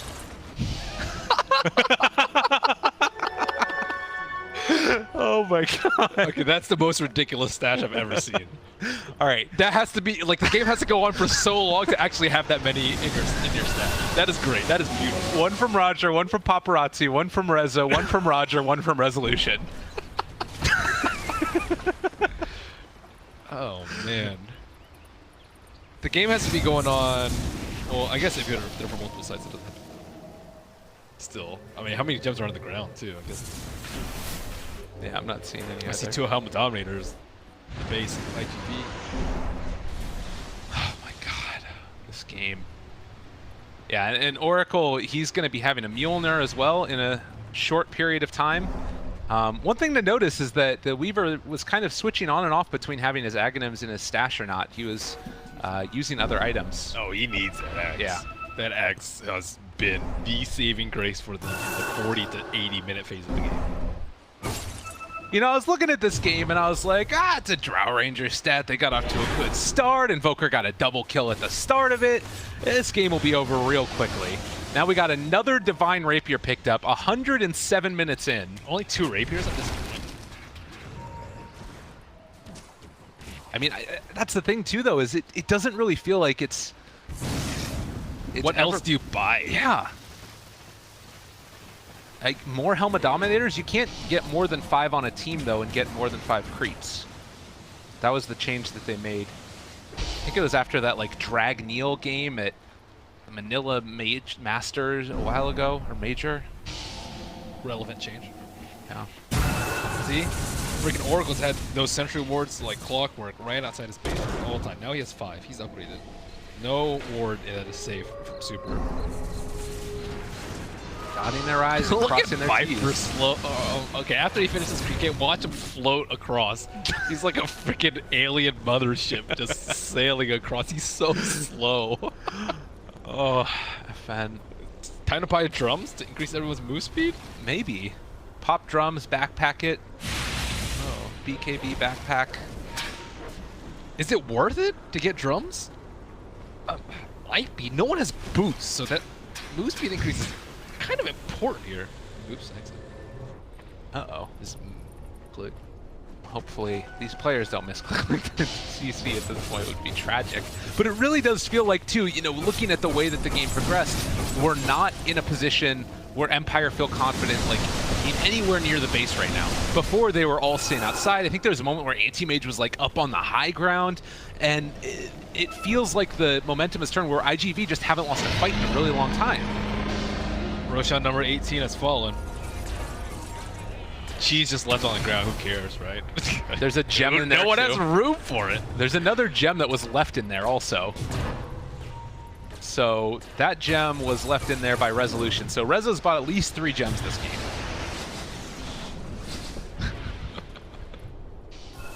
Okay. Who has Moon Shards? Does everyone have Moon Shards now? We still haven't even gotten to that point where everyone has Moon Shards. Oh, now there's an Alpha Wolf creep. Damn. Oh, hey. Hey, they're progressing, man. That's pretty great. The Gatekeeper melee creep is still there, in case you guys were wondering. Zakata has his trusty Alpha Wolf. That's pretty nice for him as well. Would you prefer a Kobold creep or an Alpha? What does the Kobold do? It gives you the move speed. I think move speed, because then you can drop your boots for a huge damage item. Right. I don't know. I don't know, man. I don't actually think they have the choice, because they still kill the thing. Wow. Is the Swiftness aura better than the Kobold aura, though? Yeah, but you don't have to have a slot for it. But I mean, from the... one's percent based, one's flat based. Okay, it's 12% versus 20. There is a Foreman. I see you, Foreman. Here, buddy. It's over there. I can't see where you're pinging. It's bottom radiant. Yeah, they'll be able to get there, I'm sure, if they want it. I don't know if they want it. I wouldn't. I'd say go for it. That thing's great. Yeah. 12% move speed. Why not? Affirmative. Dude, you're gonna be like twice the speed of the Viper. So he's at 459 on Paparazzi with max Wegs. So you're putting him at like 500 plus. Oh, yeah, you're putting him at like 500 plus. Can the Kobold keep up at that point, though? Yeah, that's the Helmet's Elf creep. It's gonna be super fast. Oh, right, all right. That's fair enough. Yeah, and then Viper's at... Oh, wait, he couldn't take it anymore. He couldn't take the slow line. Now he actually looks like he can fly. But he has to switch it off with the MKB, too, and... I know, but he was tired of it, man. That is very tilting, okay? When you're 2 hours into the game and you have to run around slower than you were at the very start of the game, or equal to 0 minutes into the game. You know, I don't know if that's the only thing that's tilting about this game for Empire. Dude, that is one of the most tilting things. Okay. Like, you think about it, you're like, I don't really need boots. I want MKB. And then you try it out, you're like, okay, I can't take this. I'm tilted. I'm triggered. I can't take this. It's awful. You feel like Crystal Maiden. And then you can't even attack anyone because you can't move around. And they're all just going to kite you around. They got Force Staffs and Hurricane Pikes. You're up against a Weaver with the plus 200 Sakuchi movement. All right, I'm with you. Yeah, dude. This is awful. Okay, how many items now is this for resolution? He bought a Satanic as well. He's just standing still. He's trying to figure out what the heck to do. A DD bot, or top rather. There's an Illusion Room bottom. Dude. Your fantasy points have to be out of control in this game. I know, it really does. I had Ghost Stick on my fantasy team. I think I had Paparazzi. He has 44 points. Yeah, that's pretty nuts. What do you get him from? I mean, what? I guess Runes grabbed? You probably have like, how many bounties? I have no idea. Oh my god, I can't even imagine. Oh, I guess it's simple that. Times 4 rough. But... Okay. So some of them skirted by, unpicked up. Third Rapier purchase, this time for the Anti-Mage, which means he swapped out the Battle Fury and the Manta. He has BKB for defensive items right now. He actually just dies. Yeah, that's a 5-second BKB. And it's not like they have Aether Lens for cast range. Like Ancient Apparition, the Lotus Orb cast range is pretty low. Now. Especially in the Anti-Mage who has to blink into the fight. So, yeah, he has Rapier. So do few other heroes. That's not cool anymore. That was so 20 minutes ago. Yeah, there's a new meta evolving inside this own individual game. Yeah. You're a hipster if you don't go Rapier. That's right. So here's the other thing. Keep in mind, everybody, this game, we talked about at the beginning, but that was so long ago at this point. The winner of this is going to be in a much better position to try and challenge for TNC to get into the upper bracket matchup. Right now, Team Empire is sitting at 6 and 7, and IGV is sitting at 5 and 6. So if they're able to win it, then it would end up being even on par, and Empire would be caught up with them finally. But if they don't, it's going to be really hard for them to push out either IGV or TNC for their spot in the upper bracket at TI. Still, it just there's just nothing. Wow. Refresher orbs. We have gotten to the point of multiple chickens. Only 2 now. 1 is loaded with the gems. They probably didn't want to bug super. Hey, give me that gem for your stash. Now your hoard, your secret stash, underground stash of gems. It's peddling gems now. So when is that point where they do go for like the BKB rush of the towers? They don't. They can't do it ever? They can't do it anymore. They died trying to fight them, okay? Yeah. So imagine them not fighting them and just tanking the damage, they would just die. They would just get 5-0s like so fast. It's because of the T4 defense though. Like if they didn't have T4s, I think it's a realistic possibility if the glyph is down. Or you can like bait out the glyph with like Aegis maybe. Go for it. But remember back when they got Megas? Yeah. And I said the good thing about it is that they only have to worry about a T4. That was being serious. Yeah. Like, you actually, it's so much easier to defend when you're right here and you have region on both of them. And like in July, he's still in his little burrow form. This is his home now. He has this like little tiny block of habitation where he's just burrowed out, and I'm surprised it hasn't collapsed yet with the ground he's dug up. I mean, the other thing here too is like he's going to get disconnected from match inactivity pretty soon. The waves have been pushed out almost enough. He's not getting a ton of experience. Wow, what if that happened in lobby games? That'd be so sick. IGV in July has abandoned the game. You are free to leave. All right, look, he's standing on the thing now. He's not quite lined up perfectly, but it's pretty close. Come on, get up, man. Get up. Get out of there. All right, what do they need to pause for now? A little bit of a huddle session. Talk about what the game plan is. There is no game plan. That's the thing. It's like... the Roshan doesn't matter, Aegis doesn't matter, buybacks do matter. Items, like pretty much everyone has their pick of 5 items, let's say, or 6 items, 5 being, I don't know. There's so many. How many heroes have gems right now? Brutal, God, savage, dude, this is this is like the high roller game. Look, you pull on the item chart, just bring everyone has BOTs and rapiers, like all the like 6,000 gold items. This is definitely the high rollers game, man. Yeah. Some of Empire's still on that bots level too, but it's all those lower net worth heroes. Plebs. Bots 2. We do have the halberd on Clockwork. You know, that type of item, I feel like that would be much better to start smashing out. I guess that there's still so much damage from Invoker too. Disarm? Disarm's good, man. Yeah. Sakata hits for like 1,000. Yeah. A hit. If he gets a disarm on Sakata while they have Resolution Hexed, that's better than a Lotus Orb. Oh, not bad. It's almost better than Lotus Orb because he actually just sit there and attack. It's still really good. And it's 5 seconds on the ranged hero as well. So it's like, I mean, the fights are over in less than 5 seconds. There's a Blade Mail too on Ghostic. Not that it matters that much because there is a Satanic on Drow Ranger. Right. But it still forces him to keep the Satanic. The Halberd kind of forces him, or at least makes him reconsider dropping the MK. Resolution, yeah, who knows what Battle Fury's in his stash now.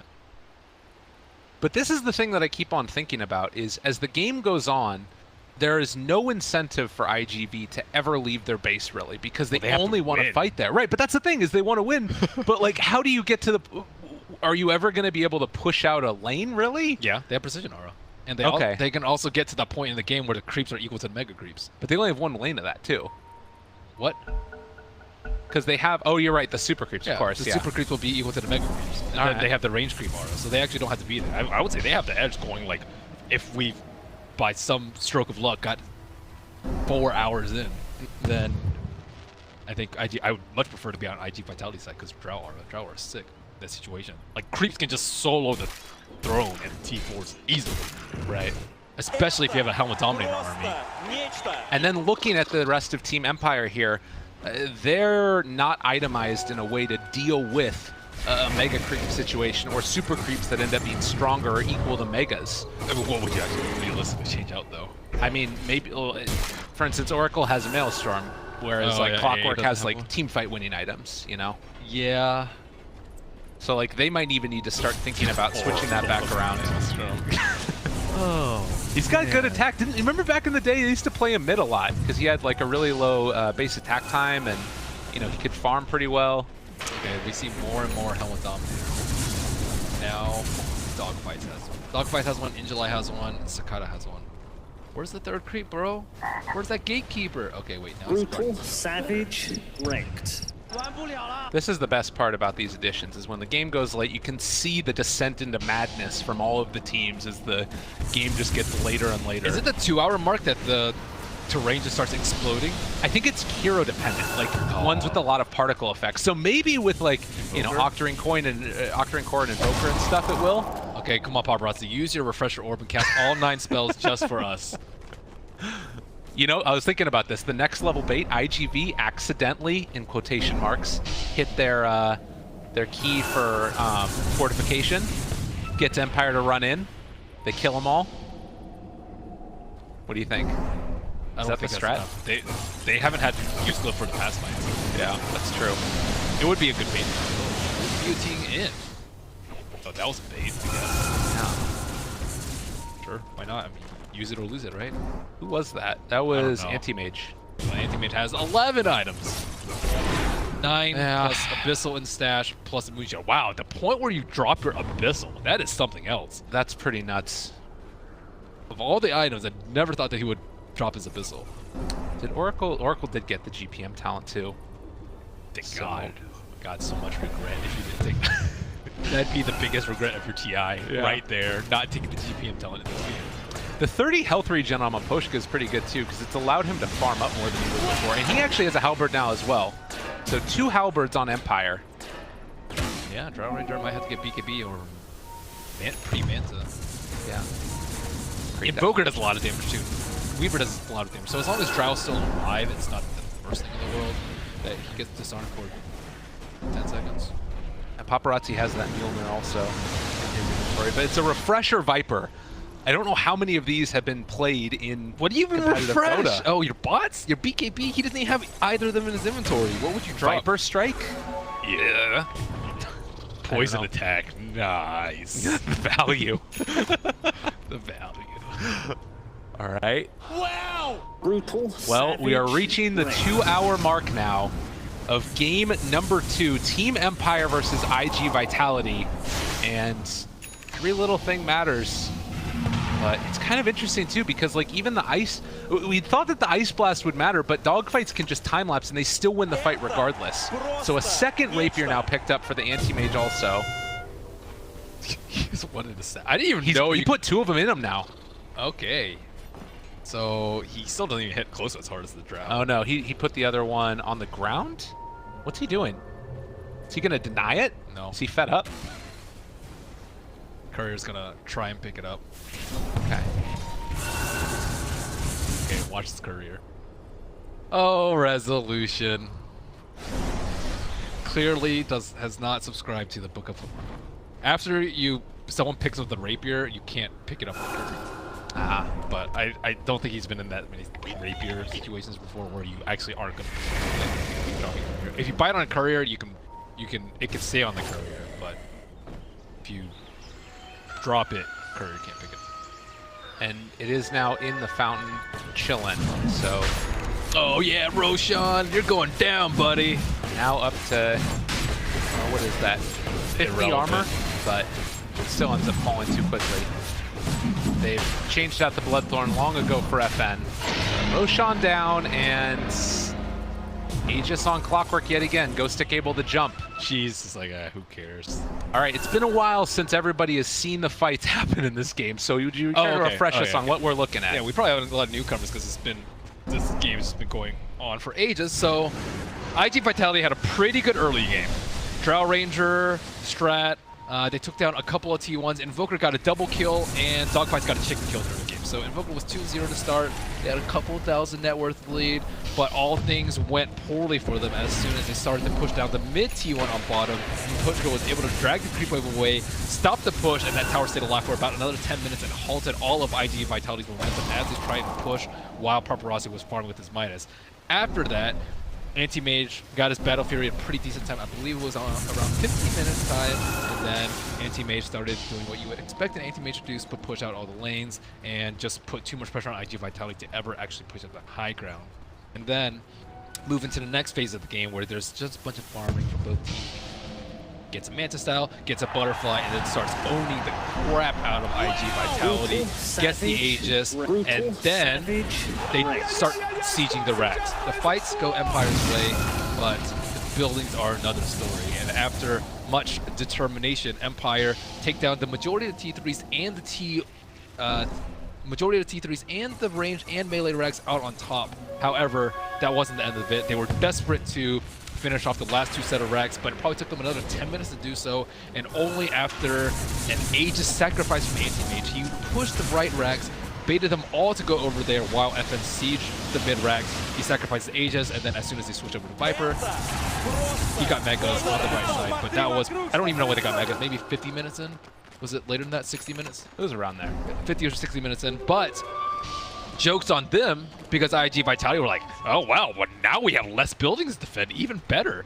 We don't have to spread ourselves thin, which actually mattered because Injuly has been parked in this position probably for a good 40 minutes of the game. right in between those two lovely towers in the T4.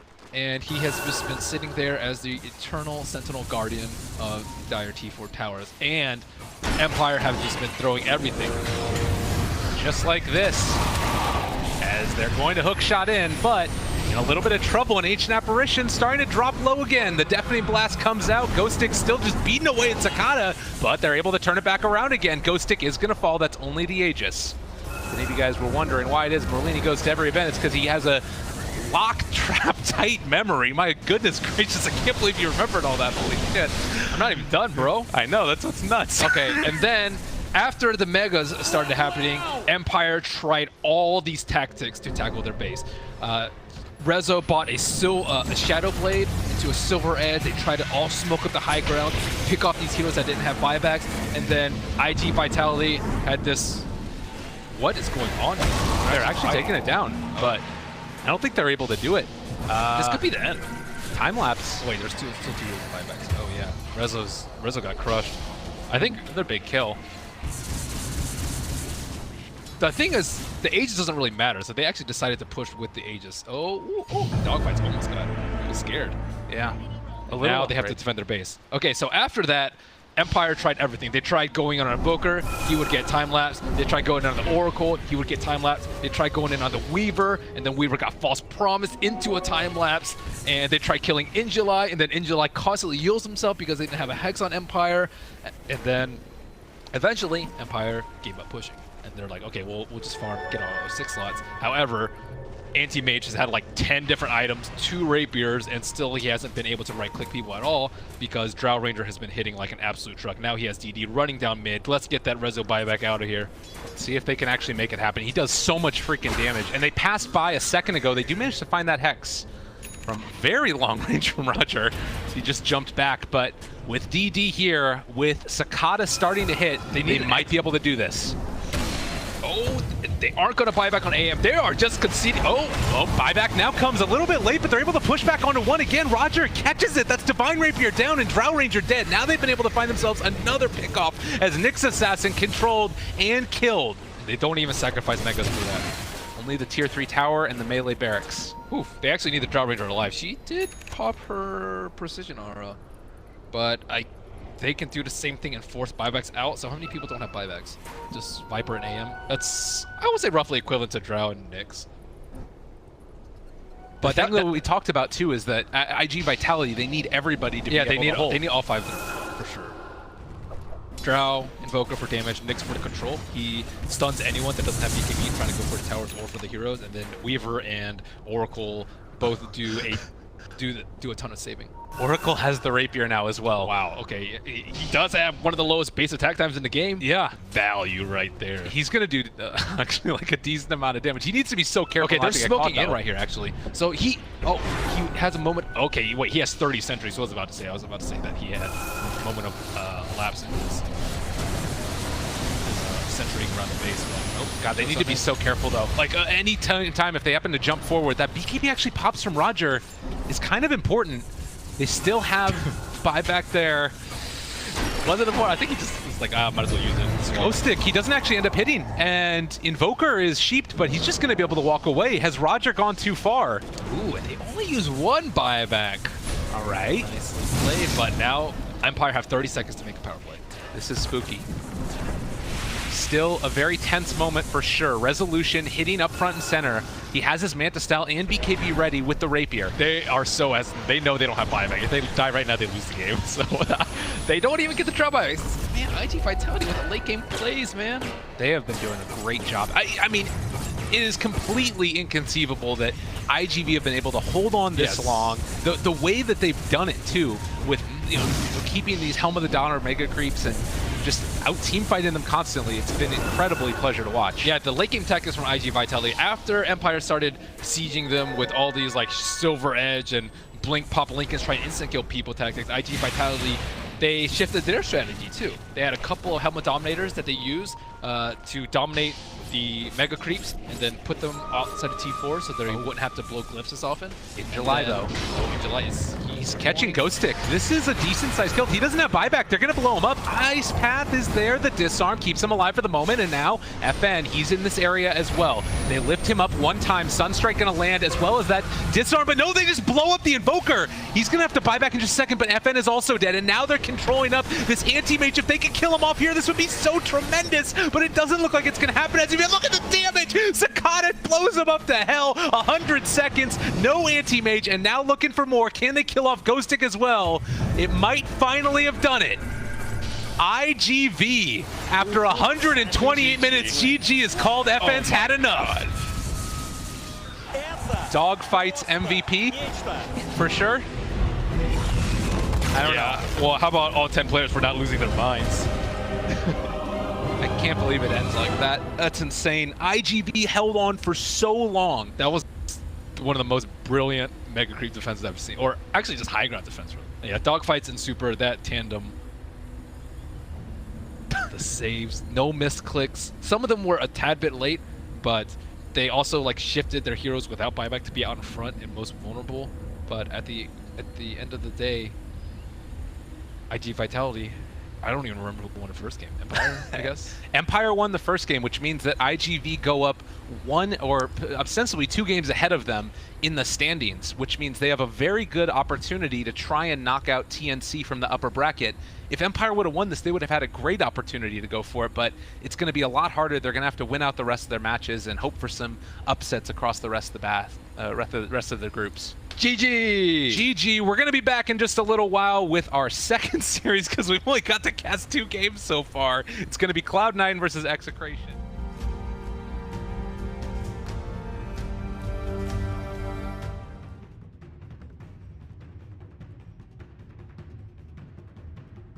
What an epic game 2 of Empire versus IG Vitality. But we're now back to game 2 of OG versus Invictus Gaming, where hopefully we will feature our own epic game. As game 1 was definitely very one-sided. OG took control of the game very quickly after they got that Radiant Alchemist.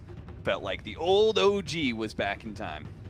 I think they do such a great job of kind of setting up the one hero for success more than anything else. You know, Ana's that kind of player where no matter what his lane struggles are, he makes great decision-making, itemization choices are always on point, and he just always kind of comes into play post like 15-20 minutes, and I think that's probably his best attribute. So when you have these 4 heroes as a supporting cast for an Alchemist like that against IG, it was just too much for them to handle, and it even looked fairly promising for Invictus Gaming in the early parts of the game. OP had a pretty good laning phase, they were invading the jungle a bit, and then little by little, it just seemed like OG were finding pickoffs and Ana wasn't being killed for a while, and suddenly he goes from like being 1k ahead to 5k ahead, then 10k, and eventually he just smothered IG with an insane gold lead. So like you said, game 2, a little bit into the draft already, as we were all eagerly watching the 130-minute game? Yeah, was it? Something it was like over that? 2 hours. Completely nuts. And it's just the group stages, Cap. It is just the group stages. I wonder.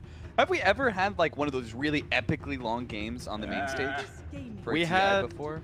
I think at TI3 there were some pretty long games, but I don't ever remember something being that long. Like over 2 hours, I don't believe on the main stage has ever happened before. That egregiously like megas versus just turtling against megas for hours on hours. Right.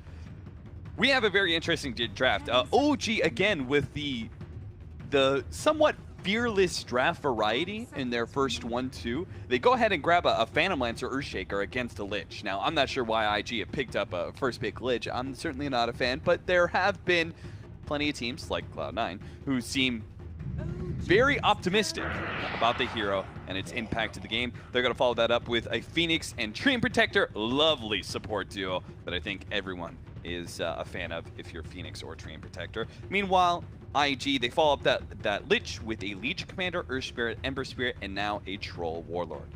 I think it's a very well-rounded lineup coming in from Invictus Gaming. They have a good amount of physical damage. They have good pick. Their team fight is, I would say, pretty on point. Just having Ember alone magical damage with the Earth Spirit initiation. You don't really have the greatest lockdown per se for like a Lich Chain Frost, but their laning phase is going to be really strong. They're not really gonna be super weak at any stage in the game. I think that's probably the best way to kind of talk about Invictus Gaming draft here. On the other hand, you have OG who have this. It's not really a 4 protect one, but at the same time, I think a lot of the space creation and stuff is going to be no tail, kind of running around the map and just being a nuisance. His hero is very good, I would say, against probably 3 out of 5 of Invictus Gaming's heroes. So you can obviously remove the blind from Troll. You can dispel yourself from Magnetize, which is just amazing. Right. And Lich is pretty weak against Phantom Lancer outside of just, you know, being able to sacrifice and make him not be able to get experience in lane, because obviously Phantom Lancer buys Diffusal Blade. And Diffusal Blade against Lich armor means that you just kind of flop over. So I'm kind of liking what OG are bringing here in the second game, but I think it's a little bit different this time around because IG's lineup has extremely powerful late game, even against an Enigma, who potentially will get Blink BKB. OG have given IG the old EG switcheroo. That's a lot of Gs. It's a lot of Gs. But they gave him the EG switcheroo. So they pick up the Earthshaker, I think the most versatile hero of the current patch that can operate in the 2, 3, 4, and 5 positions, respectively. And they head the early Earthshaker. You pick up the Ember Spirit. All right, that's a really good matchup for the Earthshaker in that 1v1. Let's go ahead and change from an offlane Earthshaker to a mid-shaker and get us a different offlane hero. And as you said, BKB Enigma, super value here. There is just Chain Frost to stop the BKB Black Hole. So if he gets BKB Lincolns, that's going to be the, I guess, the penultimate team fight, or for either team, really. Yeah. Just going to be down to S4's positioning and team fights, which, you know, showing the last game, his Batrider is always just a treat to watch. Played it very well. This time around, he's going to have a little bit of a different role, but still kind of the one who maybe waits a little bit, finds his opportunity, and then just goes in, which I do believe that S4 of all people would excel at. So game starting off here. Ember versus Earthshaker mid. I think a lot of heroes against Ember who are melee suffer a bit because you don't really have a good way of dispelling Flame Guard. But because of how much damage Enchant does, you can kind of just go in and joust. You know, if he's harassing you a bit, you enchant Totem, you hit him. It's a tremendous amount of damage, even at just like level 2 or 3. Yeah, we see in those oftentimes the first like 3 levels, the Earthshaker just positions himself between the Ember Spirit and the Creep Wave. He just kind of sits forward, and if you ever come forward as the Ember Spirit, he's going to hit you with the Aftershock, and he might hit you with the Totem, depending on like what the creeps are doing and whether or not he wants a certain CS. So it's going to be an interesting matchup for sure. But later on into the levels, right, it does get a little bit dangerous for the Earthshaker. He may be tanky, but the higher levels of Flame Guard chains, and then eventually the Remnant does provide such a significant amount of burst damage that just even one support, which they do have a really good one for punishing melee heroes in the mid lane, Bulbaca's Earth Spirit, just one support can do a lot to kill the Earth Spirit mid. He's definitely going to need a lot of support, I think, once the Ember starts to get to like that 5-6 range, like you're talking about, just the immediate kill potential that comes out once you have Fire Remnant available. His kill potential goes from pretty good to ridiculous in one level. Something that Ana himself is going to have to be very aware of. This is, I'm not sure how many times Ana's done the mid-shaker so far here at TI, but it's usually him playing the heroes that come into their own during the late game and kind of just take over. Yeah. This is a bit of a different flavor, I think, for him. Yeah, this is a hero that you really want to make sure that you win your lane. And then actually transition into being a kind of a space creator of some sort, initiator, and be willing to die and all that sort of thing. You're not going to be that hard carry. Jarek's is going to come in. They are going to be able to kill the sentry before it fades away from them. So that's definitely a big win for Jarek's and being able to keep back this really annoying Lich Legion Commander duo. You can see they start going on a queue just barely outside of the tree, so they don't get the entangle. That may prevent them from getting the kill. We'll have to see a little bit of body blocking from XXS.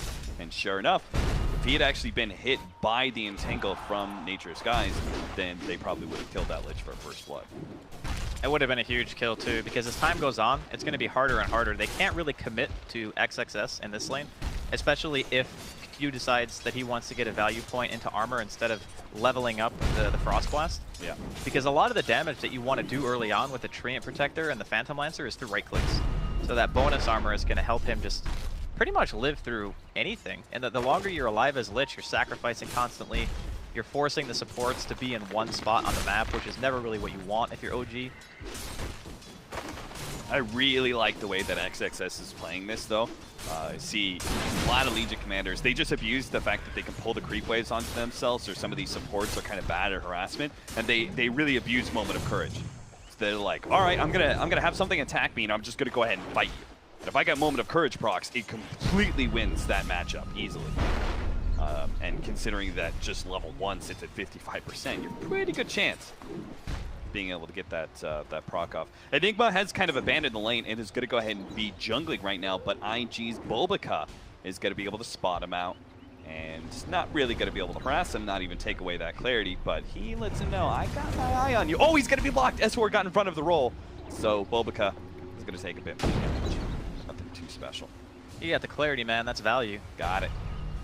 Although S4 does have another, so at the end of the day, he'll just be walking back to his other camps, maybe just going to the tower to make sure that it's not taking any free chip damage, he's not missing out on any EXP. And I think IG this time around, they do have pretty strong lanes, the bottom lane especially. It's where we're going to have to keep our attention focused to see how much No-Tail can get being under this much pressure. You can see, even in the 3v2, XXS is beating him on CS, 10-4 compared to 8-0. Yeah. And that's not even accounting for the Lich denies. This is particularly scary for OG's No-Tail, since Legion Commander is going to be one of the better heroes versus the Phantom Lancer. And some of those early levels where your nuke is going to do so much against him and the illusions, and then potentially catch the real hero with the duel. Mid lane, Anna's been doing quite well for himself. He's been doing that thing. He kind of sits forward, enchant totem, hit him with the aftershock, then uses the extra damage to be able to kill a creep. Oftentimes a deny. You can see he's 23-9 right now compared to the Ember Spirit's 17-4. I think this is kind of what you want when you're the Earthshaker mid. You want very little outside influence. You don't want people coming to your lane. You just kind of want to do your 1v1 thing. Bulbaka's going real hard here. Yeah, Bulbaka's going to be able to hit Jerix, kind of lock him inside the trees here. And Jerix is going to get just nuked down. They didn't have any counter wards for him, right? So if he'd actually gotten Hinbiz in time, he would live. Yeah, he stopped attacking a little bit late, maybe overestimating his own survivability just a tiny bit. But he did not start with the stout shield, so taking full damage from pretty much every single auto. I wonder if he regrets that, especially the way that Legion Commander was fighting him so often in that laning phase situation. Normally, in Street, you shouldn't be worrying about trading hits. At all, but this is actually because it's Legion Commander, and she's quite good at being able to trade back and forth with heroes. It actually ended up being to the favor of the Legion Commander rather than the Tree. I think it's the idea of killing the Lich. That's why you want them to use. Tail getting hit by the cake and the roll in. Nice! IG, man! That is one hell of a kill. Now, Bulbaka might just die, though XXS does give him a little bit of loving. Press the attack will allow Bulbaka to live. He's already got phase. He's gonna get gigantic in this lane if this keeps up. They have the Shrine too. Like, this timing is perfect. They go for an all-in commitment under the tower, 2 heroes low. They get the Shrine. They're gonna be able to go right back to lane. So it's not even as if No-Tail's gonna get a reprieve from this pressure. It's just gonna be right back in his face. I wonder if IG are gonna be even more pressure. They're gonna be able to catch flying. Nice double kick there. Bulbaka even hits Jerix on the side. No-Tail tries to come in. But all that he's going to receive for his efforts, a lot of chase down from XXS.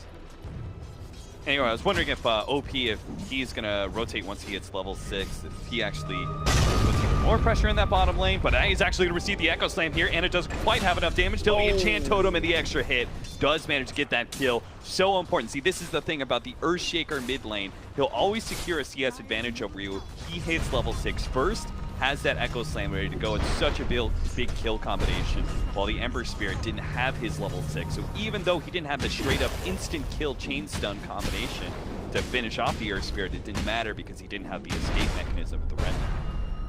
Oh, it was a really nice bait from Anna. I'm not sure if he intentionally walked into tower range, but that kicked off by him eating his Searing Chains into Flame Guard into eating about 2 or 3 tower shots in a row.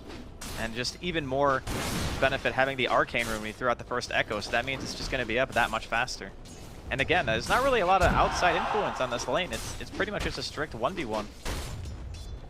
This is looking like, to me, the way we're seeing these lanes play out, pretty clear IG victory in part of this early draft, because I don't think this is going to turn around pretty quickly. I mean, OG do have all this amazing team fight potential, but it's going to be heavily based on execution. They need some great black holes or some great supernovas combined with the overgrowth, and it's going to be at a disadvantage. Like, very likely IG are going to walk away from this 10 to 15 minute marker with, like, I would say at least a 5K gold lead.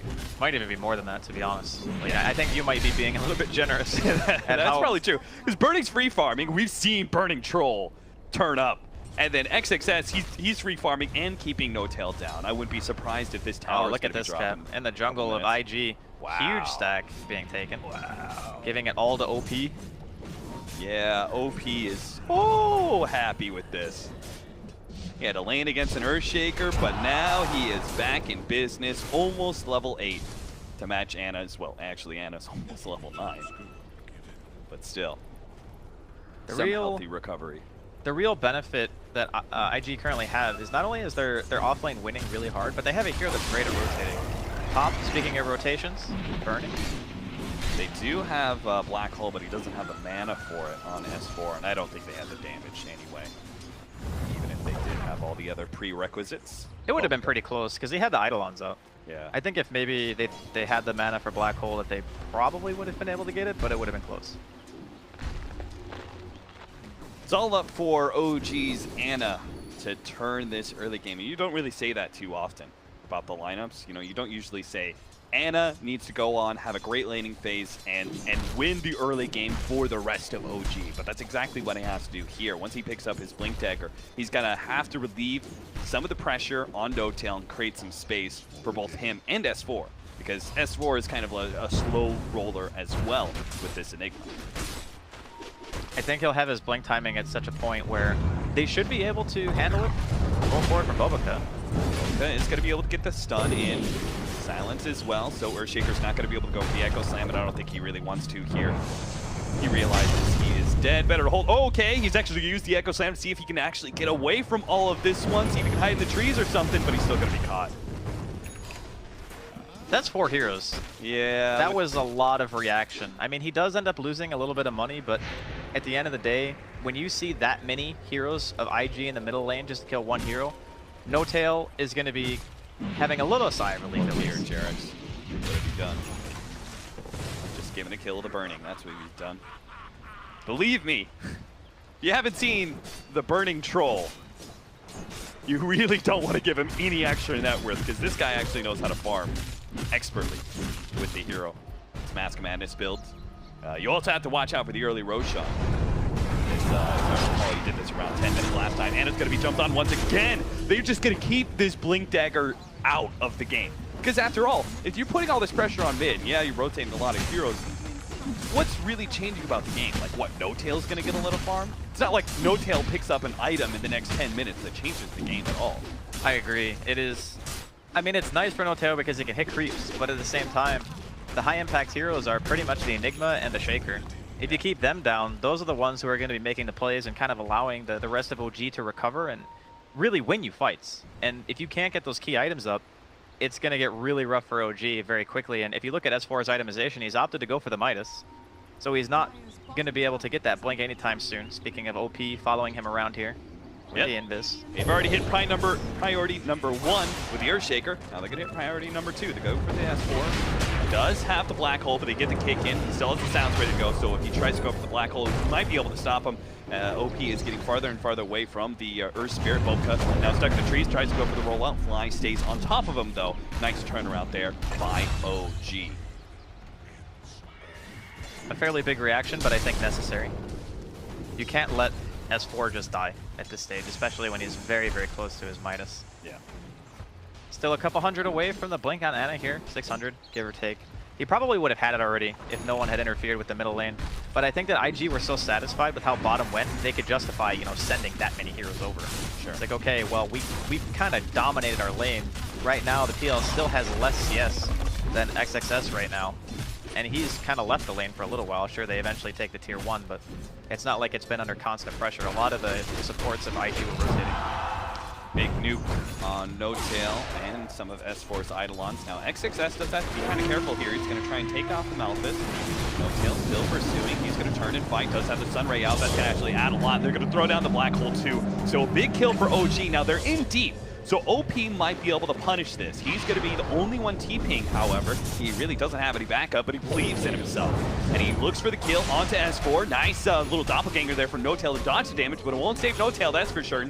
Now they have to make sure that OP can actually get out, but he's still good. He's going to keep on moving forward. Now that he's got the backup of Q with the extra nuke, they'll manage to finish off the Phantom Lancer as well.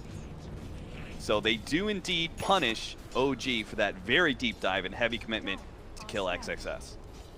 That was such a nice judgment of how strong OP was at that given point in time. Like recognizing, okay, there's no Midnight Pulse. S4 is gone for the 4-4-0 build, so they couldn't clear out the trees, which means he has to pretty much commit Black Hole to ensure they get the kill on XXS.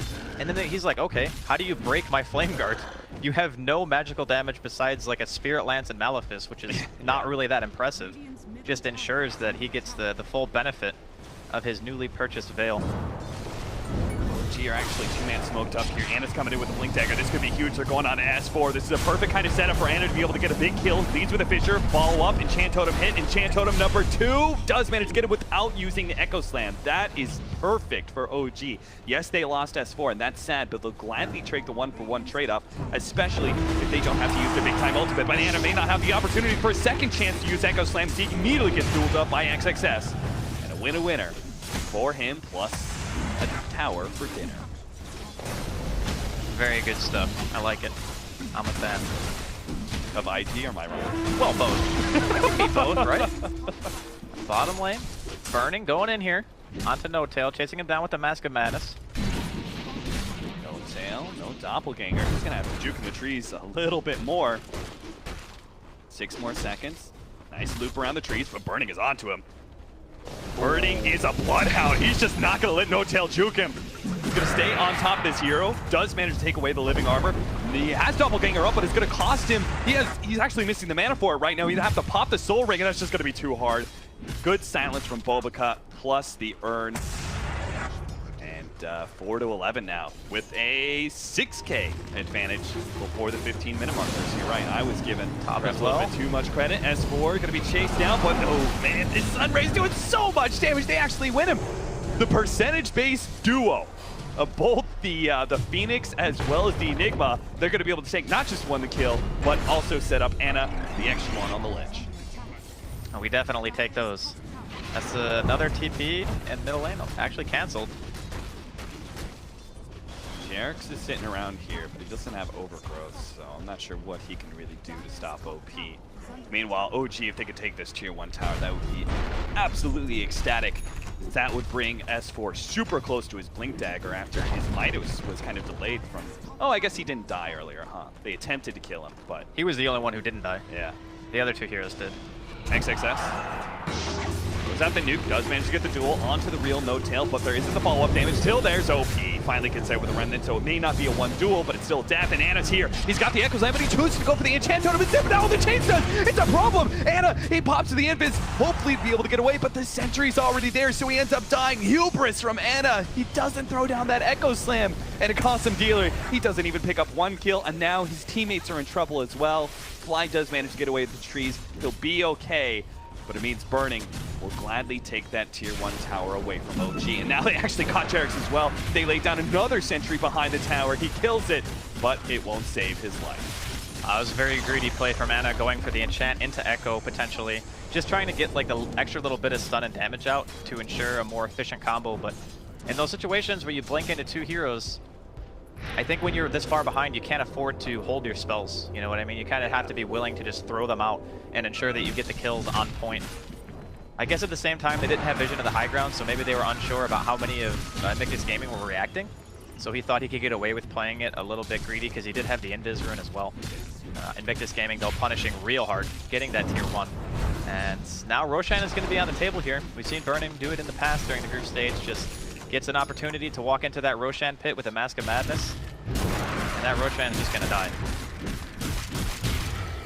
Rotation down to bottom lane. XXS is really giving No Tail 0 quarter in this game. He's just sitting on a Soul Ring and Ring of Aquila. He's trying to get that Diffuser Blade, and that's where things finally do start ramping up a little bit for the Phantom Lancer. He farms a bit faster, but he does finally contribute in team fights a bit more with that build. That's why we were talking about, right? It's like you leave N0tail alone. It's not like he's going to get an item that changes the game, because that's not really until Diffuser Blade, if not +1 after that. Yeah, he's going to need a lot this game. It's very tough, and he's going to want like Lincolns too for the Legion. There's a lot of items on that checklist that N0tail's looking at, and he's got like $5 in his wallet, and he's going, how do I afford all this stuff? Yeah. Mid lane, that tower is deniable. They are smoked up right now. They really just going to let the creeps take that? They're not going to go for the dying? Oh, never mind. Creep aggro will prevent that from happening. I do kind of like the fact that they can stick around for bottom lane and try out for that Phantom Lancer. It seemed like a little obvious. That being said, their rotation doesn't result in much because OG actually had a 4-man smoke down to bottom lane. We were kind of baiting N0tail as he realized that there were heroes in his lane to shut him out. It seemed like IG figured perhaps showing one hero on the top lane was where OG were going.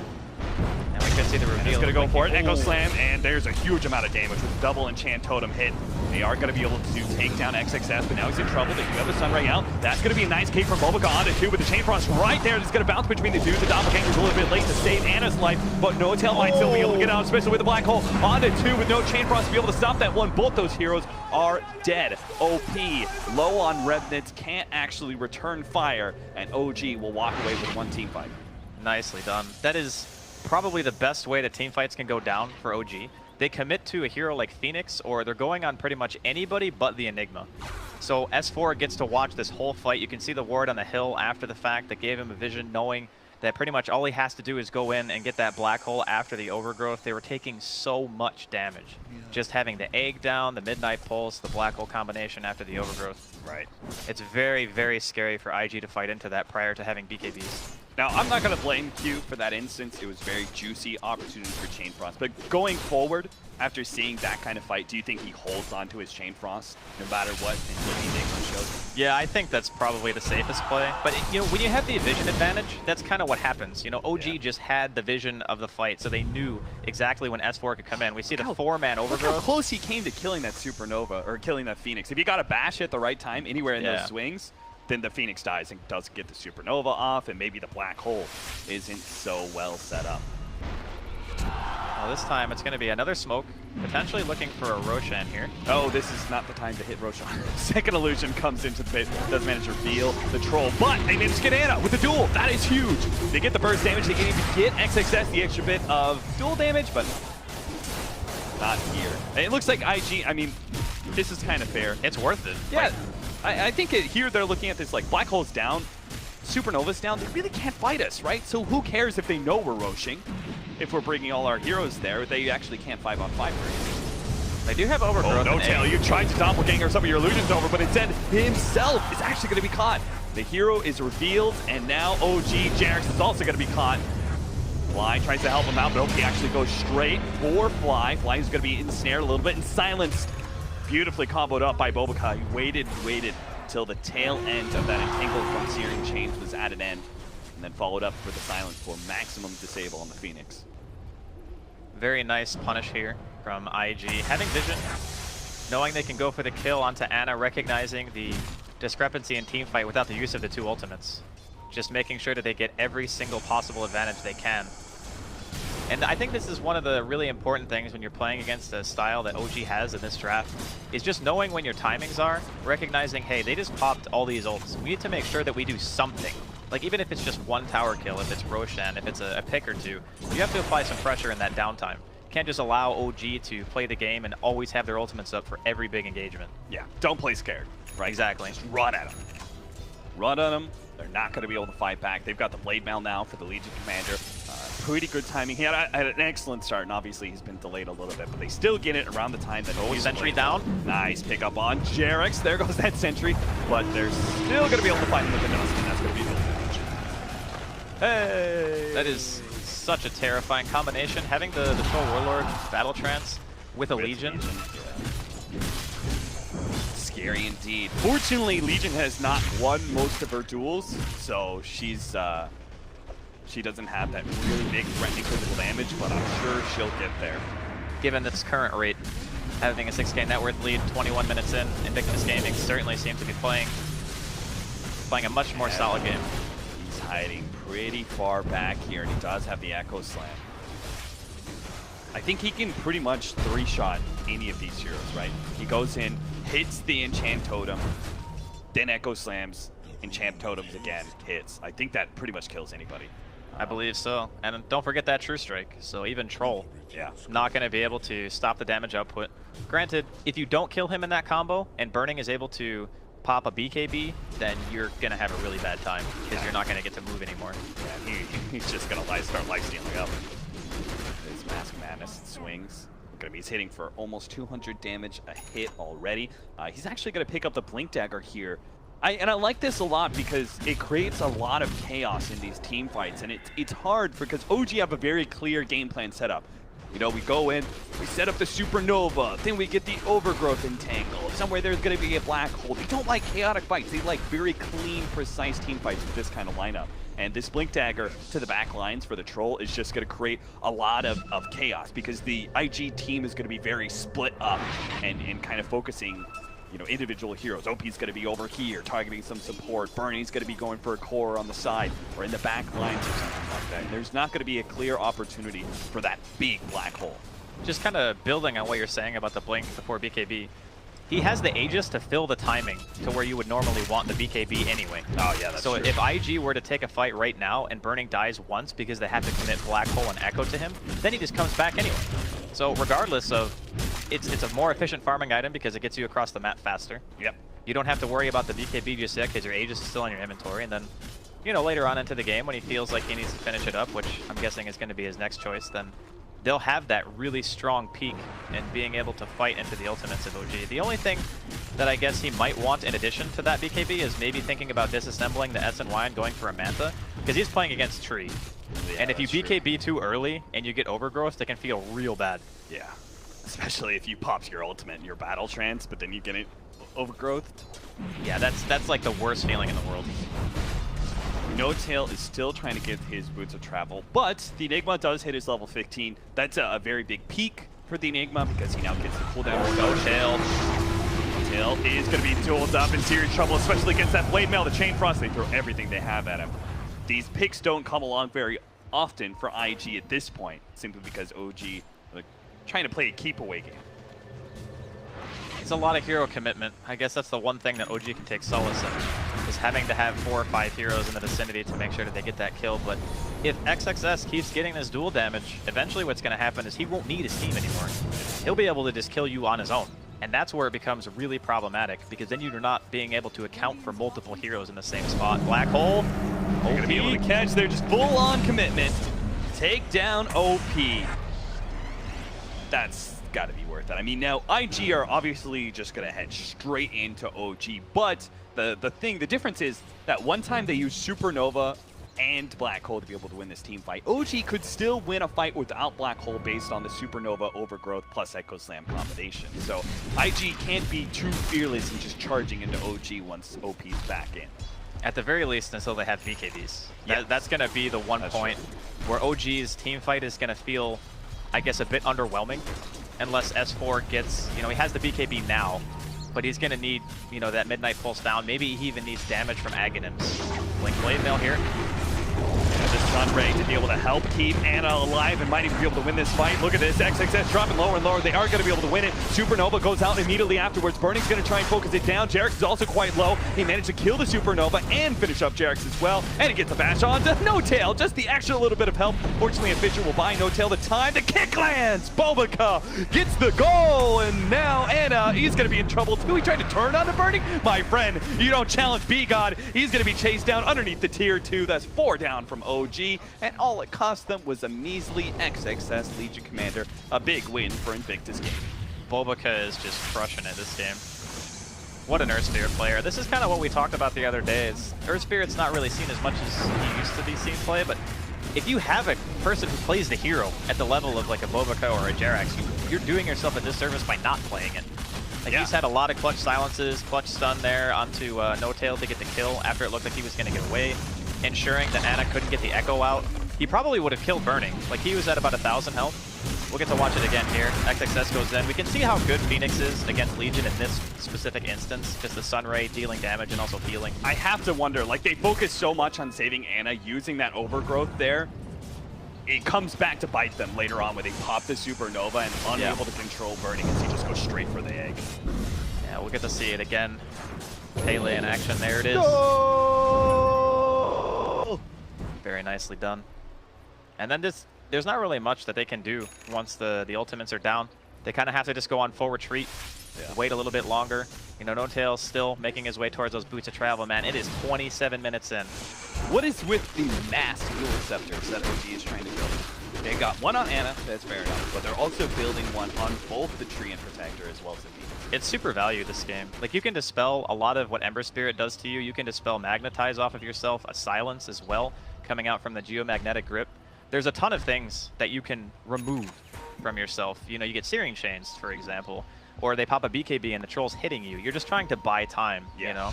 Because when Invictus Gaming start the fight, they throw out all their old abilities very quickly, and if you can kind of stop that momentum during the fight, and you get your counter initiation with an Overgrowth and an Echo, sometimes the Euls is all the time you need to get that chance. What about the difference, though? Because, like, Eul Scepter can't really save allies in that regard, especially if the enemy is BKB. That's true. What about, like, a Force Staff on one of these heroes? Do you think it just doesn't really save these heroes? Not at this point, no. I don't think it saves them. Control is super fast. That's the thing. Yeah. That one little burst, you could, like, oh, you get a little bit of distance. Troll just, like, in half a second closes the distance again, because he even went for the movement speed talent at level 15.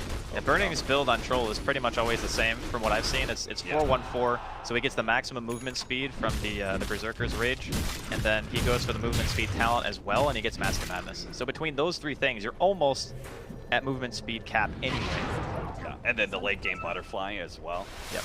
Can activate the Flutter if he chooses to. Now, IG, they've got bottom lane pushed in really well. Mid is over the river, so they're actually going to go for a 5-man smoke. Now, 5-man smokes are kind of rare unless you've got that kind of wave push in.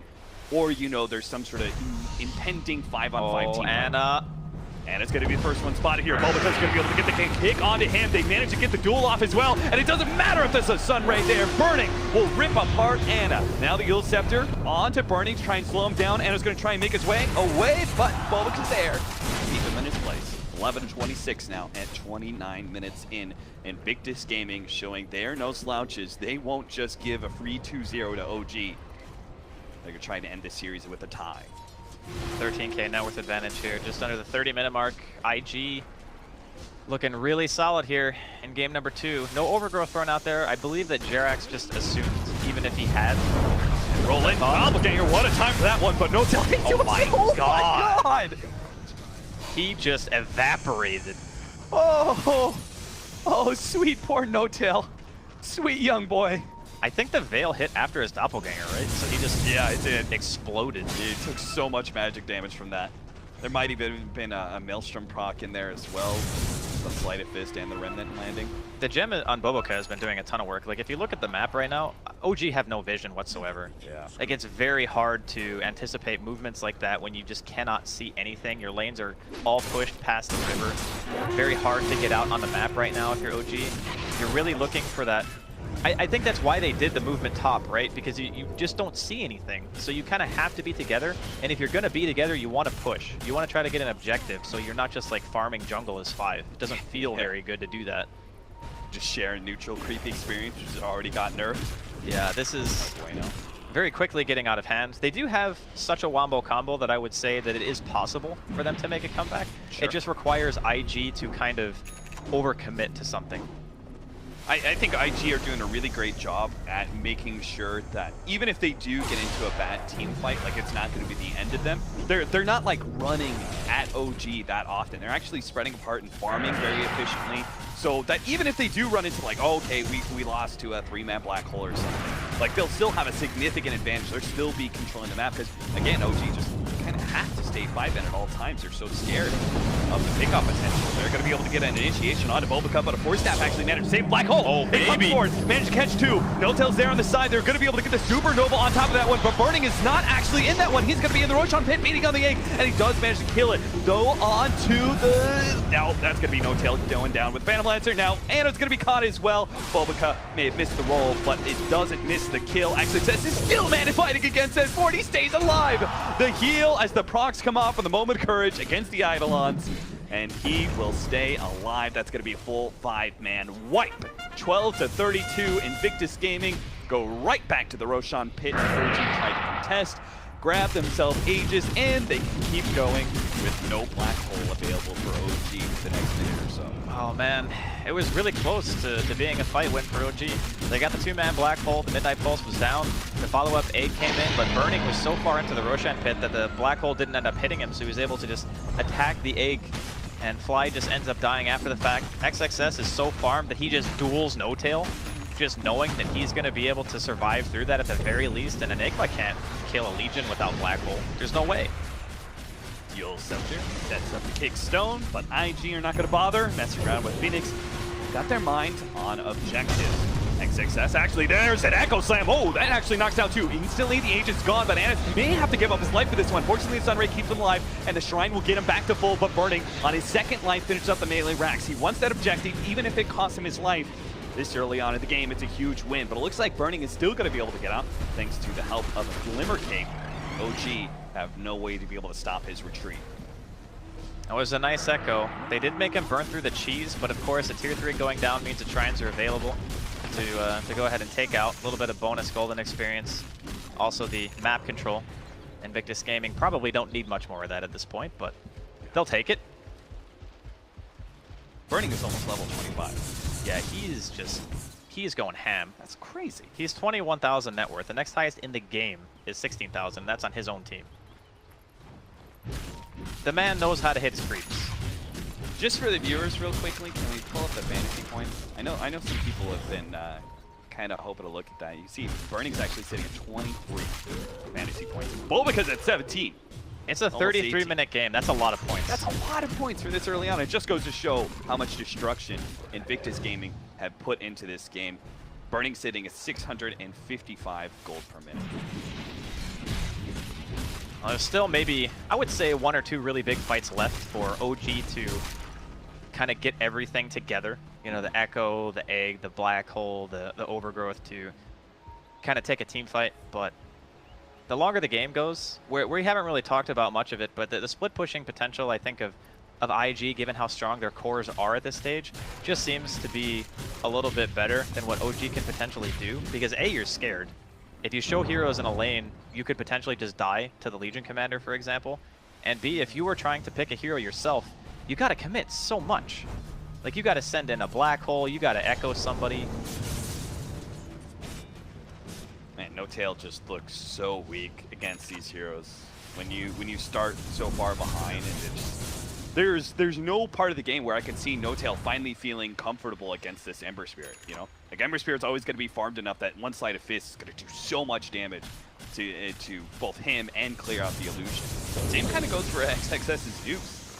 Just because the Phantom Lancer isn't going to be tanking up very quickly anytime soon. He's going to be able to get his Manta, but it's really that third item where maybe you get Scotty, maybe you get Hard, something like that. Yeah. Seen a couple of Assault Cuirasses on Phantom Lancer. I like the Heart choice just because, you know, Heart Butterfly is one of the better late games because you kind of need the sustain too. You kind of want to be in and out of the fights, like a Slark would be, for example. Right. Just go out, regen, come back in with full health, try to drag out the fight as much as you can. It doesn't really play that well with how your team fights though, because you're so ultimate reliant. It's kind of like you throw your ultimates, and if you haven't won the fight by then, you're just not going to win the fight. Late game talents for Phantom Lancer. Is there anything that could really change? I mean, you've got 15% magic resistance or evasion. That's a pretty good little buff up there. And then the 25 plus 20 strength could help out a lot if he chooses that route. Just trying to see like where can OG really peak out here in some way that gives them a little boon, because I'm just not seeing the opportunity don't think IG will ever make that mistake that gives the game-winning, or at least fight-winning, black hole to OG. That's kind of what they need, though. Oh, XXS is going to find Jarex. What do they do? See you later. I agree that it's very difficult at this point to force Invictus Gaming into a situation where they feel the need to clump up that much. Normally, if the game was closer, you could possibly force it by N0tail being, you know, 1 or 2 items ahead of where he is right now, and the enemy team needing to kind of congregate around him to get the kill. That's when the Enigma really shines, when you can bait heroes in like that and get the return black hole. But they just don't have the net worth on their heroes to force that kind of fight. So it's like we were saying, Invictus Gaming just need to make a mistake. Like, they need to either overcommit to a push and start diving, and then that's where S4 can go in, because he has the Lincolns in the BKB. So there's no way that even the Lich can stop the ultimate at this point. It's just a matter of, are they going to be able to hit enough heroes to make that black hole win them the engagement?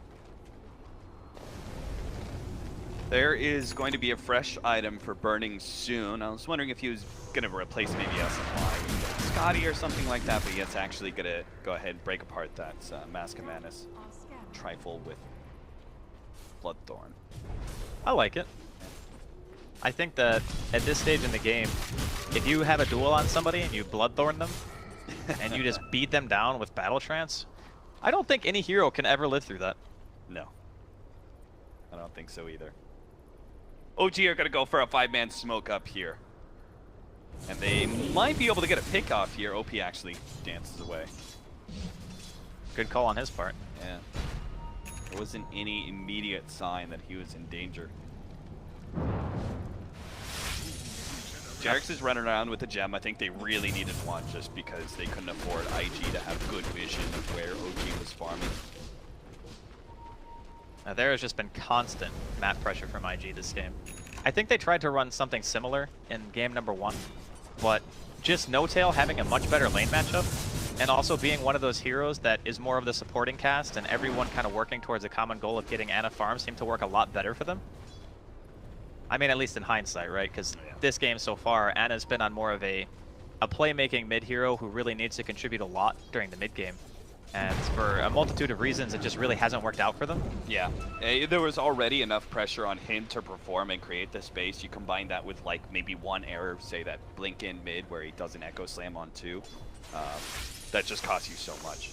Yeah, it's tough though, because you get into these situations where you feel like you're behind, and part of you wants to try to play it as effectively as possible so you can keep your ultimates for later on. Yeah, I mean, it was a huge win earlier times where he was able to kill heroes without the Echo Slam. It's like, oh, sick. He got that with just double enchant totem.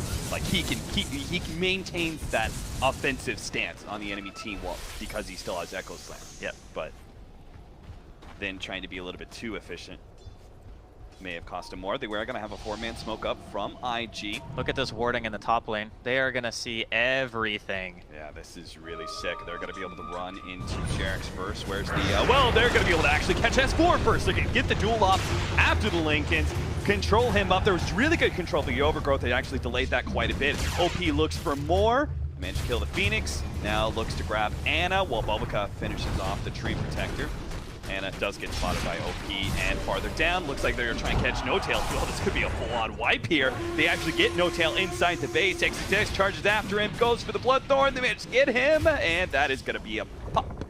Back over to top lane. Ana still trying to make his way away from OP, and he will manage to survive. It's not much of a win, though. Without a TP scroll, he can't actually get back to base in time. IG are just going to demolish OG's buildings.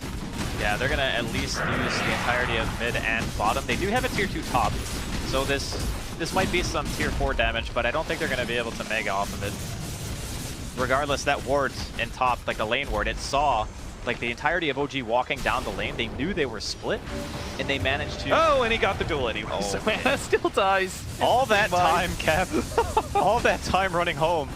It actually would have been better for him just to die earlier, so he would revive sooner. Because IG, they're not really going to mess around with that tier 2. They say, whatever, let's just hit tier 4s. He can still go for the buyback when N0tail's alive. I guess that's going to be the last-ditch effort here. They have Black Hole. He's going to have to blow up even before N0tail's here. They don't want to lose these tier 4s too early, so IG forced what they wanted, will back away. Those creeps are actually going to maybe take the tier 2 for them. Yeah, 1 or 2 more Cardi hits. Got the living armor though. Jerix with the save. I think it. Yeah, okay. The catapult's gonna die. In the meantime, Roshan's up. IG can just go ahead and walk back into the pit pretty much whenever they want. I mean, this is probably the scariest point for them when they know that OG have everything. And fighting around the Roshan pit, you know, historically against heroes like Enigma and Earthshaker and stuff, you've seen some pretty drastic comebacks. This is a 43k net worth lead at 41 minutes. That means they are 1,000 GPM per minute or more than what OG have right now. I think that's one of OG's characteristics though, right? Like, even when they're behind in games, they still manage to make it last a really long time. It is kind of crazy. I think some of it is the respect that teams have for OG, and then combined with the OG's just resilience. They never give up. For some reason, they just find ways to execute team fights and make them kind of even despite a gigantic net worth deficit. XXS running around with Shadowblade, hoping to be able to find any hero at this point. Because even the heroes with Lincolns, like S4's Enigma, you can just halberd that off and get the duel anyway. Oh, Burning just manning up here. It's like, yeah, I got a lot of farm. I got like AOG. 30. Oh! S4, why? They didn't see that though, right? They're out of the Roshan pit, so... They saw the Midnight Pulse. I don't know if they saw the Just act Black cool, S4. Act like nothing happened. But no, Tails already did, so something's happened. IG. He's giving himself the well played. At least he can laugh about it. Ooh, that's a rough one. Just play it off, S4. Just play it off. I mean, that's what happens when you don't have vision, right? Jerax is probably going to be getting beaten down here. Shadow Blade. Good choice. OP can't catch you. Burning... Oh, what was that, Jerax? Like they found him, so back over to Roshan they go. Finish that up. Now, I want to see S4 go for the fake out. When this push comes in, I want him to go for the BKB Blink Midnight Pulse, but no Black Hole follow-up, you know? Just I don't scare them even away. know if IG would care. They probably don't. Anna certainly doesn't care. He's dead. You have no cares when you're dead. He has no buyback either. Man, this is rough. The Troll Warlord currently has more gold than the 2 highest people on OG, I think, combined. He is a rich man. They get up to around 29.5. He's sitting at 31.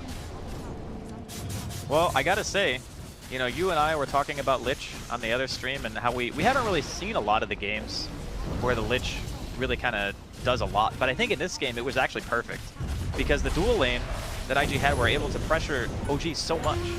Such a strong duel lane. They're going to be able to get the duel onto the Enigma. S4's down, and he doesn't have buyback either. Jump forward, no tail with the Bloodthorn. Chase him down into the fountain. They get him as well. Might as well go for fly. Bubblegum tanks it up for his allies.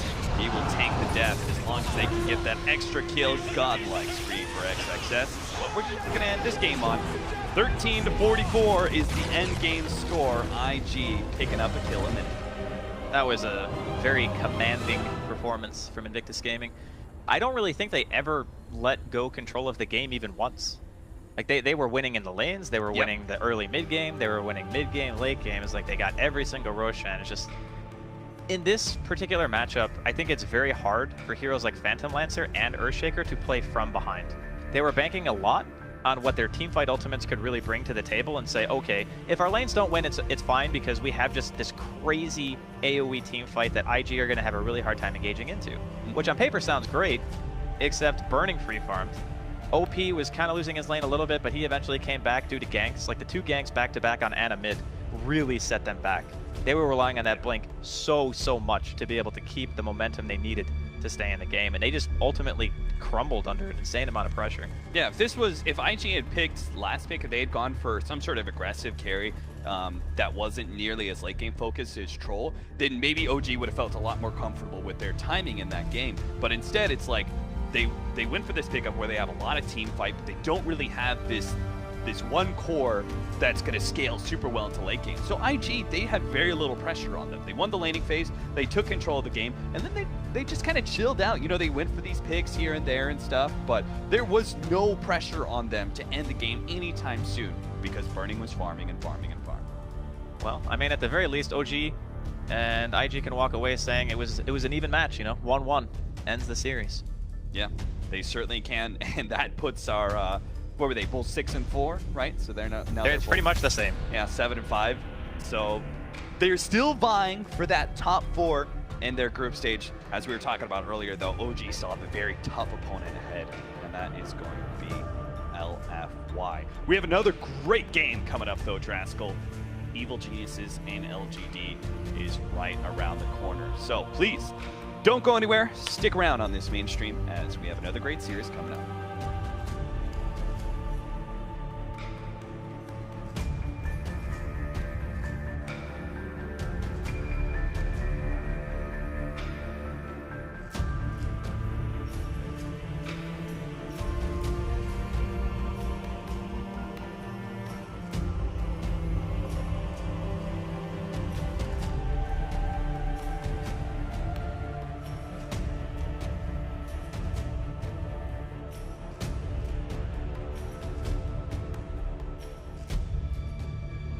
Other 2 lanes. So you want an off lane that can 10 seconds. take care of yourself. Like you make sure you get farm like a Clockwork, Earthshaker, Enigma, because you can jungle Clockwork and Earthshaker because you can block the creeps, and then you get your farm.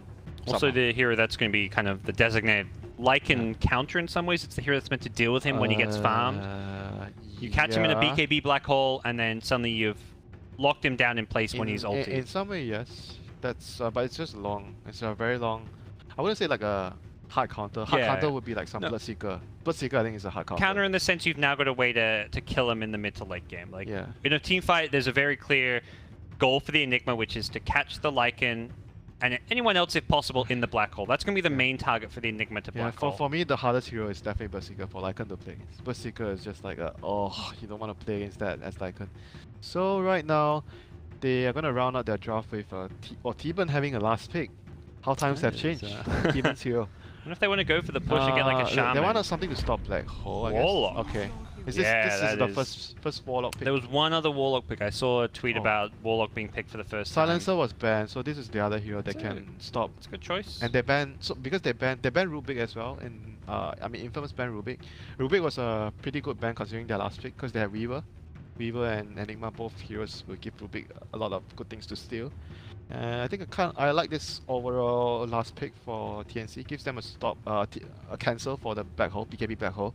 It gives them solid lanes because like Warlock always like stabilizes your lane a lot. It helps the carry farm, the heal, and it gives you a very good lane presence, but it doesn't give you too much catch. But on the other hand, Earthspirit is their catch. Earthspirit and Barrier. So more or less the whole draft is very balanced throughout. Everything is available for TNC.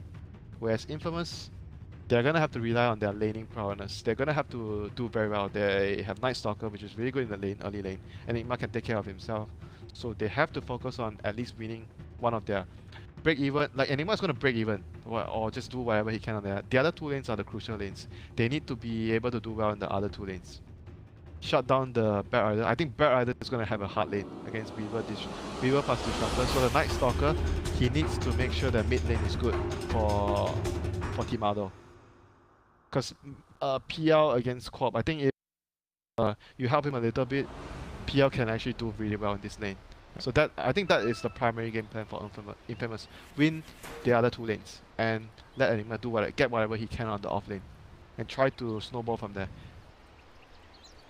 Night phase will be, if they snowball from, I think if they get a good laning phase, they snowball from the night time, everything could be good for Infamous. But if that doesn't happen and you reach a point where, oh no, TNC has all their ultis up, they have Rock, they have Magnetized, they have Definitely Sonic. that first. The Radiant were able to get one there, as well as up here on the high ground by the bounty room. Lemek looking for an opening. No. Oh, there's a sentry ward. He's inside of it right now. And now with the range creep going on him, he needs to play a little bit more careful. There's a second ward right there. All right, X into nothing. They're going to back out. Nice try. This is kind of neat, though. I like this way of dealing with Nyx. Is like a sentry ward on top of a trap. Oh yeah, that's pretty cool. Passively right into him every now. Okay, so yeah, TA has the butterfly now. Now they have the damage, they have the evasion, they have the BKB. They can maybe do a lot of damage.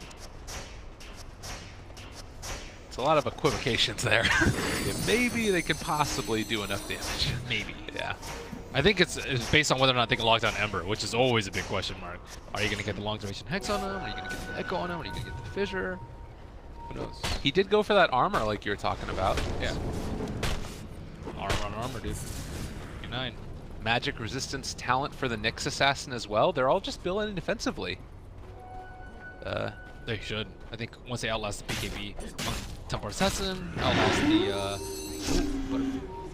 outlast the Sunder on TB and the BKB on TA, they should be in.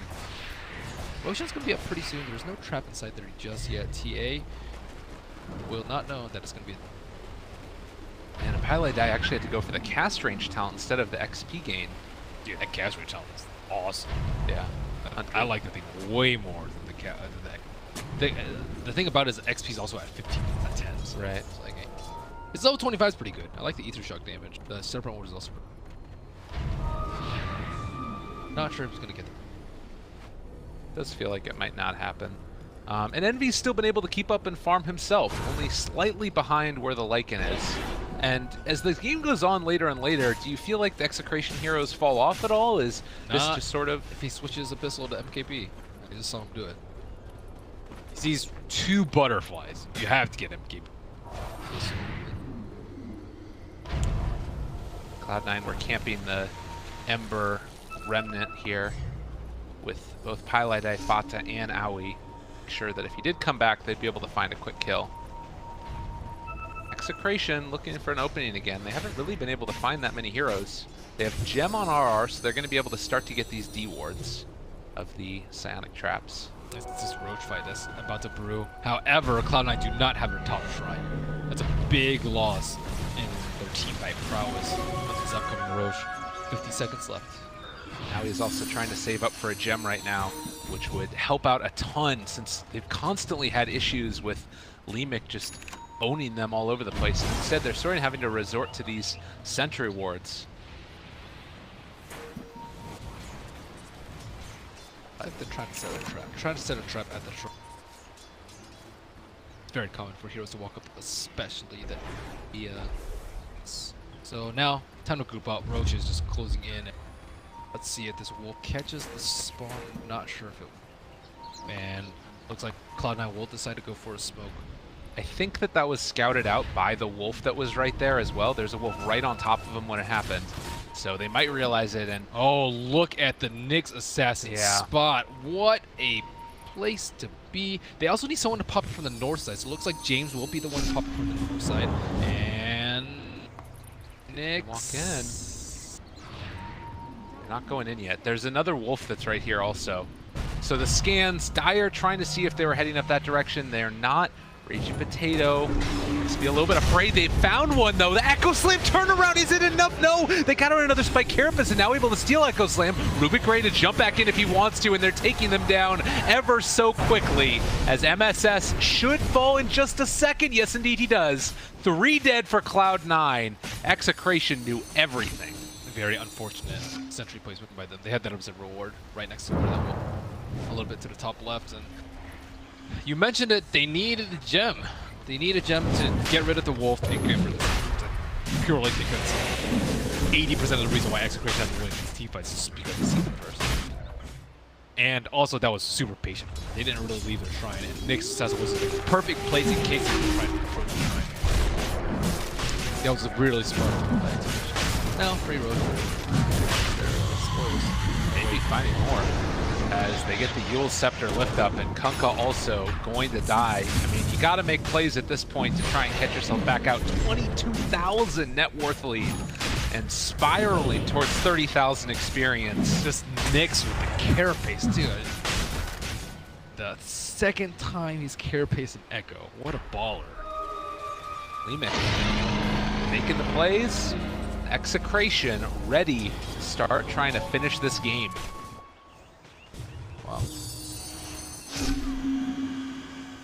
And look at that, like, Raging Potato goes in, he uses 2 spells, and all of the illusions are dead. It's just like, you can't do anything against all this magical damage. Alright, Nando hitting the tower. He is not afraid right now. Aegis and Cheese online for him. But just need to be careful about all those heroes on top of them. There's the stun, Mana Burn, and Impale, all connecting. Execration rotating top. Newbee gonna figure out a way to stop this pressure as already one barracks is down and soon to be more as well. They probably need a shrine up before they go back in. Nyx is out of mana, Lycan's out of mana. Probably trying to go back. They used the illusion to actually take out the range racks. Pretty smart play from Nando right there. Gather for shrine. God. They're doing it, man. They are all over the place right now. MKB has done Fernando a full like item advantage over all of Cloud9 right now. Execration are able to win. I'm not exactly sure what the numbers are on it, but if they win at least one here, they're in a much better position. Whereas Cloud9 also only need to win one so they can try and create a little bit of separation between them and Hellraisers to not be the first team knocked out of TI. Execration is 3-9, Cloud9 is 1-3. If Execration wins, they should be, I would say, in the clear. There's what, 9 teams? Wow. That only took a second, and now RR has stole the Echo Slam, tried to turn it back around, and fought to drop down so low as well. Eternal Envy starting to drop. Can they get the BKB off? Nando eats the cheese and turns. BKB is there. He's actually shackling the illusion, though, so Envy's still staying alive. They get the Impale, going to connect. On the other side, the MSS Echo finally comes out, and they're trying to turn this again, but they stolen Shackles. RR makes it happen. Now he's stolen Shackles again. And 3 dead, soon to be 4. I think Execration might have finally done it. Buyback comes from the Shadow Shaman, but to no avail as Execration ready to run down mid. In the good way.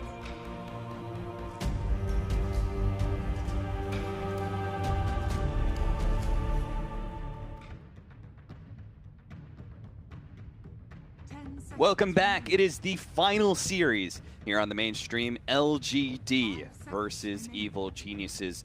Another one of those series where we have 2 teams that are in the top 4 of their group who are looking to solidify their placement. Both Evil Geniuses have been running around going tied with a lot of teams and then kind of 2-0ing some of the lesser teams here. And LGD have actually pulled some big wins and then also lost or maybe tied against some teams that you probably wouldn't have expected. So maybe some inconsistent performances by LGD, where I've heard a couple different players refer to Evil Geniuses. This maybe isn't their kind of group stage, because they're definitely people keep referring to they're a best of 3 team for sure, and that you could definitely see it in the results of their ties. It's also very common, I think, for EG to end up being in the lower bracket at some point, and then making their way through the lower bracket to like grand finals or 3rd place, whichever. They have a tendency to do that, but this match, this is Group A, obviously, so you have like 5 teams within 1 game of each other right now.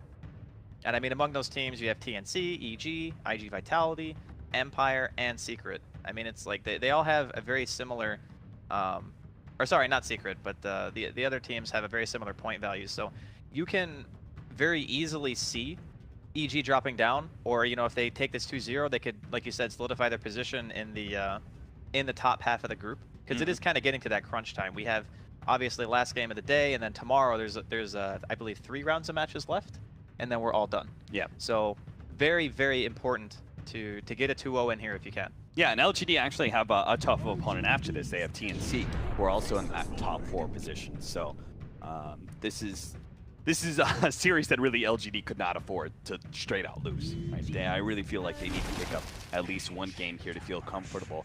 Drafting style has been really interesting. LGD, I was looking through their drafts, they have only picked up 1 core in their first 1-2 in 1 single game, and that was Magnus, but they're actually going to go for the Faceless Void here, because Evil Geniuses have actually been valuing that hero quite a bit. It actually feels like this is a more of an EG draft, this Void Ancient Apparition combo that they're running. So I kind of want to build on what you're saying about the EG draft that LGD are currently picking. Is when you pick the Void, I think it's just taking it away from Evil Geniuses, because the hero is kind of coming back a little bit. Yep. And he's been showing a lot of strength throughout the TI7 group stages. It's a hero that we know historically Universe has played very well. You can put it mid. We've seen it in the past on the other streams, even just today. There have been a couple of mid Voids. So yeah, the enemy team picks up like a mid puck, and you're like, all right, we could switch that Void to a mid. No problem. Exactly. It's a lot of strength, and Evil Genius is going to go to something that we've seen before here during the group stages. The Naga Siren can always transition into the core. We've seen Zai play it mostly, I believe.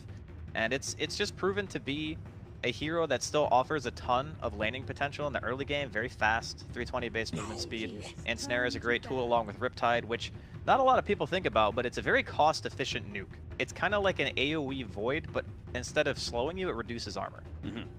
And that's it's all the more value. It's got an extra support, or maybe a core that can jump onto the hero and help you out.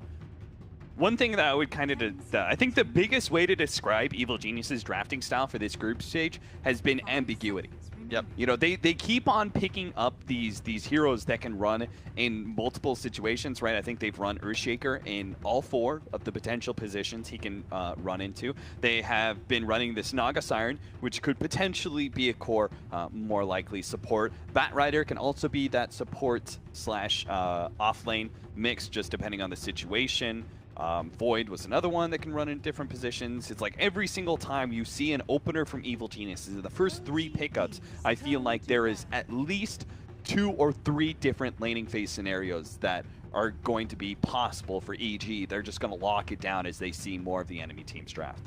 I think it kind of lends itself to be worried about what your own strategy is. You know, don't worry like a ton about what the enemy team is doing, because if you trap yourself into this thinking of, okay, where's this hero going, where's this hero going, and sometimes you can't see the forest through the trees, and you end up picking some draft that doesn't have enough synergy, and you kind of fall flat. I think we've seen a handful of those types of games during the group stages so far. But I believe the last time that we saw the Batrider and the Naga together, it was a dual support. At least when you and I cast it. Yeah. It was Crit, actually, on the Bat, and then it was Zai on the Naga Siren in that game. So, curious to see if that's the path they're going to take here. The great thing about Bat is no matter what you do with him, he's going to get farm because he has Firefly. Like, that's probably the biggest strength of the hero in general. So, going into the second ban phase, you see the Lycan taken out. EG love that hero, obviously, play it a ton. It's shown a lot of strength in the group stage, I would say. Pretty solid win rate. Disruptor is one where I know that Crit plays it, but it's not one that I feel is a go-to for him necessarily. But after picking up the Night Stalker, it does kind of make sense. Yeah, the Night Stalker, I feel like both the Disruptor and especially that Lycan, those are definitely focus bans for them to be able to third pick up this Night Stalker. They needed a strong 4 position. I feel like Night Stalker is one of the best heroes to run against the Batrider, whether it's support or offlane, because you get such a gigantic vision advantage and inhibit the Batrider's vision. It makes it very hard for him to get a successful initiation.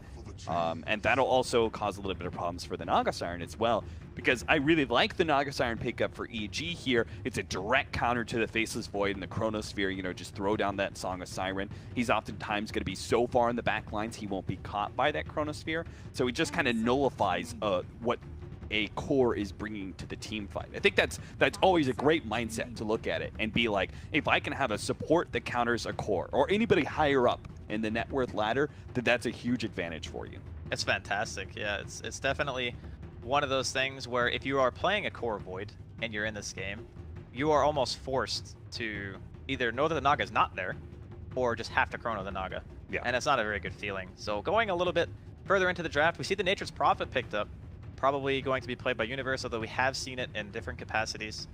I think it's great when you have a hero like this who can fully abuse one of those kind of weak-ish laning supports as Ancient Apparition. He's not really known for his durability in the early lane. So I think that EG are going for more of the lane-dominant kind of pressure. All 3 of these heroes, you know, Naga's got great base armor. She has good harass. Batrider is pretty much the same in regards to being able to stay in his lane. Nature's Prophet falls under that category. There's just a lot of heroes that, even with a Night Stalker on your team, you're not really feeling like you can easily just win a lane, you know, because all these heroes are so good at just being alive and harassing and just being a nuisance. This is one hell of a combination they got going on. Chronosphere with an Ancient Apparition Ice Blast is already a killer. But now in team fights, they can also have Pugna sitting in the back lines. He can throw down a blast, give him time to lay down his ward, and probably most importantly, go for that life leech. Yeah, I love the Pugna resurgence. The hero is so good at just ending the game.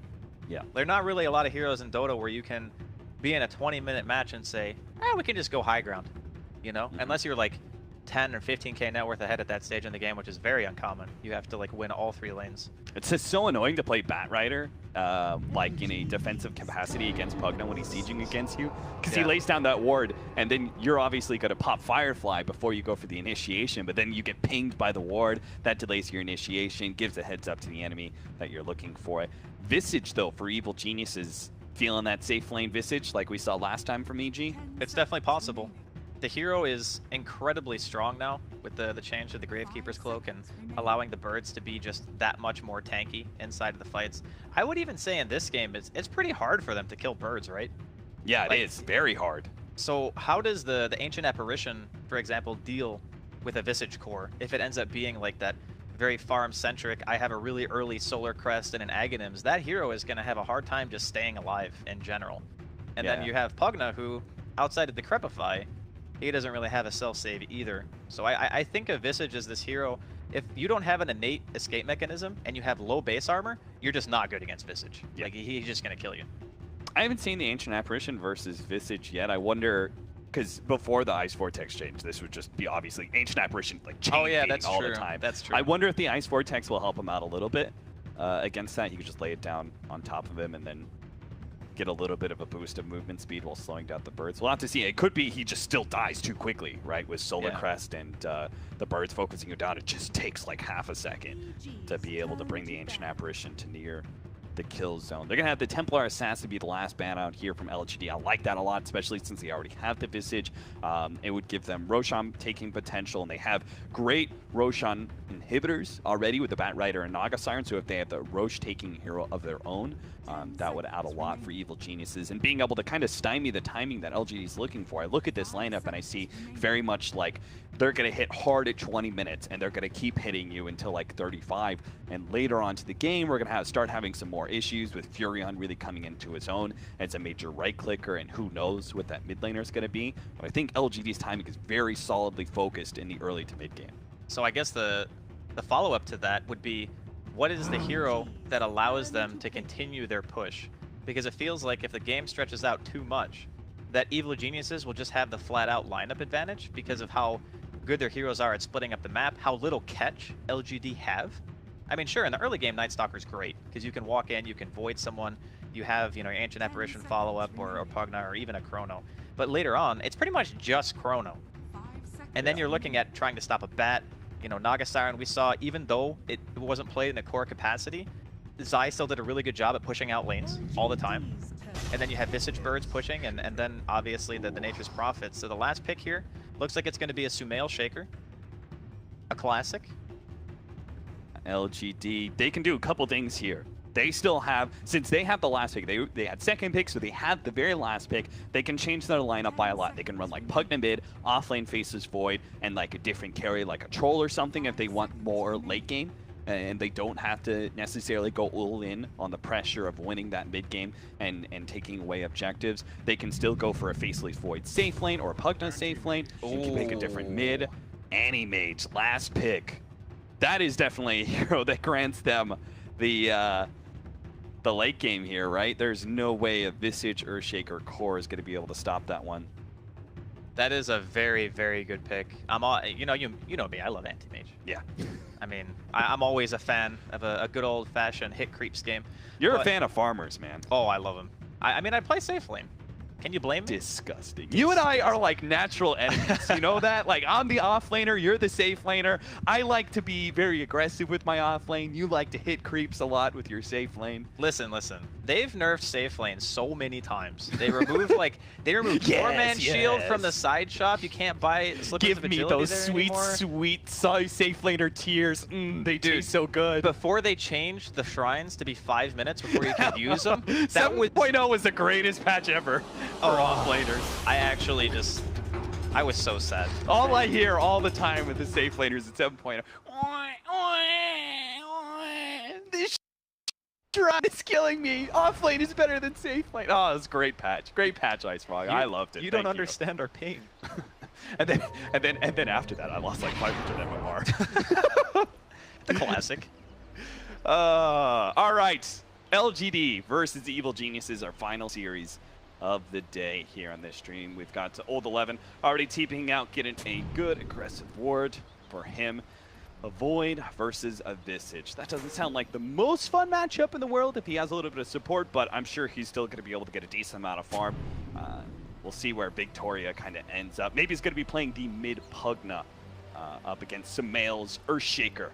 I imagine that's going to be okay for the Earthshaker, right? Yeah, being I a think melee so. against the range, I don't think that's too terrible. Poor Man's Shield is usually enough. You know, you have the bonus damage from Enchant. You can use even Aftershock to CS now because it does 75 damage at level 1. Yeah. I think Sumail, he's notorious for, like, it doesn't even matter what his matchup is. He usually just does well unless the enemy team is focusing him with a lot of roaming.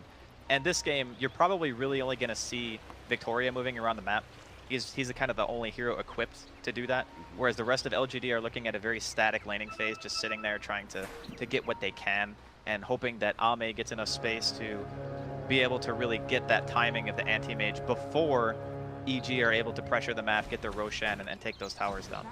LGD protect their bounty rune from the evil universe. He tries to snatch it away with the treants, but is going to be pushed back. Top lane, actually. Old 11 was able to challenge RTZ for that one, so they're able to get 3 of the bounty runes. Cha-ching! Looks like he wanted to try to go for the creep wave there, but realized that crit's in the area. Not going to be able to stick around. Faceless Void hates Batrider. I think most heroes hate Batrider. True, but Faceless Void more than others, right? Because you time lock, but you don't get rid of the sticky, and you're just still going to be chased down. The support Batrider is really hard to play against as Void. I think any kind of incremental harassing damage is what Void hates the most. Yeah. Anything that you can't just time walk off. Those 1v1 Ursa lanes kill me. Universe going to be gone on the bottom lane. They slow him down with a Void and get the extra damage from the Ancient Apparition. Failing to actually get that kill, they just turn around and throw the rest of the damage at Zai. Really good use of that first chilling touch. It's one thing you can't underestimate, just that bonus damage coming in. Even at level 1, it's 50 extra damage a hit. Normally, Zai playing on the Naga Siren, you have the 6 armor, you're super tanky because you start with a Stout Shield too. Yeah. Now they don't have the chilling touch. Evil Gene's just going to be able to come back and force. This is really reminiscent of that Planet Odd lineup that they ran in Dream League, where they put the Tidehunter support with Gush level 1 with a Furion. It's just a better version of that, basically, because you're running a tanky support that kind of sits on the front line that gives you minus armor possibilities for you to really abuse the fact that you're running a ranged core offlaner with a lot of physical damage, as well as a summon that does a lot of physical damage as well. You're just really abusing this minus armor mechanic in lane. A lot of this pressure, too, is going to be forcing LGD supports to either sit here, or Ame, even with the Poor Man's Shield, is still going to experience a lot of trouble, just like CSing in the lane in general. The last time we saw this combination, I believe it was also in a 2v3, this time Yao getting the net. Early ensnare onto Yao, might just be able to get the first blood. They do manage to kill him first before Universe dies here. In fact, Universe not even going to die. Victoria gives up on that chase as Zai is getting a lot of damage in on these heroes. He even throws an extra ensnare onto Victoria just to get a couple extra right clicks. It's got a clarity, so may take a bit of a break from the laning phase. Meanwhile, Ult 11. That's 9 stacks. That's 9 stacks. Crit, is he really going to be able to dive into the tower to finish off Ult 11 here? He's going to give up on it. 5 seconds till the time lock is up. That looked a little risky. You don't normally see that many stacks. No. Like, after 2 or 3, you're thinking to yourself, okay, maybe I should just get out of here. Yeah. Well, that's excellent advice from EG Sumail. Destroy the barracks, then get back. 2.5 minutes in, Evil Geniuses have already crafted their game-winning plan. I mean, that's why they're such a good team. Personally, I never thought to kill buildings, Cap. Yeah, I me kill neither. creeps. That's all I do. I kill heroes. I feel you, buddy. Buildings just don't enter into our minds. How's that top lane going for Old 11? He's saying 4 and 2, so the offlane's definitely going a whole lot better for Evil Geniuses. Of course, they're running a duo, while LGD are trying to protect their anti-mage with their defensive tri-lane as best as possible. Sumail's doing quite well in the mid lane, kind of evening up the CS against maybe's Pugna. Pugna very slightly ahead at 22 and 6 compared to 18 and 2 on Sumail. It's actually, I was looking at the CS just a minute earlier, and it's very favorable for Sumail, but it looks like maybe he's beginning to pick things up a notch. It's pretty easy, I think, to stay relevant and farm on a Pugna, because you have so much int, just naturally, that you can spam Nether Blast. The spell costs like no mana. Yeah. It's 105 for at level 2 for a nuke of 175. It's very, very high damage to mana ratio. It's easy to push out the wave. You know, you get level 6, you can just pretty much man fight anyone as long as you're not getting chain stun because of how good life drain is. I wonder if they're gonna do an early rotation. Say like they get level 6, if they're gonna try and go for like a Furion TP onto mid. Just kind of block Pugna in, see if Sumail can get in range of the Echo Slam or something like that. Yeah, if you can chain stun him, it's possible. Yeah. He's got the 2 points in Aftershock, so it's that really thin window where you can still kind of do it, but you have to be like immediately spamming all your spells. Yeah, I think like Pugna mids are one of the most rewarding heroes to gank in the mid lane. Good game onto Universe here at the bottom lane. A very necessary pickup for LGD, especially Ame himself, as he's been feeling so much pressure from this Furion Naga Siren duo. Gets a little bit of gold back into his coffers because his CS isn't going so well at 17 and 4. I'll have a better recovery time. In the meantime, Zyman with the invis. He has the ensnare to help Sumail get close enough. He actually went for the 2nd level of Fissure rather than that value level of Enchant Totem level 2. Crit has a gigantic stack up here, the hard camp stack, but Ola11 was actually able to chase him far enough away that he lost his sticky napalm stacks, and now he's got some a little bit extra help here. Victoria's coming in. It is nighttime as well. Crit's going to go for the sack one more time, and he moves downward. They are going to be able to get on top of him. Cold Feet and the Void slows him down enough to be able to claim that kill. Great pickup. But back over to mid lane. Finally, Zai pops out with that ensnare. They're going to be able to close the distance with Maybe. And that level 6 just doesn't come fast enough. The life drain doesn't save his life. Maybe will die to Sumail. Overall, a worthwhile trade for EG. Yeah, getting the mid player over losing just a support Batrider, not really a huge deal for them. My curiosity stems from who's killing that stack. Is that a Sumail stack? Because I mean, I think that's a recovery crit stack. That could also, yeah, that could also tough. be it. He's only got like 1 point in a Firefly. I guess eventually he'll take over the lane. Like maybe Arteezy decides to rotate with his birds, try to go for a kill. Like taking out the Pugna is great. Yeah, I think going bottom lane would also be really good, just to pressure the LGD Ame out of lane. Good counter kill in mid lane, then being able to pick up the kill on Sumail with the rotation of Victoria and Yao. They just killed top. Finally come bottom. Crit is going to try and clear through that stack right now. Old 11's going to come in, see if he can snipe some of it. Especially with Crit so low, he can actually just chase Crit away from a lot of this CS. Goes for the time dilation. Crit slowed down. Firefly about to run out. Old 11 does have the time walk. So if he wants to join Crit on that corner, he's not going to be able to do so. But Zai ends up going down. Old 11 time walks away from those creeps as Arteezy picks up his level 6. He's getting beaten to death, Cap, by the troll. It's not de-aggroing. It's just beating him to death. Stop it! Stop it, troll! Crit's at 150 HP. All right, finally it stopped. And he's got Firefly up in 5 seconds, so he could be good. Zai ended up dying right next to his shrine on the bottom half of the map. They are going to go for Sumail here. Big time nuke. The combination with the Echo Slam. Turn around. There goes Victoria. And now an ensnare onto Yao. Maybe is going to try and protect his support, but he takes so much damage to that minus armor. Universe is actually going to go for this route onto Maybe instead, but the life drain, the turnaround. Oh, the nuke. Good thing Zai had that level of the illusions. He was able to get rid of that life drain, and a big hit from Sumail. It's going to finish things off with a double kill. But Victoria's going to come back for vengeance, actually. Maybe only level 2, but the Void, Cold Feet, he doesn't choose to chase. That Echo did so much more damage than I thought. They're also going to lose Yao. Yao got caught by the familiars. They came in. That's the beauty of the Visage core. You can stay in lane and your familiars will go gank for you.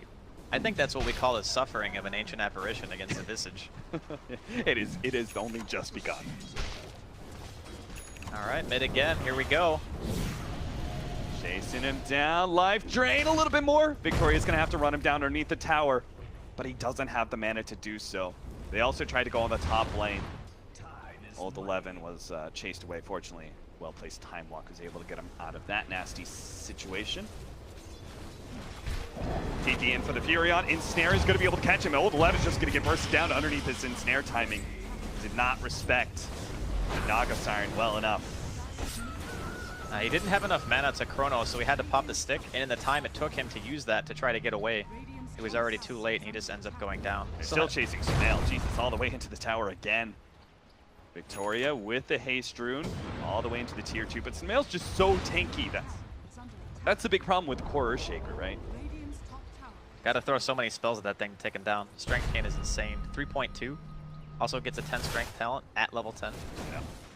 Meanwhile, Evil Geniuses have this really cool combination where they familiars for damage, and then they've got Treants as well as Naga Siren illusions to be able to tank tower shots. They're going to be able to get another ensnare onto Old 11. He's going to be able to get the time walk away this time around.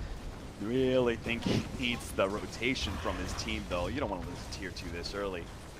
I think it's quite difficult for LGD to straight up fight this though without Chrono and like an Ancient Apparition Ice Blast. I guess they are bringing Newbee in.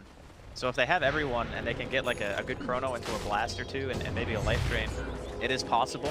But at the very least, they manage to scare EG off. I think it's very dangerous to let EG continually take towers like that when you're playing with an Anti-Mage on your team. Like Ame, he hasn't really been able to do much for obvious reasons, but you know, he's recovering. He's back up to one of the highest CS in the game right now. And if he gets, you know, 5-10 more minutes of farm, we could start to see LGD's lineup kind of come to fruition. Here comes that Furion Visage push once again. This time at the bottom lane, while Sumail just covers ground all over the jungle. Maybe he's going to try and take that tier 1 mid tower, but Sumail's pretty quick to rotate back to mid lane. He really doesn't want to trade 1-for-1. He can't stop him though, really. Yeah. Can Echo maybe? Yeah, Goodson with the Echo does have the enchant totem, get the stun, but the Trapify goes off just in time. Unfortunately, there is still the chain stun of the birds. Arteezy is moving these familiars around beautifully. That was really nice movement. Having the phase boots there on Sumail secured that kill, like 100%. Yeah. Pugna's very fast, so if you don't kill him with like, in the stun duration, you're just not going to kill him at all. And the phase boots allowed him to close that gap after the fissure was cast to ensure that he could get the aftershock damage and the stun from the Echo. There is just too much from EG. These pushes, they're like throwing too much in the front lines, and LGD really don't have anything to be able to get there. Like, what do they do? Time Lock Chronosphere, but they don't even have the damage to follow that one up, really. Not yet anyway, with the Ancient Apparition still at level 4, 10.5 minutes in. Look at this army. It's just an army of creeps and like birds and trees and illusions, and you can't even look at that if you're LGD. Like, they're gonna go for a trade. They get the tier 1.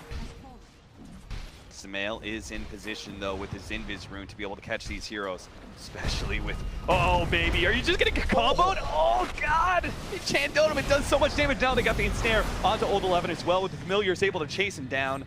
Yeah, they're going to give up on it. Looks like EG just want to be able to take the mid tower. Nope, they're still kind of chasing. They get the Familiar drop. No Fissure. Meanwhile, top lane, they do manage to kill Crit. I mean, a kill's a kill for LGD at this point, yeah, which is great, but... This is very, very difficult to stop what EG are doing once they kind of get into position. Until the Ice Blast is online, like Yao needs level 6 so badly. Because they're essentially playing a 4 Protect 5, but their heroes just don't have damage because they have an Anti-Mage and a Void on the same team. Neither of these heroes contribute any damage whatsoever until they have items. So you're relying on your supports, and I guess your mid player in this case, on maybe to be able to supplement that. They could lose almost every single one of their outer towers before they have Battle Fury and Ame. Like that's very scary. And this is what we were kind of talking about when we said before that Evil Geniuses, like they're one of the few teams that's not actually playing greedier. In fact, they're playing a lot faster in this group stage than any iteration of Evil Geniuses I can think of. Okay, Sumail. Gonna be able to catch one here, almost blows up Ame, gets the... Oh, he was halfway through that blink animation, but the nuke strikes him down before he can get away. Arteezy on his dominating streak. Now they're going to be able to get even more as Crit managed to get the combo onto Old 11, plus the birds dropping down the nuke. They just didn't have the damage this time around, but they can still kind of chase him with his sneaky napalm. He turns around, gets off a time dilation, but here comes Sumail, and he's got the Echo Slam too. Fortunately, the silence goes down from Victoria. Really quick reaction from our Night Stalker. Does manage to save Old 11's life.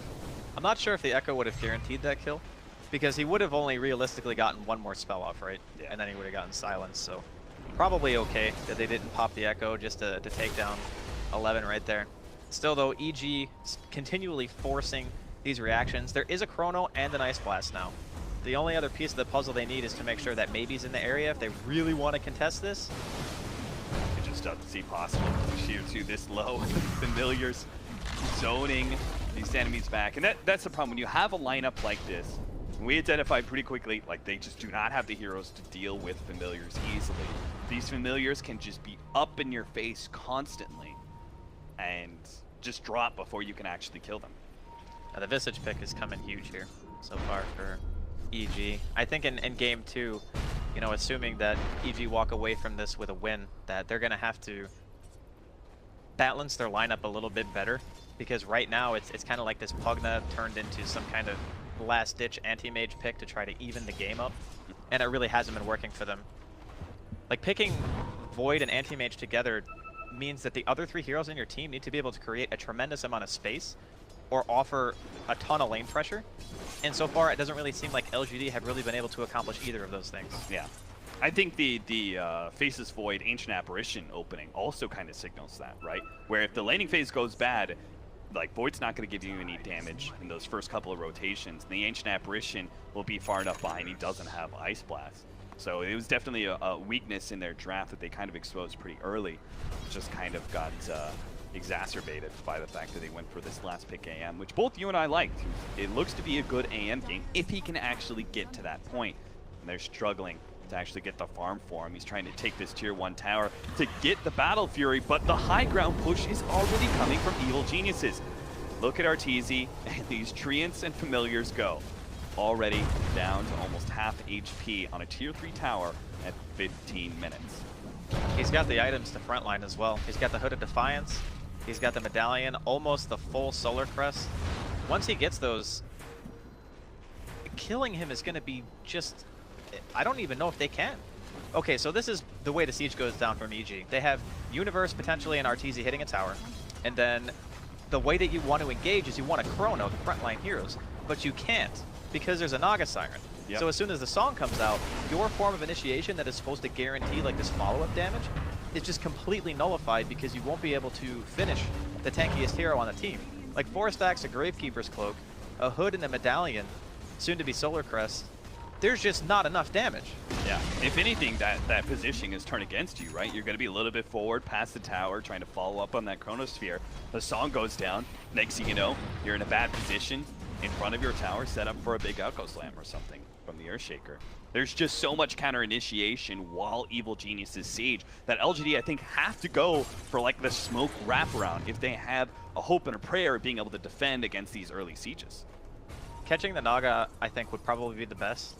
Because if you catch anyone else, no matter who it is, you just can't kill them. It's just, they don't have the burst damage, right? They can't kill that hero fast enough before the Song of Siren comes. Right. That's the biggest issue. I mean, obviously, if they can hold their high ground for an extended period of time, Ame now with the Battle Fury, there's a good chance that they can kind of, I guess, split push their way back into the game over time. But it's not necessarily just about the Battle Fury timing that matters in this case. It's also about how fast can he get his Manta. Because the Manta could be a stage in where he forces EG to use their abilities suboptimally, and that's really what you need to do to kind of throw a wrench into their plan. Another push comes forward from Evil Geniuses. Sumail, he realizes a little bit far forward, so he starts backing away. Doesn't want to get caught in the Chronosphere, and lets Arteezy do all the sieging. How are LGD going to be able to do this, especially since it's daytime? Because Victoria, I think one of the objectives of the Night Stalker in this matchup is to be able to get to that back line and silence the Naga Siren, or if you're going on the Naga Siren, silence the Earthshaker. But he just can't get over there. He pops the Darkness now, but the tier 3 is already gone, and Evil Geniuses are just going to back up, play on this high ground, and maybe just full on back, but they could just go in again if they really wanted to. I really like the, I don't want to call it abuse per se, but I like the way that Arteezy's using his birds. So obviously, you and I had a discussion about this on one of the other streams, but essentially the way the Gravekeeper's Cloak works for the birds is that it counts as if you have the same amount of stacks as the hero, which means that they're taking 80% less damage from all sources all the time. So when they're like blasting the birds and right-clicking them, they're just not taking any damage because Arteezy's not getting hit. No one's breaking through the Gravekeeper's Cloak because it takes a minimum of 50 damage to go through one charge. And the tower doesn't even hit him that hard. So it's like, how do you break through the defense of this hero? There's a lot of time that LGD need to buy, like creep cutting or getting across the map and split pushing to keep EG out of your base is really the only play that LGD have right now. It almost feels like LGD is going to be one of those games where losing Raxes is just more time for you, you know? It really is. It's just going to be like we know they're going to take that lane of Rax, which is normally an idea that you never want to enter into for your strategy, but this one it feels like they're going to take it. We're just about how much can we slow them down before they take that and go for the next one. They're currently trying to take Roshan right now. First one of the game. That'll be real easy. Yeah, especially with the Solar Crest and all the damage. This is probably just the high ground push as soon as this ends, or as soon as this dies, because the tier 3 bottom is exposed or dead, I guess. Coming in hot fast with the smoke. They're going to be able to jump onto Old 11. They'll get the chain stun. Will he have to use Echo Slam? Yeah, he'll blow it just to make sure. That just guarantees. Yao, get out of there, Yao. Ooh. That just guarantees that they can't fight. Yeah, like without Chrono, there's no chance. Looks like Hero, take Roshan, Evil Geniuses. They're just very quickly checking all the boxes in the to-do list. The crazy thing about this game is Ame is still sitting atop the net worth, despite everything that's happening so far. Yeah. If EG, for whatever reason, blunder their push, there is an opportunity for LGD to come back into the game, for sure.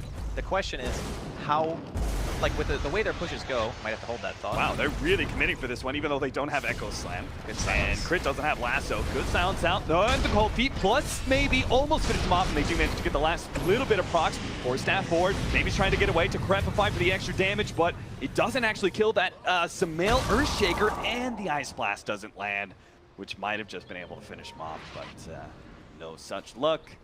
LGD will trade maybe's Pugna for the Bat Rider. And considering like the net worth lead by AM, there's not even that big of an overall net worth disparity. So that trade wasn't actually like, you know, when you're really far behind, you can actually kind of trade a 2 position for a 3 position, be okay with it. Yeah, just because the net worth discrepancy makes up for it. Yeah. This time it's not really the case. It's more about EG's lineup just is so difficult for LGD to handle with the tools that they currently have. Yeah. What they're lacking is items. That's what they need more than anything else, because they do not have damage, whereas EG have the capability oh no, of an Orchid this. already. Old 11. Chant Totem, and the Orchid will pop him. This is, well, I guess he has buyback. There is a Chrono available. I was going to say that could just potentially be Rax since they have the Aegis anyway, and they can just casually walk down that bottom lane and just hit the tower, but you never know.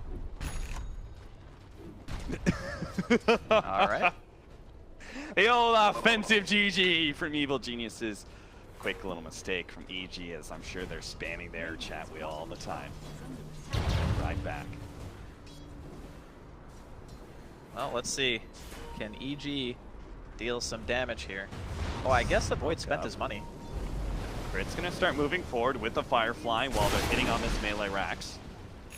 Ame's just going to keep on pushing. He'll TP in if they get a really sick Chronosphere or something, but that seems unlikely at this point. All these heroes in the back. Crit actually gets the initiation on Old 11. They give him the Decrepify, a little bit of heal, but the magic damage is enough to be able to finish him off, and that just kills the whole entire team fight. There's no way LGD can defend this lane of Rax, so they give up on the idea. The rest of them go back to Shrine, except for the Night Stalker, who's going to be caught by the Yule Scepter. Good hit by Sumail. That'll be 2 down. And a quick rotation by EG into mid lane push now. I'm not entirely sure if Ame even TPing home at this point matters that much. No. Like, look at this just army. Back line, Sumail jumps again, catches maybe an instant buyback there. But they're not going to be able to take advantage of the very aggressive stance from EG. They're just surrounding this tower. There's nothing LGD can do about it. Void's back up now. See if he can get the jump in. Chronosphere managed to catch 2 there, especially with Arteezy here way on the front lines. But there goes that Song of the Siren. Does manage to clip maybe at the edge of it too to stop that life drain. And now they're going to get on top of Baby as he's really far forward. Sumail goes for it, actually backs himself away with BKB. Animates, they're going to be able to take down Sumail. He goes for the next one. Looks for Zai. He's decrepified up. Old 11's in some serious trouble though. He time on forward and instantly is jumped on by Arteezy and the Birds. Now with the drops onto Ame to bring him lower and lower. He's going to have to fling himself backwards, but Victoria can keep on moving forward with the Ice Blast landing on multiple heroes. Maybe they can actually take down Arteezy as well. Maybe another nuke with the Ice Blast. They finally take him down. That Aegis is gone, and so are the Familiars as the Gravekeeper's cloak ends. Arteezy's going to come back up, but he doesn't have that cloak or not a whole lot of charges on it. But fortunately, the sticky napalm makes it hard for Ame to chase. That's all they're going to be able to get off of that is 3 heroes from EG. That was huge for LGD to get that kind of defense in that situation. The thing that really made the fight was Ame recognizing the fact that this was an all-in moment. A Manta style may not be enough to keep you alive during that one fight, so what does he do? He buys BKB. 10-second magic immunity, goes in, gets the free auto attacks, and basically anyone he wants, we're going to get a chance to see it again. At this point in time, there was no AA blast to be able to be thrown out. We saw Zai with the counter initiation and the song. And you kind of think at this point, okay, well, EG can probably just run, but they don't. And now they're going to be going for more kills here on the side of EG as they manage to secure the kill on Maybe. No buyback for a full minute. This is a bit of a bummer. They catch Old 11 as well. Sumail in range for the Yule Scepter. Victoria's got to stop this Enchant Totem, but he's not going to be there in time. There's even Crit with the lasso, so that is another death. No matter how many times you time walk, my friend, there'll always be another EG member in place. Ame not going to be hit by that Fissure. Was really hoping to be able to pick up his Manta before this next push, but doesn't look like it. Yeah, EG are relentless here. Another lane of racks is space for Ame to get his next set of items. It's so painful that they ended up losing the Void. He would have had Chrono for this. Yeah. Chrono just came off cooldown about a second ago. The BKB was up as well for Ame. There was potential for them to defend, but they went out of base and weren't expecting EG to be across the map that fast. End up losing 2 integral heroes for the base defense, and now there's a gigantic push coming in at top lane too. Yeah, that's 4 range creeps. That is pretty spooky. I don't know if EG want to try to force it too much. Yeah. Wait for... Well, Roshan's still a ways away. Yeah, I was just going to say that, but it's 2 minutes until we know when it's going to spawn, not just 2 minutes until it's going to be up. So it does buy time for the anti-mage to finish up the Manta style. That means he won't have buyback, but at this point, you kind of need to not have buyback anyway. If you don't have every item in your inventory as the anti-mage right now to defend, then your buyback is meaningless because your team is most likely going to be dead. He's about to hit level 20. You get the 15% evasion, right? Yeah, I think so in this game. Yeah, for sure. A lot of the time you want stats, but against like the right-click damage, and because of the fact that he has such an early BKB, I feel like the evasion is just more useful. Yeah. Unfortunately, there's still that big Enchant Totem hit from Sumail, but at least it'll help him mitigate a lot of damage from RTZ and his birds. Yeah, the unfortunate part is the True Strike. Even if he has like Butterfly or whatever, the Earthshaker can still just punch him in the face with a totem. It's a lot of damage. And they've got more Solar Crests. Zai's got to pick one up too. I like this move from Ame, scouting things out. Needs to be careful not to get spotted by the bird. Still 10 seconds on the TP. I like this because if he found the right hero with this Manta, he could actually get a quick pick, and that would really help open up the map for them. But he's not finding it. He's going to have to give up. Scouting those heroes, I wonder if LGD are ever going to venture on the offensive. Maybe like a 4-man smoke behind the AM or something like that. I think it's probably better to make EG use all of their stuff outside of base. There goes the lasso, pull back, but Sumail's giving up on that real quickly. The darkness, Sumail is scared of the dark. Runs away from the Nightman. Were they just trying to force BKB, I guess? I guess so, maybe. I don't know, it didn't even look that... Well, the thing is, they had no vision, right? Like, EG had no vision of that, so when they go in and they don't see anyone else on the map, they're just thinking, okay, well, maybe there are people behind him. Best case scenario, we force a BKB charge. Because it still is a pretty big deal. Having a 9-second BKB for the base defense is going to be nice. I suppose at this point, it's already been enough time to where EG can justify waiting for Roshan to spawn again. And then just taking it, because honestly, if LGD can test that, it's a very difficult fight. That's probably one of the worst places on the map for their lineup against the Naga, because it's so hard to catch that hero, or even throw a Chrono and have it be useful. Because Zai can literally stand like on his shrine and still be able to walk into the pit and use Song effectively. I like the Aghanim's choice next for Ame. You've got a lot of very dangerous single target abilities. You've got the Ensnare from Naga Siren's net. You've got the Bat Rider Lasso. You've even got Grave Chill. That'd be pretty helpful. Yeah, I like Block the Grave Chill and get it to yourself.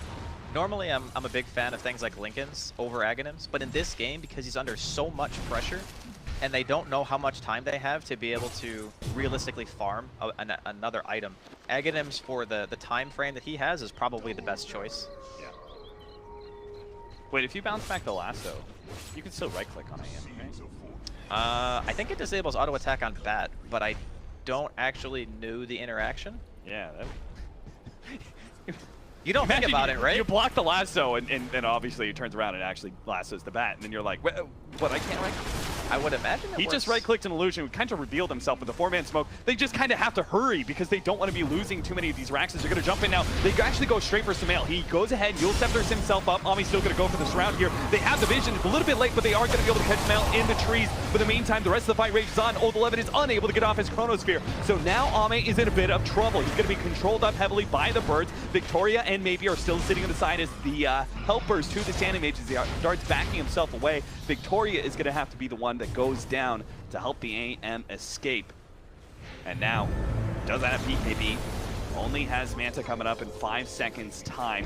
What that buyback looks like to be enough to scare Evil Genius away, unless they can maybe kill Maybe here. The Prep does stop a lot of the damage coming its way. The Universe still gonna go for the right click and actually gets it with a Shadow Blade, but now Ami comes forward with the Manta, doesn't have the ultimate, and they do have the Song of Siren, so they get the extra kill.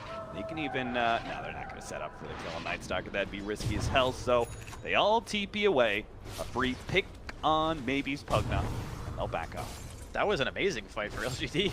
Like, sure, they lose some heroes, but they didn't even chrono. Like, they go in from the side, they catch Sumail right away, they took down Universe. At that point in the fight, you're already feeling like that's a victory, more or less. You know, take away a lot of the trees. You're just trying to really buy this extra time so that, you know, after the Aghanims, you know, you get the Abyssal Blade at the Anti-Mage, maybe you eventually make your way to a Butterfly. Slowly but surely, even though EG has like this 10k net worth lead, if you keep taking successful fights and delaying and delaying, there is still a small chance for LGD to make their way back. Who is this born-again Draskell that I'm talking to? You looked at it as they were able to survive without the Faces for Chrono. They're going to be able to kill Universe here, so 1-for-1 trade of, oh no, Sumail, what happened? He messed up the blink. Wasn't able to get off the Echo Slam, and now, well, Victoria's still definitely dead, but Mamie's going to be able to get a lot of damage on his eye. They're trying to finish him up so they don't have to worry about that Song of Siren. Not that he had it anyway. Ami's going to be able to take him out. Yao's going to be chased down by Familiars. Run, Yao, you run! Run away from the birds! Ami, he turns and fights. He pops his BKB. He actually still had that one. He can go for Sumail. He's out of mana, so his damage is not doing nearly enough, and the physical damage for the birds is too much. Ami tries to get away, but it's no! He couldn't blink out. The Familiars catch him first. The attacks are too fast. He does have a buyback. And there is Roshan up, so I'm not sure if Evil Geniuses are going to force that out of him. But a big win there from EG. Yeah, they're going to throw the scouting ulti into the pit. EG will probably just walk straight in there after the Shrine usage here. It was so unfortunate because the Void just keeps dying before he's able to ult. Like, 11 has not really been able to use his Chronosphere in the last 2 big engagements. At that time, it ended up hurting them a lot. Yeah. Imagine if they had the Chrono, they probably would have been able to finish at least 2 or 3 heroes off, just because of how farmed the Anti-Mage is comparative to everyone else in the game. What do you think about this Helmet Dominator choice by him? Because that would pretty much be a Blink Dagger, and that would help him get off Chronosphere in these nasty situations. I feel like he may regret that choice a little bit, but I don't know. It feels like one of those games where, okay, I blink Chrono, but there's an Naga Siren on the other team. So maybe his justification for not buying it straight away is, this is something that allows me to farm. I can be out on the map a little bit longer. You know, I'm getting some kind of guaranteed value, whereas the blink doesn't necessarily guarantee that you're going to win the fight. I think at this point, though, after having seen the way that everything has gone, that blink may have been the better option, but I still think that their lineup is at a huge disadvantage, just given what EG have been able to do in the early mid-game. Ami has given up on that Aghanim Scepter. He saw the amount of damage he took from Solar Crest plus Aghanim's Birds from the Visage, and he said, no.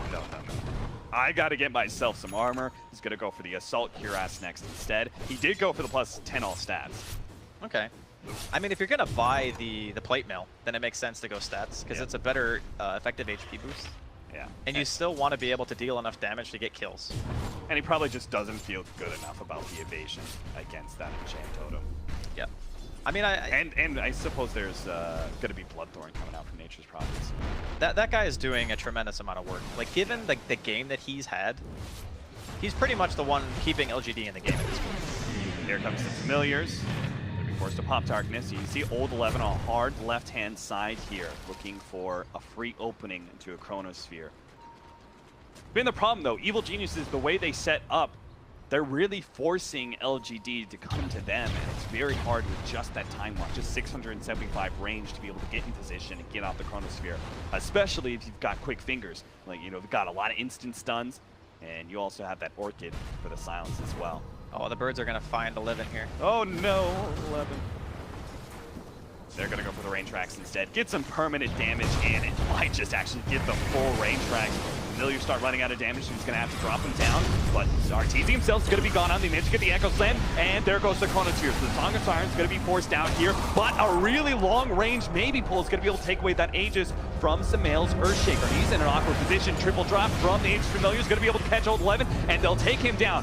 Ame pops his BKB, but is unable to get any real good damage. In fact, the Familiars are doing too much to him. He has to go back to the fountain, and that leaves Evil Geniuses the opening to move forward onto these barracks.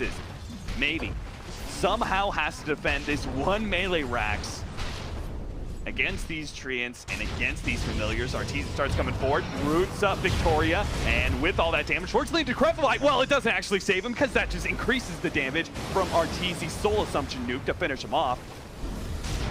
Illusions, Familiars, Ame has to find an opening, and he does get Universe, a big blast with the Ice Blast coming in. As long as it hit these heroes, oh my god, he actually popped the cheese just before the Ice Blast clipped him, so Sumail goes up to full HP. Ame, at half, not feeling comfortable, moving forward, has to go back to the fountain once again, but it does look like LGD have held once again. It cost them a tier 3, it cost them a range Rax. They're sitting on one last building against Megas, but LGD are grinding out survival.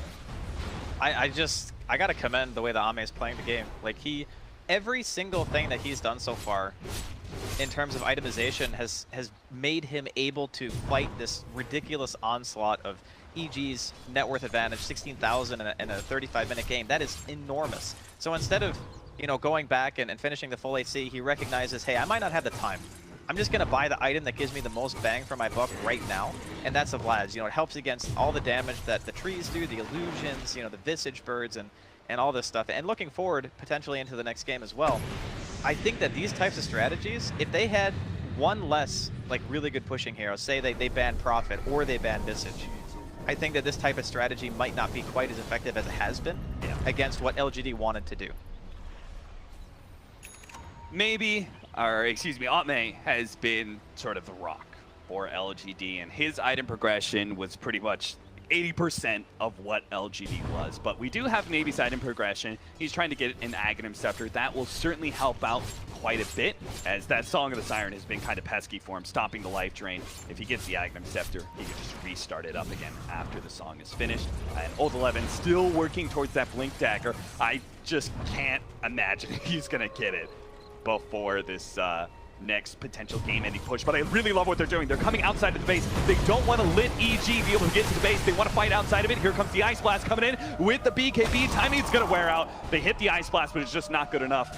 Song of Siren will allow EG to be able to kind of reset this fight, and Sumail just blows up the Night Stalker instantly. Ame in a questionable position, not really sure where he can go. He actually gets ensnared up by the Naga Siren and just kited around constantly. Sumail comes in, gives him a hit. GG is going to be called by LGD. They don't even wait for the end of it. They see there's just no way for Ame to be able to carry this one out. The nail on the coffin there, Sumail with the Enchant Totem crit right into the face of that anti-mage. I just think that the way that EG draft right now, their love for the Naga Siren, having the Nature's Prophet off lane, we spoke briefly about the minus armor strategy with a ranged physical damage dealer, having those Treants as well pressuring so hard. LGD safe lane, when you have that kind of pressure and it's an anti-mage in the lane that you're really having to worry about securing farm for, and all you have is an Ancient Apparition and a Night Stalker, it just feels impossible. Yeah. How do you do enough in the laning phase to give Ame the game that he needs?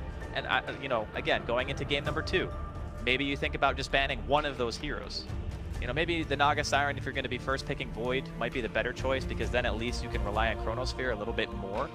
But just always think about, we need ways of dealing with this early game aggressive push that EG are bringing. Yeah. If I'm LGD, it's either one or two ways. I'm either banning Naga, if I want to take Void in the first one too, or I'm taking away that Visage. I personally feel like that core Visage just gave Evil Geniuses such a strong timing window, because not only he was using the Familiars to go and put pressure on mid and stuff, but also just being able to siege high ground so effectively with just the birds. But that's going to be it for game number 1. We'll be back after a short break with game number 2 of LGD versus Evil Geniuses.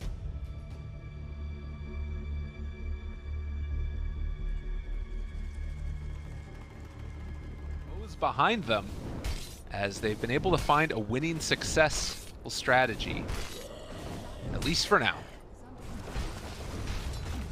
Yeah, I think they're sufficiently held for the A-team. Because of that, they can rest easy going into the mid-game stretch where Faceless Void combined with pretty much any hero can kill the A-teammate right now. Maybe even solo if he gets a couple of lucky bashes. Well, and it's not really like the other heroes are lacking for the follow-up either. You've got Blink Dagger that's there for MSS, and if you pull him into range, I mean, he's getting closer to a Force Staff too, almost has it completed. Uh-oh, Owie, Shadow Blade does not have Doom though, so Raging Potato will not be the one who ends up falling right now. Look at Witch Doctor's build too. No point in the Voodoo Restoration, just all damage. Good versus Medusa, bad versus Doom can heal up a lot through Scorcher, so now they won't hit. And also, he can't heal up from all its. And they don't have the Aegis to play around. Biggest issue. Like, you can't take Doom.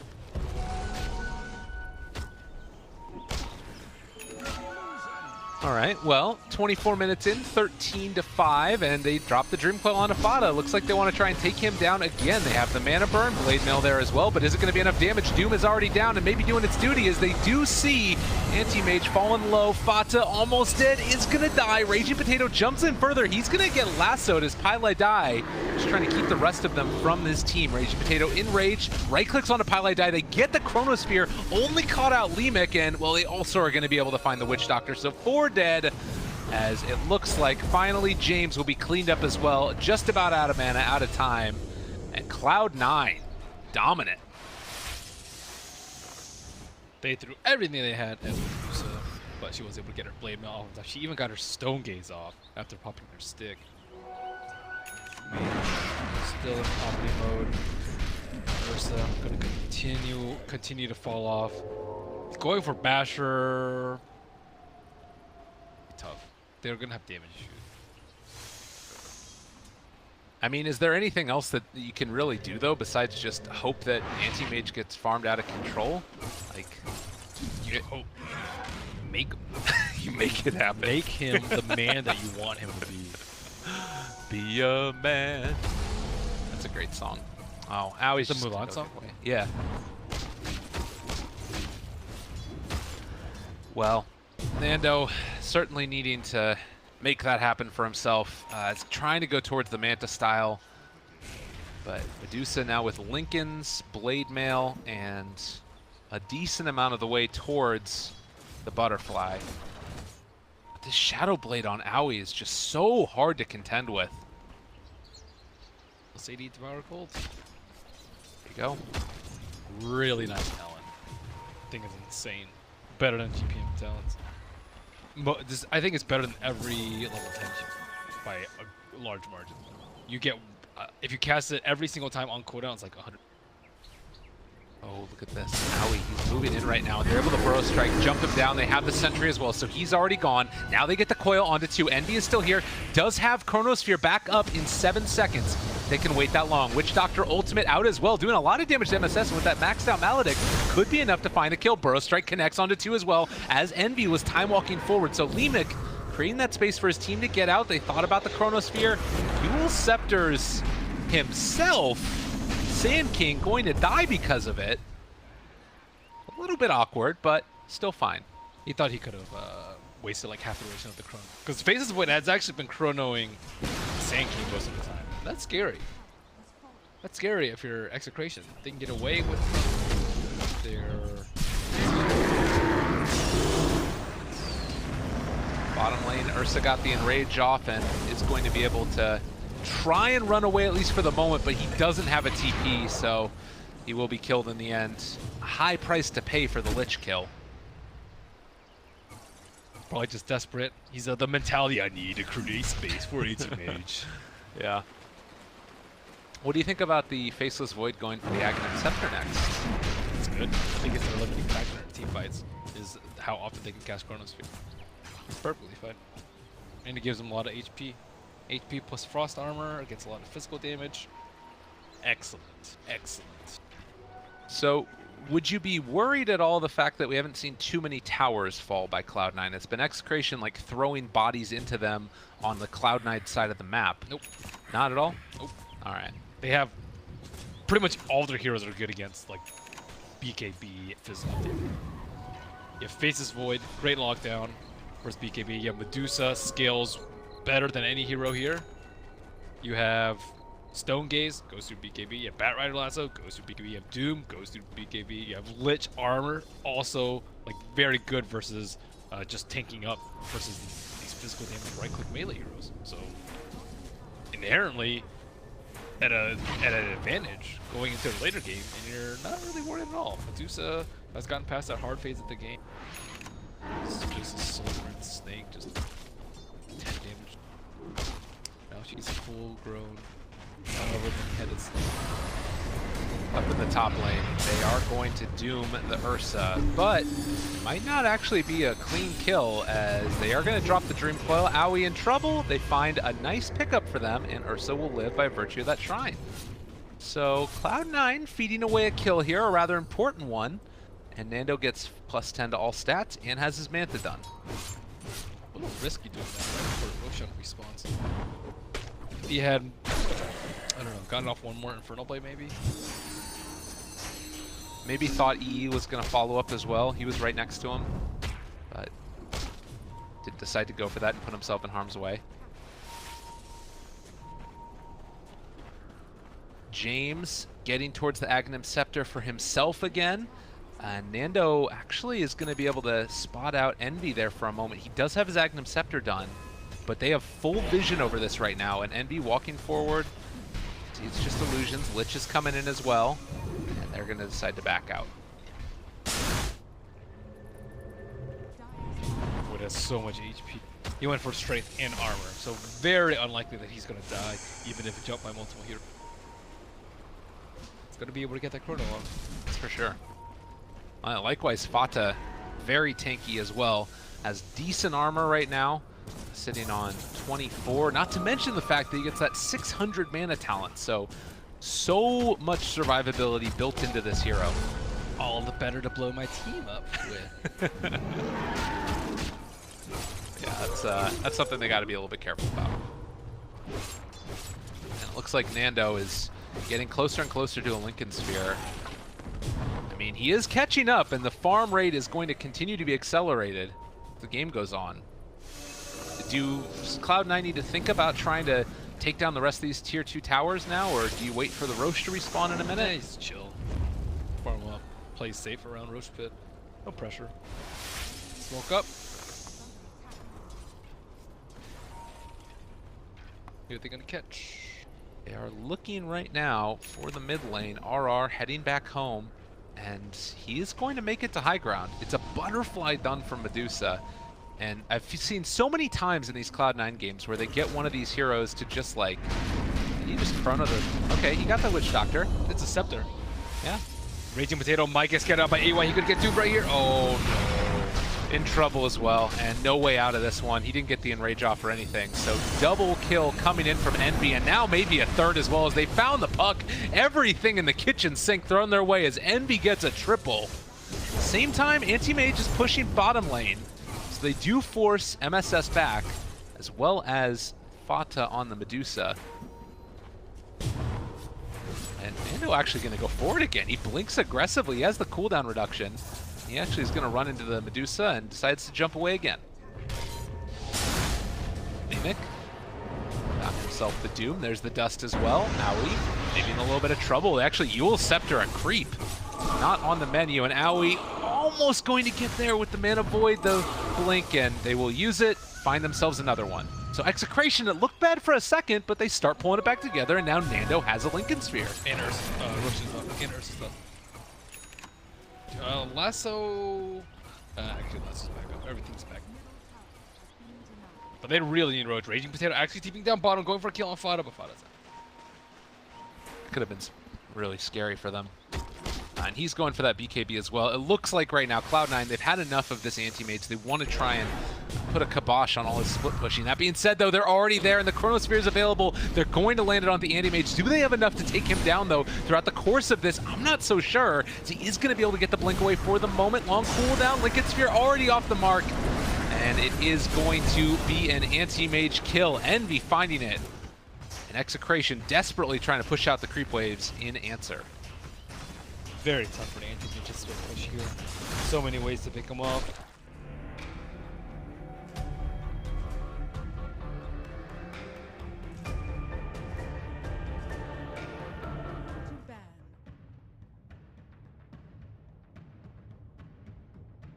Evil Geniuses versus LGD Gaming. Game 2, our last game of this stream. We're going to be moving forward into the draft. Evil Geniuses obviously taking that first series. A big win for them. If they can close it out 2-0, that would definitely solidify, hey, we've got that top 4 pretty much in the bag.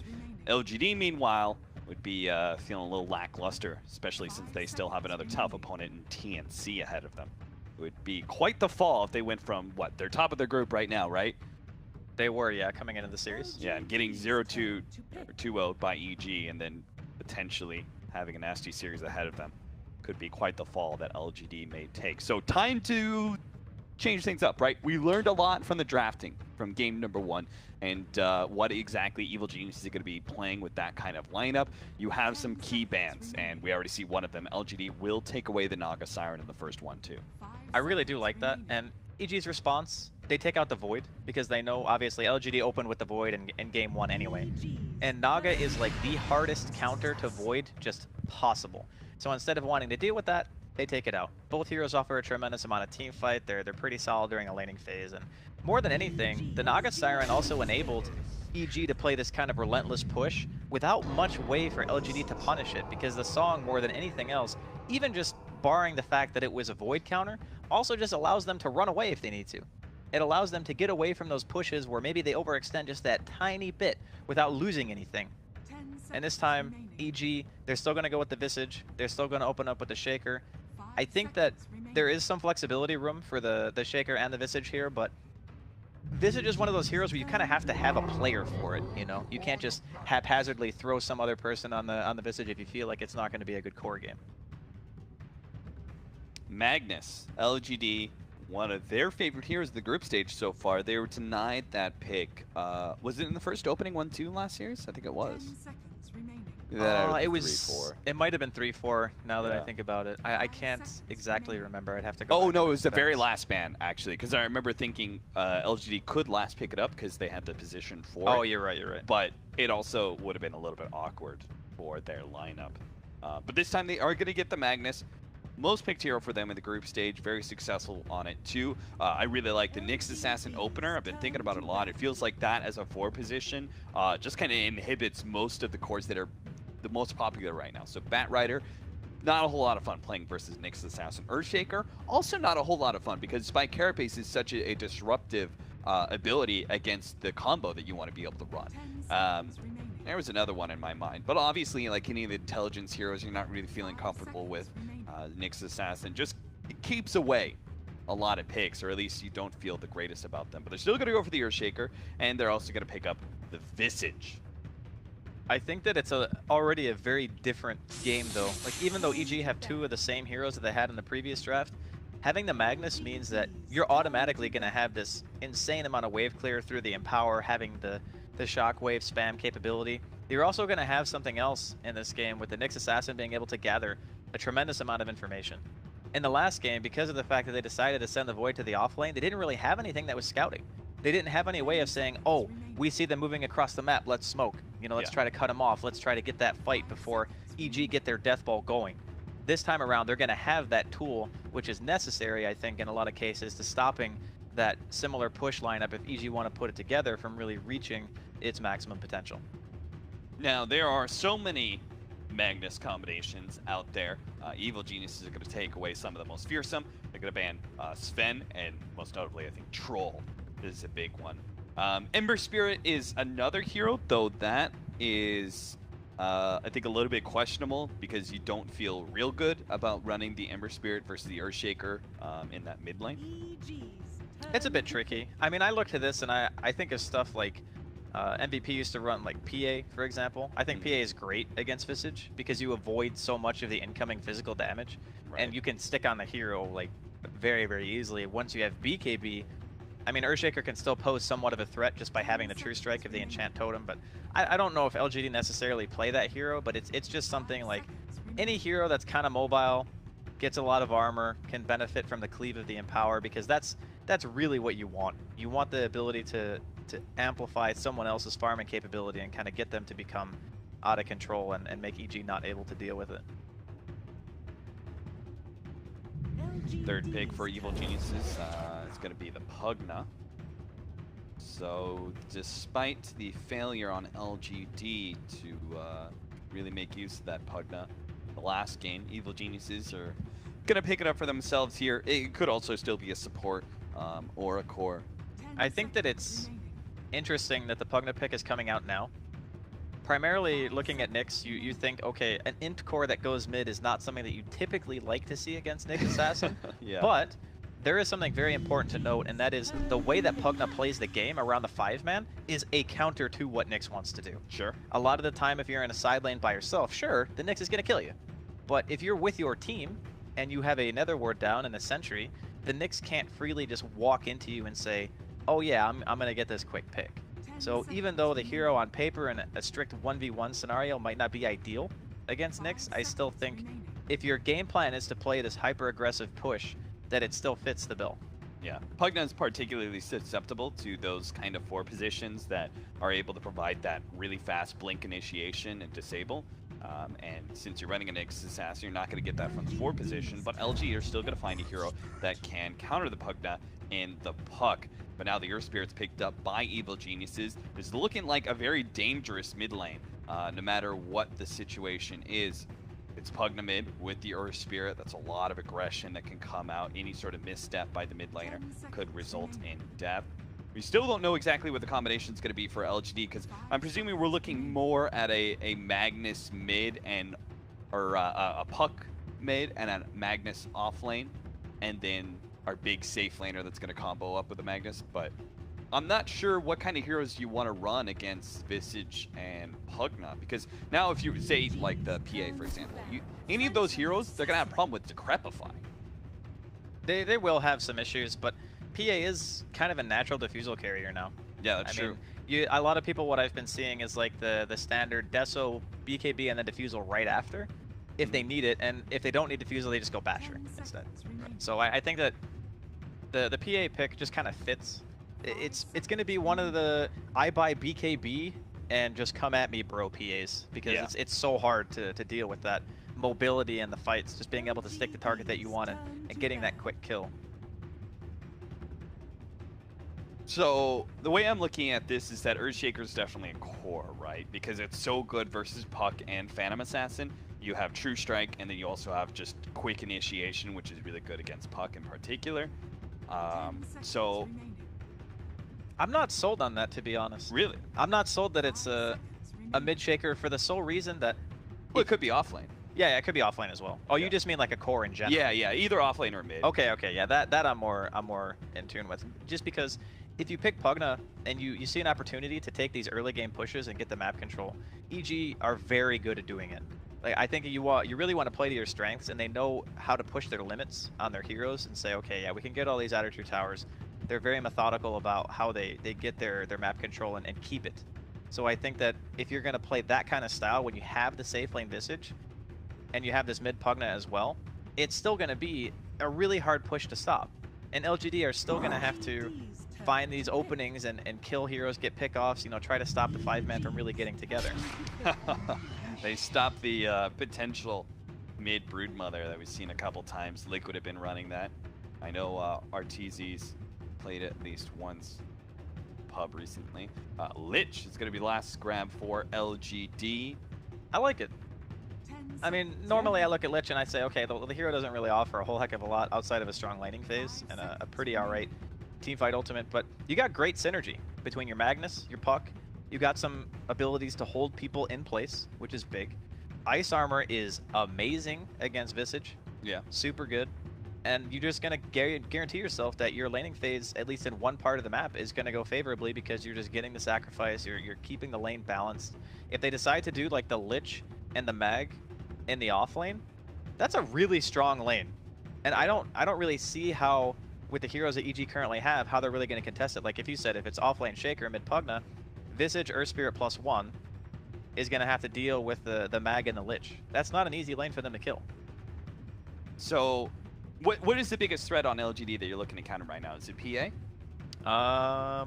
Their lanes are strong. I think the PA is, yeah, it's probably the biggest worry still. Okay, so the way I'm looking at this, it's either a safe lane Visage and the mid lane is open. And I'm really not sure about support Visage, so some sort of mid. Templar Assassin. Okay. TA versus Puck. That's quite strong.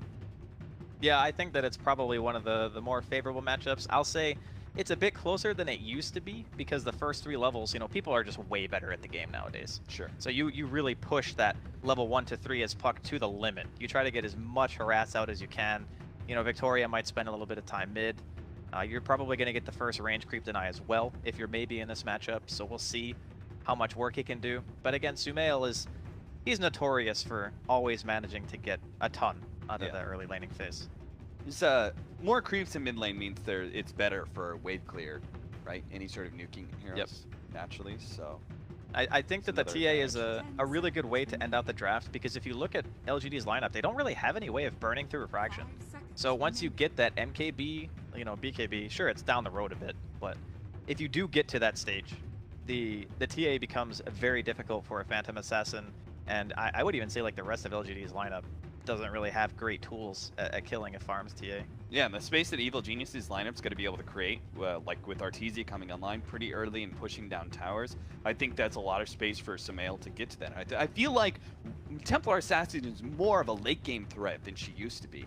You know, just because she farms up those Ancients so fast and is able to just kind of like build and build and build, and then you get that big peak. Blink, BKB, Desolator. And you just like go in there and you take out heroes and you kind of like guarantee get at least 1 or 2 kills every team fight, barring some sort of magical counterplay by the enemy team. So I think in that case, you're kind of putting some pressure on LGD to find some way to shut the Templar Assassin down, but they're going to be kind of hard-pressed to, right? They don't have this lineup that really effectively takes towers. They have killers, they have Puck, they have PA, those are definitely killers, and they can farm up really well and push into late game okay with thanks to the fact that it's just a Magnus lineup, but they won't be able to, I think, really take map control and take those farming areas away from the Templar Assassin. It's going to be all down to the mid game, I feel, right? Because you have like PA mid game is still pretty strong. And once the BKB timing comes out, the Deso BKB, you have the Empower too. They're going to be able to stay, I would say, pretty consistent and farm. The Puck and split push, you know, the Nyx is going to be gathering information, Empowered PA is going to be hitting creeps. I am in the same boat as you, thinking that the late game TA is going to be a real issue. But they do have the tools necessary to be able to pressure on the side of LGD. And I guess we'll have to see how the lanes are shaping up right now because Ame is the one currently on the PA who is standing mid. I'm not sure if this means that they're going to go for the duel off or if they maybe have some other plans because at the moment, you know, maybe he's kind of chilling around here, but he's not at the mid rune, he's at the safe lane rune. So if Puck is bottom, he gets a 1v1 against Earthshaker. And that frees up Nyx Assassin to kind of go into mid lane and Lich can go into the top lane. Is that how you're thinking? Is you thinking the same way I am? Like a 2-2-1 scenario? Most likely, I think, is what is going to transpire. And just having that, the favorable matchup for the Puck is nice. You know, you're still going to get a little bit less EXP because Victoria might be hanging around a bit, but as long as you don't really have to worry about the TA getting out of control. This is like the anti-Sumail strat, right? You just send the Lich mid. He's already taken one range creep away, and between the range harassment of Yao and the dagger harassment, Sumail is not going to be able to rely on refraction very much, even when he does get level 2, because currently he's rocking just side blades. Level Bottom 1, trying lane. to keep his distance. Trying to go in, Zai gets quite low. Very successful impalement of Victoria. Jeez, look at Sumail, man. He's going to have to blow through his healing salve already. Well, there's not really much he can do about it. I mean, he's just lucky that Stifling Dagger is not the old Stifling Dagger, where you could throw it from like max range at level 1. Yeah. Nowadays, it scales up in overall distance, so he actually has it a bit easier. Yao, thanks to sacrifice, gets level 2 before Sumail does. I guess about the same time. Oh, interesting that he opted to get armor. Oh yeah, I really thought he was gonna just get the nuke and just continue to press Sumail against the wall. Yeah, right, because Frost Blast is 2 instances of damage. There's like a single target portion and then a AoE portion. Yeah. So it hits twice. It's actually very good at breaking through refraction. And considering they already have enough ways to burn through the refraction, the nuke itself, like right now, would be huge. Slows down Sumail, gets a lot of damage in, but gets the armor just to kind of secure Ame a little bit more. Takes a lot less harassment in the side blades. So. They're still going to win the lane pretty handedly. Yeah. There's not really much Sumail can do about it. Wait, side blades is pure damage, so... Yes. Does it really help out that much? Well, it helps if you are getting directly attacked. Like if Yao wants to walk up to the high ground and start trading, it's going to help. But if you're just getting hit by side blades, yeah, it doesn't do anything. Old 11. Somehow he's managed to pull the creep wave back here. He's farming right next to his tower. That's a pretty good shot. The offlaner against Visage. Crit. While the creep wave is pushed in so heavily, he's going to roll on in, take that bounty rune away from the Magnus. Doesn't get himself to level 2. I'm kind of wondering when he starts heading to mid lane. It's just like Templar Assassin against this duo, especially with the armor. There's not a whole lot of opportunity to get aggressive. They can maybe kill the Lich if Yao ends up getting a bit too far forward. But other than that, like killing Ame is good luck. I mean, he can just save his Phantom Strike if he really wants to. Toria tried to come in, but wasn't really in the range for an impale. He has gone level 2 mana burn. I particularly feel for the mid laners when you get like Templar Assassin or something, and like a Nyx Assassin comes in and just mana burns you. You're like, oh, that's one refraction. Well, there is one bright side for EG, even though the mid lane is going to struggle a little bit. It's the I can always fall back on my Ancient stack strat because I'm TA. Probably the best hero at killing Ancients besides like Tidehunter, you know, without the use of items. You can just kite it out, pop your refraction, and get your recovery that way. Or Shaker's having a bit of a rough time here in the bottom lanes. Completely out of health regen, maybe still has 2 tangos to work with. So, Earthshaker's actually going to head out of here, and Zai will take over when he's done. Yeah, all things considered, like, Sumail's still 14-4. It's not like the PA is like trashing his CS or anything. It's 21-9. Yeah, you would expect that Ame would be ahead in this situation. But it's not as if Sumail is even really getting forced out of lane. He's got the stick, so between the sacrifice, the ice armors, the frost blast, the daggers, he's gonna always have mana for refraction, more or less. Starting to play it around jungle. He's got 3 stacks of ancients. Start going through a hard camp right now. Oh, nice. Crit barely snags that regen rune ahead of Ame. Every little bit helps. Certainly. Yeah, and it kind of looks like LGD, maybe they're not winning every lane like handedly, but they are winning every lane, right? Like, I would say even top lane, this is kind of a win for Old 11. He's very close to Arteezy in CS, 16-5 compared to 21-4. You don't expect that out of your offlaner. I think a lot of it is just because the supports of EG can't really find a kill in a lane. Like mid, if Crit's sitting here soaking XP, it's probably the most efficient place for him to be. Because even if you roll in on top, there's a skewer. If you roll in on mid, if it's not the Lich, Ame's going to blink out. There's not a reliable place where Crit can go and find a real kill. And the other hero's a Pugna, so how is I going to kill anybody? I mean, right now, he's been stacking some Ancients for Sumail. But yeah, it's looking a little rough for EG and kill potential. Ame jumps forward, pushes Crit back even further, and will cut the creep wave as a result. Seems like LGD, like, this laning phase is great and everything, they just really have to make sure they maintain control. Oh, nice stun there. Impale lands on his Zai with Nuke coming in. They bring Zai very low, and Ame's just looking to be able to finish him up with a couple right clicks, but Sumail is here for a little bit of vengeance with a Bishop block. Maybe they can get Ame, but manage to make the leap over to Yao, and the roll is going to miss from Crit as a result. Great play by Yao moving forward to give Ame that blink opportunity. Nice movement there, forcing the reaction out of the offlaner as well. So Universe is going to have to hobble his way back towards bottom. Now this is a way, way better start for LGD than game number 1. They have just completely shut down the possibility of these rotations of EG really doing much of anything. Like Puck, PA, Mag, all with their own inherent escape mechanisms. There's just nowhere for Crit to go. 12-11 almost has reverse polarity. So he can actually maybe set up a kill. Maybe support rotates to him. Maybe he rotates to mid or something. He hit level 6 before Arteezy did. It's kind of surprising. Yeah. It's the power of Empower denies. Universe in this bottom lane in some trouble. Boyle holding Universe in for a little while. Maybe he's not going to be able to chase that one down though. But I think maybe he's just top as well. 11. The nuke. Oh, and it is enough to finish him off. He gets a raindrop immediately after he dies. He realizes that when he comes back to lane, he just cannot afford to be missing that raindrop. I think a lot of people kind of underestimate just level 6 usage in general. Yeah. Zai is going to be slowed down by the dagger, which leads to Victoria. Splat. Free in middle land. Well, here comes a little bit of damage on the tier 1 in the mid lane. LGD feeling themselves in this early game. Yeah, I really love the fact that like they're not just winning the lanes, but they're also pressuring these towers really early.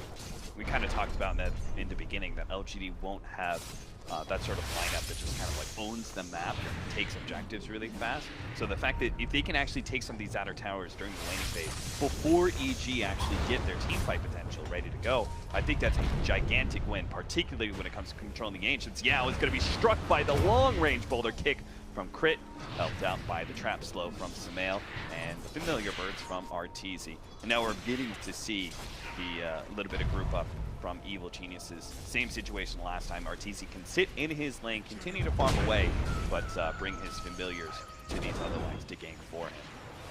Situations like this, Victoria can't do anything to Crit. Those birds are like stronger than heroes at this stage, man. They do so much damage. And in the meantime, Zai's just continually been stacking. On the right side of the map, we have the Ancient stack. We've got the medium camp stacked as well. There's a lot where Sumail can look to that and go kill it. I mean, heck, the top Ancients above the mid tower are also stacked.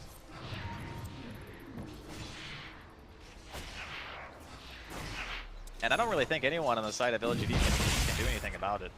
They need like level 4 Empower PA or something to kill that. I think they could take that mid tower and then get aggressive wards and then just move to contest. Ame tries to go for the quick kill onto Zai, but the trap slide will save him some of the trouble. Echo Slam from Universe is going to be able to control the Nyx Assassin. That's one. Ame going to be hit by the boulder from Crit. He has to keep on moving as now Arteezy's here, plus the trap slow. They're going to be able to get the silence before Ame can make the jump over to Yao. A Chain Frost, that's a healthy one. Bouncing back and forth between Sumail, but he managed to get the refraction off last second. Arteezy embracing that Chain Frost. Do manage to finish off Ame Universe with the Fissure. A level 2 Fissure is able to take that kill. That Chain Frost did no damage to Arteezy at all. Yeah. It just like bounced to him 3 times, did like 400 damage. No big deal. Between that and Refraction, EG able to just shrug that one off. Maybe trying to get every bit of damage he can onto this tier 1 tower. Leaves it just above deny range. Heroes return back. LGD not going to be dissuaded from continuing the pressure. They're also getting a lot of damage on the mid tower here. I love that LGD are so objective focused right now, not deterred whatsoever by a bad fight. Always just getting like those extra 1 or 2 attacks in on the tower over and over again. It builds up over time. It is in deny range now. I think Puck's one of the most underrated heroes to be able to get that chip damage in, because you can right-click it until you draw the tower aggro. Right. Yeah, it's really nice. Even when there's no creeps, if it's a tier 1, there's no backdoor protection, so you can like go in, you maybe eat like 1 power shot, but you can get like 2 or 3 autos off. Maybe. First time he's going to leave his lane, he heads up to top lane to see if he can help out Ame against Arteezy. Arteezy back way behind his tower and let his familiars intercept any heroes that come through that dangerous tree alley. They're just going to try and kill the creep wave around this tower. Not going for the hero dive, just leaving Arteezy to rot there. Backline where he has a TP out. Take the objective instead. It's a nice little movement here, but EG just gonna go for the one-to-one trade, leaving the birds in the top lane just in case. Unfortunately, they're not gonna kill this fast enough to be able to TP back and defend their own tier 1. So it'll just be a flat-out trade for both teams. But it does buy time for Sumail to be able to kill these stacks. It's really tough though, taking down these stacks when it's the double Prowler Shaman stack. So they just regen a ton of health. Like he's basically not even hurt them. He just decides, nope, too much health. Give on it, up on it for now. LGD, keep on going. Familiar's trying to draw attention away. They might as well keep going. They've got the siege. I'm sure EG don't feel too comfortable to just keep pushing on the bottom lane. Well, normally with the Pugna, you'd say, yeah, let's just do it, you know. But he doesn't have, oh, he has enough Arcanes now. And he's only level 5, so it's a level 3 blast. If he had the mana sustain, I believe they would have kept going. Now they're stuck in this awkward situation where they don't feel good about pushing, but they also can't really feel good about defending either. LGD do have a lot of fighting power at this point in time with the Phantom Assassin sitting at level 8. Ame does go down to bottom lane, so they've done these kind of chip, and they've left 2 different towers very low. The bottom lane off lane tower from Evil Geniuses is actually still sitting in that deny range, and top only at 400 HP. So those towers will fall eventually. It just takes a little bit of a fortuitous team fight for LGD. Push, turn into an objective. A 3-man smoke up from Evil Geniuses, wrapping into the bottom lane. Ame is their target, and Victoria, he's been vendettaing around, but he wasn't in position to break that smoke. That would have been a huge win for him, and he might still be able to. He actually runs into crit here. They don't have any counter vision out. So EG's rotation does indeed fail as Ame backs up. Great read by LGD. I think that LGD are gonna be in for a real big surprise soon though, because that smoke on Universe did not end up breaking, and he has a blink dagger. It's 12 minutes into the game, and he's got the soul ring, the boots, the blink. The showcase of this could have huge implications for EG getting momentum back. There's the Echo Slam. It's gonna go onto an Nyx Assassin, take that free kill before the Spike Carapace can go off. But maybe he wants to fight this, maybe he doesn't. We'll see. The Familiars are coming in hard. Universe already takes 1 crit worth, and they're just going to be able to burst him down. Now they try and back up, but the Familiars is here with the silence, and the stuns are going to be able to control maybe for a really long time, but they do have the Chain Frost, and Arteezy can take it, but Zai cannot. It actually bounced over to hit crit as well, so maybe he's going to be able to get away a little bit farther. Dodges some of that damage over time, and I think he's going to be okay. Ame just looks for his next victim. Now, he doesn't like fighting into Arteezy, but he really wants to be able to get on top of crit, but he just can't do it. He's going to have to back up. It's too much magic damage taking from these blasts. Victoria's coming in with his Vendetta, though. This hero is so hard to kill, man. Like, he's got the hood, the medallion. Saw this build in the previous match. So much armor and survivability on the Visage. You kind of have to throw the kitchen sink at that hero if you want him to die. Yeah. And that's why I think LGD just kind of avoided it, right? And just kill all the other surrounding heroes. Crit! Whoa, that was pretty fortunate, but he's still gonna die. Completely mana burnt out by Victoria. It looks like they'll finally claim the Ancient stack here since we have a bit of a lull in action on the map. Zai helping out, and by that I mean stealing the majority of the creeps. The thing is, when you have the double Prowler stack, they regenerate 40 health a second. It's so much that it actually takes a long time for even TA, who does a ton of physical damage, to be able to kind of chew through that. So LGD still with an incremental lead, about 3,000. Nothing to necessarily write home about, but I think the longevity of their lineup and just how much they're going to be able to do with the late game PA, Ame working his way towards that Desolator and having the Empower to fall back on, that's the thing that I feel EG are most scared of at this point. 2 Initiators ready to go. Old 11 has a Blink Dagger. He's smoked up with may not have a Blink Dagger, but it doesn't really matter. Nyx Assassin are already set up on Arteezy. As you said, kitchen sink. That's what they got to bring over here. They are going to start the initiation before most of the team's over here, so Nyx Assassin is going to be stunned up by the Familiars. I think that Vendetta healed him. Like, he took like no damage at all. He just casually walks away or floats or... So much damage reduction that you actually get healed. And it seems that way. Sumail is actually clearing through the enemy Ancients. He's so desperate to just farm away because he really wants that Desolator. That's one of the bigger peaks for the Templar Assassin. LGD are cutting out a larger part of the map for themselves. They've taken all those outer towers. They just need creep waves to push in. They'll own a good 60% of this map, if not more. A very close game this time around. Both teams kind of have their points where they feel the strongest. Like right now, LGD having the level 4 Empower, the Desos finished on Ame, they got Blink on the Magnus. There's a lot of things that LGD currently have at their disposal to be able to take the fights to EG. Whereas, you know, last game, they had this anti-mage they were kind of consistently waiting on to get going. Smoke up here from both teams.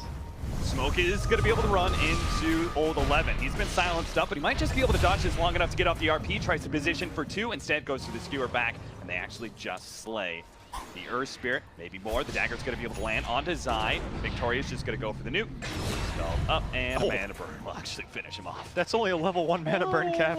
It was only level 1. Minus 201 mana, and then amplified by the fact he was still decrepified. It's not fun playing those squishy intelligence heroes against Nyx Assassin. There's just so many of them in the draft, Draskell. Man, I would not want to play Pugna against these heroes. Like, Puck is really good against him. The Nyx Assassin, obviously. If the PA ever gets Diffusal Blade, you just can't really live. Interestingly enough, though, Ame is going back to the Manta. I know that it's common for a lot of heroes playing around Empower to want to build stat-oriented items.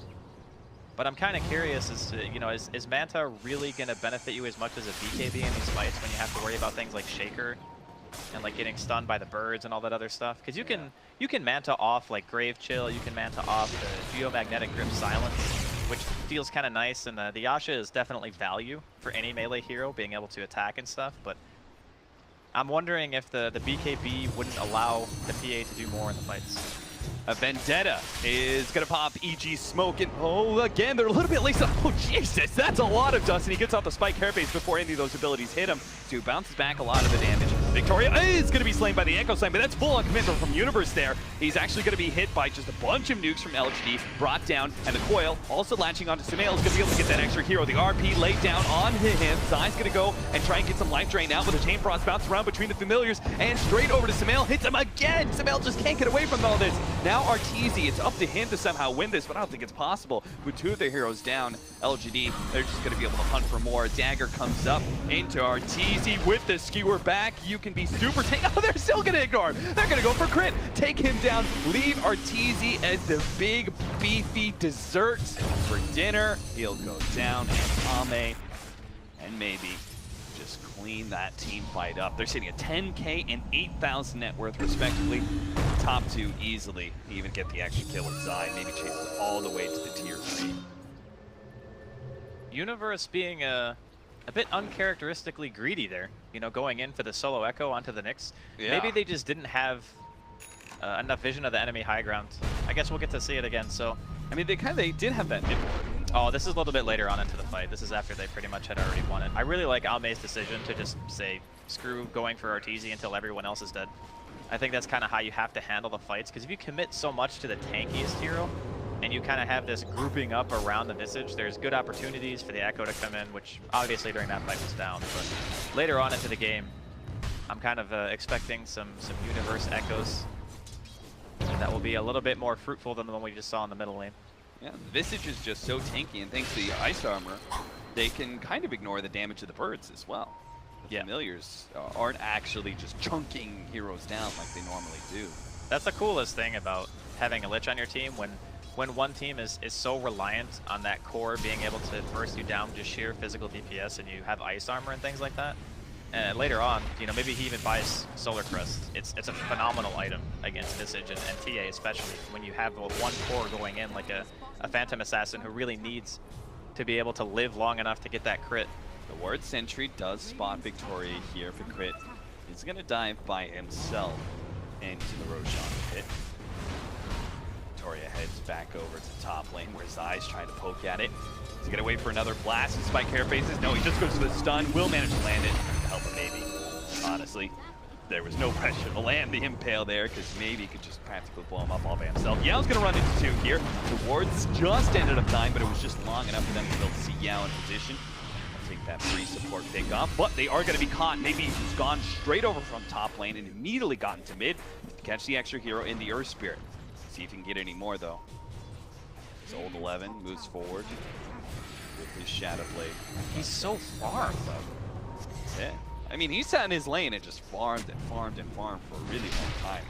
I suppose it's just going back to the general laning phase discussion that we had about how it was so difficult for EG to realistically move crit around the map and find success and get kills. Like most of the time he was just soaking EXP because that's all he could do. It's not really about how he played the game, it's just the hero matching up individually against the respective cores of LGD and how little that he can do to stop them from getting that farm. And a lot of that's being showcased here as LGD have accrued at themselves an AK net worth lead in a 21-minute game. It's fairly substantial. For sure. And I'm looking at this. Most of this farm is just being put on Sumail. Carry us, Sumail, please. But he only has Blink Dagger and Desolator. BKB's just not going to be up anytime soon. So LGD's dominance of this part of the game, I think, is still quite strong. Like, barring an incredible initiation Echo Slam, I don't think they lose 5-on-5s really. Most likely not, especially considering there's no True Strike coming out from anyone but the support, or not support, but offlane Shaker. Yeah. It's really tough to deal with Ame. He's got a double damage here. Manta's finished. Yeah, this is pretty easy for them to take a chance on Roshan, because he could just do it by himself. There's very little threat of Evil Geniuses interrupting Roshan in a very disastrous initiation when you only have one hero that's beating on Roshan. The rest are kind of sitting on side ready to counter-initiate. They're actually going to go for the 4-man smoke up here and back into the pit. There's still a trap there. Still a trap and birds, so they will definitely know something is up. Victoria doesn't have the Vendetta, so he's going to reveal that the smoke comp universe starts moving forward. Oh my goodness. All right, well, thank God Medic's Eye is there, but the RP! Old 11 spotted his opportunity to land onto 3. He's going to be able to grab RT as well with a Chain Frost bouncing around. That is all 3 of them dead. Universe's counter initiation was just nothing. He threw out the Fissure, but what a beautiful setup from Old 11 and just guaranteed won the team fight. Oh boy, that 1 second, you know, that tiny lapse in judgment where everyone's sitting on top of each other, and just instantly Old 11 is in there. Perfect reaction, excellent bait, secures the Roshan. LGD feeling pretty good about their situation. They're gonna walk down the middle lane, get some damage on the tier 2. Oh god, that was such a fast reaction as well. Universe goes in and throws out the Fissure after the fact, but it's just too little too late. Ame already had the Empower, just shoot through everyone, and here we are back at the mid-tier 2. 17-7, 12,000 gold lead. LGD looking to tie out this 2-game series in the group stage. It is going to be the Medallion choice here on Yao. Going straight into the Solar Crest. It's really nice because your high ground siege hero is melee. So I think that in of itself kind of makes the Solar Crest a value item because it's not like a ranged hero where you can, you know, sit super far back and feel safer. You got to be in there if you're the Phantom Assassin in this game. Sure. Oh, Dust actually catches Sumail, who is wandering around with an Invis rune. He's got to go for the TP out. And oh, wait, damn heals. Okay, so Sumail's going to be stalled up. Does have the refraction blink away. Nice play there.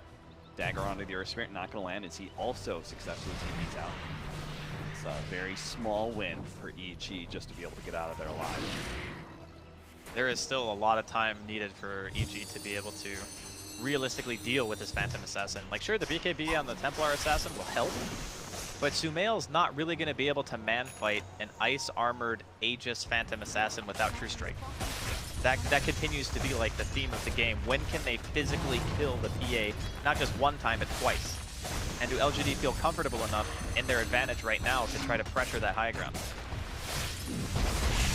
This is probably the hardest part of the game, though, for LGD. Yes, they're super far ahead, but it's just the essence of cracking high ground. Really difficult for them. They just don't have anything for it.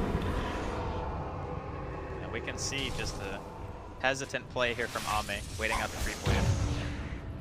Those birds just do not take damage if RP's easier. fine. Oh, an initiation actually on the side. They bring some mail in for this one. They pop the BKB, but that is a puck that is able to dodge all the damage thanks to Yules. And now Spaceship of the Universe gets the initiation still onto him. So they get that big kill, but the RP goes down. Managed to grab 2, but Samael will chase him away. The heroes are just ready to live. Ame, he actually comes in and gets another crit. He managed to finish it off 1, but he is so damn low. And if he dies, he might not come back alive with that Aegis. He's just going to come back and might die again.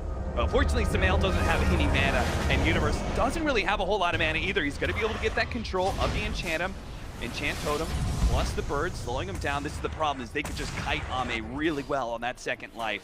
But again, Samael didn't really have the mana to come forward. They're trying to say, Jesus Christ! Ame, 982 damage from a dagger, but he will end up dying. That is a nice little impale, and now he is also going to be feasted upon by the Evil Geniuses boys. They just brought themselves a huge win in that defense. They won a fight against Aegis as well. There's a 4,000 gold swing and 9,000 experience gain for Evil Geniuses in that fight. That was massive. Absolutely massive. Universe came in really big, getting the Echo that secured the kill onto Maybe. And I think the RP ended up baiting them into a fight where they didn't really want to dive that hard. So Yeah. he sees it and he has Empower on and he thinks to himself, okay, I kind of have to go on this. And even though he crit 2 times and 3 or 4 attacks, it just really isn't worth it at the end of the day if you respawn, like you said, without the use of something like a BKB, because you can't just get out. The Manta style was on cooldown. He couldn't dispel the silences. I think it was like 1 or 2 seconds off. Victoria's going to look for a kill here on a crit, maybe.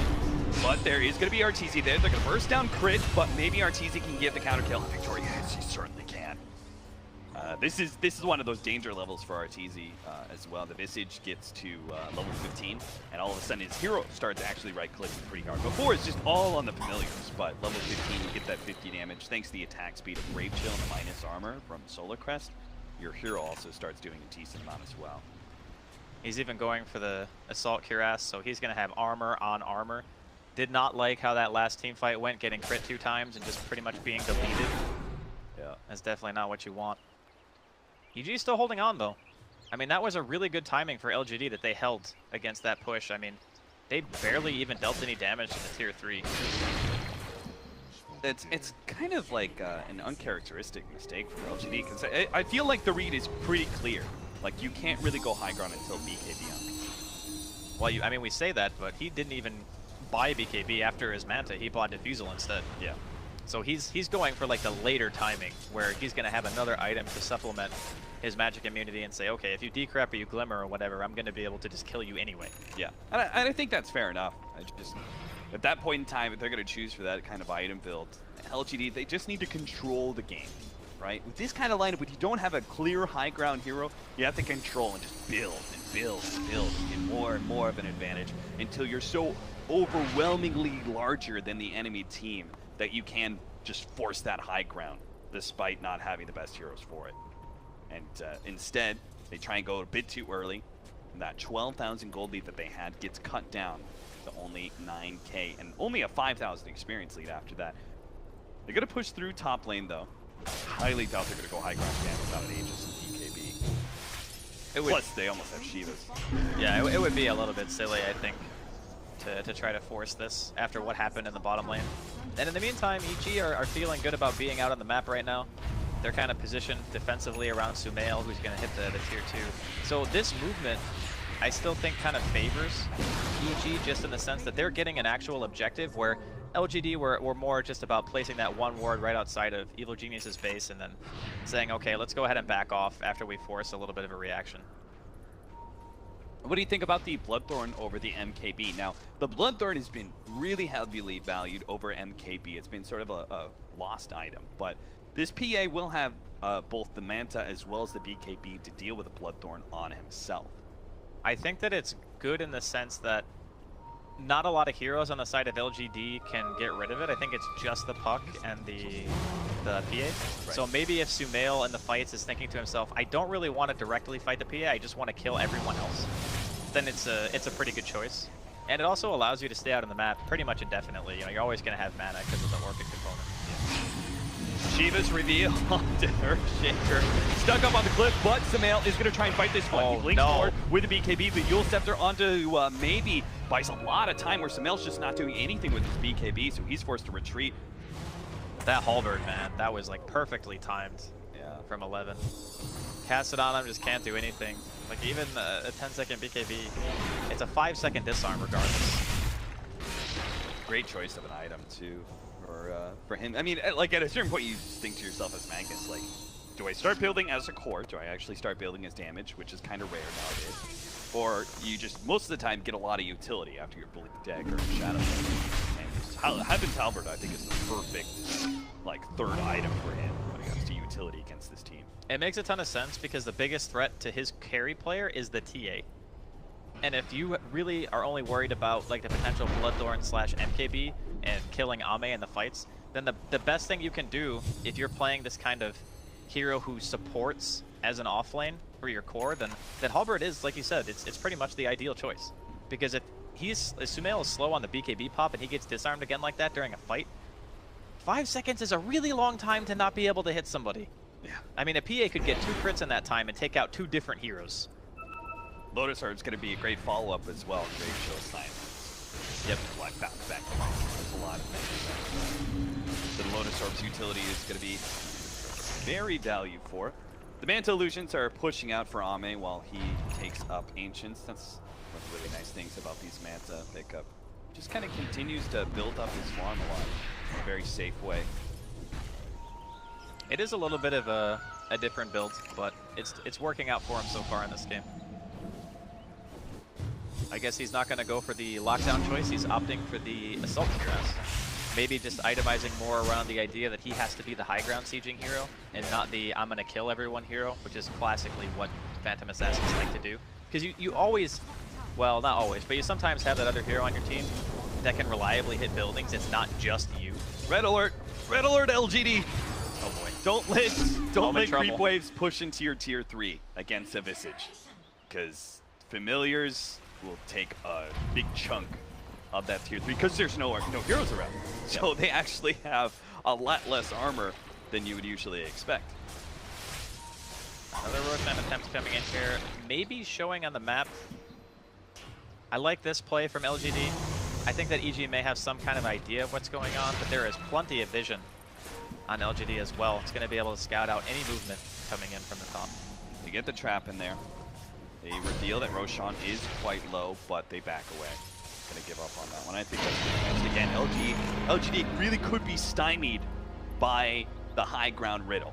So better to take the fight inside your own base, even if it means not contesting Roshan. Well, LGD have another problem too, I think, right now, is do you really want to push mid? Mid is so much harder. I guess only 2 of the 3 shrines are up right now, but yeah, I guess they're gonna go for the wrap and maybe just cut the wave bottom and try to make it so that it kind of pushes in on its own. Stand Familiars just keep on pushing out bottom lane. Maybe with the Shivas he can actually kill him. That's what I really love about the Shivas here. Resummon. RTZ resummon, well timed. Still forces something. EG, knowing that the puck is actually bottom lane, they're going to push out and see if they can catch somebody here. Universe, that is Blink. They're going to go for the Phantom Assassin here. They do manage to land the stun before the BKB, so he's just going to give up his first life. That's okay. He's going to come back with BKB and see if he can chase EG. Or EG going to feel like they can fight this one. He is actually going to blink forward and take the easier kill onto Yao, potentially, with the trap slowing him down. Universe just going to hold on to his Shadow Blade here, sit on the back lines, waiting for his blink. If there's any sort of counter initiation like Victoria coming up here, RTZ, oh geez, Zame actually just blows up the Earth Spirit, but they do manage to get a jump in from Ult 11. Unfortunately, he was silenced, so the RP is only going to be able to catch one, but it is RTZ. Ame will take that kill. Echo Slam, oh no, it's a little bit late. They do manage to get the stun onto Ame, which buys Samael a little bit of time, but he was Heaven's Halberd during all of that, so he just sat there. Spell Strike, and now he's going to be surrounded by far too many heroes. LGD will actually take 4 of Evil Geniuses, only losing their Aegis and their Lich. That is the danger of pushing out of Evil Geniuses outside of your base. He did 7,300 damage during that fight. I thought for sure EG was just going to take that Aegis and then back up. I think they wanted more because they knew that the puck wasn't there at the start. I think that's why they felt confident in being able to kind of push that a little bit farther, but man, were they just dead wrong. And now LGD coming up middle lane, still have Chain Frost. Got that cheese in the inventory of Ame still on the Phantom Assassin, so this is very difficult for EG to justify buying back on these two heroes. The respawn's so low, I think you just have to let this die. Yeah, without TA, I think that it's not possible for them to win a fight against LGD, so. Things look so promising at the beginning of that. They get the Bloodthorn on Ame into a stun lock, so he's not able to Manta or BKB. They get the Aegis with relative ease. They're basically in a 3v5 at that point. They just overcommit. And poor Crit, man, he just got one shot. This is 2 sets of very easy racks for LGD. LGD still kind of sticking around. Old 11 with his Shadow Blade, just kind of hoping EG are gonna poke one hero out in an awkward position, but EG remain pretty resolute in their stance around the tier 4s. So LGD will back up. That will be an Assault Cuirass finish up for Ame. He's got 6,400 gold. Dude, he's rich.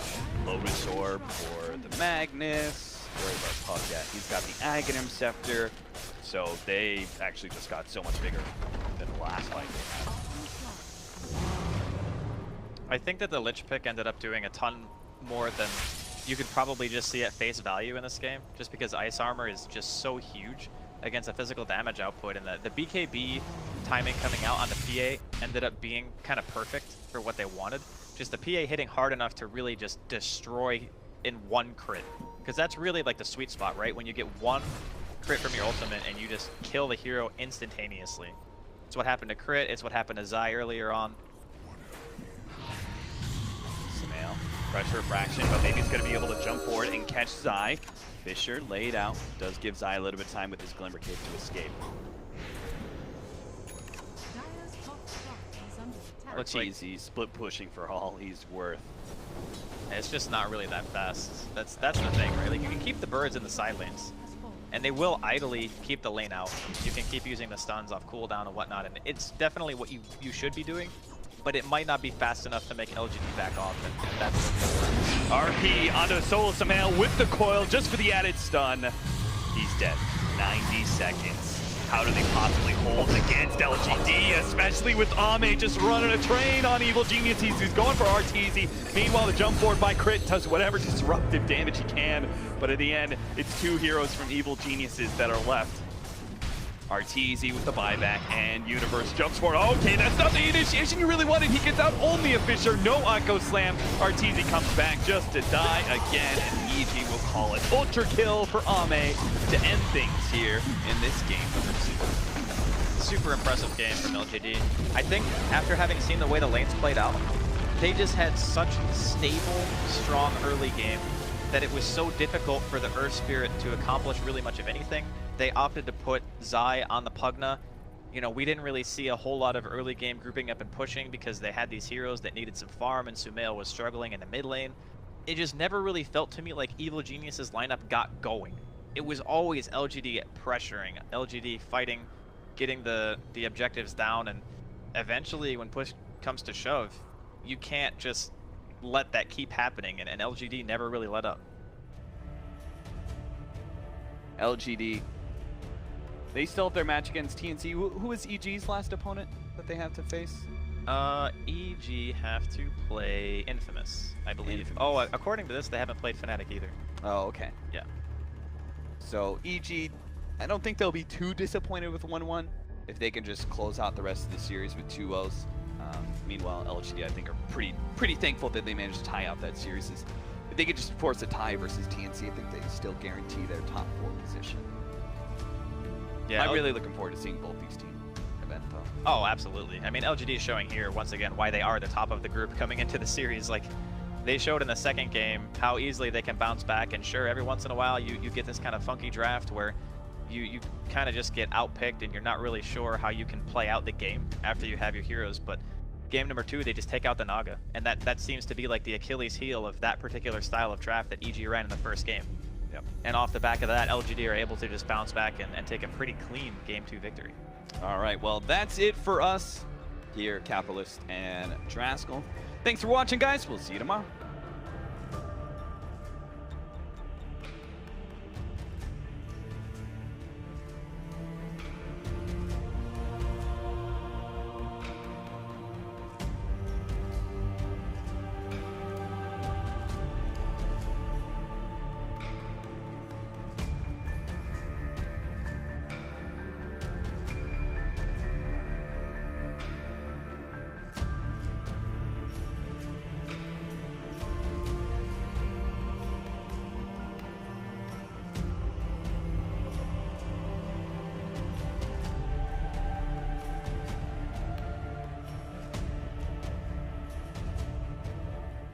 Yeah, we're just running it back again.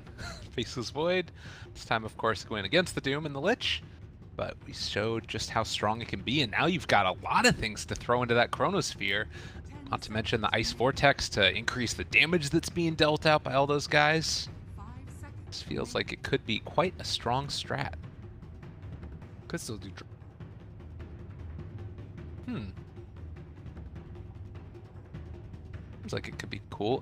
They did that, well, and this was the amazing game that we saw earlier from them as well, was when it was dogfights that ended up getting switched into a position for Weaver. Nope. And it is going to be in July playing the Doom as well, unless we see something very strange happen. So we are waiting for a Cicada hero. Unless it's Invoker last, which also would be weird, so I don't think it's in. 5 seconds remaining.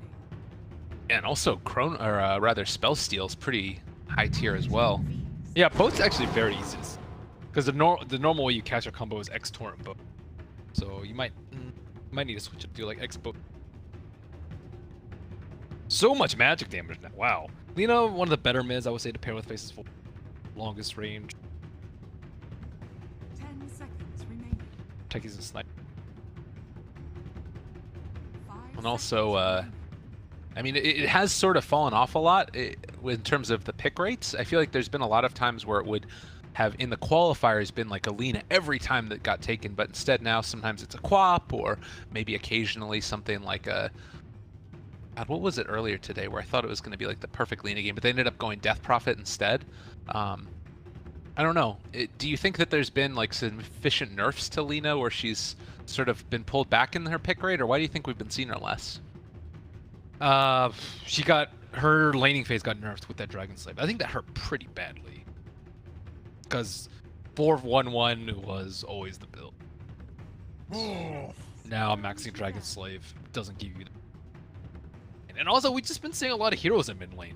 So the straight one-on-one matchup, Lina versus whomever, isn't necessarily as Lina favored because it's Lina +1.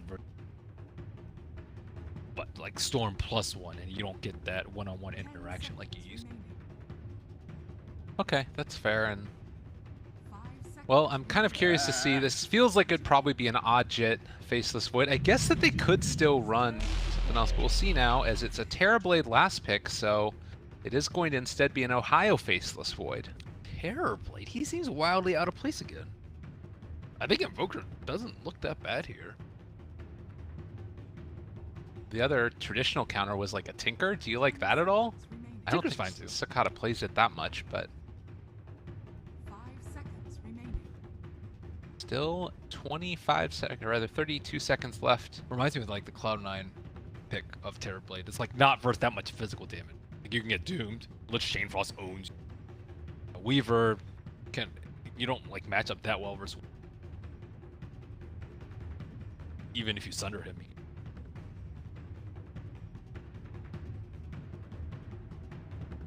Here, but I guess he has a rain, quote unquote rain 1 position that can attack inside a Chronosphere. But there's plenty of others. There's like Luna and Gyro, I think in particular, that do very well, dumping damage inside Venomancer, inside base Venom, also Venomancer. Yeah, and now with Cicada coming up, this is a lot of magical damage that can cause a lot of issues, and I don't really foresee Ajit having a great time. But again, I guess it all comes back to Ohio. You know, he's standing in the middle of all his team right here, looking like a badass, wants to play down some good old Chronospheres and kill some fools. What do you think? Is this going to be a strong enough draft here for them, or do you think IGV have the edge? They have the team fight at Faces Void Olds, Ancient Apparition. I think a lot of it has to do with Rubik stealing spells, and we say that a lot. It's like, okay, he theoretically should never be able to. You time walk in, you chrono, and then you immediately cast your time dilation. But as we've seen, it rarely works out in practice, and good Rubiks can steal even from good Faces. If he steals Chronosphere, if he steals Ice Blast, if he steals Boat, I could see IG Vitality having the edge, especially with Paparazzi seemingly going to be able to have it for. All right, well, game number 1 ready to come underway. is, of course, going to be IGV facing off against Fnatic. We'll see if they're going to be able to make the moves that they need to take the win. Push kill. There. I'm going all IGV here. All right, you believe in IGV. I'll do the same then. A team that's 6-6 or 1-11. I think IGV's lineup is slightly worse though. A lot of it depends on how Doom is. In July, not as volatile as Inflame, but still has the potential and the propensity. That's okay. Get the plus 80 Devour Gold. I remember a story from back in the day where in July was playing like a Darkseer or something. That is one of the this is one of my most memorable Dota casting moments of In July. You want to talk about it at all? What happened? Oh yeah, sure. In July was Darkseer, and this was when Tree was super popular and he would just solo zone out offlaners. So he got Surge first and tried to trade with a Tree, and then he didn't even, you know, normally when you trade, you just stand there and right click. Yeah. He didn't do that. He surged, he kept running down, and then he went back and was like, wait, no, I can't go in lane. And he's like, oh no, I can go back down. So he wasn't actually trading, he was just running back and forth. He surged, and he just got punched by Tree 4 times. God. And I think he actually died, because after the surge, he got leeched in and just died. Okay, so he's a level 1 Darkseer with surge that already died, and then he tried to jungle with the surge after that, and it was just awful. He did nothing for the first 20 minutes of the game. I think they just lost in 20 minutes. It was when Black was on Team CIS from China. He was dire. And I don't exactly remember who the Tree was, but he just completely made him erupt through the entire surge. Oh. Well, how he's come from there. That's it's good to see that that's no. Everyone has their off days. You can't judge. Exactly. Well, and QO gonna start it off a little bit nice here and deal a couple right clicks off to the Ember. We'll see how well he does on this one. Looks like it's going to be more damage coming in and dogfights. Doing it again. This guy is always about the courier snipes. He sniped a courier in 2/3 of the games that we've casted of him so far. Wait, where was he? He was here by the. Oh. Yeah. Oh, okay. So he's so next level that did he anticipate them actually skirting the courier to the right? I think so. Okay, that's just way too next level. Well, that's what he likes to do. He did it earlier on the support Weaver that they ran, and it ended up winning them the game. That being said, it does come at the cost of, right now, Fnatic winning out in the lanes. They are kind of doing a really good job of it. 5-2 on the Lina, and top here in July trying to mess with Febby, but they have the cold feet. They had the Torrent to connect, and in July going to be contained and most likely killed off, maybe possibly slowed, and yeah, Febby draws first blood. Don't mess with the level 1 Terrorblade who has meta up. He is a big bad guy. It's lots of damage. Wait, how did Doom already get boots? He has boots and port. He's actually pretty rich. I think he ate a big creep or something, and that gave him enough gold. Actually, pretty good. Okay. Respect that. Now he's back. Huh. What do you think of